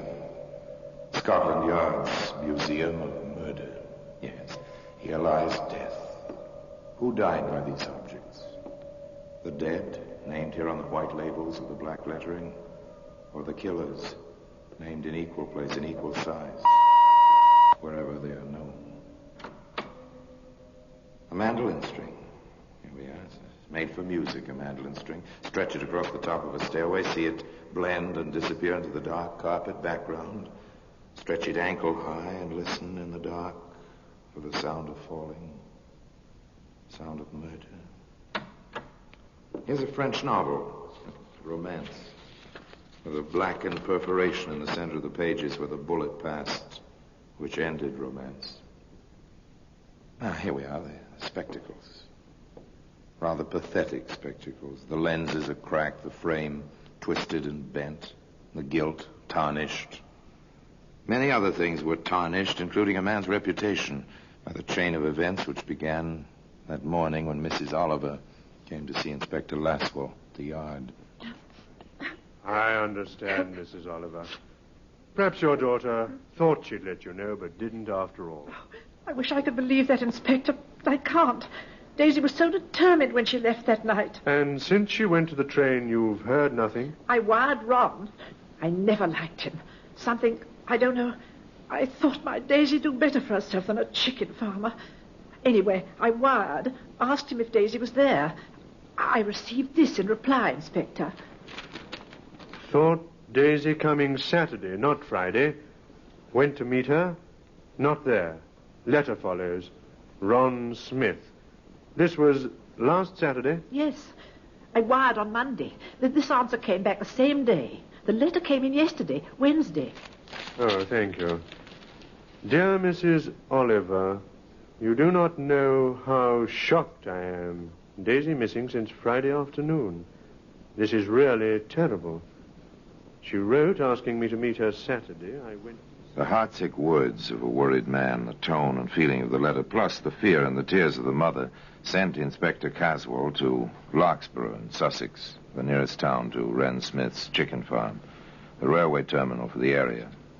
He turned first to that prime source of all rural information, the local pub. Evening, landlord.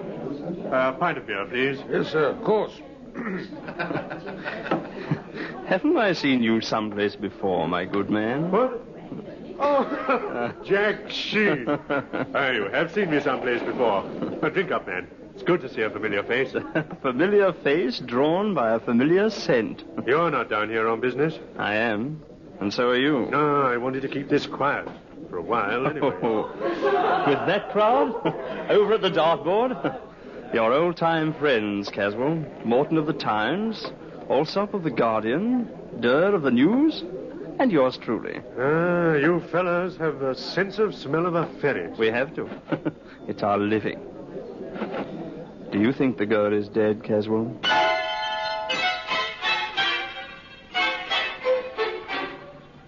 There it was, words of one syllable, literally one syllable. Do you think the girl is dead? Inspector Caswell shrugged and turned to his drink. Without apparent effort, he drifted into conversation with the landlord while Jack Sheen stood by, quietly, unobtrusively. Have there been any talk hereabouts recently about a girl who's missing? Some? Well, girls get silly ideas sometimes, especially the young ones. Only silly thing about this girl was the man she went for. Huh? They get that way sometimes, even the best of them. Oh, I know what you mean. Anything wrong with the man in it? Ne'er-do-well. Owes for feed. Everything in sight. Lives in a hut on his farm. Not even a proper house. Oh, that's her? This Oliver girl now. Bright. Sweet as they come. Real pert in them fancy glasses she always wore. Then, off the deep end over this Smith fella. Never know why they do it.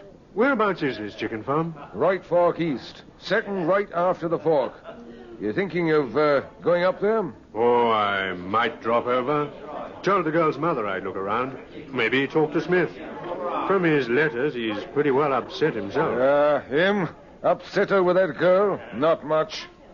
What's happened to your friend? My friend? Why, he was just... 5 will get you 10, landlord. My friend is halfway there by now. Inspector Caswell was absolutely right. Jack Sheen was well up the right fork and turning into the lane that led to Ron Smith's chicken farm. Who's there? I said, who's there? I'm Jack Sheen of the London Daily Post. I'd like to talk to you. What makes you think I want to talk to you? Oh, most people talk to me. If they don't, I usually write what I think they might have said. Very simple. Smart, aren't you? I know my business, I hope. Fellows down in the village suggest you don't. Yeah, they like to talk. Don't you? Not about things that ain't my business. Daisy Oliver is your business. She was. Meaning, exactly? Daisy said she was coming down last Friday. I left my gate unlocked, like you found it tonight. She was always touchy about that. She never came, though. That's right. Now, all this talk. I'm more worried about her than I ought to be. Nancy's going to make a fuss about that pretty soon. Nancy? Well? A girl, Nancy Noble, lives up the road a piece. Her and me have been walking out lately. Daisy knew. I figured she'd be coming down like she wrote on account of... Apparently, Mr. Ron Smith, chicken farmer, was as garrulous in his way as his hands were in theirs. He clucked on at great rate. Finally, Jack Sheen got away. Scribbled a bit in his notebook and then off to sleep. But next morning, quite early... Hello there. What? Oh, you startled me. You don't look as if you scare easy. I don't. Who are you walking into a barn like this behind a busy girl's back? A fellow who thinks you'd make a better wife for Ron Smith than some frail little girl from the city. You know your way around, don't you? There was banter and introductions. Nancy was quite flattered, of course, over the visit of a reporter. She talked. Sure, I met Daisy. Like her? All right. If you go for milksops. I see. I heard Ron was going to marry her right after Christmas. Not if he could break the engagement, he wasn't. He's all set to marry me. Oh, so that's the way the wind blows, huh? It sure does. Or did. Now, with all the fuss over Daisy disappearing, well, Ron's too upset even to think, I guess. Upset, is he? He told me, night before last. He's afraid she's killed herself. So Daisy may be dead. And Ron is afraid she may have committed suicide. Well, Jack Sheen has turned up a fact or two, hasn't he? Of course, Inspector Caswell hasn't been inactive. Mr. Jeffrey, I'm told by our host, the landlord, that you think you saw the Oliver girl last Friday night. I think so. I was coming up the road, out past the fork. My place is out past Smith's. There was a girl ahead of me. She turned to look back. I thought I saw her wearing spectacles. Is that all? Well, she must have turned in at Smith's. She didn't pass my place. Reed here saw her real close. Did you, Mr. Reed? Yes, sir. I met Jeffrey on the road. I was coming down to the road of the village after fixing the septic tank out to Jeffrey's place. Girl passed real close. The Oliver girl, all right, wearing her specs and carrying a suitcase. Ah, that's right. She had a suitcase like she walked out from the train. Why, the Smith fella didn't go in and meet her. Then there was the routine visit to the cottage where Daisy usually stayed when she was in Larkspur. Did you hear from Miss Oliver, ma'am, that she was coming down here this past Friday? She didn't, and she always stayed with me. If she'd planned to come down, well, you never know, what with young girls being so free nowadays. And she had spent all her savings on these trips. She told me that last time she was here. When was that? Oh, about 2 months ago. She seemed so nervous, poor thing. Even then, jumpy, always a little scared, like a rabbit, sort of. Oh, I don't know. I wish I didn't keep thinking. And finally, there was Edith Staple. Miss Staple had a friend in the outlying area, and Miss Staple had been crossing a field near the chicken farm, a kind of shortcut. Yes, Inspector. I'm positive I saw her. I saw 2 men on the road, too. One passed her. The men met, talked a little, and went on. By the time I passed the lane to Smith's place, she was in as far as the first shed. You saw quite a bit, didn't you? The road is on a little rise just there. I was coming up to it, and everyone was, well, sort of outlined against the sky. Well, thank you, Miss Staple. Thank you very much. There must have been a girl. 9 chances out of 10 it was Daisy Oliver. But how to prove it? Where had she disappeared to? Inspector Caswell and Jack Sheen compared notes. They stayed around Larkspur. That fact alone started the talk, which had impetus enough in any case. People don't just disappear, I tell you. She must be somewhere. She turned into Smith's place. Want to bet she never came out? Nice girls don't take chances going alone to men's homes, even when they're more decent than the hut he lives in. I'll get him, you'll see. He did the girl in. Want to bet? The talk reached Smith, of course. On the heels of the talk came Jack Sheen. Nice lot of chickens you've got here, Smith. You didn't come out here to talk about chickens. No? What then? You're trying to get more on Daisy and me. The town has plenty on you, they think. Yeah, long tongues. They wag too much. You can stop them, quite easily. How, I'd like to know? Oh, just ask Inspector Caswell to bring his crew out here to dig up your farm. They'll find nothing. That'll stop the talk. I'll do it. They can dig any place they want. Except I wouldn't want them to disturb my chickens. The remarks were duly reported to the inspector. His comment was, "We'll be glad not to disturb his chickens." I should think that's exactly what you would do. Oh, I don't know a thing about chickens, except roasted. Look, he was rather pointed about it, Don't disturb my chickens. You know, if I were you, Caswell, I'd do some digging around that chicken run. Might save you a lot of extra trouble. You catch on, Inspector? The inspector caught on to the extent of asking Ron Smith to drop in at the police station while Jeffrey and Reed and a few of the others with Jack Sheen began their digging. Not much good this ground. Good enough for chickens. I got something? No, just a rotten stick. Nothing suspicious like. There's something here. Yes, I'd say you had something there. Lift out your shovel, Jeffrey. Okay. Now, look, I'm going to open it. I want you to witness that I neither take out nor put in any object. Ready? Yeah, all right. All right? Okay, now just watch this. It's the girl's suitcase, all right. I'd know those specs any place. Well, today those spectacles can be found in the Black Museum. In just a moment, we will continue with The Black Museum, starring Orson Welles.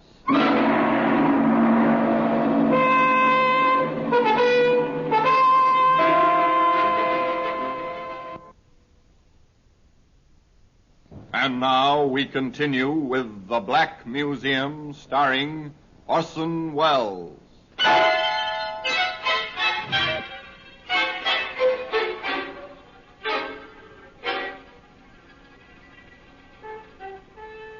It was her suitcase. Yes, there it was, the earth of the chicken run clinging to its frayed handle, its shabby sides. Jack Sheen stopped the digging, sent Reed pell-mell for the inspector. Women's glasses. Right on top in the suitcase. And pretty thoroughly smashed. Poor Daisy. Something, whatever it was, must have hit her awfully hard to smash her spectacles like this. Shall we go on, Inspector? Digging? Of course. But carefully. We don't want the edges of the spades to disfigure anything. The first thing they found was part of the torso. Then the limbs wrapped in sacking. Finally, the head in a tin box, buried shallowly in the chicken run.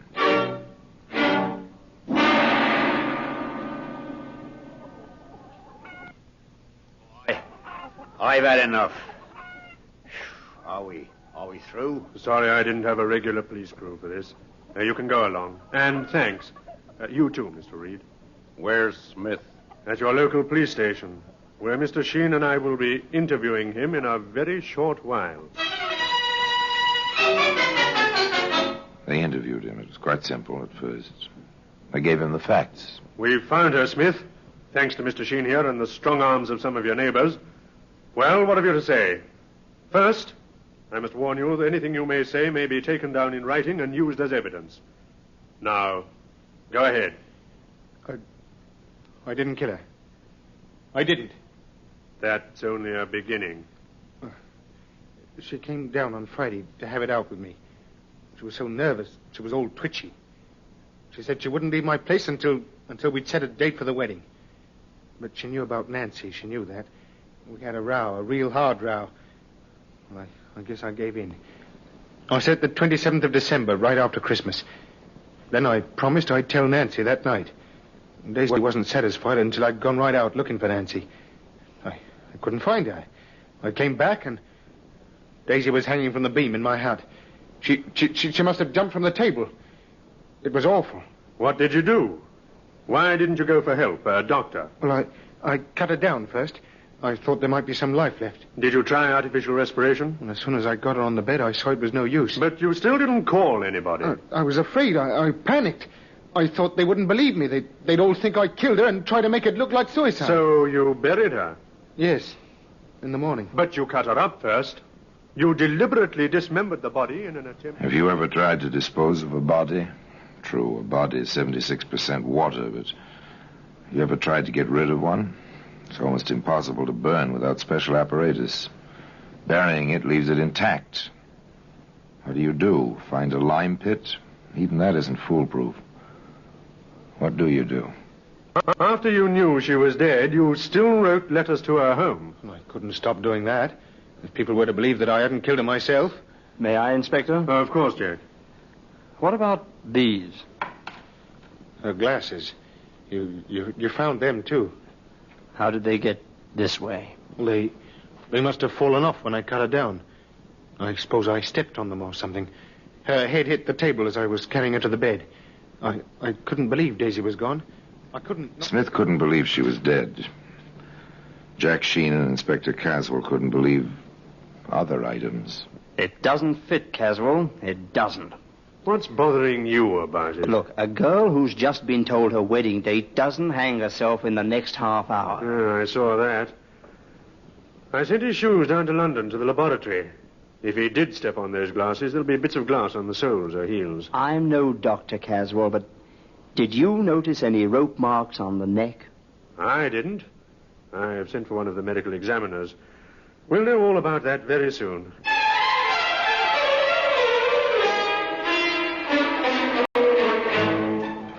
They held Smith on an open charge. The least would be an illegal burial and failure to notify the proper authorities. Meanwhile, Sir Harold Hubert, one of the Yard's best medical men, came to Larkspur.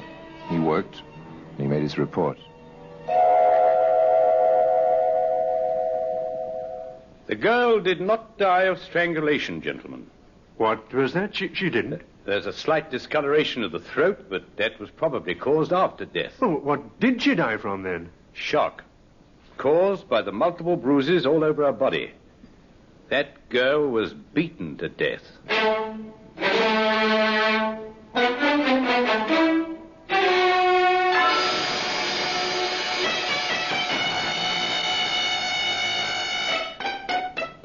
Now the questions descended on Sir Harold's head in a deluge. No sign of strangulation at all? She may have been partially hung. There's congestion of the blood vessels of the throat.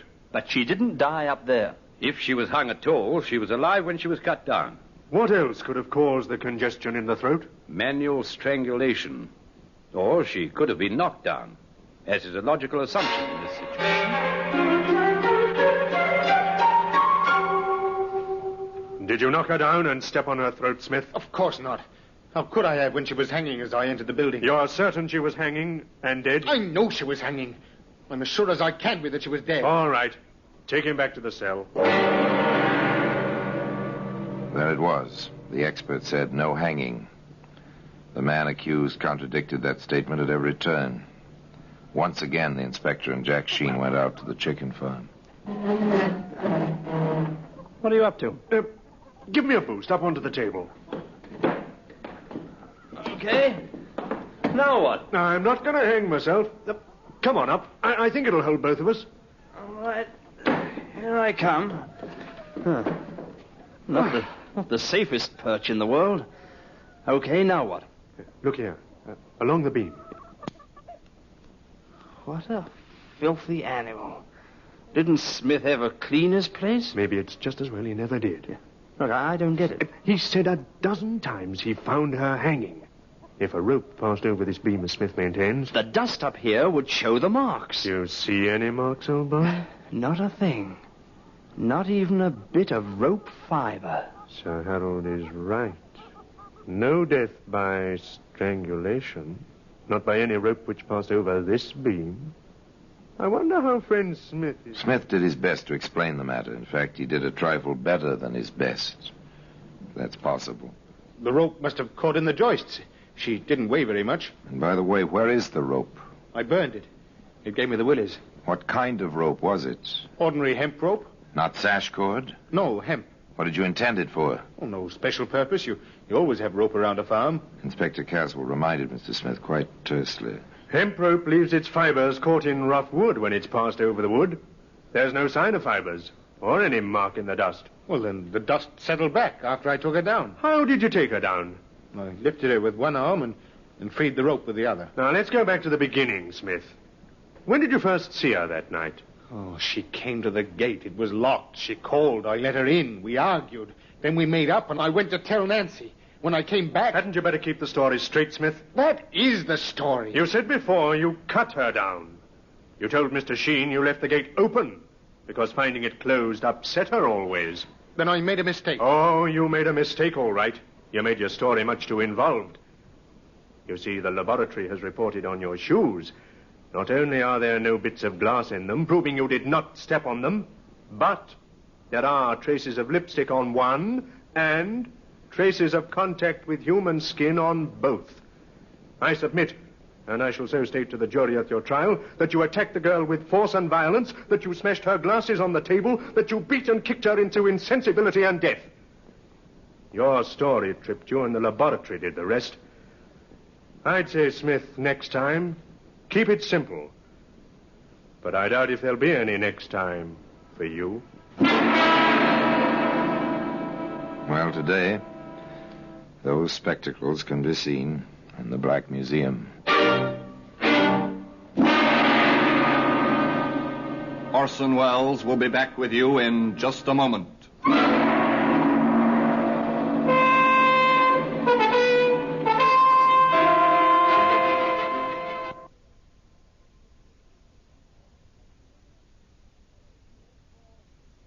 Now here in person is Orson Welles.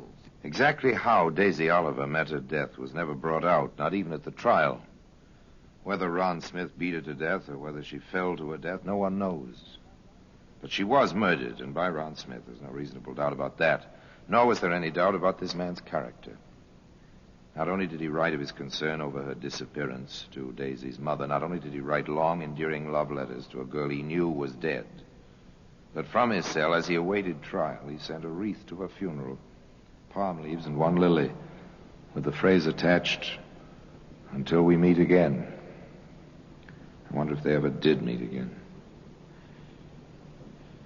Well, until next time, till we meet in the same place, and I tell you another story about the Black Museum, I remain, as always, obediently yours.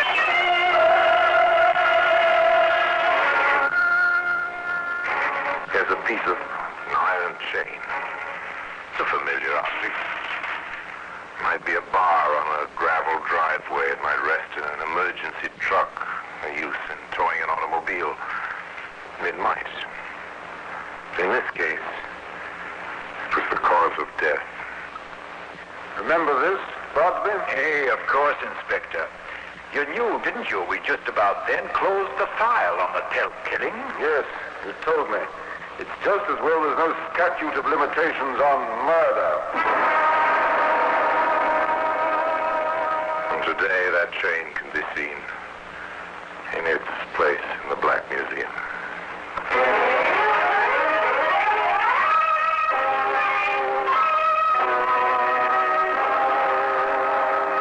From the annals of the Criminal Investigation Department of the London Police, we bring you the dramatic stories of the crimes recorded by the objects in Scotland Yard's Gallery of Death, the Black Museum.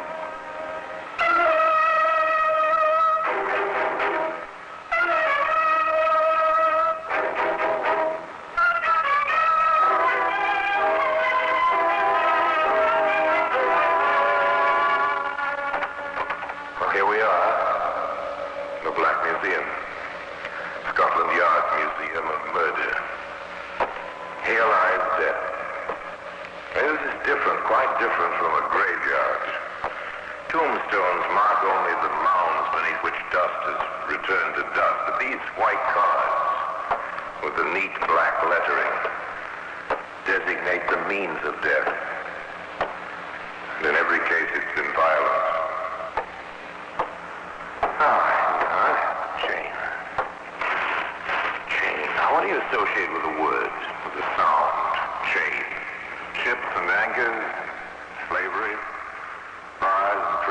maybe. Oh, hardly with a young girl of 23, seated in a hard chair in the bare office of Inspector Hall, Scotland Yard. I'm sorry to ask you to repeat that statement, Miss Tomlinson. You'll understand that I find it rather hard to believe. You feel the same way, don't you, Sergeant? Oh, I do, sir. No doubt about it, I do. I rather expected you would, Inspector. In modern times, no one believes in ghosts. Do you, Miss Tomlinson? But I didn't. Now I do. And you've no explanation for these, phenomena? If I had, I wouldn't be here, Inspector. You must believe me. There is a ghost, and I'm frightened. You mean, Miss Tomlinson, there are noises in the night, and they frighten you? Noises. And the voice. My father's voice. He wants me out of the house. Well, why should he want me out when he left it to me? When we were so happy there together. Just you and your father? Mother died when I was very little. I hardly knew her. Now there's only myself. In the house? Haunted? I see. Does this ghost, by any chance, rattle chains? Yes. Oh, it's a horrible sound. Apparently the good inspector had his own ideas about this ghost. In fact, after Joan Tomlinson left his office. Interested, Preston? In ghosts? Little, sir. In good-looking heiresses, Sergeant. Oh, that, sir. No, sir. But it might be possible that someone else is, or in her property. Perhaps. Well, look into it, Preston. If we don't, the odds are the young lady will be back until we do. Let me have a report in the morning. The morning was 8 hours away. Sergeant Preston walked up the quiet street in the London suburb where each house stood alone on its own plot of ground. Even in the inadequate light from the street lamps, the sergeant could see something of well-kept lawns and trim hedges. He turned into the concrete driveway, skirted two garages and tandem back gardens, finding his way to a screened back porch where a light showed briefly. You came, Sergeant. Thank you for the light. My torch. I didn't want you to try the wrong house. This way. I thought we'd wait in the upstairs sitting room. Whatever you think best, miss. It's your ghost. Yes, isn't it? The stairs are this way. The sergeant felt rather than saw in the darkness that it was a large house. Seemed to be several rooms on the ground floor, and upstairs they passed 3 closed doors before they entered the sitting room, which apparently extended the full width of the building. That's the comfortable chair. It was Father's. Thank you, miss. A drink? No, thank you. I'll smoke, if I may. Yes, of course.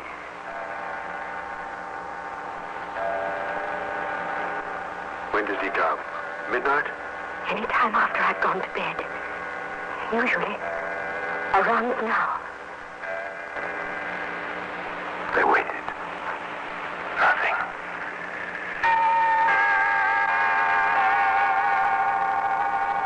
Think you'll come tonight, miss?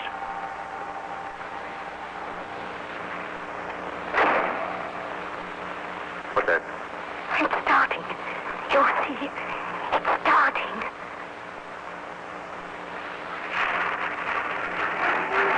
Inspector, I'll never leave her. Do you hear it, Sergeant? Do you? How can I help it, miss? Tony,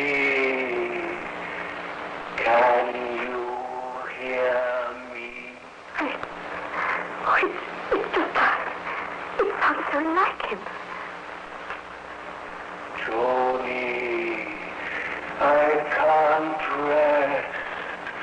I can't. Not with you. Alone. Alone. In the house. Oh. It's human. It's got to be. Does it, Sergeant? Really? Does it have to be human? You ever been to a seance, Sergeant? Have you ever heard of the researches of Conan Doyle and dozens of others? Now do you believe me, Sergeant? There's something, miss. Well, who could sound like my father? Who? Who would call me Janie? Oh, all right. I might as well have some lights now. It won't come back until tomorrow night. I see. Only once a night. Yes. But don't you want to search the house or anything? Well, Sergeant, don't you? If this thing is human, there ought to be some trace, Sergeant. Oughtn't there?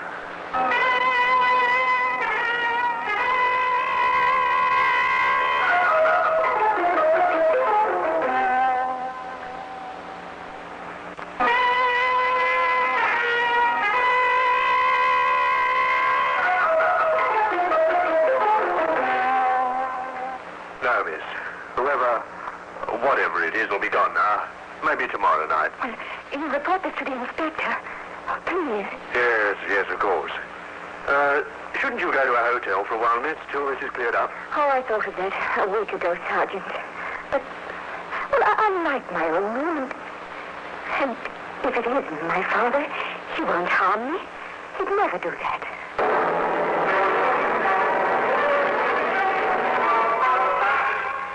You're very certain of that, aren't you, young lady?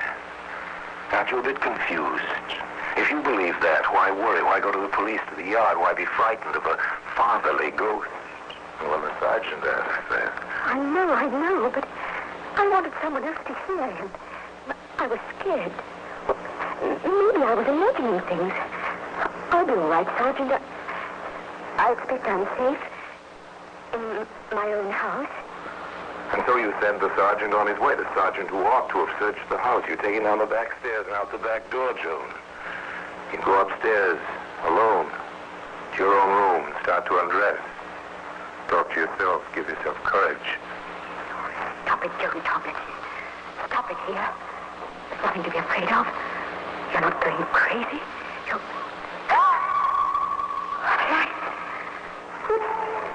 Lights. Oh, the lights. Oh, no.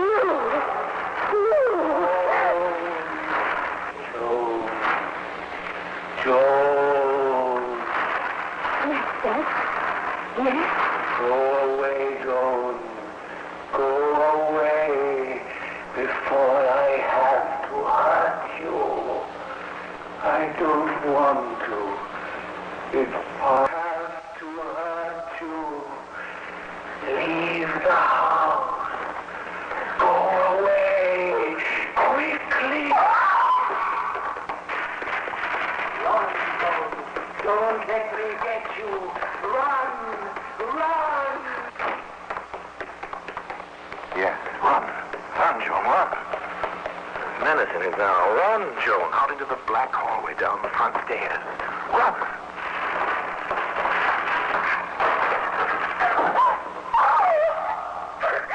Help! Will somebody help me?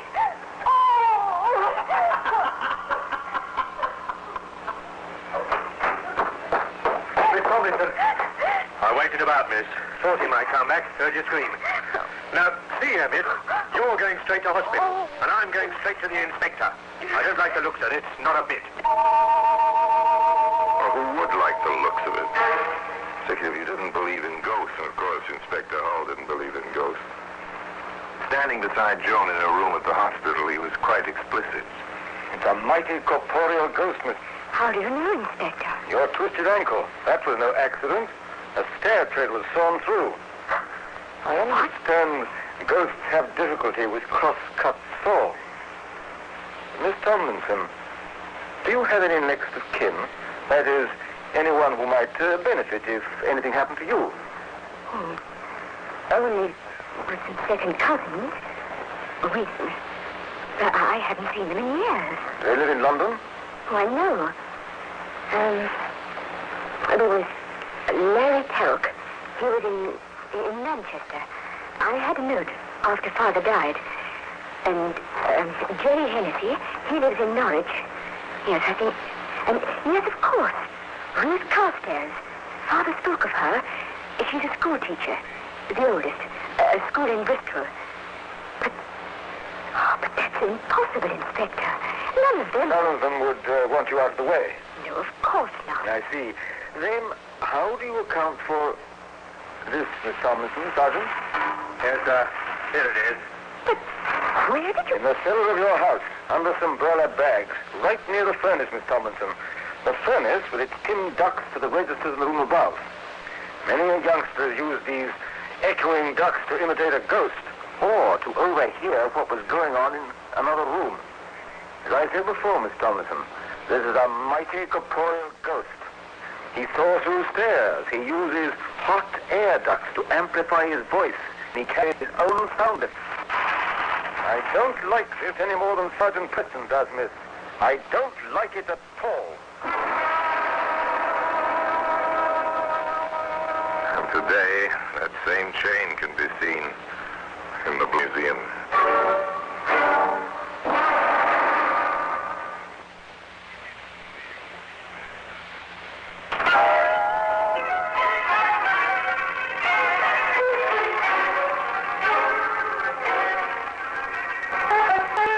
Iron chain. The hot ducts carry away through only half of it, but almost plans a motive. Inspector Hull had no illusions about ghosts and certain about the dangers from Thompson. All right, let's get to work. This is the girl says it's no possibility. Where is a will, not a way? Start someone thinking. The girl was wrong about her ghost. She can be wrong about her cousins. Get the wires out, Preston. And I want an unobtrusive guard on the house, 24 hours a day. You've got the names of those people she mentioned? Simple, routine. Teletype messages. Advise earliest convenience. And the advice came so conveniently early that Inspector Hull, who sat at his desk with the 3:30 paper before him, remarked to Sergeant Preston. It's unbelievable, Sergeant. Coincidence? Coincidence, my foot. All three dead, a few days of each other. All three trials unsolved. Hilk, July 6th. Hennessy, July 8th. Carstairs, July 12th. Sergeant. Under no circumstances is that girl to be permitted to leave the hospital. That's an order. She's safe there. How long, Inspector? Until I get back. Back, sir? Don't look blank, Preston. Just look at these telegraph replies. I'm making a cook's tour of these three cities. Manchester, Norwich, and Bristol. Obviously, I need facts. There seem to be quite a few facts in Manchester, Norwich, and Bristol.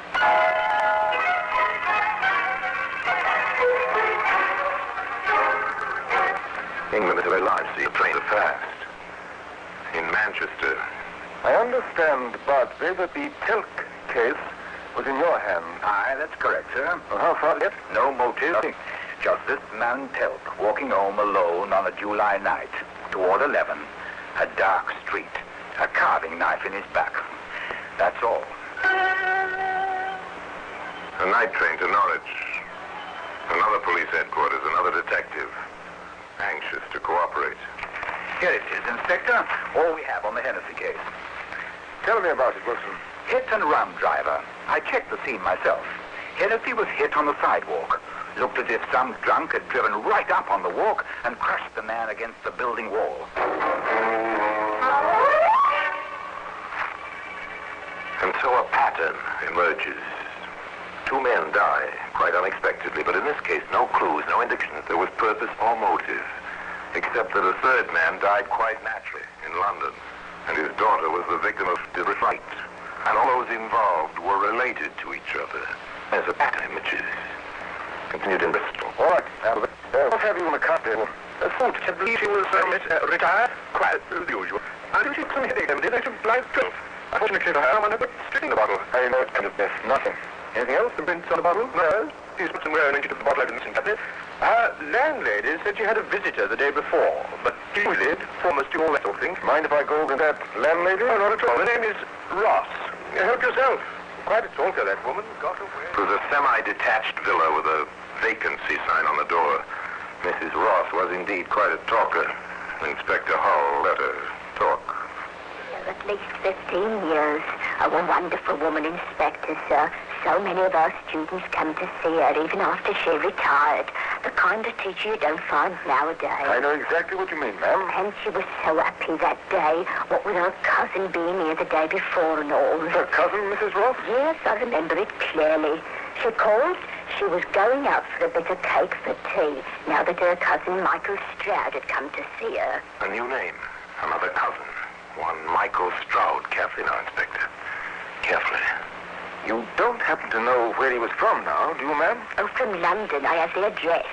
Found an envelope in the waste paper basket while I was clearing out the poor thing's room. Did you tell this to the police? No, sir. They were so busy with their bustle and dusting everything for fingerprints, they said. Yes, of course. Now, Mrs. Ross, may I have that address, please? That is, if you still have it. A teletype message travels much faster than a train from Bristol to London. By the time the inspector reached his office, Sergeant Preston was waiting with the answer. We've been there, sir. Michael Stroud had a flat at the address, but he's moved and left no forwarding address. Oh, when did he move out? July 13, sir. The day after the Carstairs woman died. When the quarry is escaping, what do you do? Well, the least you can do is close some of the gaps in the situation. Try to develop motive and opportunity. The inspector permitted Joan Tomlinson to leave the hospital and to proceed in his company to the office of a solicitor. Now, sit down, Joan. And to Inspector. Thank you, Mr. Thomas. Thank you. I gather something is amiss. Mr. Thomas, we have reason to believe that 3 people have died because of Miss Tomlinson's inheritance, and that her own life is in danger. Well, that's unbelievable, sir. It usually is. However, the 3 who are dead are all second cousins of Miss Tomlinson, her next of kin. What we are here to find out is, does the will under which she inherits her property state to whom that property devises in the event of her death? Not exactly. That is, if she dies intestate, the property under the law would pass to her next of kin, in equal shares, of course. Mr. Thomas, with all her second cousins dead, a third cousin would be next in line, correct? Oh, absolutely. Of course, I know of no such relative, sir. Unfortunately, sir, we do. His name is Michael Stroud. His whereabouts at present are unknown. Motive, present. Very definitely present. Opportunity, obvious. And seized at least 3 times. In Manchester, Norwich, and Bristol. As to the next move, the inspector outlined a plan. Briefly. Miss Tomlinson, do you still believe in ghosts? No, not. Would you be afraid to stay alone? I see. I'm due to see the plan. Absolutely. You will? We'll get... Well, they began. Joan left the hospital, returned to her house. To the memories. To the now silent ducks. To the still chiming clock.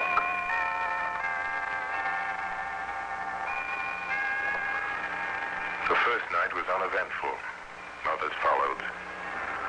Bit by bit, Joan slipped back into her normal everyday routine, a girl in her home with a servant during the day, alone at night. The ghost. The 3 deaths in 3 cities. The inspector began to take on aspects of a dream. Reality was coming home after an evening in the city, going upstairs, listening to the little clock. Preparing for sleep, indulging in a little habit of talking to herself. There's nothing to worry about. Really nothing. He's gone away. Out of the country, maybe. Oh, forget Michael Stroud, Johnny. Forget the whole thing. What's that? How are you, Joan? Feeling well? And safe? Get out. Whoever you are. That won't work, Johnny. You know I'm your cousin Michael. Come to call. I never saw you before. In my life? I know, dear. And now that you have seen me, what else is there to live for? You couldn't get away with it. Oh, yes, I could. I can. I will. You'll be a lovely suicide, dear. Carbon monoxide from the register from the furnace. Or maybe, yes, maybe they'll call it accidental death. Inspector Holland find you. No? You let away, what? I doubt it. He wasn't around to seize me tonight, was he? And I'm very good at hiding. More. They'll never tie me to Cousin Larry or Cousin Jerry or Cousin... They will. They have. There are fingerprints. Ah, there now. That's their worry, not mine. Now sit down. In that chair. I won't. Sit down. I have it planned perfectly, Joan. You'll sit down, I'll tie you in that chair, shut the windows, the door, turn on the heat. You'll be gagged, too. I forgot to mention that. You'll die. No. I'll come back, put you on the bed. No! You won't! You can't make me! I said sit down and shut up! Take him in charge, Sergeant. We have enough. Attack! We're still in the bridge, Sergeant. Look out! Yes, sir!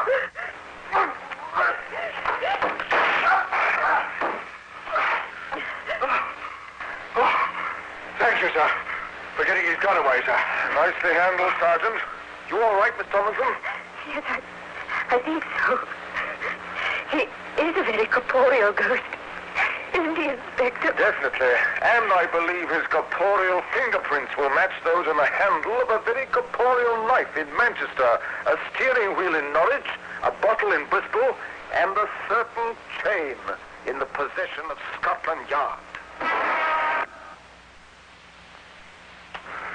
The case was clear. The defense was helpless. The case was closed at the traditional time one morning in the usual manner.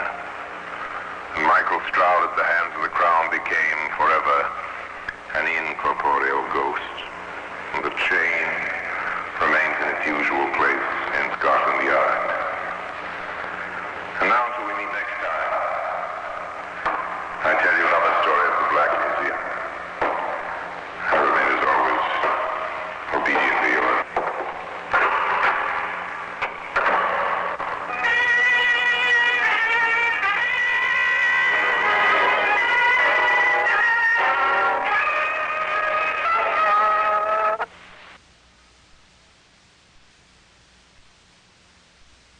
This is Orson Welles, speaking from London.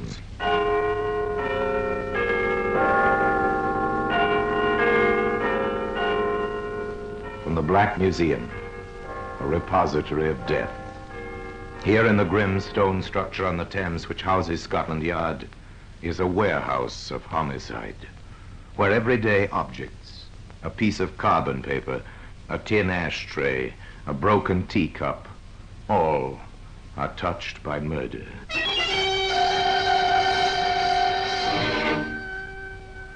Now here's a woman's powder puff, faded pink. We'll open the glass case and take it out. There you are, sir. Perhaps Madame would like to take it. Ah, you draw back. The lace is pitiful and torn. Across the puff itself is an ugly stain. Once it was dark red, but its progress through the biological laboratory has left it bleached and pitted, where small areas have been teased out and examined under the microscope. This sample belongs to blood group 3. Are you sure? Wait. Group 1 is here as well. Blood groups 1 and 3. That means there were 2 victims. Yes, the faded pink powder puff was used to gag 2 victims before they were brutally murdered.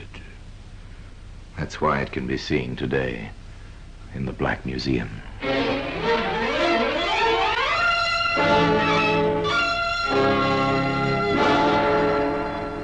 From the annals of the Criminal Investigation Department of the London Police, we bring you the dramatic stories of the crimes recorded by the objects in Scotland Yard's Gallery of Death, the Black Museum. In just a moment, you will hear The Black Museum, starring Orson Welles.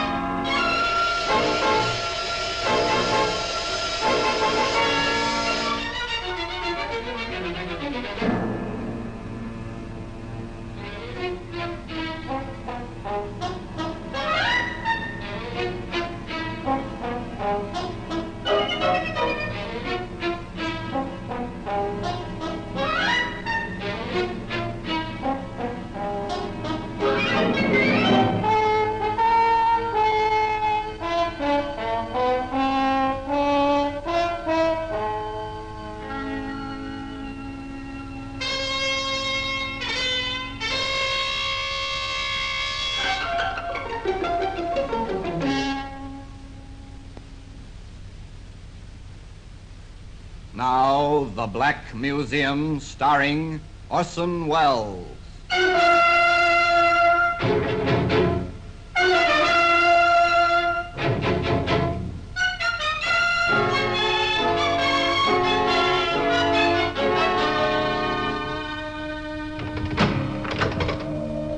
Well, here we are in the Black Museum. Yes, beyond these stone walls, London throbs and is alive, but within these rooms, there's silence and death. It's very quiet. Come with me. Under the frieze of death masks, the masks of criminals of bygone days, suspended grimly under the ceiling, we pass slowly along the rows of murder exhibits, not always frightening in themselves, but terrifying when considered in relation to their history. They are matchbox. Here's a nail file. Each exhibit marked with the names of the killer and the victim. But our objective now is the powder puff. As it lies on the palm of my hand, let's turn back the clock and meet the man who used it for a grim purpose. His name, Richard William Hyson. The time, dawn on the morning of Friday, October the 18th, 1946. The place, Pentonville Prison. This is it, boys? Take it easy, Hyson. You've got about a couple of hours. Give me a cigarette. Hey, thanks. You're too kind. This is 20 days we've had in here, isn't it? Yes, 20 days. You won't forget me, will you? No, we won't forget you. Before I go, you must remind me to compliment the management. The food's been excellent. I can thoroughly recommend it to future guests. I've only one complaint. What's that, Hyson? The execution shed is too close. I'm sure I could hear the hangman practicing with a sandbag last night. Nonsense. Here, have a wash. After I've finished my cigarette. All right. No hurry. No hurry. 2 hours to go. 2 hours in which to reminisce. I think I was right not to see my mother and father. They wanted to see you. Oh, that's because they remembered me as I was. Big, blonde, and handsome. But they never really knew me.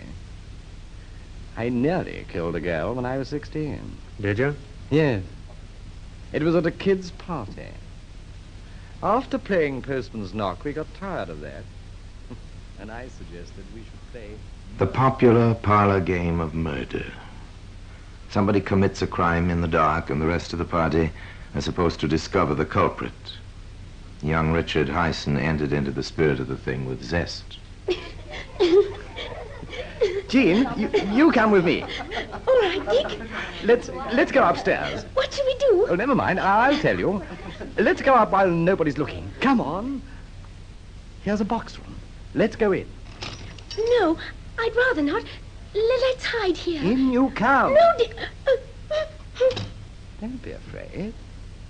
It's only a game. I'm putting this handkerchief in your mouth. Oh, let me go. Now I'm squeezing your throat. Shut up! Jean, where are you? Oh, there you are. Why, Dick. But, Jean, what's happened? He's killed her.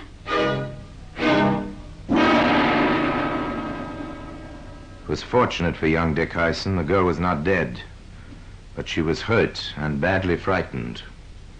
The warders in the death cell listened to Hyson's prelude to murder in silence, but perhaps their eyes betrayed their emotions. You're shocked, aren't you? Oh, give me the towel, will you?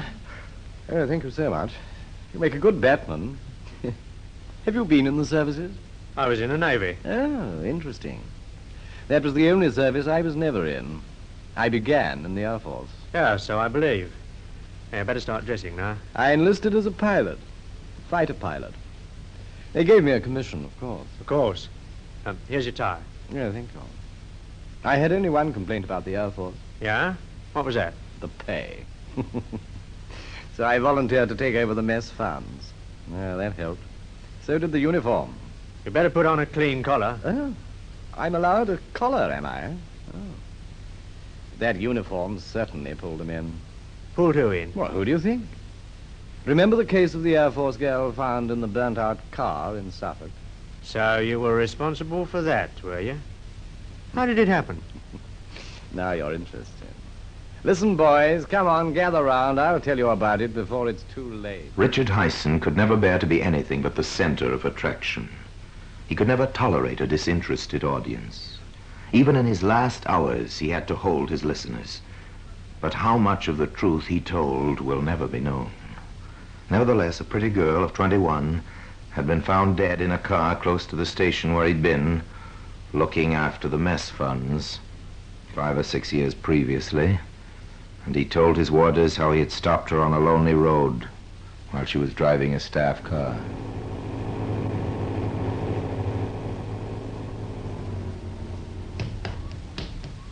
Hello there. Want a lift? Oh, that's very nice of you. I'm going into Ipswich. Ah, so am I. Jump in.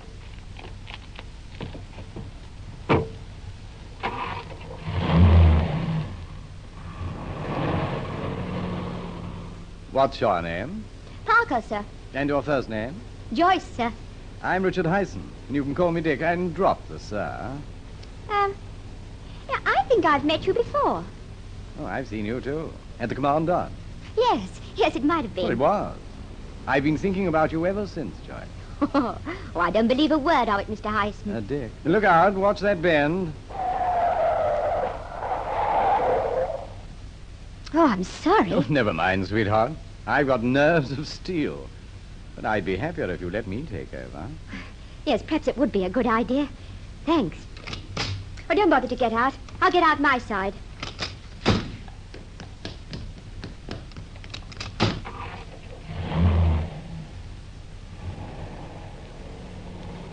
Well, I must say it is nice to be driven for a change. Good. What are your plans after you drop the car into workshops? As a matter of fact, I'm feeling rather good today. You see, it's my birthday, and my mum sent me a very nice present this morning. Well, many happy returns. And how old are you? 21. Congratulations. She's 21 today. 21. What did they send you? Money. Oh, that's always the most sensible gift. Yes, it is, isn't it? I say, are we on the right road? Yeah, I think so. We're not, you know. We're right off the road now. Hey, stop. Hey, I thought you were supposed to be a good driver. So I am. Come here. No, you've made a mistake. I'm not that sort of a girl. Let me go. Yeah, you would you? You're mad. Where's the money? Well, here, take it. Now let me go, please. Oh, no. Please let me go. I promise I won't tell. Ah!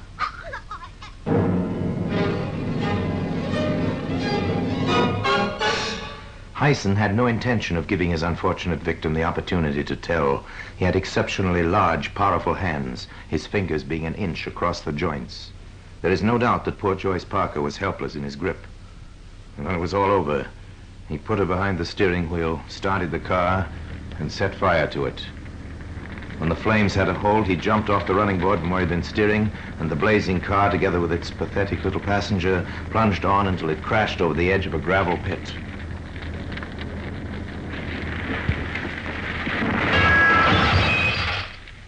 The crime had every appearance of being an accident, and Richard Hyson went to the picture alone that night, all expenses paid. He hadn't yet left behind any vital clues, such as might be seen today in the Black Museum. In just a moment, we will continue with The Black Museum, starring Orson Welles.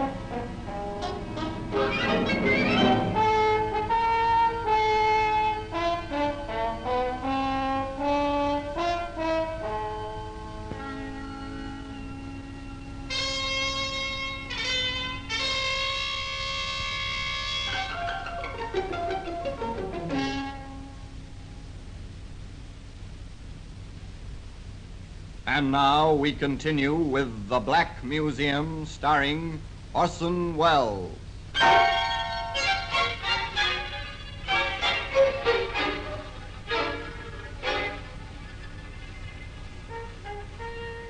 We return to number 2 death cell in Pentonville Prison.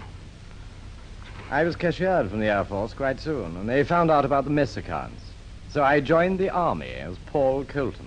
Yes, we know about that. I built up a new history for myself, and being a pretty useful type, I got a commission. That was in the early days of the war. Yes. I probably wouldn't have got a commission later on. They started going into too much detail. How long did you keep the Army commission? About a year. I lost it in the Middle East. That was really rather amusing. I was visiting the mess at HQ when I heard the general talking about selling his car before he was posted to a new command. That gave me an idea. Excuse me, sir. Yes? My name's Colton, sir. I'm sorry to hear you're leaving the command. I wonder whether you might be thinking of disposing of that private car of yours. Do you want to buy it? Yes, sir. You'd better have a word with my ADC. Smithers. Yes, sir? Mr. Colton here wants to buy the car. Sort it out with him, will you? Of course, sir. And Second Lieutenant Colton, alias Hyson, wrote out a check for £100, which was exactly £100 more than he had in the bank. That check bounced quicker than a golf ball. But I'd sold the old man's car even quicker and spent what I got for it. So, bang went commission number 2, Yes, they cashiered me. Which I told them I thought was rather hard on a first offender. First offender? Well, in the Army, yes. But instead of coming home, I dropped off the ship in South Africa. I joined the Army there. And believe me, it wasn't long before I got myself posted to England. That meant London for me. And those certainly were the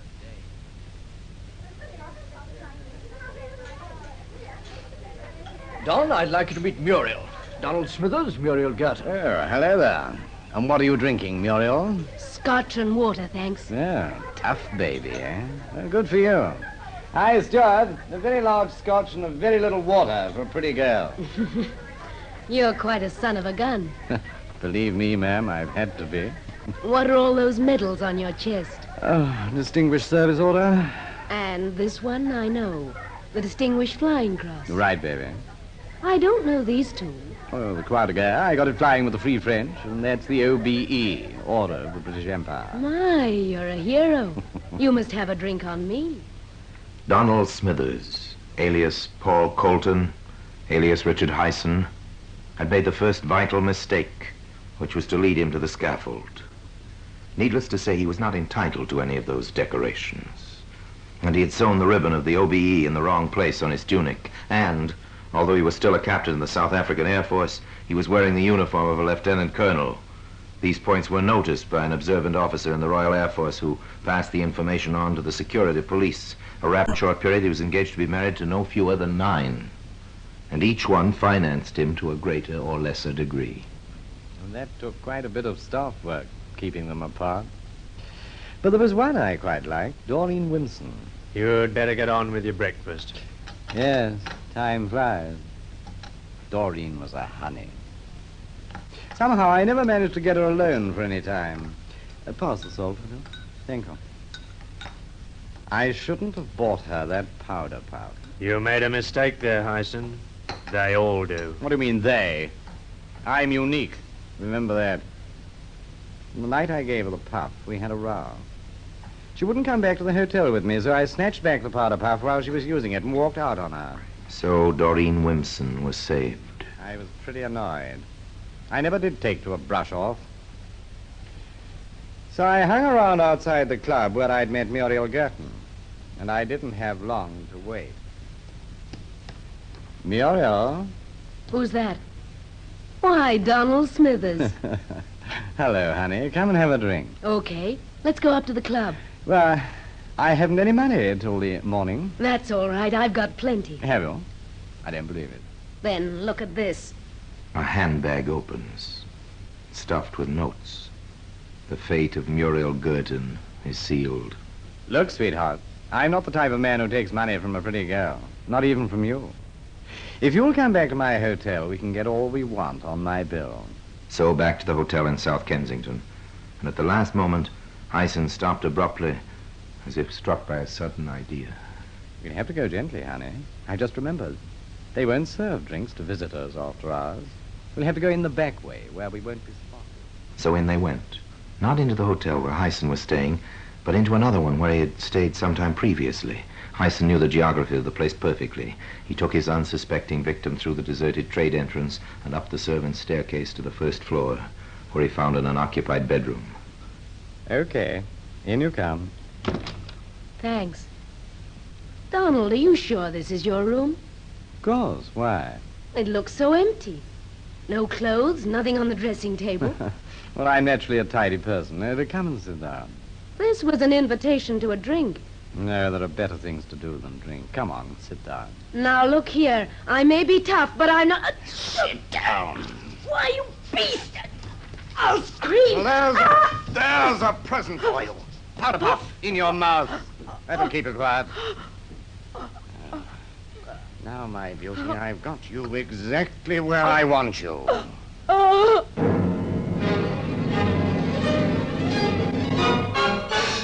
Again, those big, strong hands did their dreadful work. And when it was all over, Hyson removed the improv from his mouth, took her money, and returned unseen to his own hotel, where the chambermaid awoke him from a sound sleep at 8 o'clock the following morning. Morning, sir. Not a very cheerful one, I'm afraid. I'll pull back the curtains. Oh, it's pouring outside, and nasty and cold. Now drink your tea while it's hot. And here's your newspapers. Eh? Oh, the papers, yes. Oh, thanks. Thanks very much. Not at all.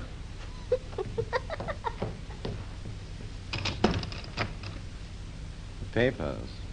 Now let me see. Woman found strangled in small hotel. Murder in South Kensington. Police are making widespread inquiries amongst the deceased friends and acquaintances in the hope of tracking down the murderer. The staff and members of a well-known Kensington club are being questioned this morning. They are they?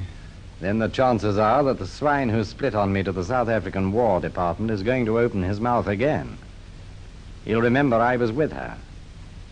I must get out of London quick. It so happened that Hyson's panic was needless. The RAF officer was posted now, and he didn't come forward. Neither did the man who had introduced Hyson to his victim. But the scientists at Scotland Yard were becoming interested in traces of pink wool, which they found in the dead woman's mouth. There's no doubt we've got particles of face powder on this fragment. So the murderer must have gagged her with a powder puff of all things. But her own powder puff, which is white, was still in her handbag. That means the puff which was used by the murderer was taken away by him. The fibers are quite new. There's no dust on them, and the powder hasn't had time to get into the material. Well, there's a thread of lace here, too. We'd better let the superintendent know right away. Superintendent Brandruth of Scotland Yard was then faced with the tremendous task of trying to trace an unknown man who might have bought a pink powder puff with lace trimmings. The information and the request for assistance was published in newspapers throughout the country, and Hyson read about it in the seaside town of Eastbourne. For the first time in his life, Richard Hyson panicked. In a split second, he saw the net closing in. He reasoned that Doreen Wimpson, the girl he'd brought the powder puff for, would very soon tell the police. If he was caught, he must plead insanity. To establish insanity, he must commit another murder, and this time there must be no motive. So that night, in a deserted street on the outskirts of the town, he waited for an unknown victim. It was dark. The few houses were scattered well back from the road. For nearly an hour, nothing stirred, while murder waited to strike in the shadows. Go back, little girl, go back, go back. No, she must come on. He's waiting with those big, strong hands, tense and ready.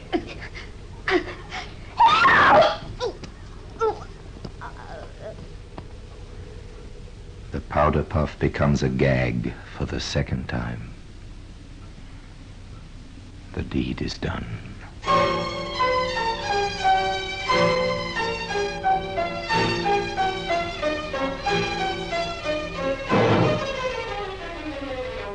I might have got away with a lot if Doreen Winston hadn't remembered the powder puff. She identified it, didn't she? Yes. I knew she'd get me. The chaplain's here, Hyson. Tell him to go to blazes. I'll be waiting for him. Got another cigarette? No, thanks. I was picked up by the police the next day. Even then, I nearly convinced them that they'd got the wrong man. They held me from 3 in the afternoon until 2 the next morning before I told them I was Richard Hyson and proud of it. But still, they couldn't really prove I'd killed the 2 women until they had my coat pocket examined in the laboratory. And then they found traces of face powder and little shreds from the puff in it. Tough, that. Tough, wasn't it, Padre, eh?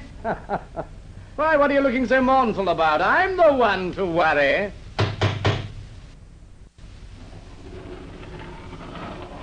Ah, so the hangman's here at last.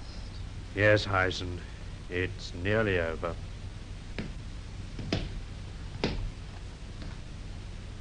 Well, if nobody's going to say anything, I will. Come on, boys, get the straps on and let's get going. And so Richard Hyson is led to his appointed place on the trapdoors of the scaffold. A white bag is slipped over his head. The rope lodges under his chin. And while the chaplain intones the service of the dead, the trapdoors open and Hyson goes fluttering down into the dark cavity below. Justice has been achieved. And all because of the faded pink powder puff which can be seen now in the Black Museum. Orson Welles will be back with you in just a moment.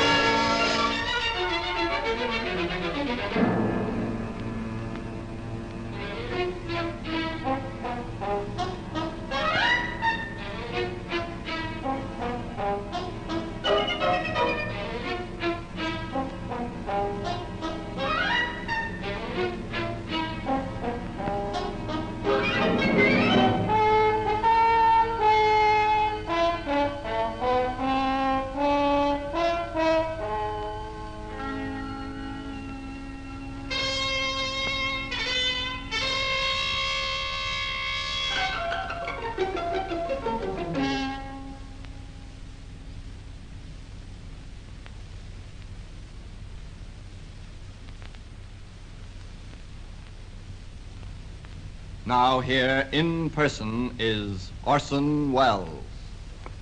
Hyson loved the limelight, and he was nothing if not bold. He did serve in the Army and the Air Force, but his decorations and his tales of gallantry and action were all lies. He lived on lies, forever hoping that they would never catch up with him. But one by one, they did. And with them came the evidence. From the bad check he gave to the general in the Middle East, to the pink powder puff he gave to the one girl he admired in London. He hoped, of course, that the world would believe him to be insane. That would have spared him the final horror of the scaffold, and he might have been alive today in the grim fastnesses of Broadmoor, the criminal asylum. Was he mad? Well, you've heard the story. So another chapter of murder is closed, and the little pink powder puff, faded now, has its place in criminal history. And now, until we meet next time in the same place, I tell you another story about the Black Museum.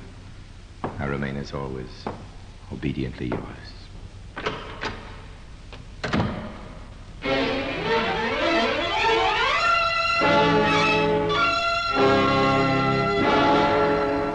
The Black Museum, starring Orson Welles, is presented by arrangement with Metro-Goldwyn-Mayer Radio Attractions, with original music composed and conducted by Sidney Torch, produced by Harry Allen Towers.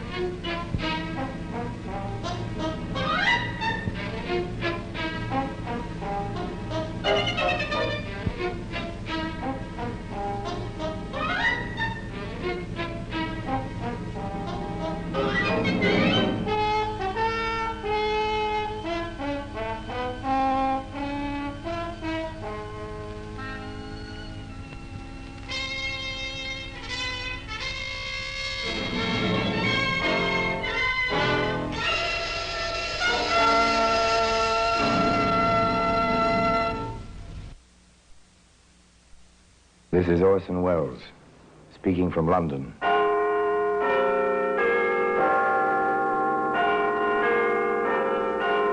The Black Museum, a repository of death. Yes, here in the grim stone structure on the Thames, which houses Scotland Yard, is a warehouse of homicide, where everyday objects, a dictionary, a stenographer's notebook, a clothes hanger, all are touched by murder.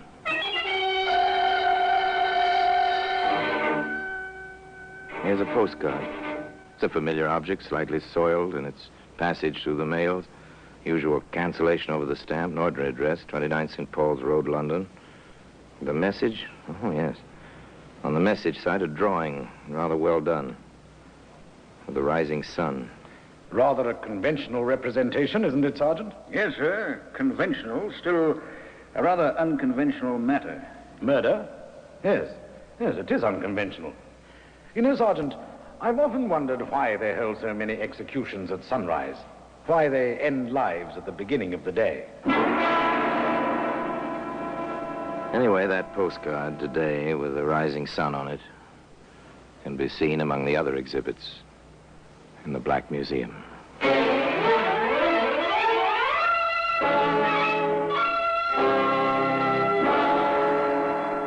From the annals of the Criminal Investigation Department of the London Police, we bring you the dramatic stories of the crimes recorded by the objects in Scotland Yard's Gallery of Death, the Black Museum. In just a moment, you will hear The Black Museum, starring Orson Welles.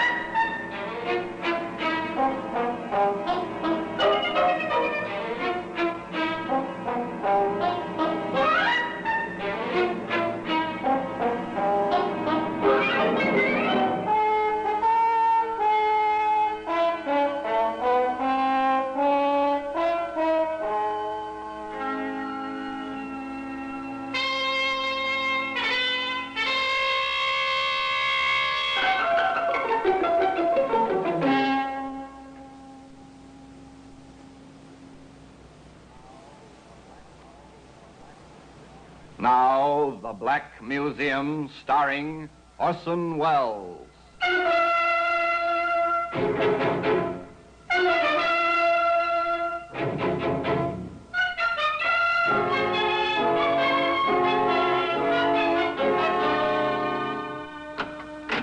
Well, here we are, in the Black Museum. Scotland Yard's Museum of Murder. Yes, here lies death in a variety of forms, swift or slow, merciful or cruel. Death is here, laid out, remembered in detail, and perhaps waiting to strike again. Here's a typewriter. This is an instrument of death. Yes? Worthy of the Black Museum, definitely. The criminal care, the vicious planning that went into its use, till the person who received the letters written on this machine in desperation, took her own life. There's a child's toy, a tiny metal aeroplane. It's rusty in places. The propeller doesn't turn anymore, but there were fingerprints on this. They placed a killer at the scene of the crime, for which he was hanged. Now, here we are, the postcard. The postcard with its drawing of a rising sun. It's clear at once that a skilled hand drew this tiny picture. In this case, many things were clear almost at once, and conclusions were drawn. However, that, of course, is the story which begins for us as Alfie Vine and his elderly mother turn into the entrance of 29 St. Paul's Road, London. Alfie, I refuse to go a step further until you've told me what this is all about. I'm surprising you, Mums. Oh, you've come all this way. Are you going to spoil it all now? I'll not set foot in this house until you stop all this mystery. Oh, Mums. Well, this is where I've got my rooms. You're living here? Oh, 29 St. Paul's. You know the address. Rather dirty. My place is all right. It's only the outside, and it's cheap. Alfie, you've not wanted to show me this before. I want to show you the girl who's waiting upstairs. Alfie, you haven't gone and got married. Not yet, Mums, but we're planning, so I want you to meet her. All right. I'll go in. They went in. The shabby young man, the rusty, black-clad, gray-haired woman. They climbed the stairs, one flight only one, but enough for Mrs. Vine to see the scabby walls, the dirty stair rail, the untidy hall. Alfie placed his key in the lock and turned it and opened the door. Light from the window revealed a single room, a washstand, a bed. The mother had reason to scream. There was a young lady on the bed, clad in the remnants of a nightgown. The gown, the sheets, the pillow were blood-stained. Why wouldn't they be? The young lady's head had been severed from her body. His mother, given into the care of a neighbor, Alfie Vine summoned the police. Shortly thereafter, he faced Inspector Wood and Sergeant Cross of the CID, Scotland Yard. It's obvious, Vine, that this Alice Cortland was, or should we say, more than a fiancée to you. We was married. I didn't want my mother to think we'd gone and done it without her knowing, so we planned to do it over again after Mum's met her. Yeah. Where were you last night, Vine? Working? Oh, you can check. I'm a postal clerk, night shift. Where? Charing Cross substation. Oh, check that, Sergeant. Yes, sir, of course. You work nights a lot, Vine? It's a split schedule, Inspector. 2 or 3 times, sometimes more a week. You don't think I'd done Alice in, do you? We're not thinking anything yet. Not until we find out from the lab exactly when she died. Poor Alice. She didn't have much of a life. Nothing to depend on till she met me. What did she do at night while you were working? I never asked. We trusted each other, we did. I see. Sergeant, I want the neighborhood... The inspector was skeptical. You could hear it in his voice. The story was odd, to say the least. It became a trifle more odd when Sergeant Cross reported. They knew her all right. Every bar in the district, but not as Alice Vine. In most places, she was Daisy Cummins. Inspector understood. Came as no surprise, therefore, when a frightened little man, a Marty Shaw, ship's cook on leave, turned up at the yard. Yes, sir. I knew Daisy, but I wasn't with her Wednesday night. No, sir, not then. When did you see her last? That was Tuesday night, Inspector. And before that? Monday, and Sunday too, sir. We had dates, Daisy and me, whenever I was ashore. Always had a few drinks together, at the York, at the Rising Sun, places like that along St. Paul's Road. Mm-hmm. But not Wednesday night? No, sir. Not the night she got herself killed. No, sir. Why not? Well, she had a date with somebody else, sir. Oh, how do you know? Well, I saw him, sir. In the Rising Sun. I saw him. Mm-hmm. Were you jealous? No, sir. I was with Daisy's friend Margie. Good looker, too. Can you describe the man Daisy was with? Well, I had a look at him. I believe I could. Oh, could you pick him out of a group? Oh, I might, sir. I'd try for you, Inspector. I'd really try. Apparently, a step forward is about to be made in the case. The ship's cook gives his description. Not very big. Slim-like, too. Shabby, but in a genteel kind of way. About 30 years old. Always doodling, like, with a pencil. Kind of fella can always pick up a check. A description. Not much to go on, but a start. Again, the canvassers covered the area.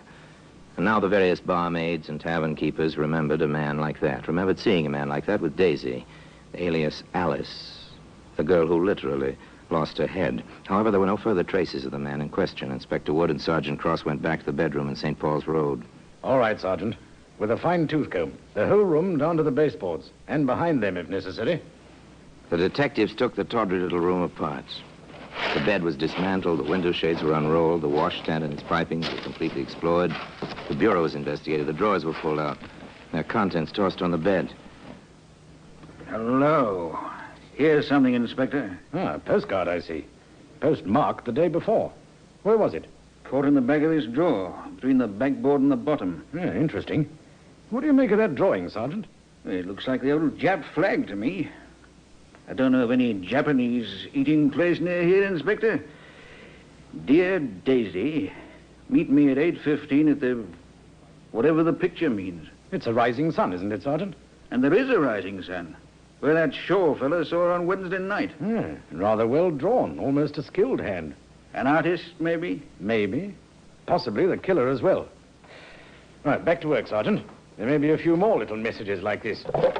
They found 2 more, hidden in the recesses at the back of the bureau. And that was all. It's 1,000 to 1 shot, Sergeant, but we'll try publishing these in the papers. Someone may recognize the handwriting or the sketches. More likely, the sketches. And someone did.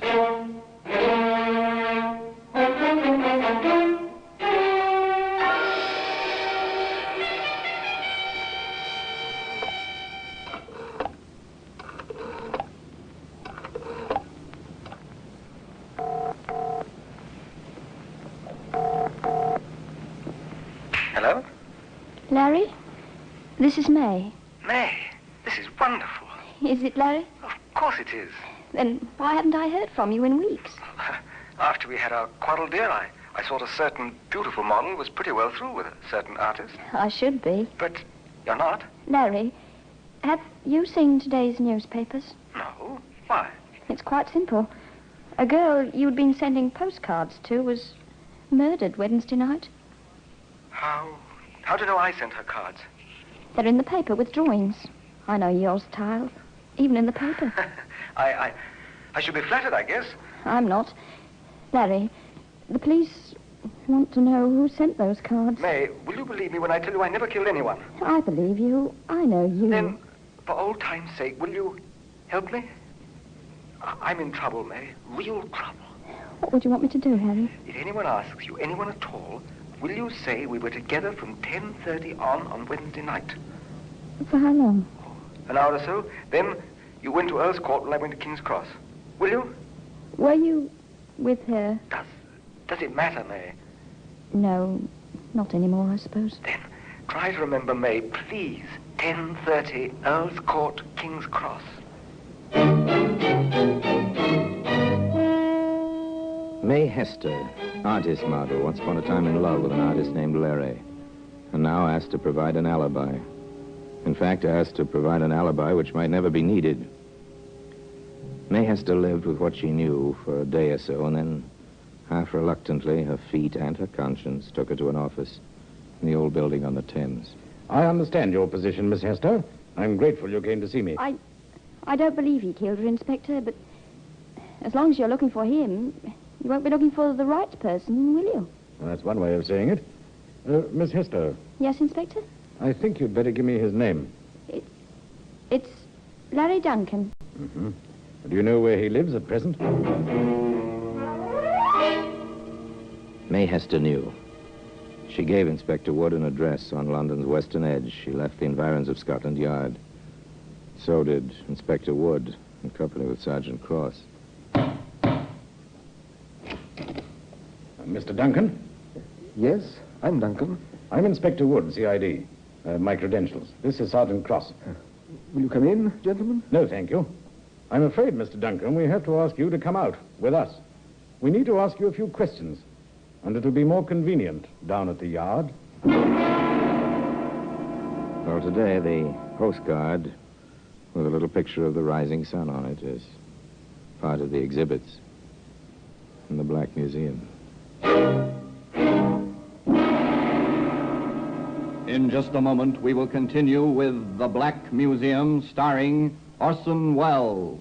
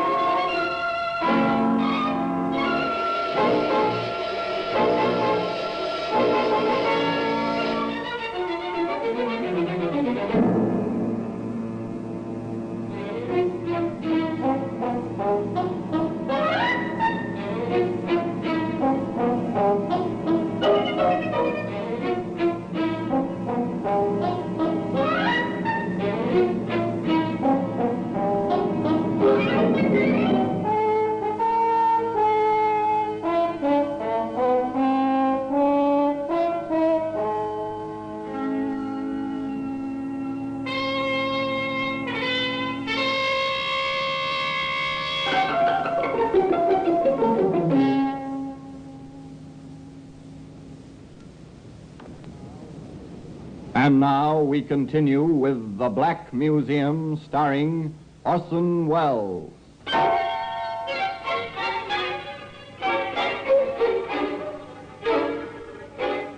Larry Duncan was held on suspicion of murder. The inspector was convinced of his guilt. Duncan protested his innocence. The family called in a famous defender, but despite the presence in the case of Sir John Cripps, Scotland Yard charged Larry Duncan with the murder of Alice Vine, alias Daisy Cummins, and preparations for the trial went forward. Sir John conferred with Larry.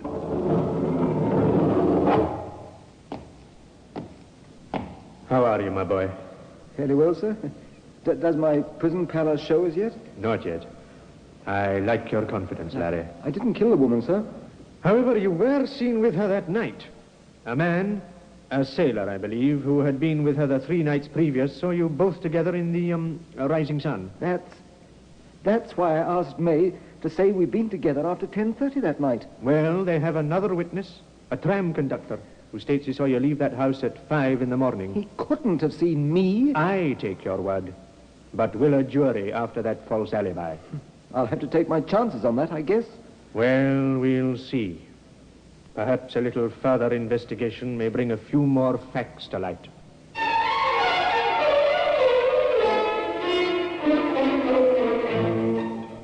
Sir John Cripps proceeded toward a few more facts. But he kept what he learned very quiet. Not until the trial itself did he reveal his strategy, or the evidence he expected to produce. In fact, the first move came sometime after Inspector Wood and Sergeant Cross had placed the police case in the record. The tram conductor, one Charles Powers, was on the witness stand. And are you certain, Mr. Powers, that the prisoner in the dock is the man you saw leaving 29 St. Paul's Road that morning? I am that, sir. Positive. How, Mr. Powers? By his walk, sir. He has a kind of free-swinging stride. Thank you. You may cross-examine. Thank you. Mr. Powers, let me refresh my memory. You have said the weather that tragic morning was drizzly. Yeah, I did say so. It was. Thank you. And that you saw the man quite clearly by the light of a lamppost. Yes, sir, that's correct. And further, that you heard a church clock in the vicinity strike 5. I did. My lord, I offer in evidence as a rebuttal of this man's testimony the reports duly attested of the Electric Light Company servicing that district, which contains the record that the street lights were extinguished that morning at 4:37 a.m. This man could not have seen anyone by the light of a street lamp. Mark it for evidence. And if it please the court, I have here the duly attested records of the London Weather Bureau. Not one drop of rain fell anywhere in London that morning. Mark that for evidence. Thank you, my lord. A skilled lawyer in action is a fine thing to watch, isn't it? Here was a witness, an important witness, completely demolished. His facts called in question and his responsibility torn to pieces. The prosecution suffered from that, naturally. They attempted to regain their loss with Marty Shaw, the ship's cook. In conclusion, Mr. Shaw, you identified the prisoner as the man who was with the victim the night of the murder? I did, sir. Thank you. Your witness. Thank you. Mr. Shaw, were you frightened when you heard of Miss Cummins' death? No. Why should I be? Why shouldn't you have been?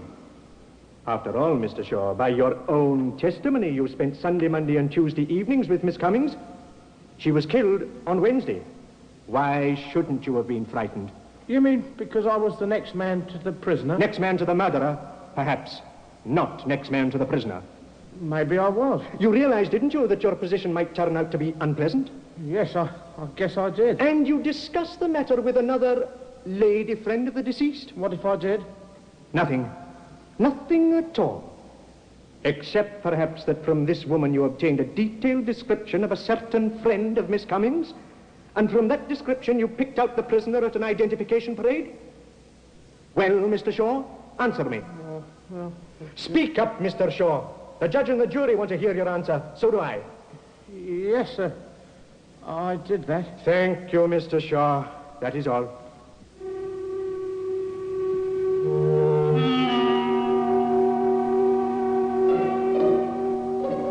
Another witness's testimony discredited. His motives called in question. The propriety of his identification more than called in question. The courtroom crowd was making bets as it filed out after the first day. The odds were swinging away from the prosecution and toward the young man who sat quietly in the prisoner's dock, sketching. After all, Larry Duncan was an artist. An artist wants to keep the record of his experiences, even when his life hangs in the balance.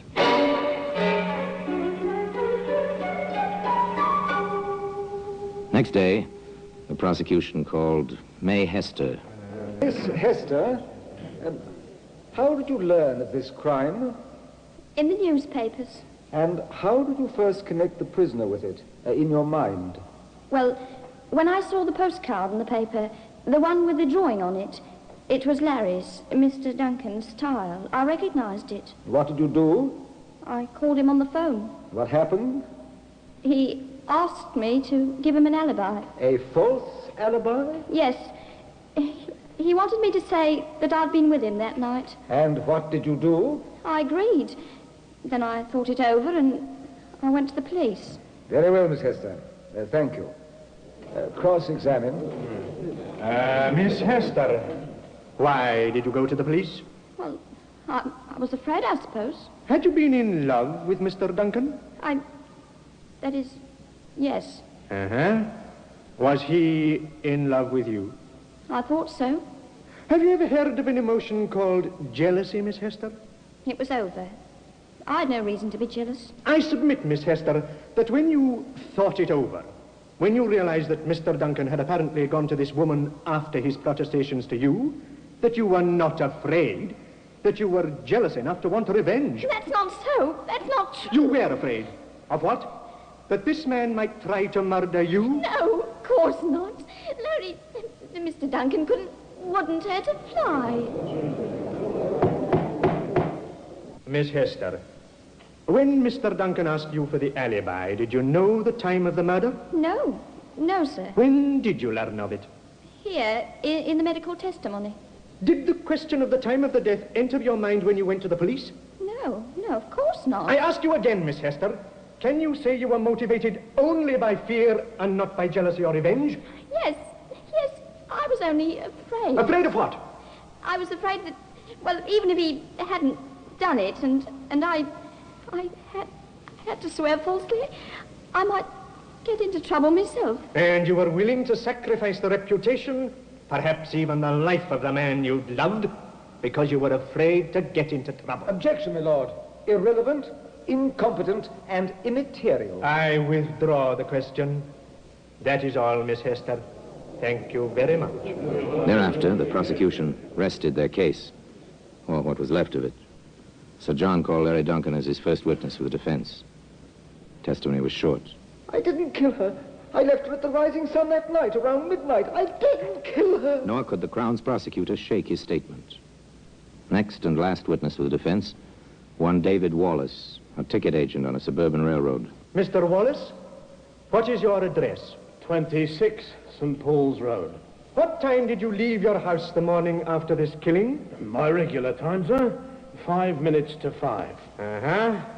Did you see anyone that morning? Yes, sir. A man going in the opposite direction. Only one man? Only one, sir. Are you conscious that you have a rather free swinging stride? Oh, I do it on purpose, sir.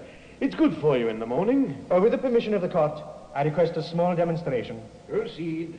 Step down a moment, Mr. Wallace, please. Aye, sir. Now then, just turn up the collar of your coat. Thank you. Put on your hat, will you? Thank you. Now, will you walk, please, as you do in the mornings? Chest out, breathe deep and all. Please. Like this, sir. It was unmistakable, the free swinging stride. It was established that there was a man on proper, decent business walking in St. Paul's Road at 5 that morning. The prosecution had no cross-examination for Mr. Wallace.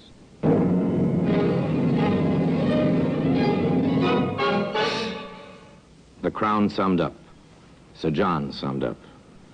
The judge's charge was brief and to the point. In cases such as this, if there is any reasonable doubt in your minds, gentlemen of the jury, it is incumbent on you to give the prisoner the benefit of that doubt. At 8:30 the same evening, the jury filed back into the box. The clerk solemnly intoned the old question. Have you reached a verdict? We have. Again the clerk spoke. What is your verdict? We find the accused not guilty.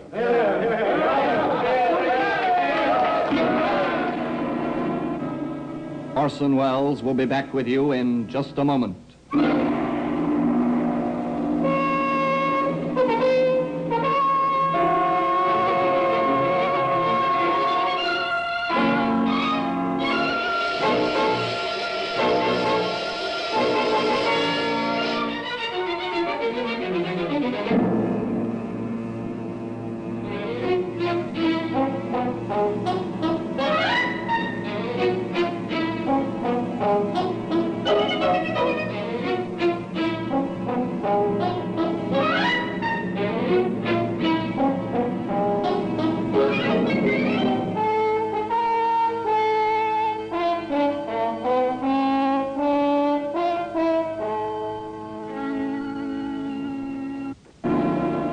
Today, that postcard, whatever it may mean with its rising sun, reposes in a place of honor in the Black Museum.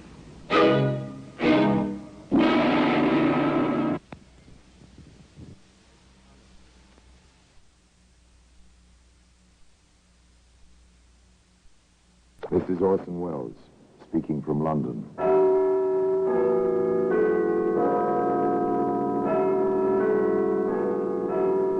The Black Museum, a repository of death. Here in the grim stone structure on the Thames, which houses Scotland Yard, is a warehouse of homicide, where everyday objects, a milk bottle, a woman's hairnet, a bit of fly paper, all are touched by murder.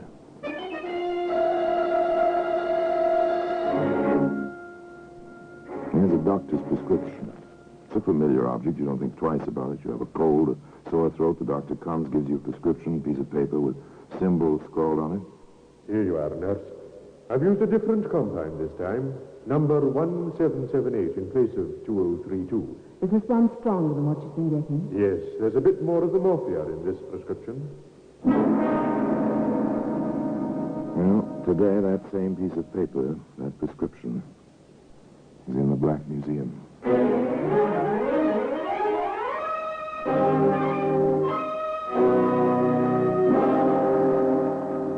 From the annals of the Criminal Investigation Department of the London Police, we bring you the dramatic stories of the crimes recorded by the objects in Scotland Yard's Gallery of Death, the Black Museum.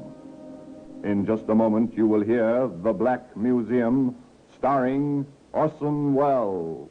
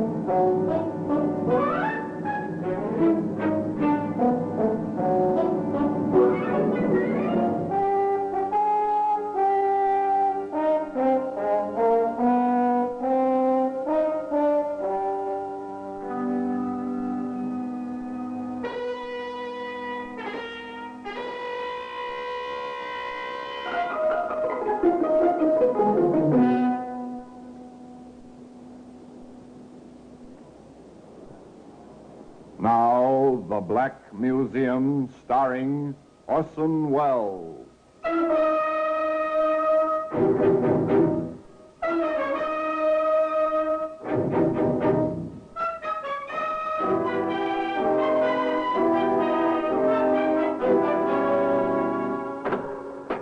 Well, here we are, in the Black Museum, Scotland Yard's Museum of Murder.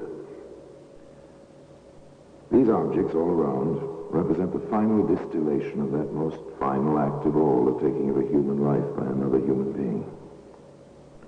Here lies death, in serious myriad ordered ranks, the things of which death is made lie here, quiescent now, but once so vile, so unavoidable, so inevitably complete.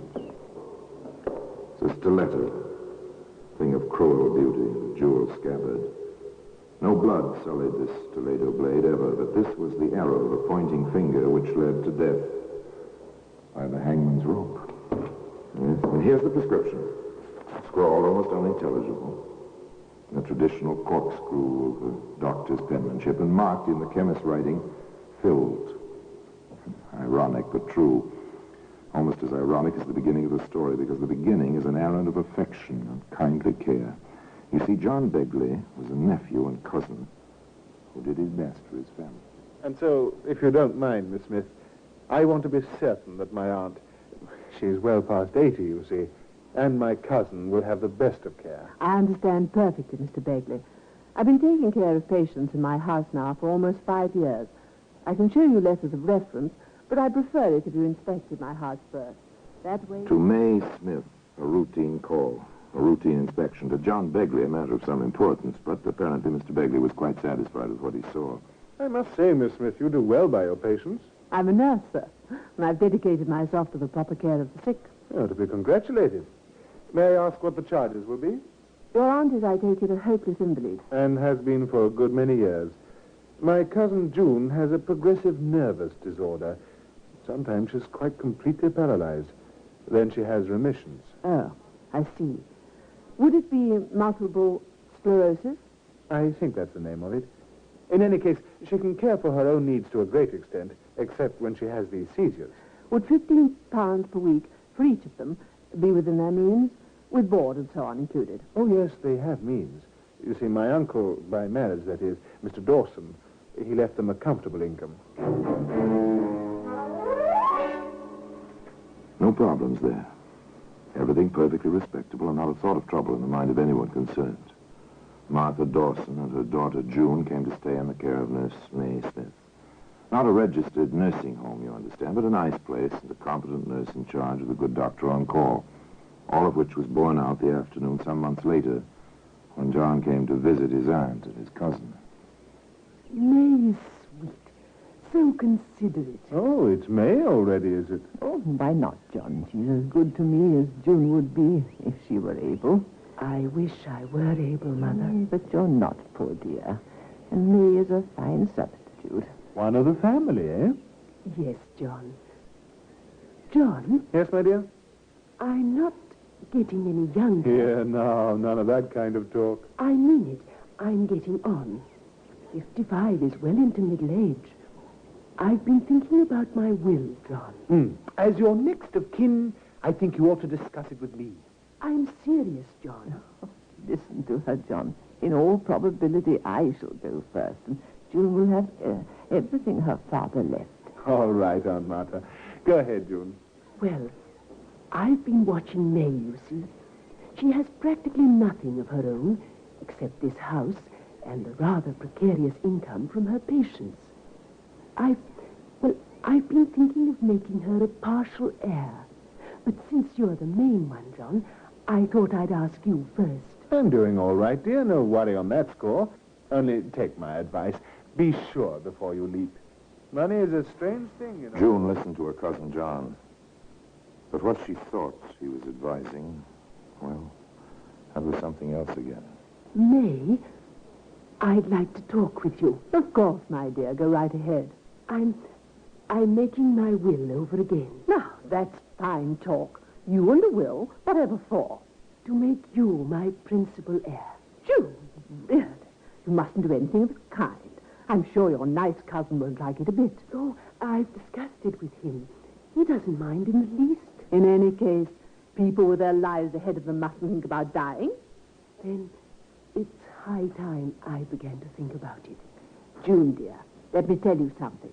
You're going to live so long and pay me £15 a week for so many years that you won't have anything to leave anybody. That's not so. My income will take care of me as long as I live. And John certainly doesn't need the principal. You will. You see, May, I know about the real nursing home you've always wanted. And the cottages and house that are the basis of what Father left Mother and me will be just perfect for you when the time comes. You stop this kind of talk, June Dawson. That's nurse's orders. I don't want to hear it. I simply refuse to listen to you. A word can be like a stone in a pool of water, the splash, the first ripple. And then wider and wider go the circles.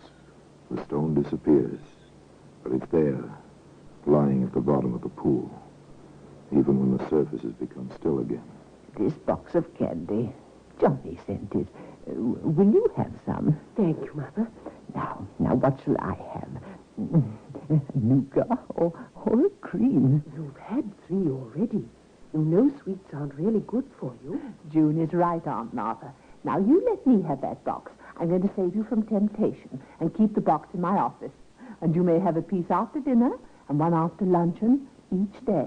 The way you boss me. You'd think you were twice my age instead of the other way round. You're a good person, May. You really are. Am I? Just because I do my job? Yes, the care was good. And the 3 women obviously were very fond of each other. But did you notice the phrase, save you from temptation? Would a psychologist call that a Freudian slip of some kind? I wonder now. And who was saving whom? And from what? Certainly Dr. Lewin, the attending physician, thought merely that people were being saved from pain, and with conscientious care. I've been in to see Mrs. Dawson, nurse. I'm glad. How do you find her, Doctor? She's failing rapidly. Oh, it's too bad. She's a splendid old lady, despite her bad physical condition. Does Miss Dawson realize her mother's condition? I'm sure she does. She's a brave woman. And a self-sacrificing daughter, if ever I saw one. No question about that. Well, it must come to all of us one day. Death, I mean. Now then, have you the final reports on the terminal care for Mrs. Wrightson? Yes, sir. Right here in the file. And for Mrs. Richter. Thank you, nurse. You know, you really ought to qualify as a proper nursing home. You know your business, Miss Smith. Thank you, Doctor. Well, regulations are strict and expensive to fulfill. Now, on these 2 cases, Doctor, you prescribed morphia towards the end, you remember? And you let me have a supply. I keep the dangerous drugs in here. And I have some of the tablets left. I'd like to return them, if I may. Very well. Dangerous drug, morphia. Just as well not to have it around, even under lock and key. A dangerous drug. Tempting. But there's another drug, or so it may be called at times, a temptation certainly. Seems to have the power to dull the perceptions and the consciences of people, much as morphia does at a time. This drug is money.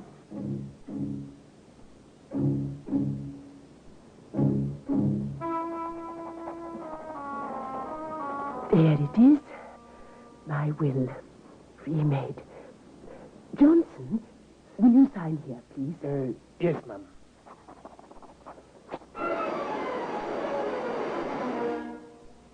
The papers were signed, put away.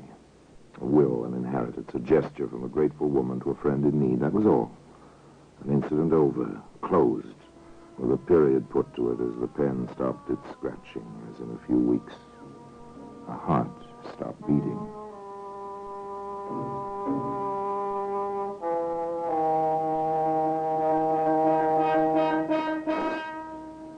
At least she died without pain. In her sleep, Doctor. Around midnight. How is Miss Dawson taking it? Quite well. Would you like to see her? Perhaps I'd better. A sedative may be indicated. She's in her room. This way. Can I expect any reaction in June's own trouble? A disease of the nervous system like hers? There may be some trouble now, even when she's taking this blow so well. I know. Here we are, sir.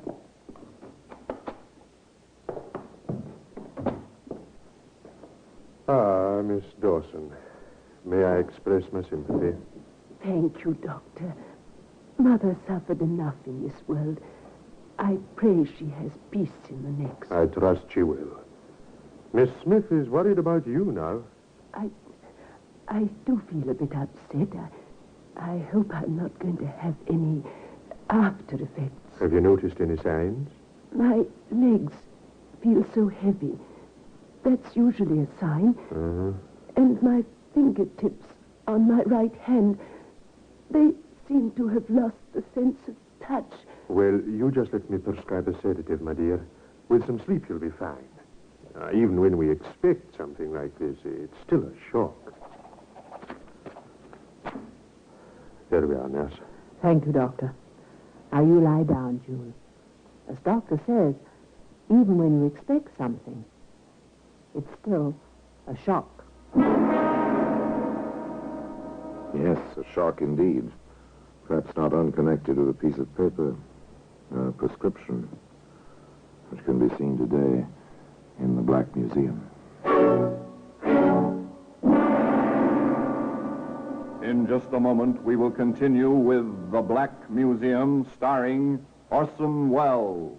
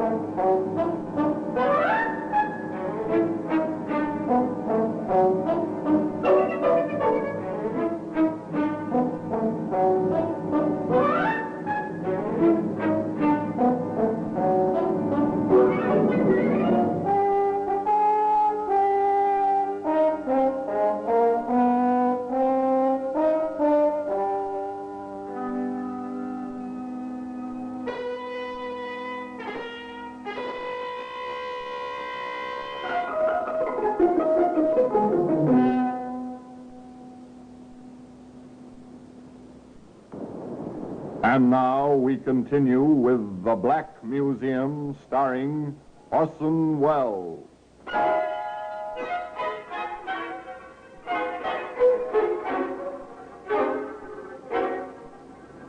The words they use are polite. Terminal care. They carry many connotations. An end to pain. An easing off from weary illness. A quiet kind of death. However, they do not mean a helping hand to death.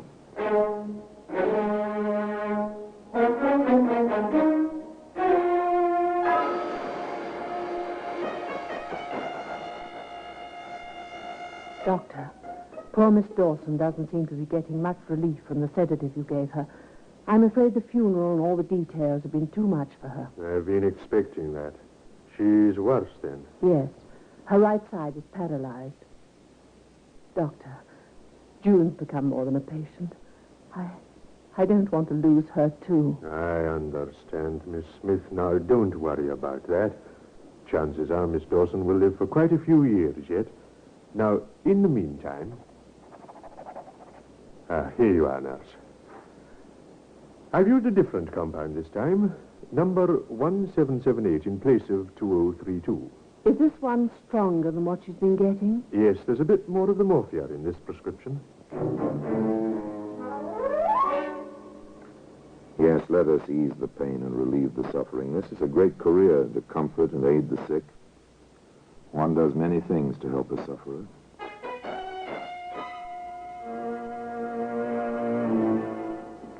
Dr. Lewin, Miss Dawson has asked a peculiar question.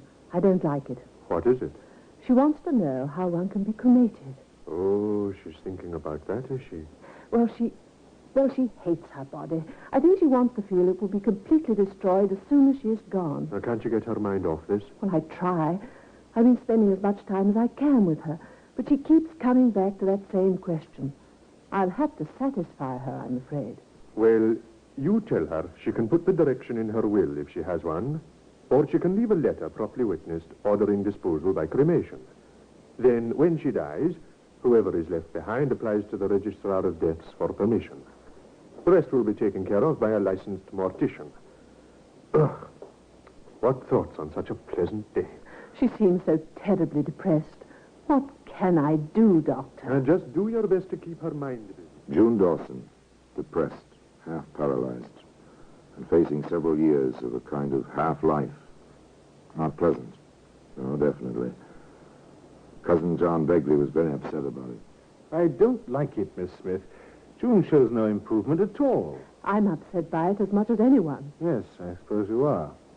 What do you mean by that, Mr. Begley, if I may ask? If she dies, no more £15 per week for you. I resent that, Mr. Begley. Yes, I suppose you should. Particularly since my cousin made that new will. Do you know its contents? She hasn't disclosed them to me, but I can guess. Do you know them? I can't say I do. Wise of my cousin to keep her will a secret, particularly since her estate will be worth at least £4,000, if not more. A large amount of money and a small lie. Interesting combination. Of course, one can hardly blame Nurse Smith. It's not Cousin John's business what's in that will if June doesn't care to tell him. In any case, other events impend which will have a bearing on the matter.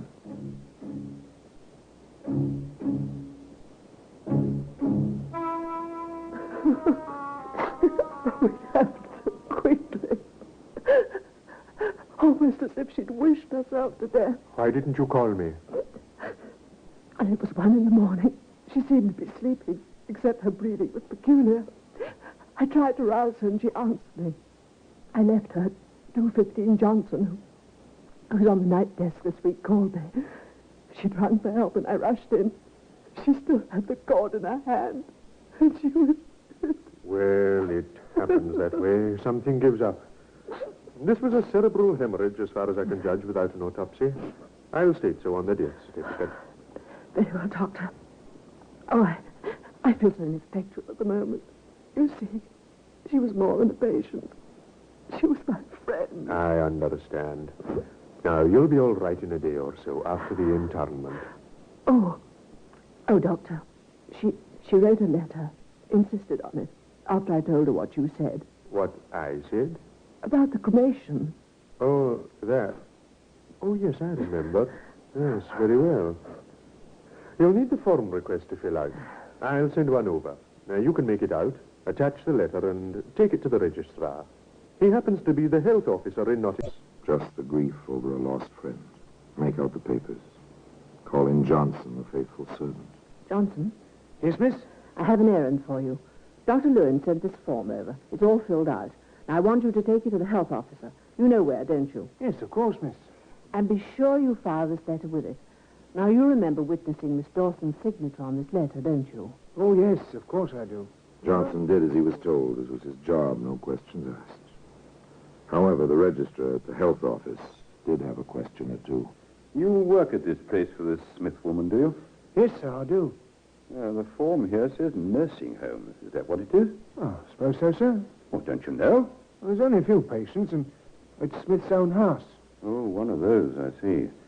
I thought there was no registered nursing home at that address. I happen to be in charge of those records myself. She never called it a nursing home before, sir.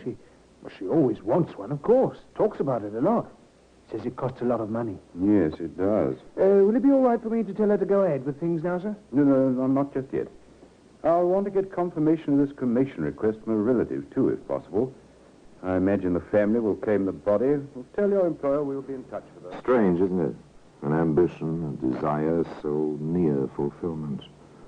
And Nurse Smith fills out an official form as if the ambition had already been fulfilled.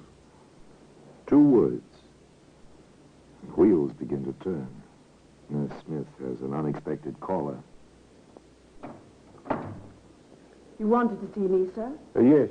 My name is Liggett, Inspector Liggett, Scotland Yard. Sit down, please, Inspector. Thank you. What can I do for you, Inspector? Did you know there's been a post-mortem on Miss June Dawson? No, I didn't. Who gave permission? Next of kin, John Begley. Oh. You know him? He's been a visitor here. I see. The death certificate said cerebral hemorrhage. Dr. Lewin told me. Would you tell me the type of medication you gave the patient? I have the record book right here. Yes, here it is. Patient in pain in afternoon. Gave 2 tablets as prescribed by Dr. Lewin at 4 p.m. And here's the 8 p.m. entry. Usual dosage of sedative. What was in those tablets? Morphia. Dr. Lewin left them with me. 2 on September the 5th, 4 more on September the 12th. You'll find the entries in my drug book. And in the sedative? There was morphine in that, too. Dr. Lewin had prescribed an additional dose. He'd increased the compound. You seem to have all the facts. I keep careful records. But nevertheless, Miss Dawson died quite unexpectedly of a stroke. So the doctor certified. That is not in my province. No. And the doctor made out the certificate without an autopsy. He's quite a competent physician. No doubt. But the fact remains that Miss Dawson did not die of a stroke, Miss Smith. No? May I ask? She died of an overdose of morphia. Quite a large overdose. So I'm afraid we shall have to take you in charge until further investigations have either cleared you or brought you to trial either for manslaughter or homicide.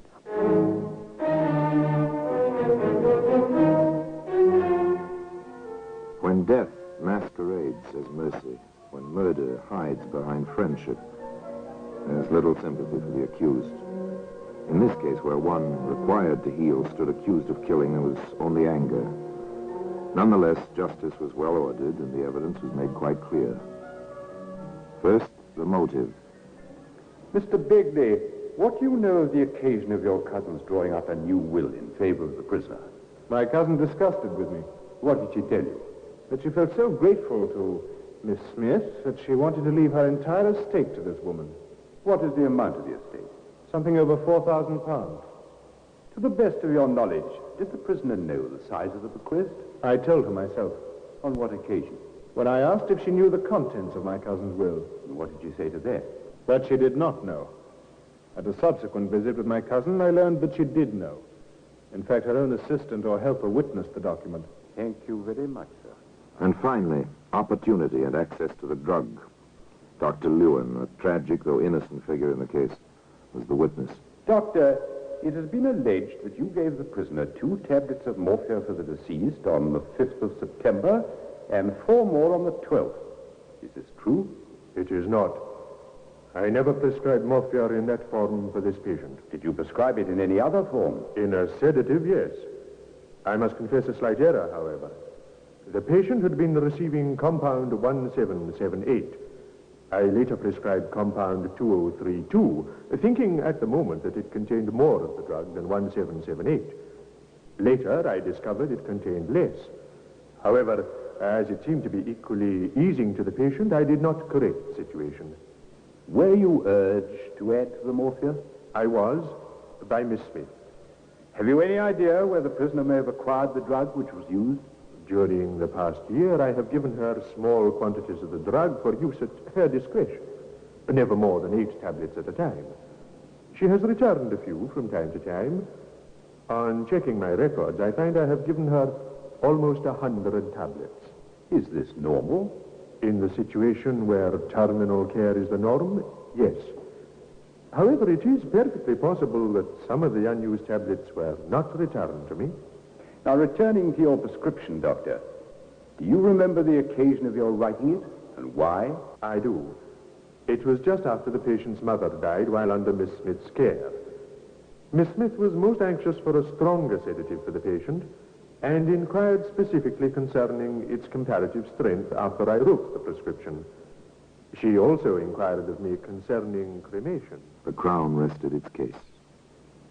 The sentence was death by hanging. Well, today that same piece of paper, that prescription, is in the Black Museum.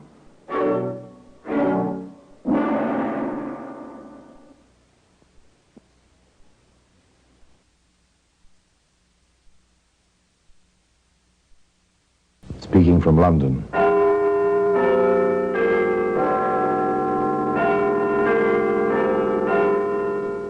The Black Museum. Here, in a grim stone structure on the Thames, which houses Scotland Yard, there's a warehouse of homicide. A very strange room where everyday objects, a woman's shoe, a tiny white box, a quilted robe, all are touched by murder.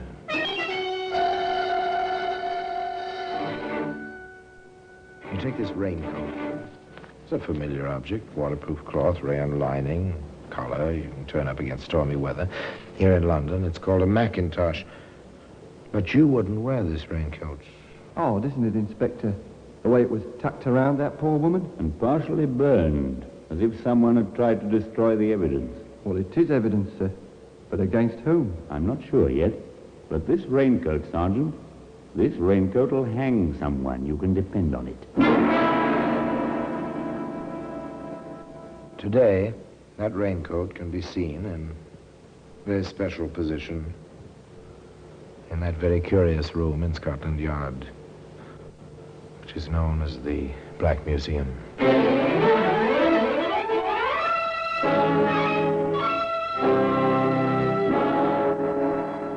From the annals of the Criminal Investigation Department of the London Police, we bring you the dramatic stories of the crimes recorded by the objects in Scotland Yard's Gallery of Death, the Black Museum. In just a moment, you will hear The Black Museum, starring Orson Welles.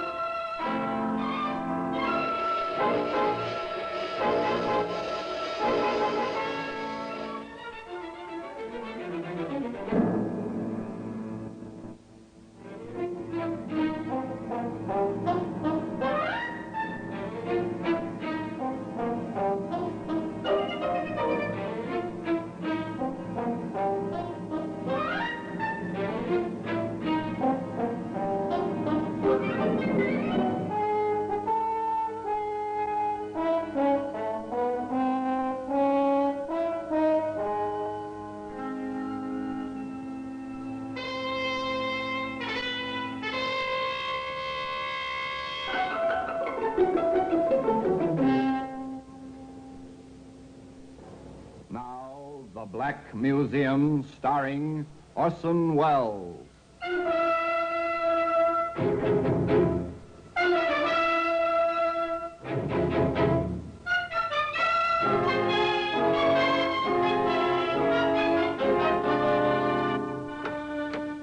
Now, here we are in the Black Museum, Scotland Yard's museum. It's a museum of murder. Here are the objects of homicide, the weapons, the clues, which at one time and another betrayed killers. They've been collected over 100 years. And now here they are, shelf upon shelf, in this dim, echoing room. Here lies death, on these shelves, in these glass cases. Just for instance, in this case, simple mallets. Just the sort of thing a suburbanite might use in his garage or his shop working at wood carving on a quiet weekend. As a matter of fact, a suburbanite did use this mallet on a quiet weekend, but not for wood carving. Ah, the raincoat. Here we are. Stained, charred, too, around the edges. There's nothing you'd like to handle for very long, but there's a story attached to it. A story that begins in the kind of place you immediately associate with absolute silence. No, not a graveyard, a chess club. It is silent, isn't it? And into this silence of concentration, there intruded...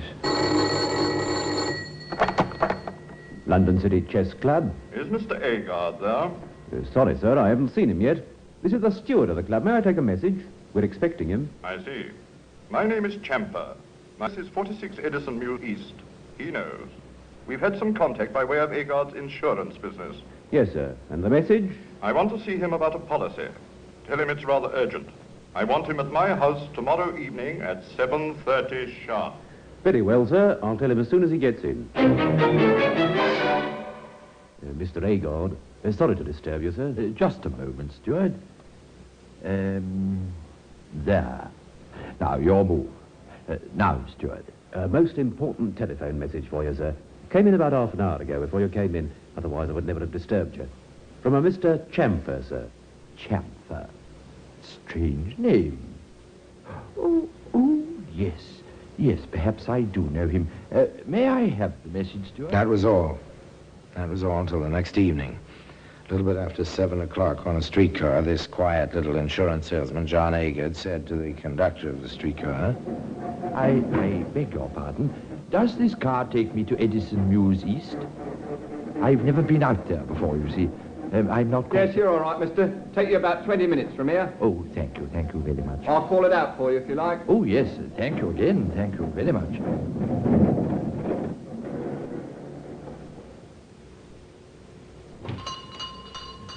Oh, I beg your pardon.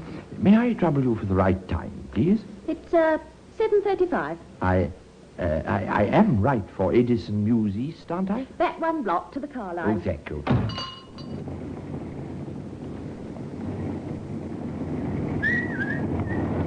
I beg your pardon, Constable. Yes, sir? I am looking for a Mr. Chamfer.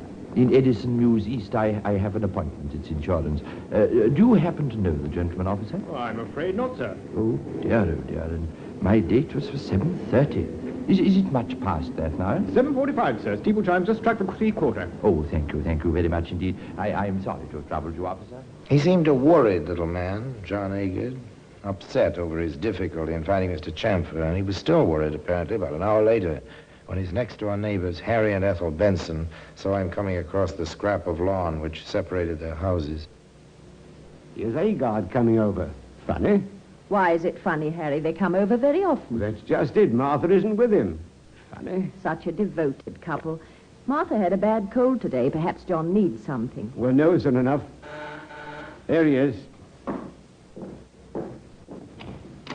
Hello, Agard. Spotted you coming across the lawn. Yes, good evening. You know, I am sorry to bother you. No bother at all. Do you need something for Martha's cold? Oh, you know about that. No, and yes. I suppose the cold made her forget to unbolt the doors when she went to bed. You mean you can't get into your own house, old man? That's it. Front and back. I can't seem to open either of them. I don't quite know what to do about it. Not like Martha to forget a thing like that. Does she always bolt the door behind you when she's alone? Oh, at night, yes. There's only the two of us. I do so rarely go out without her, but tonight it was business. If you come across with me, I'd appreciate it. The three of them crossed the lawn to the Agard house. 3 ordinary people. An insurance agent, a bank clerk's wife. The wife said... Let me try the front door, just for luck. John Agard said... It won't help her. I've tried several times. The woman tried it. Well, that's a bit strange. I could have sworn. It happens lots of times. The lock gets stuck. It's really open, and you think it's locked, and it just won't work. Well, now you're here. Won't you stop in for a moment? What with Martha's cold and all that... she'll like to see you. Come in, please. Well, just for a minute. Martha? Martha, dear? The Bensons are with me. Martha! Oh, my... Good Lord. Oh!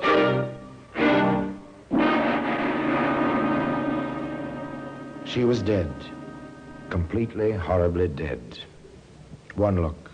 No doctor could help. The woman's head was battered in. She lay before the fireplace, her arms and legs twisted awkwardly like some carelessly dropped wooden figure, and there was blood on the hearth. On the walls, too, on the chair, on the rugs. And tucked around the body, as you tuck a blanket around a child, was a raincoat. Let me go over this once more, Mr. Agard. Of course, Inspector, if you think it'll help. Details very often help. You say you left here just before 7, took a trolley to Edison Mews, but you couldn't find the address or the man who'd called you, even asked a constable on the beat. Then you returned home to what you found. That is correct, sir. And your wife was alive when you left home? Oh, of course. That was about 6:45. The boy who delivers milk says he saw her in the kitchen through the window about that time. The newsboy says he tossed the evening paper at the front door about 6:30, but saw no one. Can you corroborate any of those points? Oh, I took the paper with me at 7:15. Martha was alive when I left. Who could have done this, Inspector? Who? We'll find out. We usually do. May I see the cuffs of your trousers, Mr. Agard? The cuffs of my... Oh, yes. But whatever for? Thank you. No? No stains of any kind? But do you really think for 1 minute that I We could have... think nothing. Not yet. The raincoat, Mr. Agard, is it yours? Are there 2 worn spots at the buttonhole? There are. It's... When did you see it last? It was hanging on its usual hook in the hall. I see. Thank you, Mr. Agard. That's about all for now. That's about all for now. But not nearly all. The experts were at work. Somewhere, somehow, the tiny thread which would lead to the heart of the tangle would be found. In a quiet office in Scotland Yard, Inspector Mason discussed the experts' reports with Sergeant Crandall. It couldn't have been robbery. Agard reports nothing missing. Agard reports a lot of things, including a mysterious telephone call that took him on a wild goose chase. During which he seems to take good care to leave a clear trail of his own movements. She was seen alive between 6:30 and 6:45. Agard was in the tobacco shop at 7:35. The girl who works there remembers him. He probably took good care she would. Beyond a doubt he did that. But he couldn't have battered her to death after 6:45, cleaned up, destroyed whatever he was wearing, and still be in that shop at 7:35. Or made that trolley car a few minutes after 7. Exactly. Which leaves us, Inspector? With a raincoat. It's odd, isn't it, Inspector? The way it was tucked around that poor woman. And partially burned, as if someone tried to destroy the evidence. Well, it is evidence, sir. But against whom? I'm not sure yet. But this raincoat, Sergeant, this raincoat will hang someone. You can depend on it. That was all they had. The raincoat. Inspector Mason thought about it. It was tucked around her just as if someone who loved her were taking care of her. There was a thread. It seemed the only thread. Where did it lead? Where could it lead? Where could any of it lead? John Agard, you're under arrest, and you'll be later charged with the murder of your wife, Martha. It is my duty to caution you that anything you may say... Today, that raincoat can be seen in a very special position in that very curious room in Scotland Yard, which is known as the Black Museum. In just a moment, we will continue with The Black Museum, starring Orson Welles.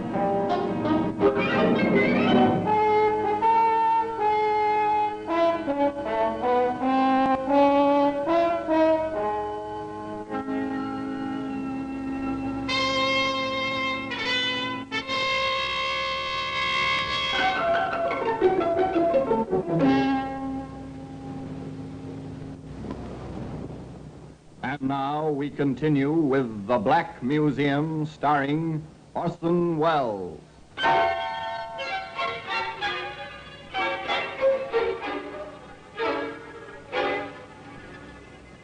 Well, they charged John Agard with the murder of his wife, Martha. The evidence seems slight, pretty flimsy, but still, there were strange lapses, contradictions of character. A quiet little insurance salesman responds to a call from a possible client, and suddenly he's talkative, almost garrulous. He establishes himself at definite places, at definite times, with total strangers, all of whom can be checked quite easily by the police. The possible client is non-existent. And then, of course, there was the raincoat.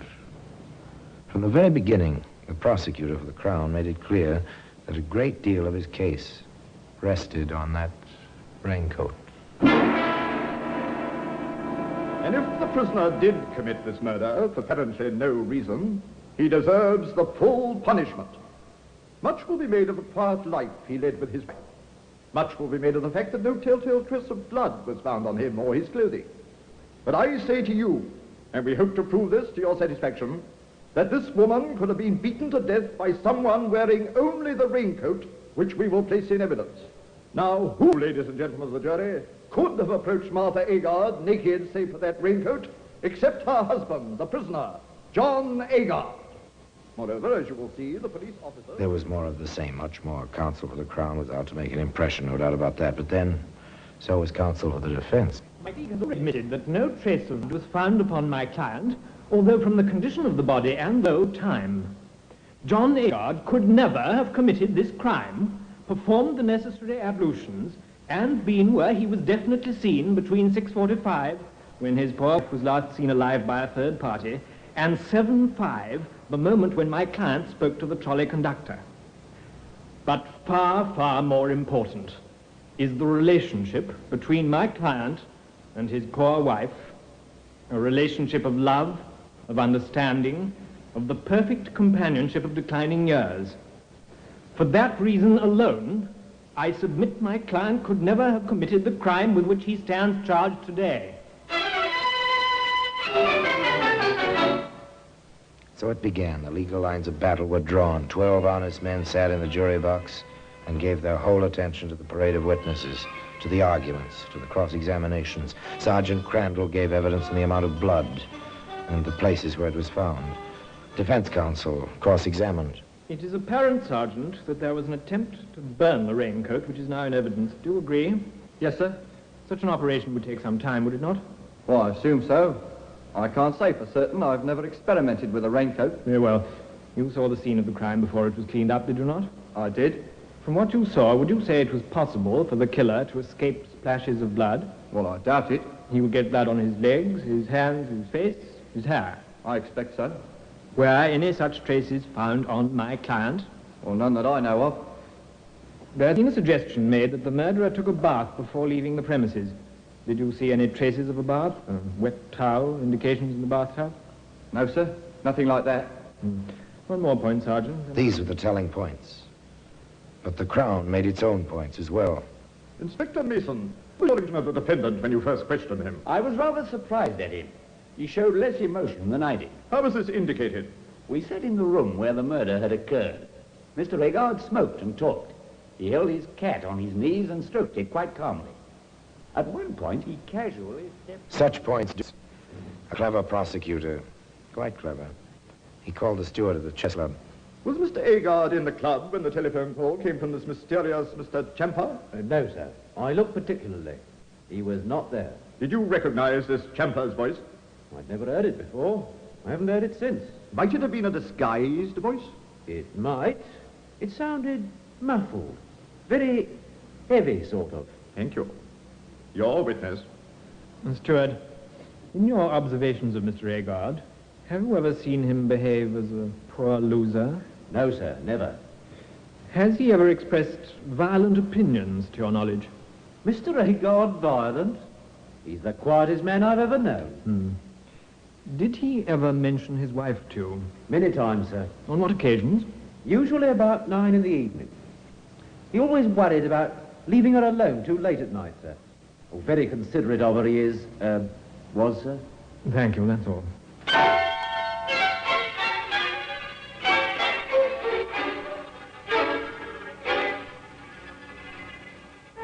There it was, all they had.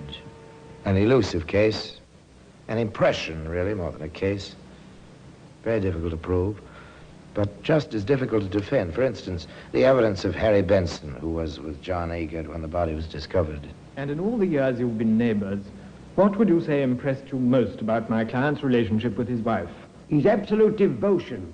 Never a quarrel, never a raised voice. They liked the same things. They were perfect for each other. Your witness.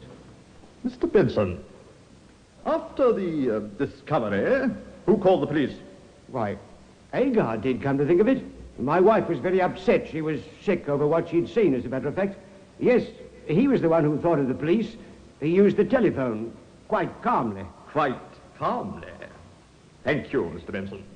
And naturally, the defense brought John Agard's immediate superior to the stand, the manager of the local branch of the insurance company Agard represented. This man's testimony was double-edged. On direct examination, he stated...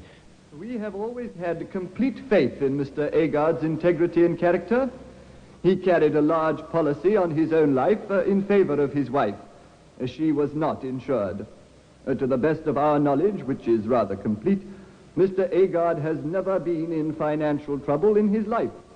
On cross-examination, he explains. Yes, I live near Edison Mews East. Mr. Agard has been to my house many times. He knows the way very well. I cannot imagine why he asked for directions. I was at the cinema that evening. My neighbor recognized Mr. Agard when he came to the door of my house. Unfortunately, I was not at home. When John Agard's turn came to take the witness stand, there was little left for him to say. I did not kill her. I had no reason to. I loved her. Opposing counsel summed up. The judge made his charge to the jury. Again and again, you have heard the importance of the time element in this case. Could this man, or any man, have committed this crime, removed all traces of it from his person, dressed and been at a trolley car line 20 minutes from his house, in the time between the moment the milk boy saw the victim alive and the moment the conductor saw the defendant on the trolley car?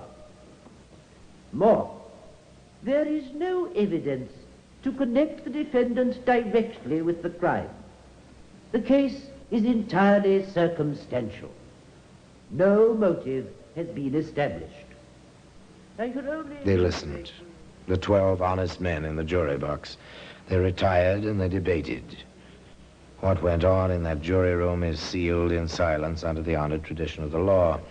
Anyway, 40 minutes elapsed. Then the jury re-entered the courtroom. The clerk asked the usual question. Are you agreed upon a verdict? We are. Do you find the prisoner guilty or not guilty? Guilty.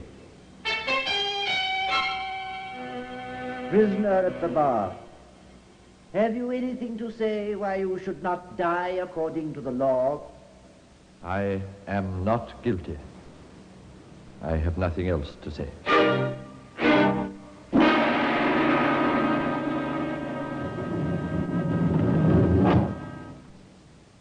You are looking well, John. They treat me well. I had a shock yesterday. The governor of the prison came here.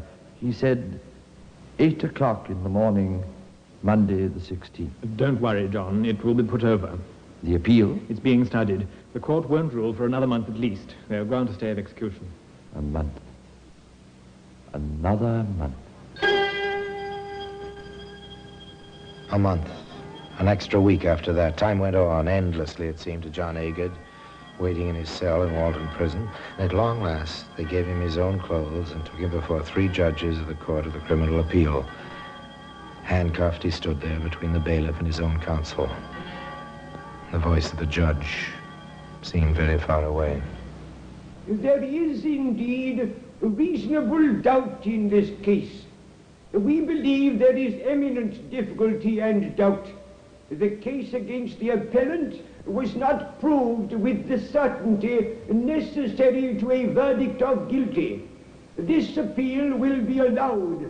The prisoner will go free. Yes, he went free. But the raincoat, that famous raincoat, can still be found today in its place of very particular honor in that curious room known as the Black Museum.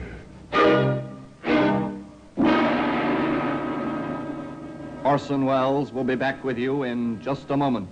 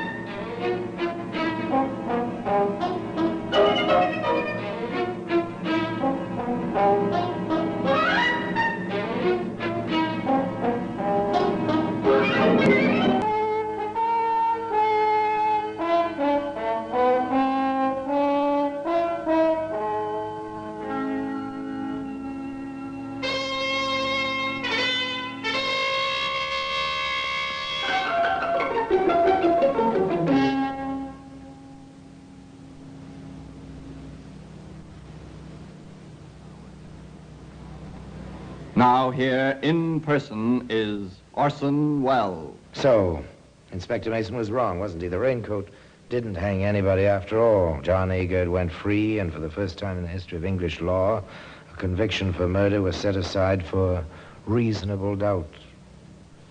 Now, what happened to John Agard? He lived out his life. Just 2 years after his release, he died. Some say of loneliness. In Liverpool, a broken, weary old man. I've seen his grave in Liverpool. And I've seen the raincoat. That famous, enigmatic raincoat. In its place of particular honor. In that strange room in Scotland Yard. Known as the Black Museum. Now, till we meet again in the same place for another story of the same kind, I remain as always, obediently yours.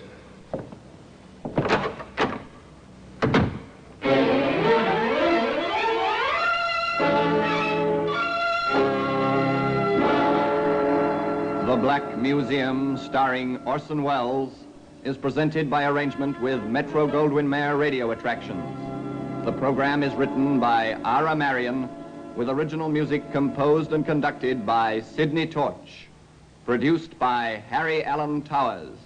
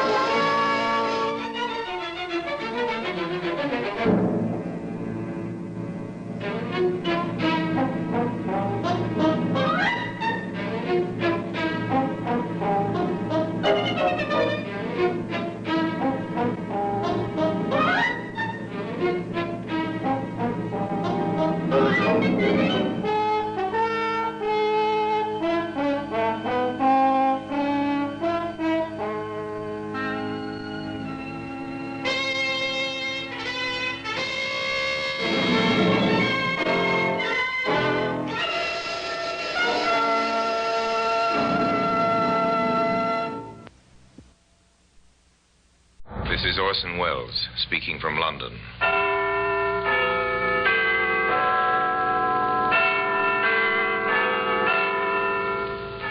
The Black Museum, a repository of crime, of death by violence. Here in the bleak stone structure which is Scotland Yard, there is a warehouse of souvenirs, where ordinary objects, a briar-root pipe, a dingy white glove, a lump of twisted sealing wax, all have a history of murder.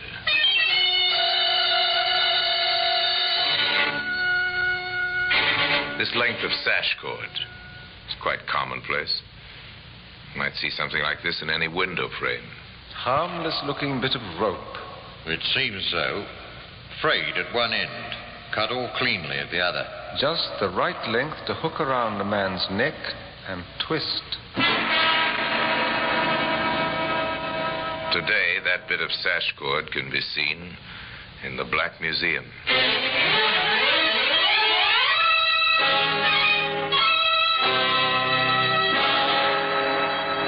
From the annals of the Criminal Investigation Department of the London Police, we bring you the dramatic stories of the crimes recorded by the objects in Scotland Yard's Gallery of Death, the Black Museum.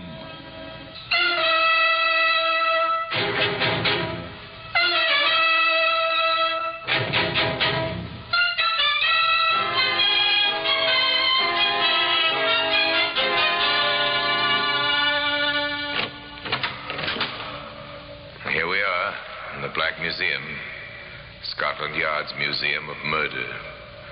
Outside these walls of blackened brick and slate is London, where since daybreak the river has borne an endless burden of traffic, On fog-shrouded bridges and in narrow streets, tens of thousands of pedestrians have jostled one another, all very much alive.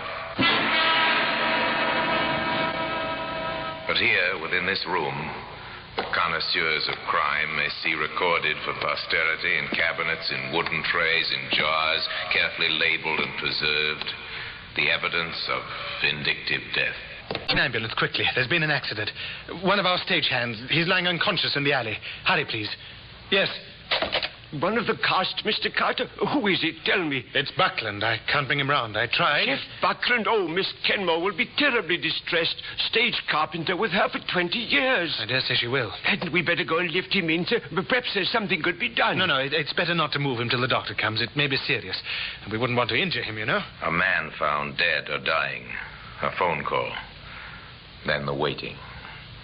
Over the crumpled figure stood old Tom Snellen, doorkeeper, and St. John Carter, leading man. Waiting. Waiting until an ambulance drew up and an intern came to kneel beside Jeff Buckland. Which one of you called us? I did. You said the man was unconscious. Well, he looked to be. I'm no physician. This man's dead. Shot through the heart. You'd have done much better to have called the police. The police arrived, and actors coming in for the evening performance were questioned. The star of the play in the theater early, as was her custom, was left undisturbed. The constable at the door admitted a young plainclothesman. Inspector Mitchell? Yes, Jordan? One of the men found this, sir. Hidden under some rubbish in the alley. .32 caliber. Thank you. Oh, Mr. Ellis. Attention now focused on David Ellis, stage manager in Miss Kenmore's troupe. Ever seen this pistol, Mr. Ellis? Why, yes, it's the one we use in the play. I keep it in my desk. I've the usual license for it. What sort of ammunition do you have? Oh, blank cartridges, of course. 32 blanks. It's not loaded with blanks now. Bullets. And one chamber has been fired. I must warn you, Ellis. Anything you say henceforth will be written down and may be used as evidence. Well, you mean you're arresting Dave? But you can't. He never hurt anyone. Who are you, young lady? Miss Kenmore's secretary. My wife, Inspector. Please, Lucy. But this is... Oh, Inspector, you don't understand. Jeff was our friend. He's been, well, like a father to both of us. And while you stand here wasting time, the real murderer's getting farther away. That will do, Lucy. I take it there's been some trouble. Please, sir, state your business and then leave. I can't have my theater disrupted 15 minutes before curtain time. Oh, Miss Kenmore. Now, Lucy, control yourself. Will someone be good enough to tell me what has happened? Certainly, Miss Kenmore. I had hoped it wouldn't be necessary to disturb you just at present. But one of your stagehands, Mr. Buckland, was found this evening outside... Octavia Kenmore, distinguished actress-manager, darling of the provinces, equally adept at comedy or tragedy. Of course, I'm gravely shocked. Poor Mr. Buckland. A good and faithful servant, Inspector. Oh, but it is preposterous of you to suspect Mr. Ellis. My stage managers never kill people. In any case, I can't spare him.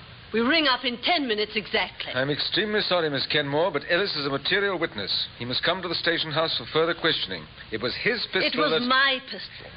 I own all the props used in my play. The license is in his name. Legally, he is the owner. Then I demand that you release him in my personal recognizance. I'd like to do that, ma'am, but unfortunately your entire company is under surveillance and is only permitted to perform tonight.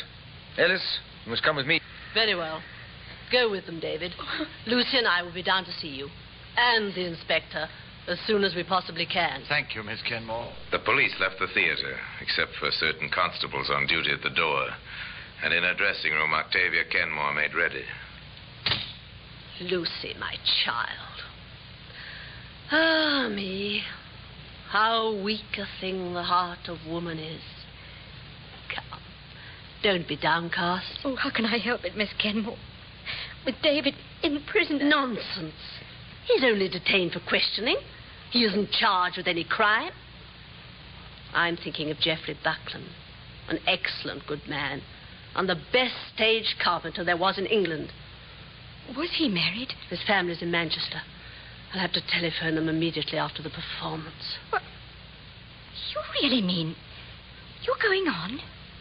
Certainly I am. And you will do Davy's job tonight. What? Me? Run the show? Why not? You've seen Davy do it often enough. And work is what you need. There's no time to think. Now, quickly now. check the stage for the first scene and while I repair my makeup. Go, my child.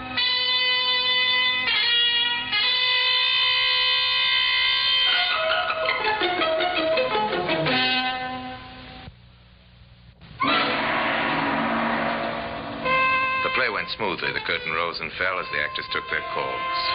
Lucy Ellis, listening to the applause, realized suddenly she was quite calm and self-possessed. But her composure was nothing to that of Octavia Kenmore. She descended on the police station not many minutes later. Ah, Miss Kenmore and Mrs. Ellis. Come in, won't you? I am in, Inspector. Now, I expect a full explanation of what you have accomplished by imprisoning my employee these past 2 hours. Please sit down, ladies. There's plenty of time. Is there? I expect to leave Brighton tomorrow night, taking my stage manager with me. Is he all right, Inspector? He's not in chains or even in a dungeon, Mrs. Ellis. In fact, he's quite comfortable. Oh, thank heavens for that. If you will both be seated, madam. Since you insist. Thank you, Inspector. Well, have you nothing to tell us about this case? I'm waiting at the moment for our pathologist's report. Cool. Yes, routine police procedure. Well, the man's been shot. That was quite obvious. The bullet is important, particularly in court, to establish the actual weapon. It seemed to me the hand that fired the weapon is a more important consideration. Eventually, Miss Kenmore, and inevitably, I trust. We'd like to know more about Buckland's background, his habits. Did he drink, for example? Despite the general opinion, there are many in the theatrical profession who are not addicted to alcohol, Inspector. Mr. Buckland was a decent man. Octavia Kenmore told the truth about the murdered man, a non-drinker, except for an occasional pint of bitter after the show, a devoted family man in an occupation where family relationships are often difficult to maintain. There was nothing to indicate a motive for murder. In all the years with me, I have never known him to miss a single performance. He was a craftsman who could rig and handle any production, heavy or light. With him on the job, my stage managers had an easy time of it. Everyone liked him. His only fault, perhaps, was that he was too loyal to me. We're not being much help to you, are we, Inspector? Oh, yes. You've helped to fill in the picture. I've learned a lot. Oh? What have you learned? 2 important things, Miss Kenmore. First, that Buckland was not a man who made enemies. All my reports bear this out. And also that he was extremely devoted to you. You think that's significant? Extremely. You keep a close rein in your company. You should know of any jealousies or quarrels that occurred. I'd know about them, yes. I'm sure of that. You're not the person to tolerate friction or even bad habits in members of your troop. Come in. Pathology report, Inspector. I knew you wanted right away. Thank you. Yes.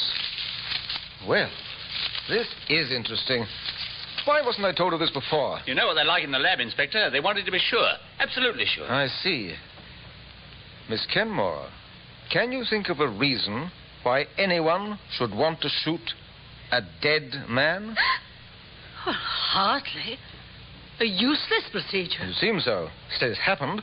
Apparently, Buckland was dead of strangulation before he was shot. Today, the instrument of that murder, a piece of sash cord, can be found in the Black Museum.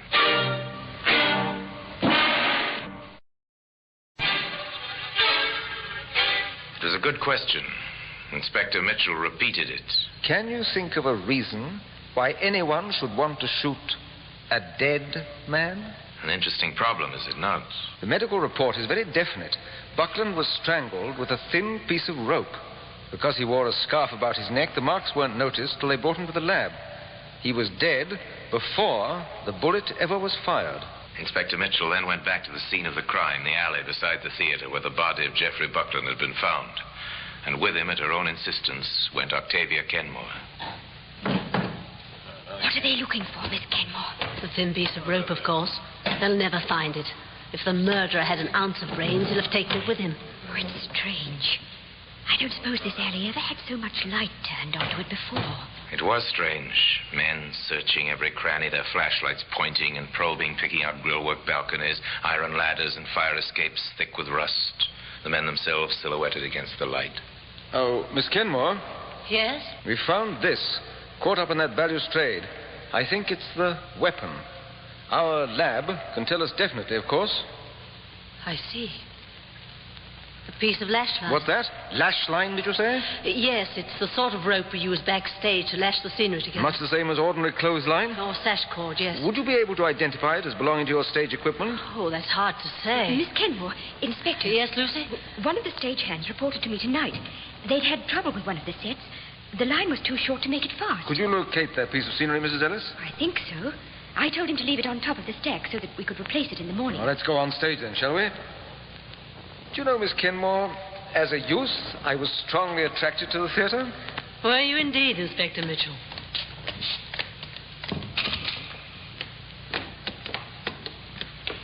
They moved through the stage door onto the platform. This is the flat, the one with the short lash line. You see how it works, Inspector. The rope is flipped round the iron cleats and tied off at the bottom, so the audience sees only an unbroken wall. I understand perfectly. The cord of this rope matches the piece found in the alley, rust, stains, and all. What does that suggest to you, Inspector? There's little doubt in my mind, Miss Kenmore, that the person we want is a member of your own company. Yes, I've decided that for myself some time ago. A member of your company, I think, cut off this cordage to strangle Buckland, and someone else, familiar with these premises, took the pistol from Ellis's desk. Then you don't think my husband's guilty? I haven't said that. But I must check once more who actually was here, backstage, between the hours of 6 and 7. I was here myself in my dressing room. And Sneller, the doorkeeper, was on duty. He surely We took his statement, of course. He seemed a bit evasive now that I think of it. I won't hear a word against him. Sneller's perfectly honest. I take an oath on it. Is he? A remarkably sound sleeper all the same? What do you mean? The extraordinary thing about his story, he claims to have been dozing in his chair. He didn't wake even when a pistol was fired not 30 feet away. I think perhaps I'd better go and visit him. Then I'll come... No, Miss Kenmore, not this trip. Investigations of this kind are sometimes dangerous. The old man lived close by the theater. 4 flights of well-worn steps led to an attic door. What do you want? What is it? You're Mr. Snellen? I am. We're the police. My name is Mitchell, C.I.D. Should I show you my credentials? No, I recognize you, sir. Come inside. John Snellen had no need to be afraid, but it was his nature to be timid. Merely an old man who wanted to avoid trouble. Sometimes when arguments occurred, it was his habit to pretend to be asleep in his cubbyhole behind the stage door. You expect me to believe that when a pistol was fired close by you, you didn't even hear it? I can't rightly say this. There's heavy traffic in the street that time of night, you know. If I did hear a noise, I must have took it for a passing car. Yes, I'll admit that's a likely explanation. Perhaps I ought to. Yes, what is it? If there's something you haven't told us, I advise you to come out with it. What had he seen and heard? A trifle. But possibly a trifle of importance. Almost enough to send a man to the gallows. I know I should have spoke of it before, sir, but, well, it was a little before 7 o'clock, and Mr. Buckland was inside near his toolbox talking to this flashy-dressed young fella. And Mr. St. John Carter, he was there, too, just standing by, so to speak. Could you hear what they were saying? No bookmaking in this house. That was what Buckland said. Miss Kenmore won't stand for it. She's strict about such things. Yes, sir. Everyone knows that. Miss Kenmore won't have gambling in her company. An actor would get himself discharged if she caught him betting the horses or some such thing. What else did Buckland say? Well, he warned the fellow he'd go straight to Miss Kenmore. Said how this man had been following the company all along the tour, and Carter and some of the others had been betting with him. But that was all. The 3 of them went out together, still talking. And that was the last you saw of him alive? Yes, sir, it was. And Mr. Carter, sir, it struck me at the time. He came back a little later. Went up to his dressing room, I guess, and then went right out again. But he seemed so cheerful and high-spirited. I thought the gentlemen must have settled their differences all right. Carter didn't come back again till he found Buckland's body and called the ambulance. That's right, sir. It begins to make sense, Inspector. Begins to, yes. But why the stage manager's gun? And why shoot a dead man? Why?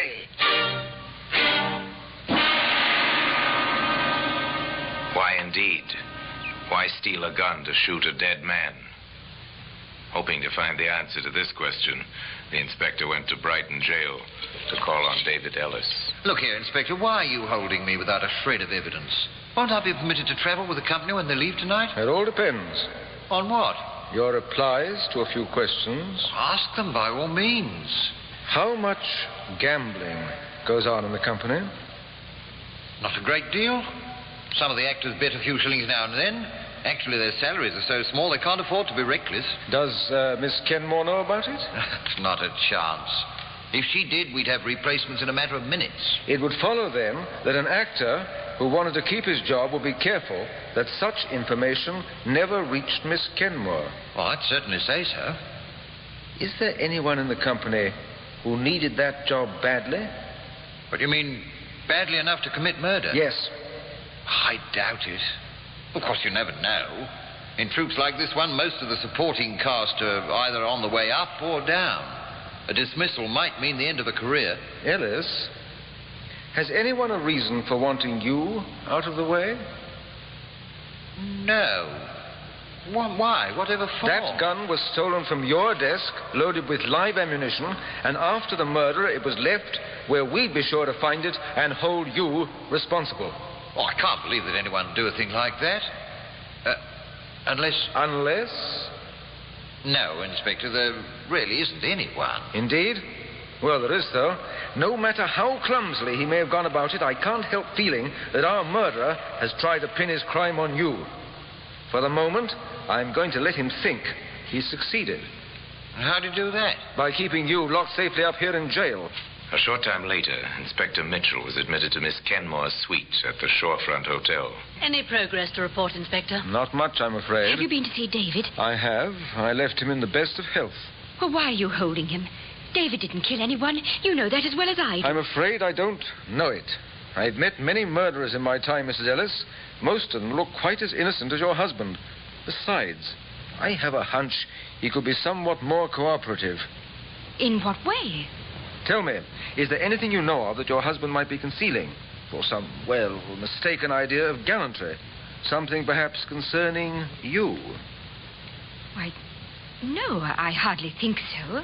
I seem to remember a melodramatic little scene I accidentally walked in on. Hope that was nothing. Just because St. John Carter made some advances to me and David resented it. Oh. That may be more important than you think, Mrs. Ellis. In fact, it may be the piece of information Inspector Mitchell thought that he knew the killer at last. But it takes evidence to bring a man to court.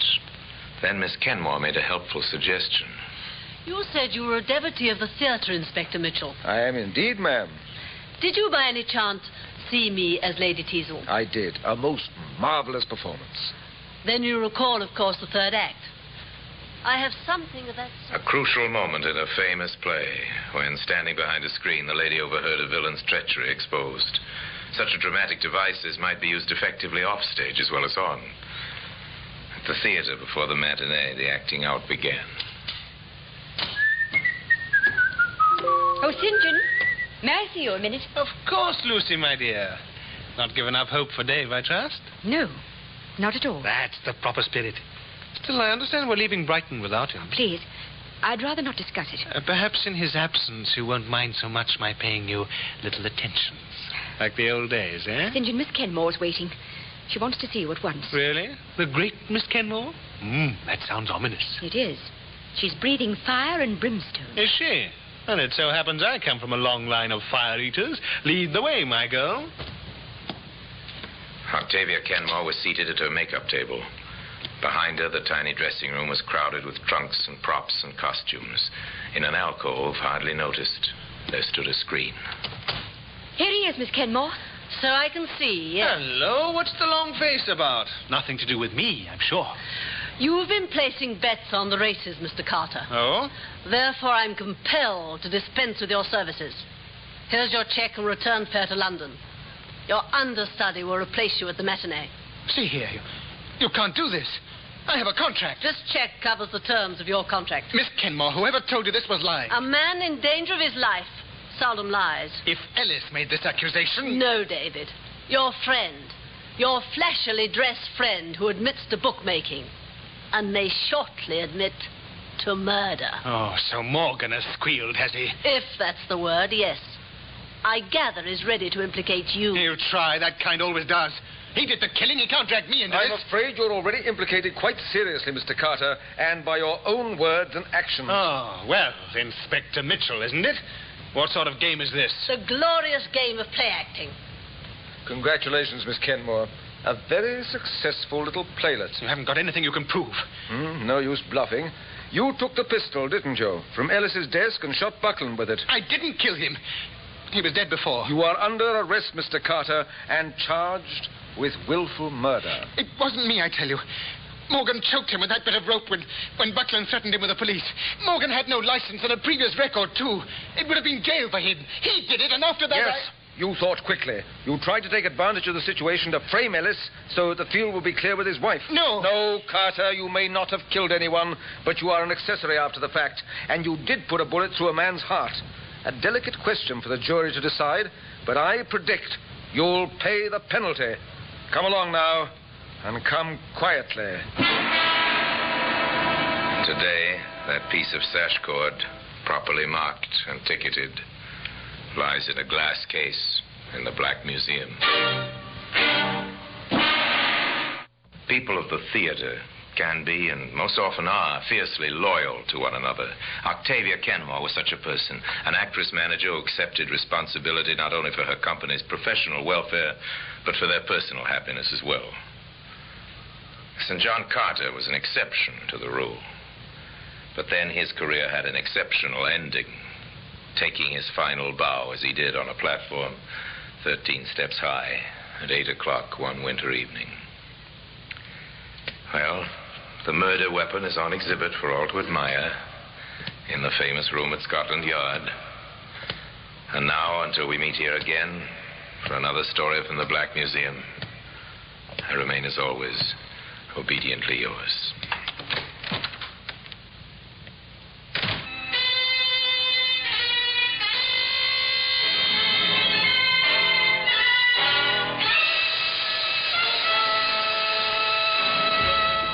This is Orson Welles, speaking from London.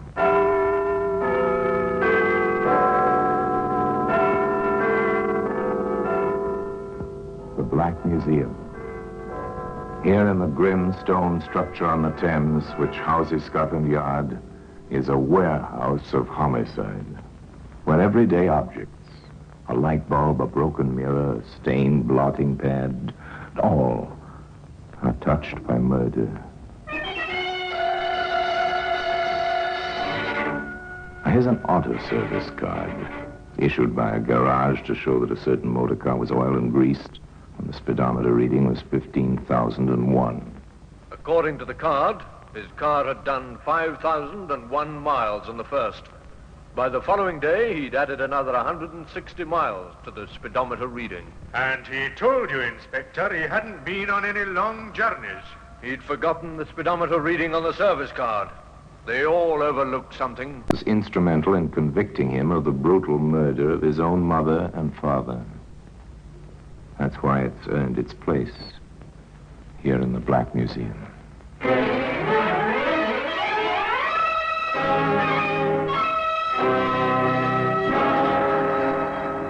From the annals of the Criminal Investigation Department of the London Police, we bring you the dramatic stories of the crimes recorded by the objects in Scotland Yard's Gallery of Death, the Black Museum.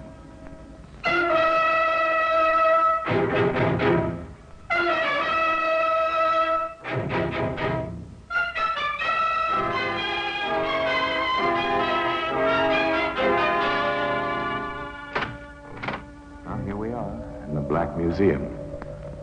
As beyond these stone walls, the life of London flows as ceaselessly as the muddy waters of Thames. Here, it's silent. Let us walk under the frieze of death masks, the masks of criminals of bygone days, suspended grimly under the ceiling. That glass funnel means nothing until we stop and read the card beside it. Once this funnel was used to pour acid over the body of a woman. Insignificant in itself, easily broken, but was strong enough to hang a murderer. Now, here's a pair of spectacles. Over there's a powder puff. And here's what we're after, the buff-colored service card. As I open the showcase and take it between my fingers, I ask you to come with me back to 1947. We're calling at the quiet suburban house of Mr. and Mrs. Dalton. Live in South London. It's a respectable district populated by respectable middle-class people, but the Daltons are in trouble. The cause is their only son, George Frederick. They are discovering that George is not as other young men of his age. To his parents, he is, at the age of 23, a problem child. He's not a bad boy, Fred, you know that. But he just doesn't seem to settle down. I know his trouble. Oh, don't be too harsh on him. He won't work. That's what's wrong with the young devil. Oh, Fred. Well, how many jobs has he had since he came out of the army? I don't know. So many you lose count. And even the army couldn't do anything with him. Absent without leave half a dozen times. He spent more time in detention than he did on the drill square. Here he is. Oh, dear, he's upset again. Now I expect you'll turn the radio on. Oh, George, for heaven's sake, don't turn that radio on. I've got a headache. Oh, go to hell. What did you say to me? I told you to... Here, you get away from that set. George! Joe, you put your hands on me. Go to your room. But I'm sure... Protect me. I'm sorry, Dad. I'm sure he didn't Go to your room. I didn't mean it, Dad. I'll sweep up this mess and we'll have some tea, shall we? All right, young man. For your mother's sake, I'll forget it. But I'm getting straight on the telephone to my old friend Jim Spencer. He's got a jeweler's shop in Clapham, and he meets a lot of people. Maybe he can advise me about fixing you up with a job.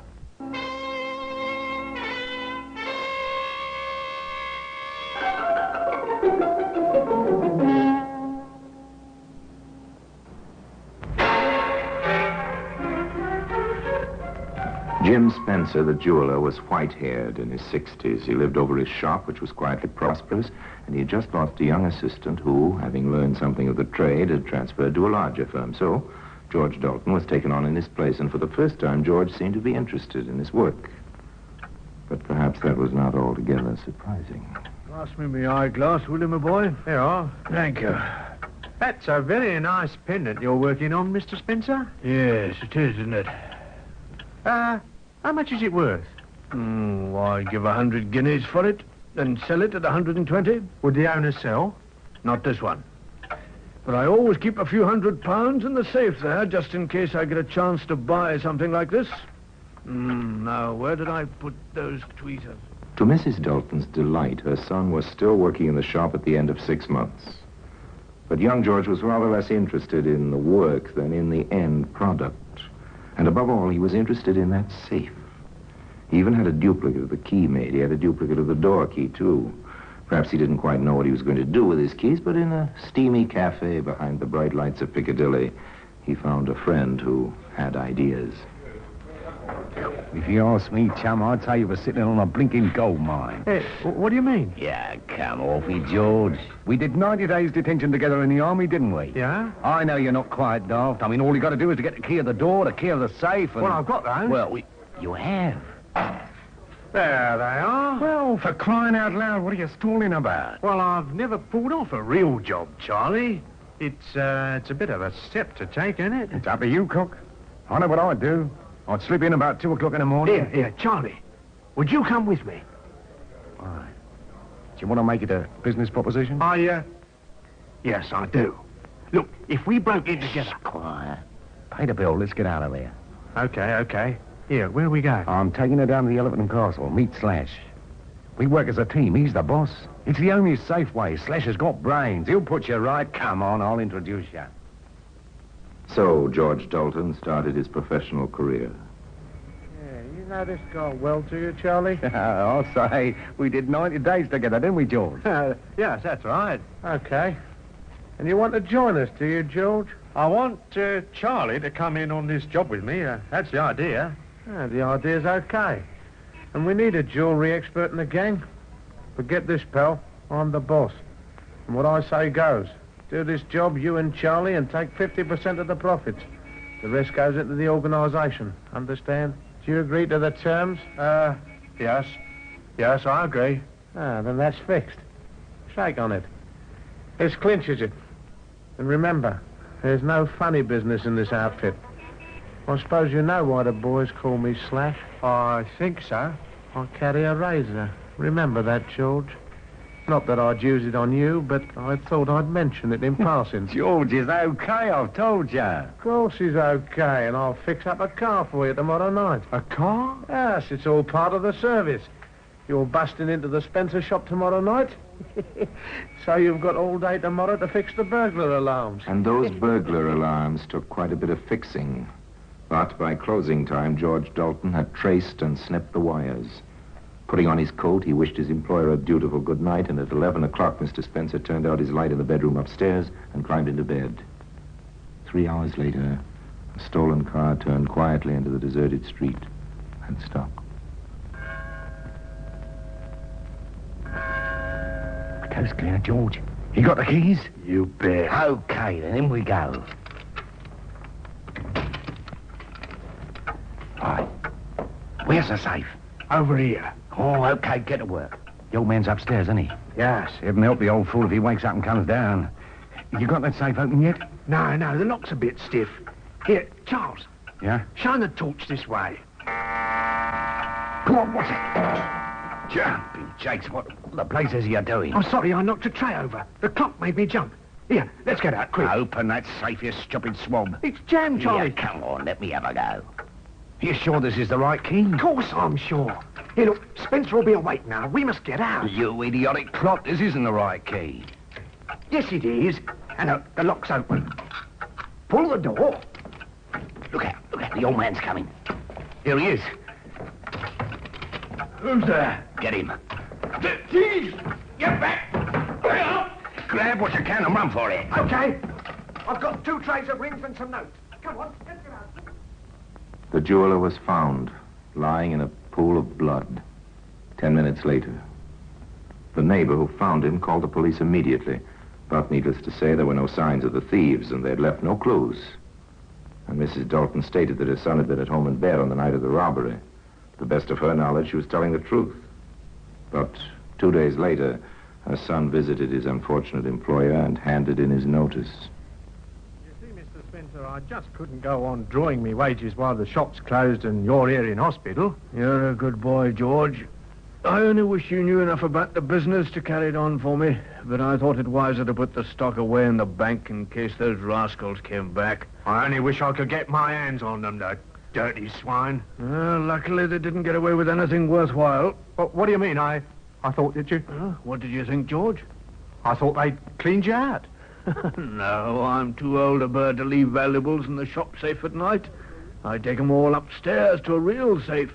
I only leave the paste stuff down below. Didn't I ever tell you?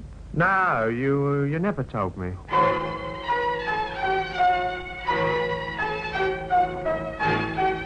How much the old gentleman suspected, we don't know.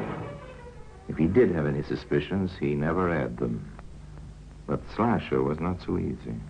George Dalton, the expert in jewelry. Come here, George. I want to speak to you. What's the trouble, Slash? I'll tell you what's the trouble. You dirty double-crossing perisher. Think you can unload junk on me, do you? You knew these rings were duff. I didn't know. After working in the shop for 6 months, you didn't know where the real stuff was? Don't give me that. 2 trays of duff and a $5 in notes. You can't get away with it. Where's the rest? There isn't any more. Okay. I warned you. Here it comes. Put the razor! The slash of the razor across Dalton's left cheek unlocked the gates of an unquenchable hatred. With a flash of 6 inches of sharp steel, he became a killer, and he knew that the slasher must die. He would evolve the perfect murder with no clues, such as the service card which can be seen today among the exhibits in the Black Museum.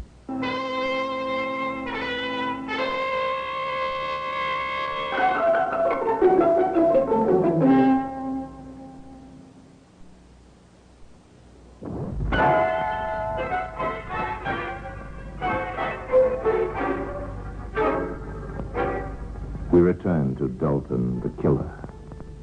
With blood still streaming from his cheek, he smiles at the slasher.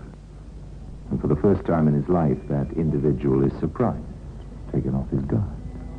I suppose I asked for that. Get out of here. You're not pretty. I've got your brand on me now. I've got to be one of you. What do you mean? You're a man of action. I like that, even if it hurts.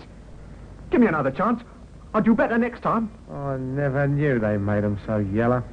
Get out. You stink. I've got a date here with a smasher and you might scare her away. Now scram. Ah, here she comes. Henry, is that you? Right here, Toots. I never knew your name was Henry. Get. Oh, hello, what's happened? Oh, he's had an accident. Just going. Hello there. Are you hurt bad? No, it's just nothing much. He's no friend of mine, Brenda.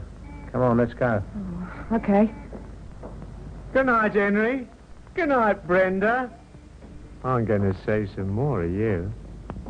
That's right, Dalton. You've made your choice. You're going to start with a girl.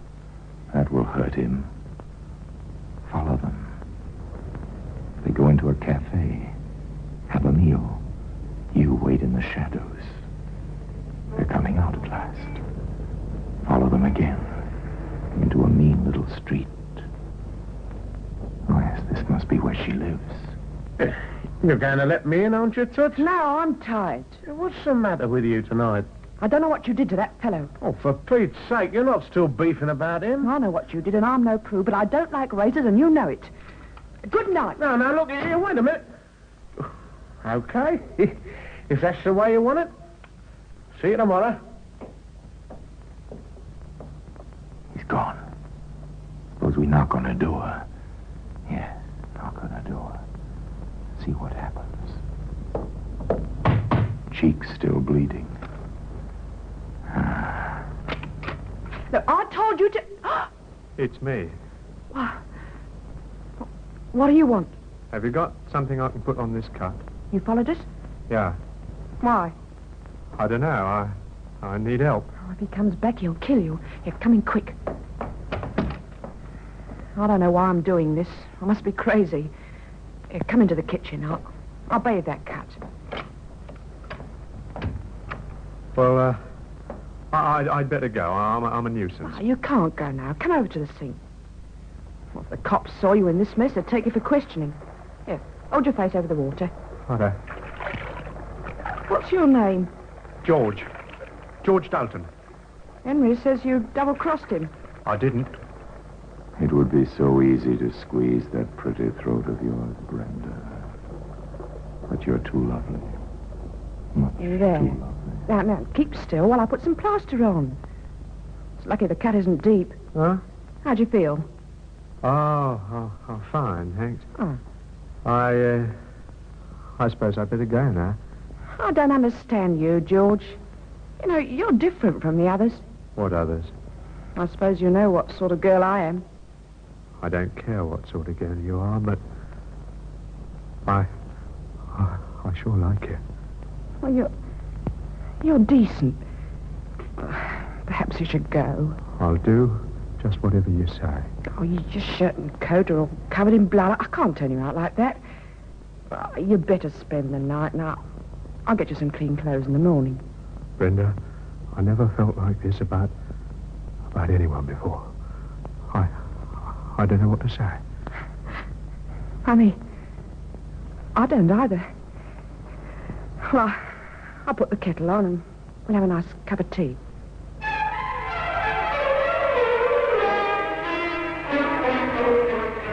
Tea.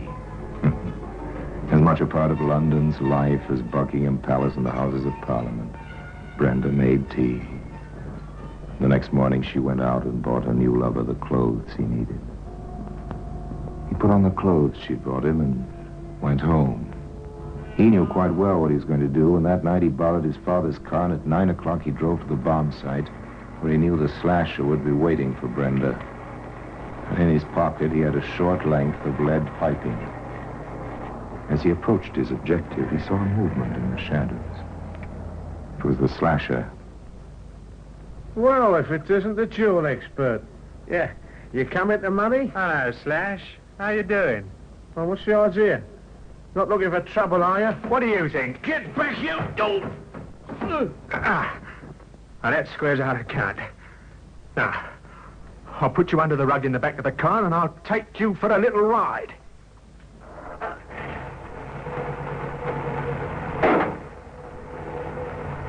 The little ride was to a deserted bridge over a railway. Dalton lifted his victim onto the parapet. Then he paused. Just before you go, I wonder how much you've got in your pocket. Anybody coming? Good. Oh, yes. Quite a few notes here. Thank you, Slash. Thank you very much. Goodbye. And quite gently, Dalton eased the unconscious man over the edge. After that, it was easy. Brenda, like the old jeweler, may have had her suspicions, but she kept them to herself. Dalton had money, taken nearly £100 from the Slash's pocket before pushing him into the path of the oncoming train. That £100 lasted just 2 weeks. 2 glorious weeks. The happy couple celebrated those weeks in the famous seaside resort of Brighton. Then, on the morning of January the 1st, 1948, with funds running low, George Dalton took his father's car into the Carduck service station to be oiled and greased. Now, why did he do that? Superintendent Brandruth of Scotland Yard has the answer. There is no doubt that Dalton had already decided to drive to his parents' home and ask for money. He had insufficient funds with which to pay his hotel bill, and it was essential for him to receive help from his father. His father was always particular about the regular servicing of his car, and the son doubtless had this carried out in order to produce it as a sop for his father's wrath. And the speedometer reading was 15,001, duly recorded on the service card. So George Dalton drove the 50-odd miles to his home on what was to be his fatal journey. He was hampered by fog on the way, and when he eventually turned into his own street, the fog was very thick. Stopped the car outside his parents' house, went inside, and got down to business. I'm sorry, Father, but I've got to have the money quick. Well, who the blazes do you think you're talking to? You take my car for a weekend, you keep it for a fortnight? Well, I've had it serviced. I don't care if you've had it rebuilt. You'll never drive it again. Billy nearly got onto the police and reported it stolen by you. And now you have the infernal impudence to demand £50, just like that. If I don't have it, I'll go to prison. The hotel won't Then you'll wait. have to go to prison. You'd have gone there a long time ago. It might have brought you to your senses. You're my own son, but I'm disgusted with you. Go on, get out. You can't send me away. Can't I? There's the door now. Now, go on, get out. Oh, no, you don't. Take your hands off me, you young rascal. Your mother. Give me that money, will You're you? mad. You're choking me. George, what have you done? He's dead. Stop that noise,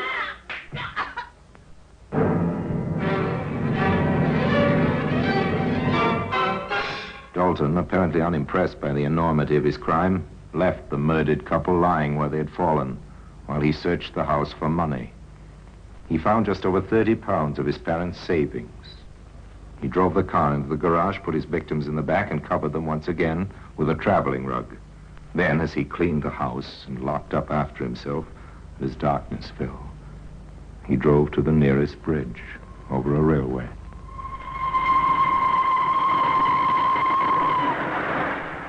It was the same method as before. And when it was over, the murderer drove back to his lover in Brighton. But when he arrived, she had grim news for him. George, tell me you didn't do it. What? What are you talking about? Your mum and dad. Ah, you're mad. You don't know what you're saying. Come into the other room, quickly. Brenda, what do you know about my mother and father? Now, tell me. So you did do it? No. I know you did it. Oh, why? How could you? Brenda. And don't touch me. Mr. Dalton, is it? Yeah? What do you want? I'm sorry to have to tell you that your mother and father were found dead an hour ago. I didn't do it. What exactly do you mean by that? How dreadful. I don't believe it. You know how they died? Of course I don't. How could I? Well, that's what I was wondering. Could you give me an account of your movements today? Yeah. I spent the day here with my fiancée. You haven't used the car outside. Oh, we drove to New Haven. That's 8 3/4 miles. 17 and a half there and back. You haven't been anywhere else? No. The car's been here all the time? Yes. According to the garage people, you had the car serviced this morning. Yeah? The speedometer reading then, according to the service card, was 15,001. You've put on over 100 miles since then. I've just checked the clock on my way in. The girl knows I've been with her all day. Oh, George, what's the good of you lying? The speedometer's in order. That can't lie. I'm afraid that in the circumstances, it's my duty to charge you with the murder of... Stop him! Let me go! So George Dalton was arrested and charged with the murder of his parents, within an hour of their bodies being discovered on a railway line 50 miles away. In due course, he was convicted, and at 8 o'clock on a cold, misty morning, he mounted the steps of the scaffold. And he told you, Inspector, he hadn't been on a long journey. He'd forgotten the speedometer reading on the service card. They all overlook something. And that is why the service card has earned its place here in the Black Museum.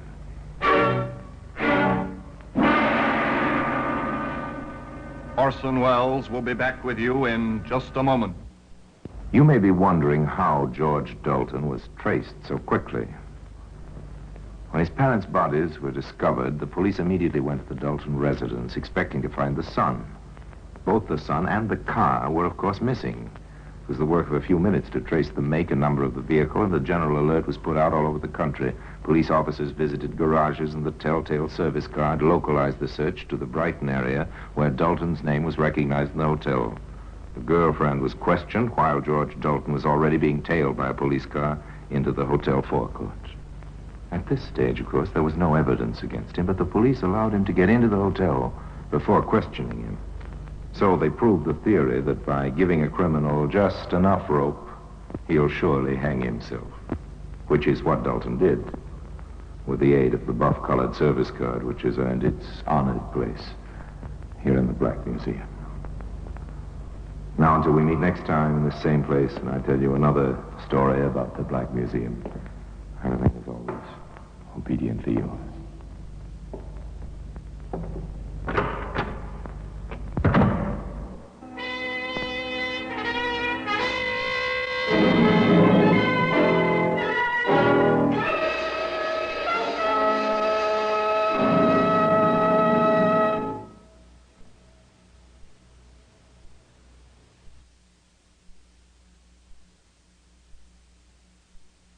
This is Orson Welles, speaking from London.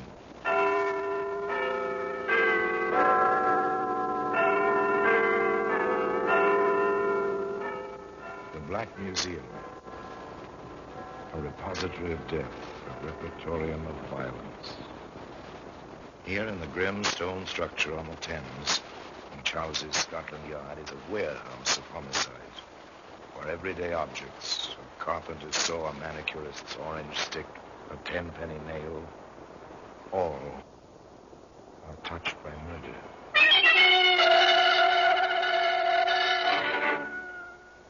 Now this sheath knife.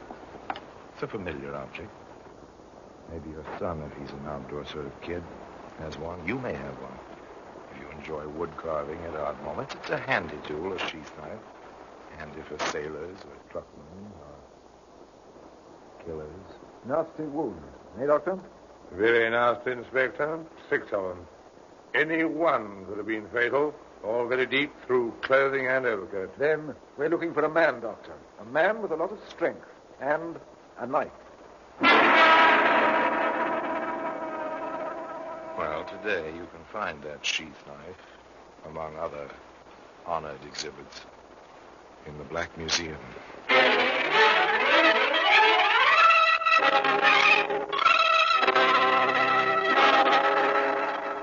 From the annals of the Criminal Investigation Division of the London Police, we bring you the dramatic stories of the crimes recorded by the objects in Scotland Yard's Gallery of Death, the Black Museum. In just a moment, you will hear The Black Museum starring Orson Welles.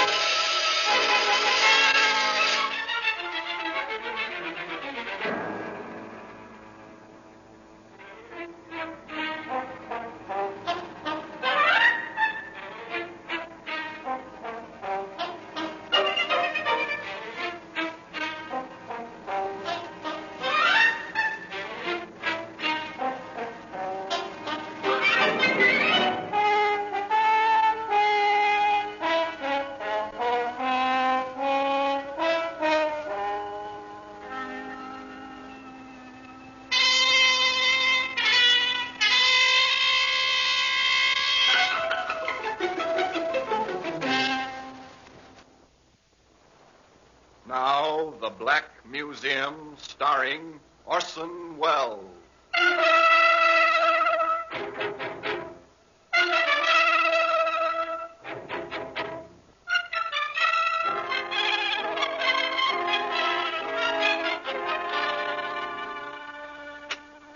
Here we are. This is the Black Museum. Scotland Yard's mausoleum of murder. A functional place with its shelves and cabinets, its glass-topped exhibit tables, and the neat white cards identifying time and place and killing. Yet over the whole thing, a kind of aura, a mystery, as if the manipulators of these weapons still waited to pick them up, just beyond the shadows. Here lies death. 100 deaths, 700 in fact, collected over several generations. Would you call this a weapon? Look here, it's a boot. A leather riding boot is obviously made for a gentleman who rode behind the hound, but another gentleman's pink hunting coat was stained with blood when this boot became a bludgeon. This seems obvious. It's a hypodermic needle. It was once filled with poison. Here we are. Here's the sheath knife I was telling you about. Leather sheath, Sheffield steel, bone handle. It's a pretty instrument in its way. But the story connected with it isn't quite so pretty. It begins one coldish night in November, as a suburban train drew into the dark station at Ilford, a short distance from London. Two men rose to shrug on overcoats. In the same car, a man and woman rose too. Evelyn and Fred Winters, shipping clerk and his wife, returning to their little house in Ilford. Careful, dear. It's dark on the platform. You might go first, even if you are married to me. Huh? Oh, yeah. Yes, of course, yeah. All right, Evelyn, come along now. Train will take you on with it. You'd like that, I expect. No, we had a nice evening. You're tired now. You wouldn't talk like that. Well, let's walk. I'm a trifle chilly. He's a patient man, this Fred Winters. He always manages to find excuses for his wife's nagging, but then Evelyn is a bit younger than Fred and quite good-looking in a rather daring manner, you know, with those tall, vividly colored girls, excellent figure, which she displays to advantage. Of course, all this was lost on the two men who left the train at the opposite end of the car from Mr. and Mrs. Winters. They stood on the platform for a minute or two, stamping their feet. And the Winters disappeared up the tree-lined street. For a moment or two, the two men followed. Apparently, they'd come to a decision. Whatever it was, it doesn't matter. It was never carried out. They heard.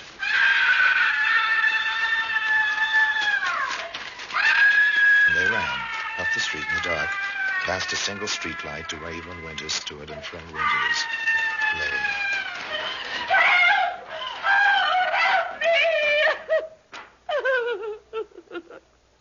Someone ran out of the driveway. Then Fred fell. Oh, he's all over blood.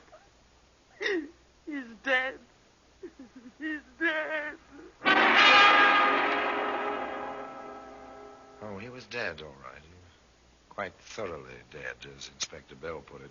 It's the man Scotland Yard placed in charge of the case. Nasty wounds. Eh, Doctor? Very nasty, Inspector. 6 of them. Any one could have been fatal. All very deep through clothing and overcoat. Then we're looking for a man, Doctor. A man with a lot of strength and a knife. Now it begins. The long, slow, painstaking piecing together of the puzzle. Someone with a good deal of strength wielded the 6-inch knife. Step 1. So far, so good. Step 2. Yes? I'm Inspector Bell, Mrs. Winters. We met last night near the station. Yes, I remember. Come in, won't you? I expect you want to ask some questions. The questions.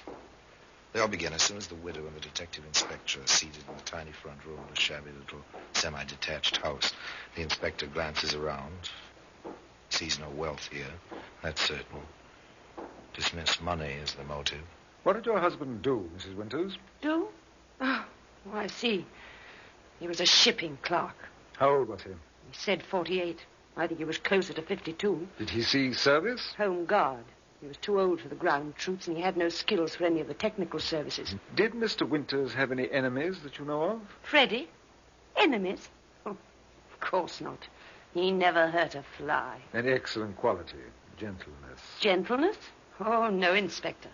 Fred was meek. Meek and mild, as the old saying goes. But he loved me in his way. There was more of the same, lots more, but nothing to indicate a reason for willful murder. Finally, the inspector decided to call it a day. Well, I won't bother you any longer today. Oh, yes. If you decide to go away, or anything like that, let us know when and where, won't you, Mrs. Winters? A considerate man, Inspector Bell, and wise. He had long experience. He never rushed a case or a situation. He knew well that there wasn't any use in that. He returned to the local police station, and there he found a woman and a man waiting for him. The murder took place right in front of my house, sir. Did you see anything, ma'am? No, it was too dark. Our street is very badly lighted. But I heard running in my driveway. Then it sounded like scuffling out front. I went to the window and heard a woman, well, half whisper, "Don't. Oh, don't." Then she was frightened? No, sir. How's that? It wasn't fright, sir. It was like she was begging someone she knew not to do something. Then I heard running away again, going away. And after that, the screaming. You're certain the woman was not frightened? I'm positive, sir. If I'd felt she was. A tiny bit of testimony, very tiny. Would it stand up in court? How would it impress a jury? What would a good defense counsel do with it on cross-examination? Well, it was weak, but it was interesting. Quite interesting. And there was a man waiting at the station house for Inspector Bell with the woman. The man introduced himself. I'm Stanley Winters, Inspector. Fred was my brother. I don't want to get anybody into trouble, sir, but there are a few facts my sister-in-law may forget to mention. Women are like that at times. Facts? Such as, Mr. Winters? There's a man who disliked my brother intensely. A ship's steward, James Davis. And the cause of this dislike? My brother threw him out of the house. For what reason? Fred thought that this Davis was, well, making passes at Evelyn. Fred mentioned it to me once or twice. Your brother must have been fairly sure to take such action. Incidentally, what was this Davis doing in the house in the first place? We knew Evelyn's family as a boy. He was quite friendly with Fred and Evelyn at first. Went off on a holiday with them to Brighton. Between sailings it was. Then he moved in. Fred had a spare room and could use the money. But after a while, Fred didn't like Davis's attitude towards Evelyn, so he threw him out. Is there anything else, Mr. Winters? Nothing I can think of, sir.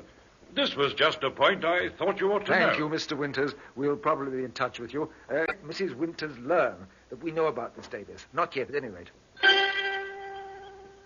Beg pardon. You James Davis, steward aboard the Morania? I am. So what? I'm from Scotland Yard. My credentials. What do you want with me? I'd like to have a talk with you before your ship sails. Sailing date's 3 days off, we understand. That's right. What do you want to talk with me for? A friend of yours has been killed. Name of Fred Winters. What? Freddie dead? How? Where? The inspector will tell you all that. Shall we go now, Davis? I've seen your first officer already. He knows what's going on.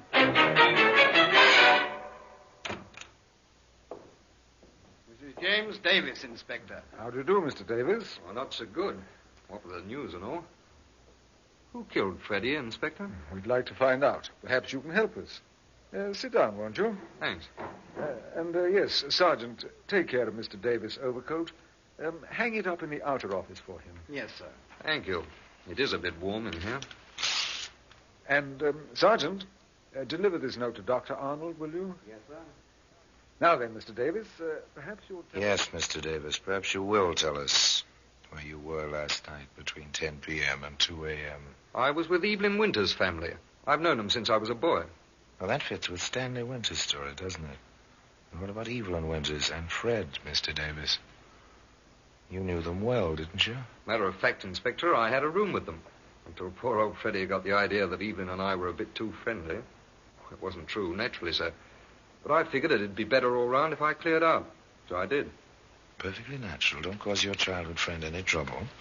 If her husband is jealous, live somewhere else. So simple, so proper. It was just about then that the telephone on the inspector's desk added its voice to the situation. Inspector Bell here? Arnold speaking. Bill, you've got good eyes. Sergeant Holloway is here with a fellow's overcoat. He gave me your note. I made only the first test, but there's no doubt in my mind. That stain you spotted on the sleeve, it's blood, all right. No question about it.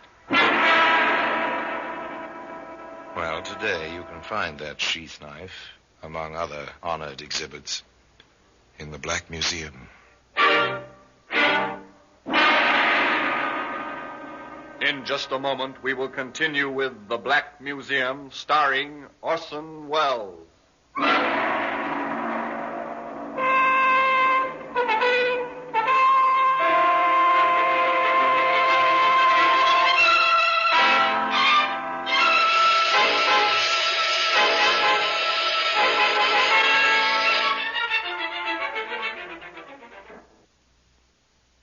Would you care for a touch of international chicanery?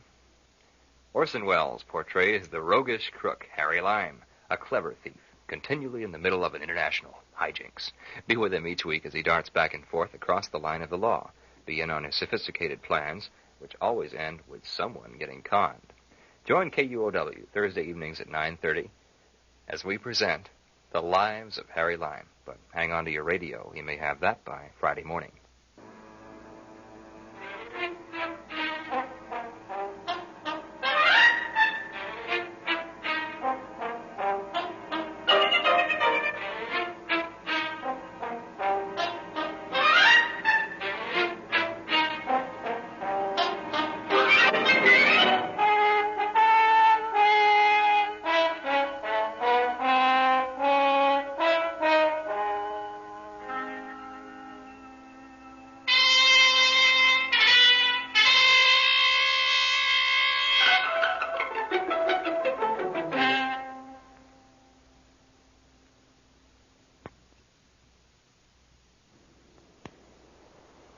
Now we continue with The Black Museum, starring Orson Welles.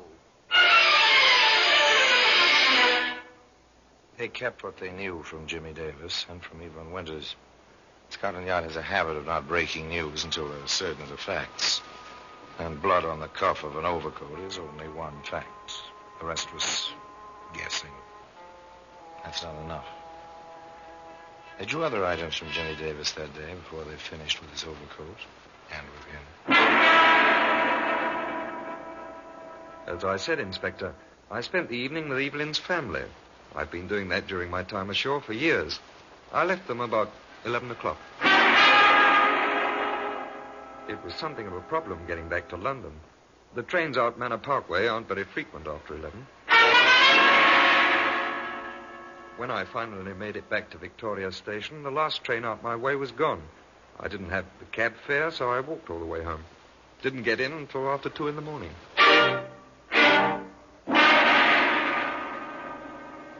Quite straightforward, very logical, honestly told. To Inspector Bell, it seemed, well, just a little too honest. He asked Jimmy Davis to wait around a bit, and then he consulted with Sergeant Holloway. A railway map, Sergeant. Here's the line that runs out to Manor Park. He was there, sir. Mrs. Winter's family confirmed that. And the time Davies says he left them. If there were anything to our idea, he'd never tell us about it if they couldn't confirm it. But he must have known it was a problem, as he said, to get back to London. Well, how does that fit, sir? He could have left a little earlier, but he didn't. Now, look here, on the map. Yes, look closely, Sergeant. What do you see? The inspector's pointing. Ilford. The next stop after Manor Park, going toward London. I see what you mean, Inspector. It might be quite simple. Board a train at Manor Park with a ticket for London, hop off the next stop, Ilford, knowing that Fred and Evelyn Winters will be on the midnight train down from London, wait in a dark driveway. Yes, it might be quite simple. The inspector thinks so, too. I think we'll ask Davis to stay here a day or two. His ship doesn't sail until day after tomorrow. Meanwhile, Sergeant, we'll get ourselves a warrant, and you can give his lodgings a thorough going over.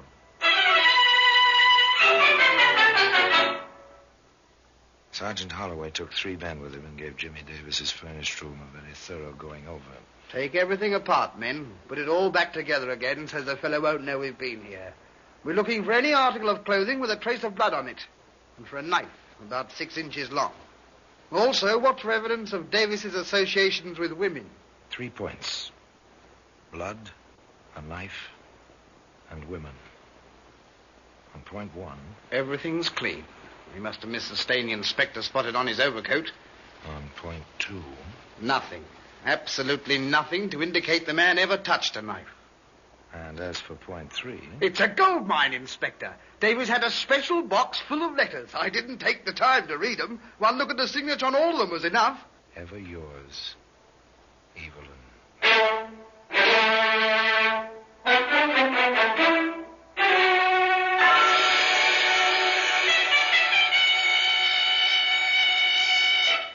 Interesting reading. Not nice, but interesting. Darlingest, I can't explain it.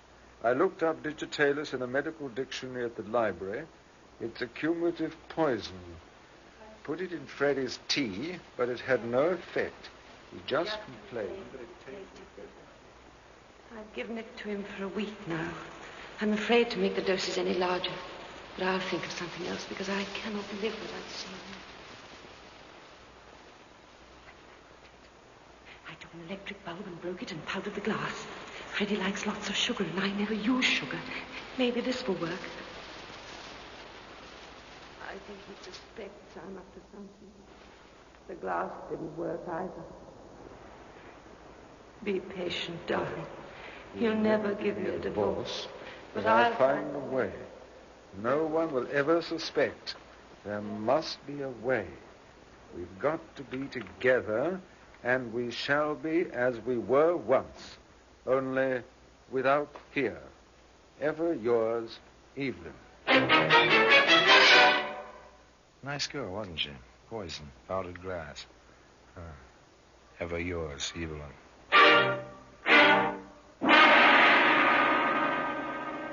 Inspector Bell called in Sergeant Holloway. Yes, sir? The letters. They'll go fine in court after we put the 2 of them together someplace and after we've found the weapon.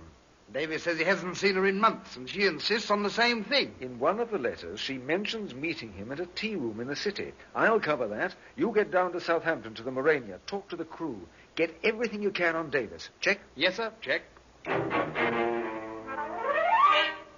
In the tea room, Inspector Bell found an obliging waitress with an excellent memory. Tall, you say, sir? Auburn hair? Greenish eyes? Oh, now let me think a minute, sir. Yes, there was a woman comes in here, very good looking, if you like that kind of colouring. Many men do?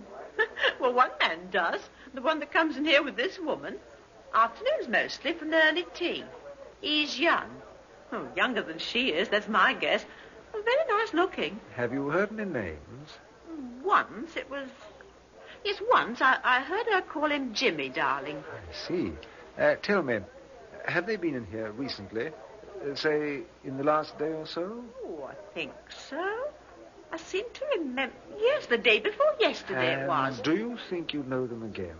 In a crowd, perhaps? Yes, sir. I'm sure now. Why, sir? Are they in trouble with the police? I wouldn't want to put nobody in trouble, not if I could help it. In trouble with the police? Well, a little. Just a little. If you call a growing sum of evidence in a murder case trouble. And it was growing. Sergeant Holloway went to Southampton. I gather from some of the other men that Davis was never too sociable, right? Ever show you any of his hobbies? Well, he didn't have any that I know of. Not, say, wood carving or anything like that? Oh, I never saw him use a knife on wood. Oh, he owned a knife. Oh, yes, sir. Slick-looking blade it was. Carried it in a sheath on his belt. He liked to keep it pretty sharp, too. I see. Well, thank you, Carter. Thank you very much. But there are 2 themes here. They must be resolved together. A woman who followed the pattern of a sly, careful poisoner. A man who once owned a sheath knife. The planning of a careful crime. The execution of a crime of violence. Did the 2 themes come together on that midnight street in Ilford? Was Jimmy Davis waiting behind the hedges? Did Evelyn Winters know he was there? Know that she was leading her husband to his death? There were answers to these questions somewhere. Inspector Bell went quietly and methodically about the business of getting those answers. I'm glad you could come in to see us, Mrs. Winters. I've been hoping you'd be able to help us. Oh, is that so, Inspector? I wish I could help you. My office is just along this hall. Yes, we're rather up a tree. A most difficult kind of case. Unless we can find someone with a motive somewhere, it may go unsolved. Oh, there's Sergeant Holloway. Sergeant Holloway? Yes, you remember him. He's working with me. He may have a question or two. There he is, in this office with the glass panel door, talking to someone. Oh, no. Jimmy. And what time did you actually... Come in a minute, Mrs. Winters. No. No, I won't. I know the man Sergeant Holloway is talking to. He knows me. Yes, Mrs. Winters? We know he knows you. Jimmy told you? I asked the question, Mrs. Winters. Are you in love with Jimmy Davis? Did you plan to kill your husband that night in Ilford? Oh. We know a lot, Mrs. Winters. We want to know. If you held your husband while Davis stabbed him, did you decoy your husband? Did you tell Davis to be there? How long have you been in love with him? How long have you tried to... Questions. They came thick and fast. Now, the inspector took her into his office. The stenographer waited. She was warned, and the questions poured out around her. She sat there, pinioned by the inspector's quiet voice. Until... All right, I'll tell you. I was in love with Jimmy, but I didn't plan the murder. Jimmy did that. He did it on his own. He jumped out to the driveway and struggled with poor Freddie. Fred fell down. Jimmy ran away. I had nothing to do with it. Nothing. A nice girl, a really nice girl with willpower. They showed her the letters in her own handwriting, but she stuck to her story. I had nothing to do with it. Nothing. And Jimmy Davis, still in love with this woman. Jimmy denied the letters, too. Evelyn didn't know a thing. I waited for them. I wanted to make Fred give her a divorce. He tried to hit me, and we fought. I used the knife. It was self-defense, but I got scared. I threw the knife into the sewer grating and ran away. Evelyn didn't know a thing. We didn't see each other for months.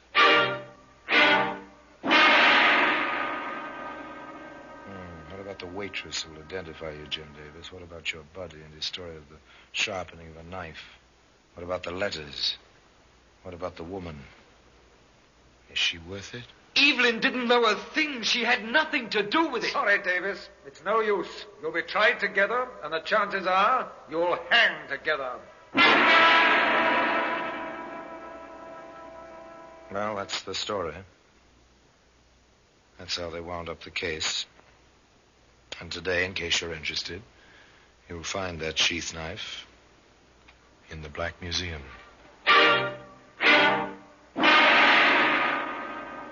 Orson Welles will be back with you in just a moment.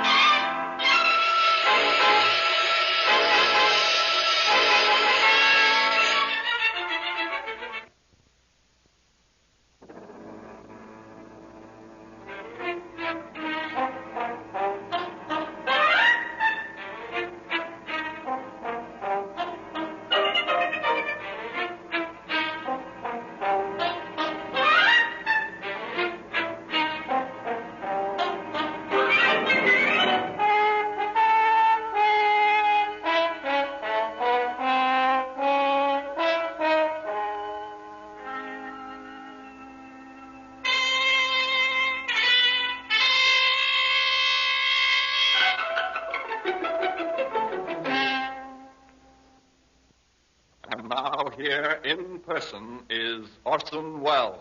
Murder is always ugly. And in this case, the motive was heedless, reckless passion. And the ugliness was amplified by the long planning, the cruelty, and finally, by the end of the story, Evelyn Winters died badly, unable even to manage the numbness of fatality which comes to so many murderers on the scaffold. She collapsed, had to be carried to the gallows, supported there by two jailers. The hangman, by the way, resigned his job shortly afterwards. And to the end, despite the letters, despite the evidence, Jim Davis tried to take all the blame on himself. But justice and death both were equal in this case. And the sheath knife remains in its customary place. In Scotland Yard. In the Black Museum. Now, until next time, till another story about the Black Museum, I remain, as always, obediently yours.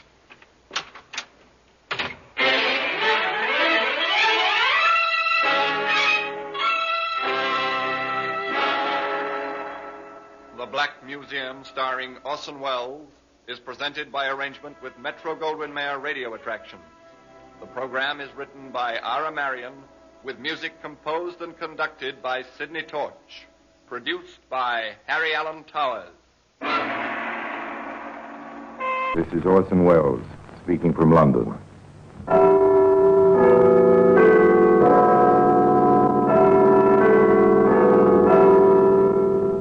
The Black Museum. A museum of death. Yes, here in the grim stone structure on the Thames, which houses Scotland Yard, is a warehouse of homicide, where everyday objects, a cotton reel, a tobacco pouch, a bootlace, all are touched by murder.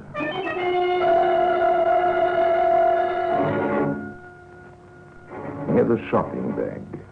Faded green canvas, square in shape, large enough to envelop a human head. There you are, sir. Would Madame like to take it? No? Nothing inside now. These wisps of blonde hair were found inside by the experts in the police laboratory, but that was a long time ago. Who did the hair belong to? Well, there was no doubt about that. This is Vera Dawson's hair, Inspector. Victim number 5, eh? Yes. She's been in the habit of bleaching her hair for years. That's why it probably came out fairly easily. And the pathetic blonde hairs proved that the canvas shopping bag had been used to suffocate their owner, victim number 5. That is why the bag has earned its place today in the Black Museum.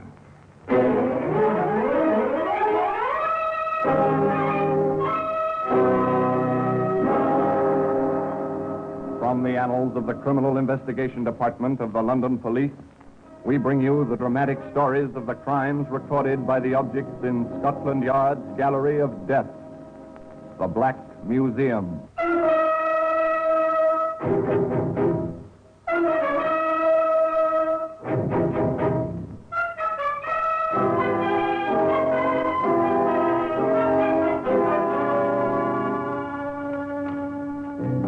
Here we are in the Black Museum. Beyond these stone walls, London throbs and is alive. But within these closely guarded precincts, all is silence and death. It's quiet, very quiet.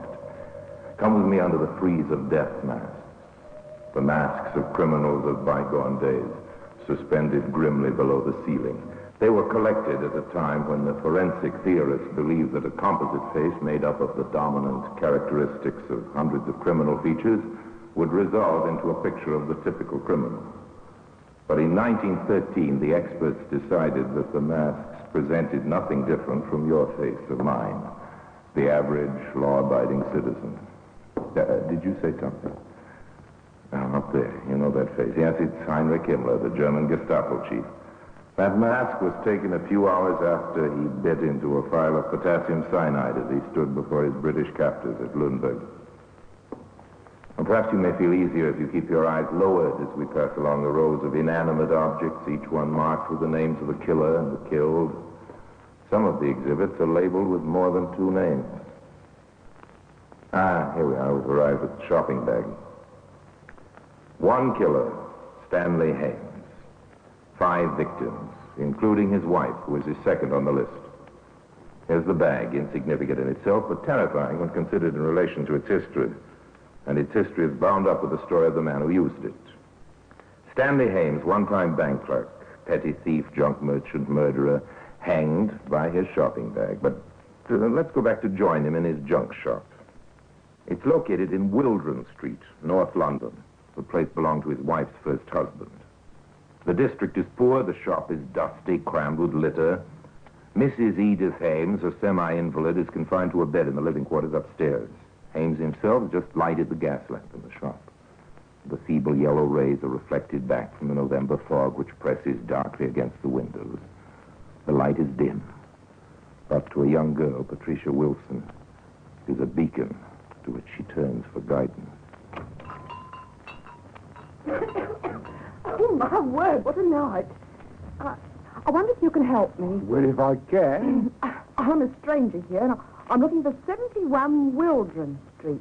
I can't see the numbers on the doors. My torch has given out. This is number 22. You'll find 71 to the left on the other side of the road. I'll tell. Fog's getting thicker, isn't it? Yeah, I'm afraid it is. You'll have a job to find the house you're looking for. Oh, no.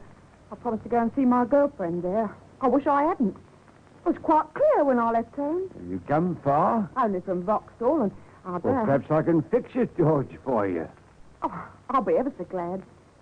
If you do happen to have a spare bulb, that'd do it. Here's a torch. Yes. There. Let go my arm. What's your name? Here, let me go. I'll hit you again if you don't take your hands off me. You would you? You come here. Help! Quiet, you little idiot. Oh, you're choking me. Edith, how did you get down here? Who is this girl? Take him away. He tried to kill me. Don't be absurd. She's only just come in. Wait in that shopping bag and pull yourself together. Let me get out of here. No, wait. I'm his wife. I want to know what happened. Breathlessly, the frightened girl explained. Haines stood silent. His wife listened, horrified. The girl finished her story. What did you do, Sam? I've nothing to say except I'm sorry. So I should think. But you're not getting away with this. I'm going to report it to the police. But you're not safe. Oh, please. Now, please, for my sake, don't take it any further. I think it would kill me if the police came. Yes, she's fainting. Hold her up. Take it easy, Edith. I've got you. I'm all right. Well, she's ill. You ought to be ashamed of yourself. Go and get a doctor. Oh, no, I don't want anybody. Oh, please tell me you won't make trouble. Well, for your sake, then, I won't tell anyone. Thank you. Hope it didn't hurt you too much. No, I'm feeling better now. More shock than anything else. And you won't say anything? Not a word.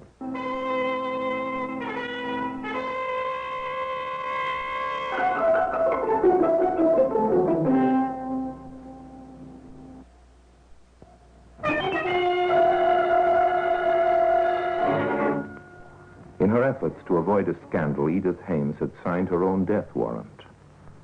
Police intervention at this stage might have prevented her husband from following the path which leads to the scaffold. As it was, Patricia Wilson kept her promise and nothing happened. The weeks passed, and slowly in the dark mind of Stanley Hames, strange ideas began to take shape. The brief encounter had triggered off a demon that must be satisfied. And at last, the fatal opportunity presented itself in the comely form of a Miss Sylvia Parks, age 27. Good evening. Can I see the second-hand doll's pram you got advertised in the window? Yes, it's at the back of the shop if you'd like to have a look. My sister's little girl. She's 8 tomorrow, and I can't afford much. Well, this is a bargain. I only picked it up 2 days ago. There it is. Oh, I don't think much of that. I thought there was a catch. Oh, you have a good look at it. You won't do better for the money. Oh, no. That wants painting. Here. What you doing? Oh. This time there was no noise to attract the attention of the invalid upstairs. With one powerful hand over his victim's mouth, Hames reached for the canvas shopping bag. Slipping it over her head, he drew the cords tight. And there was silence. That stopped her. I must get her out of sight. Gently does it. Edith mustn't hear. Now, I loosen the floorboards by the back door. I must put it down quickly.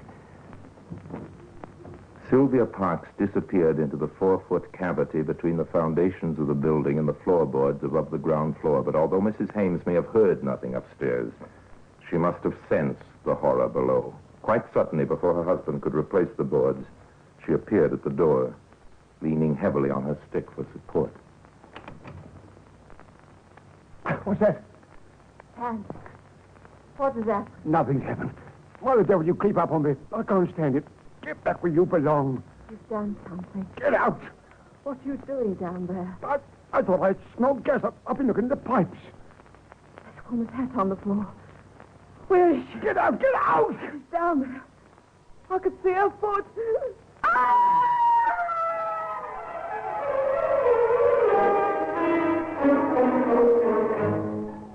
Edith Hames lay silent in death beside the body of Sylvia Parks.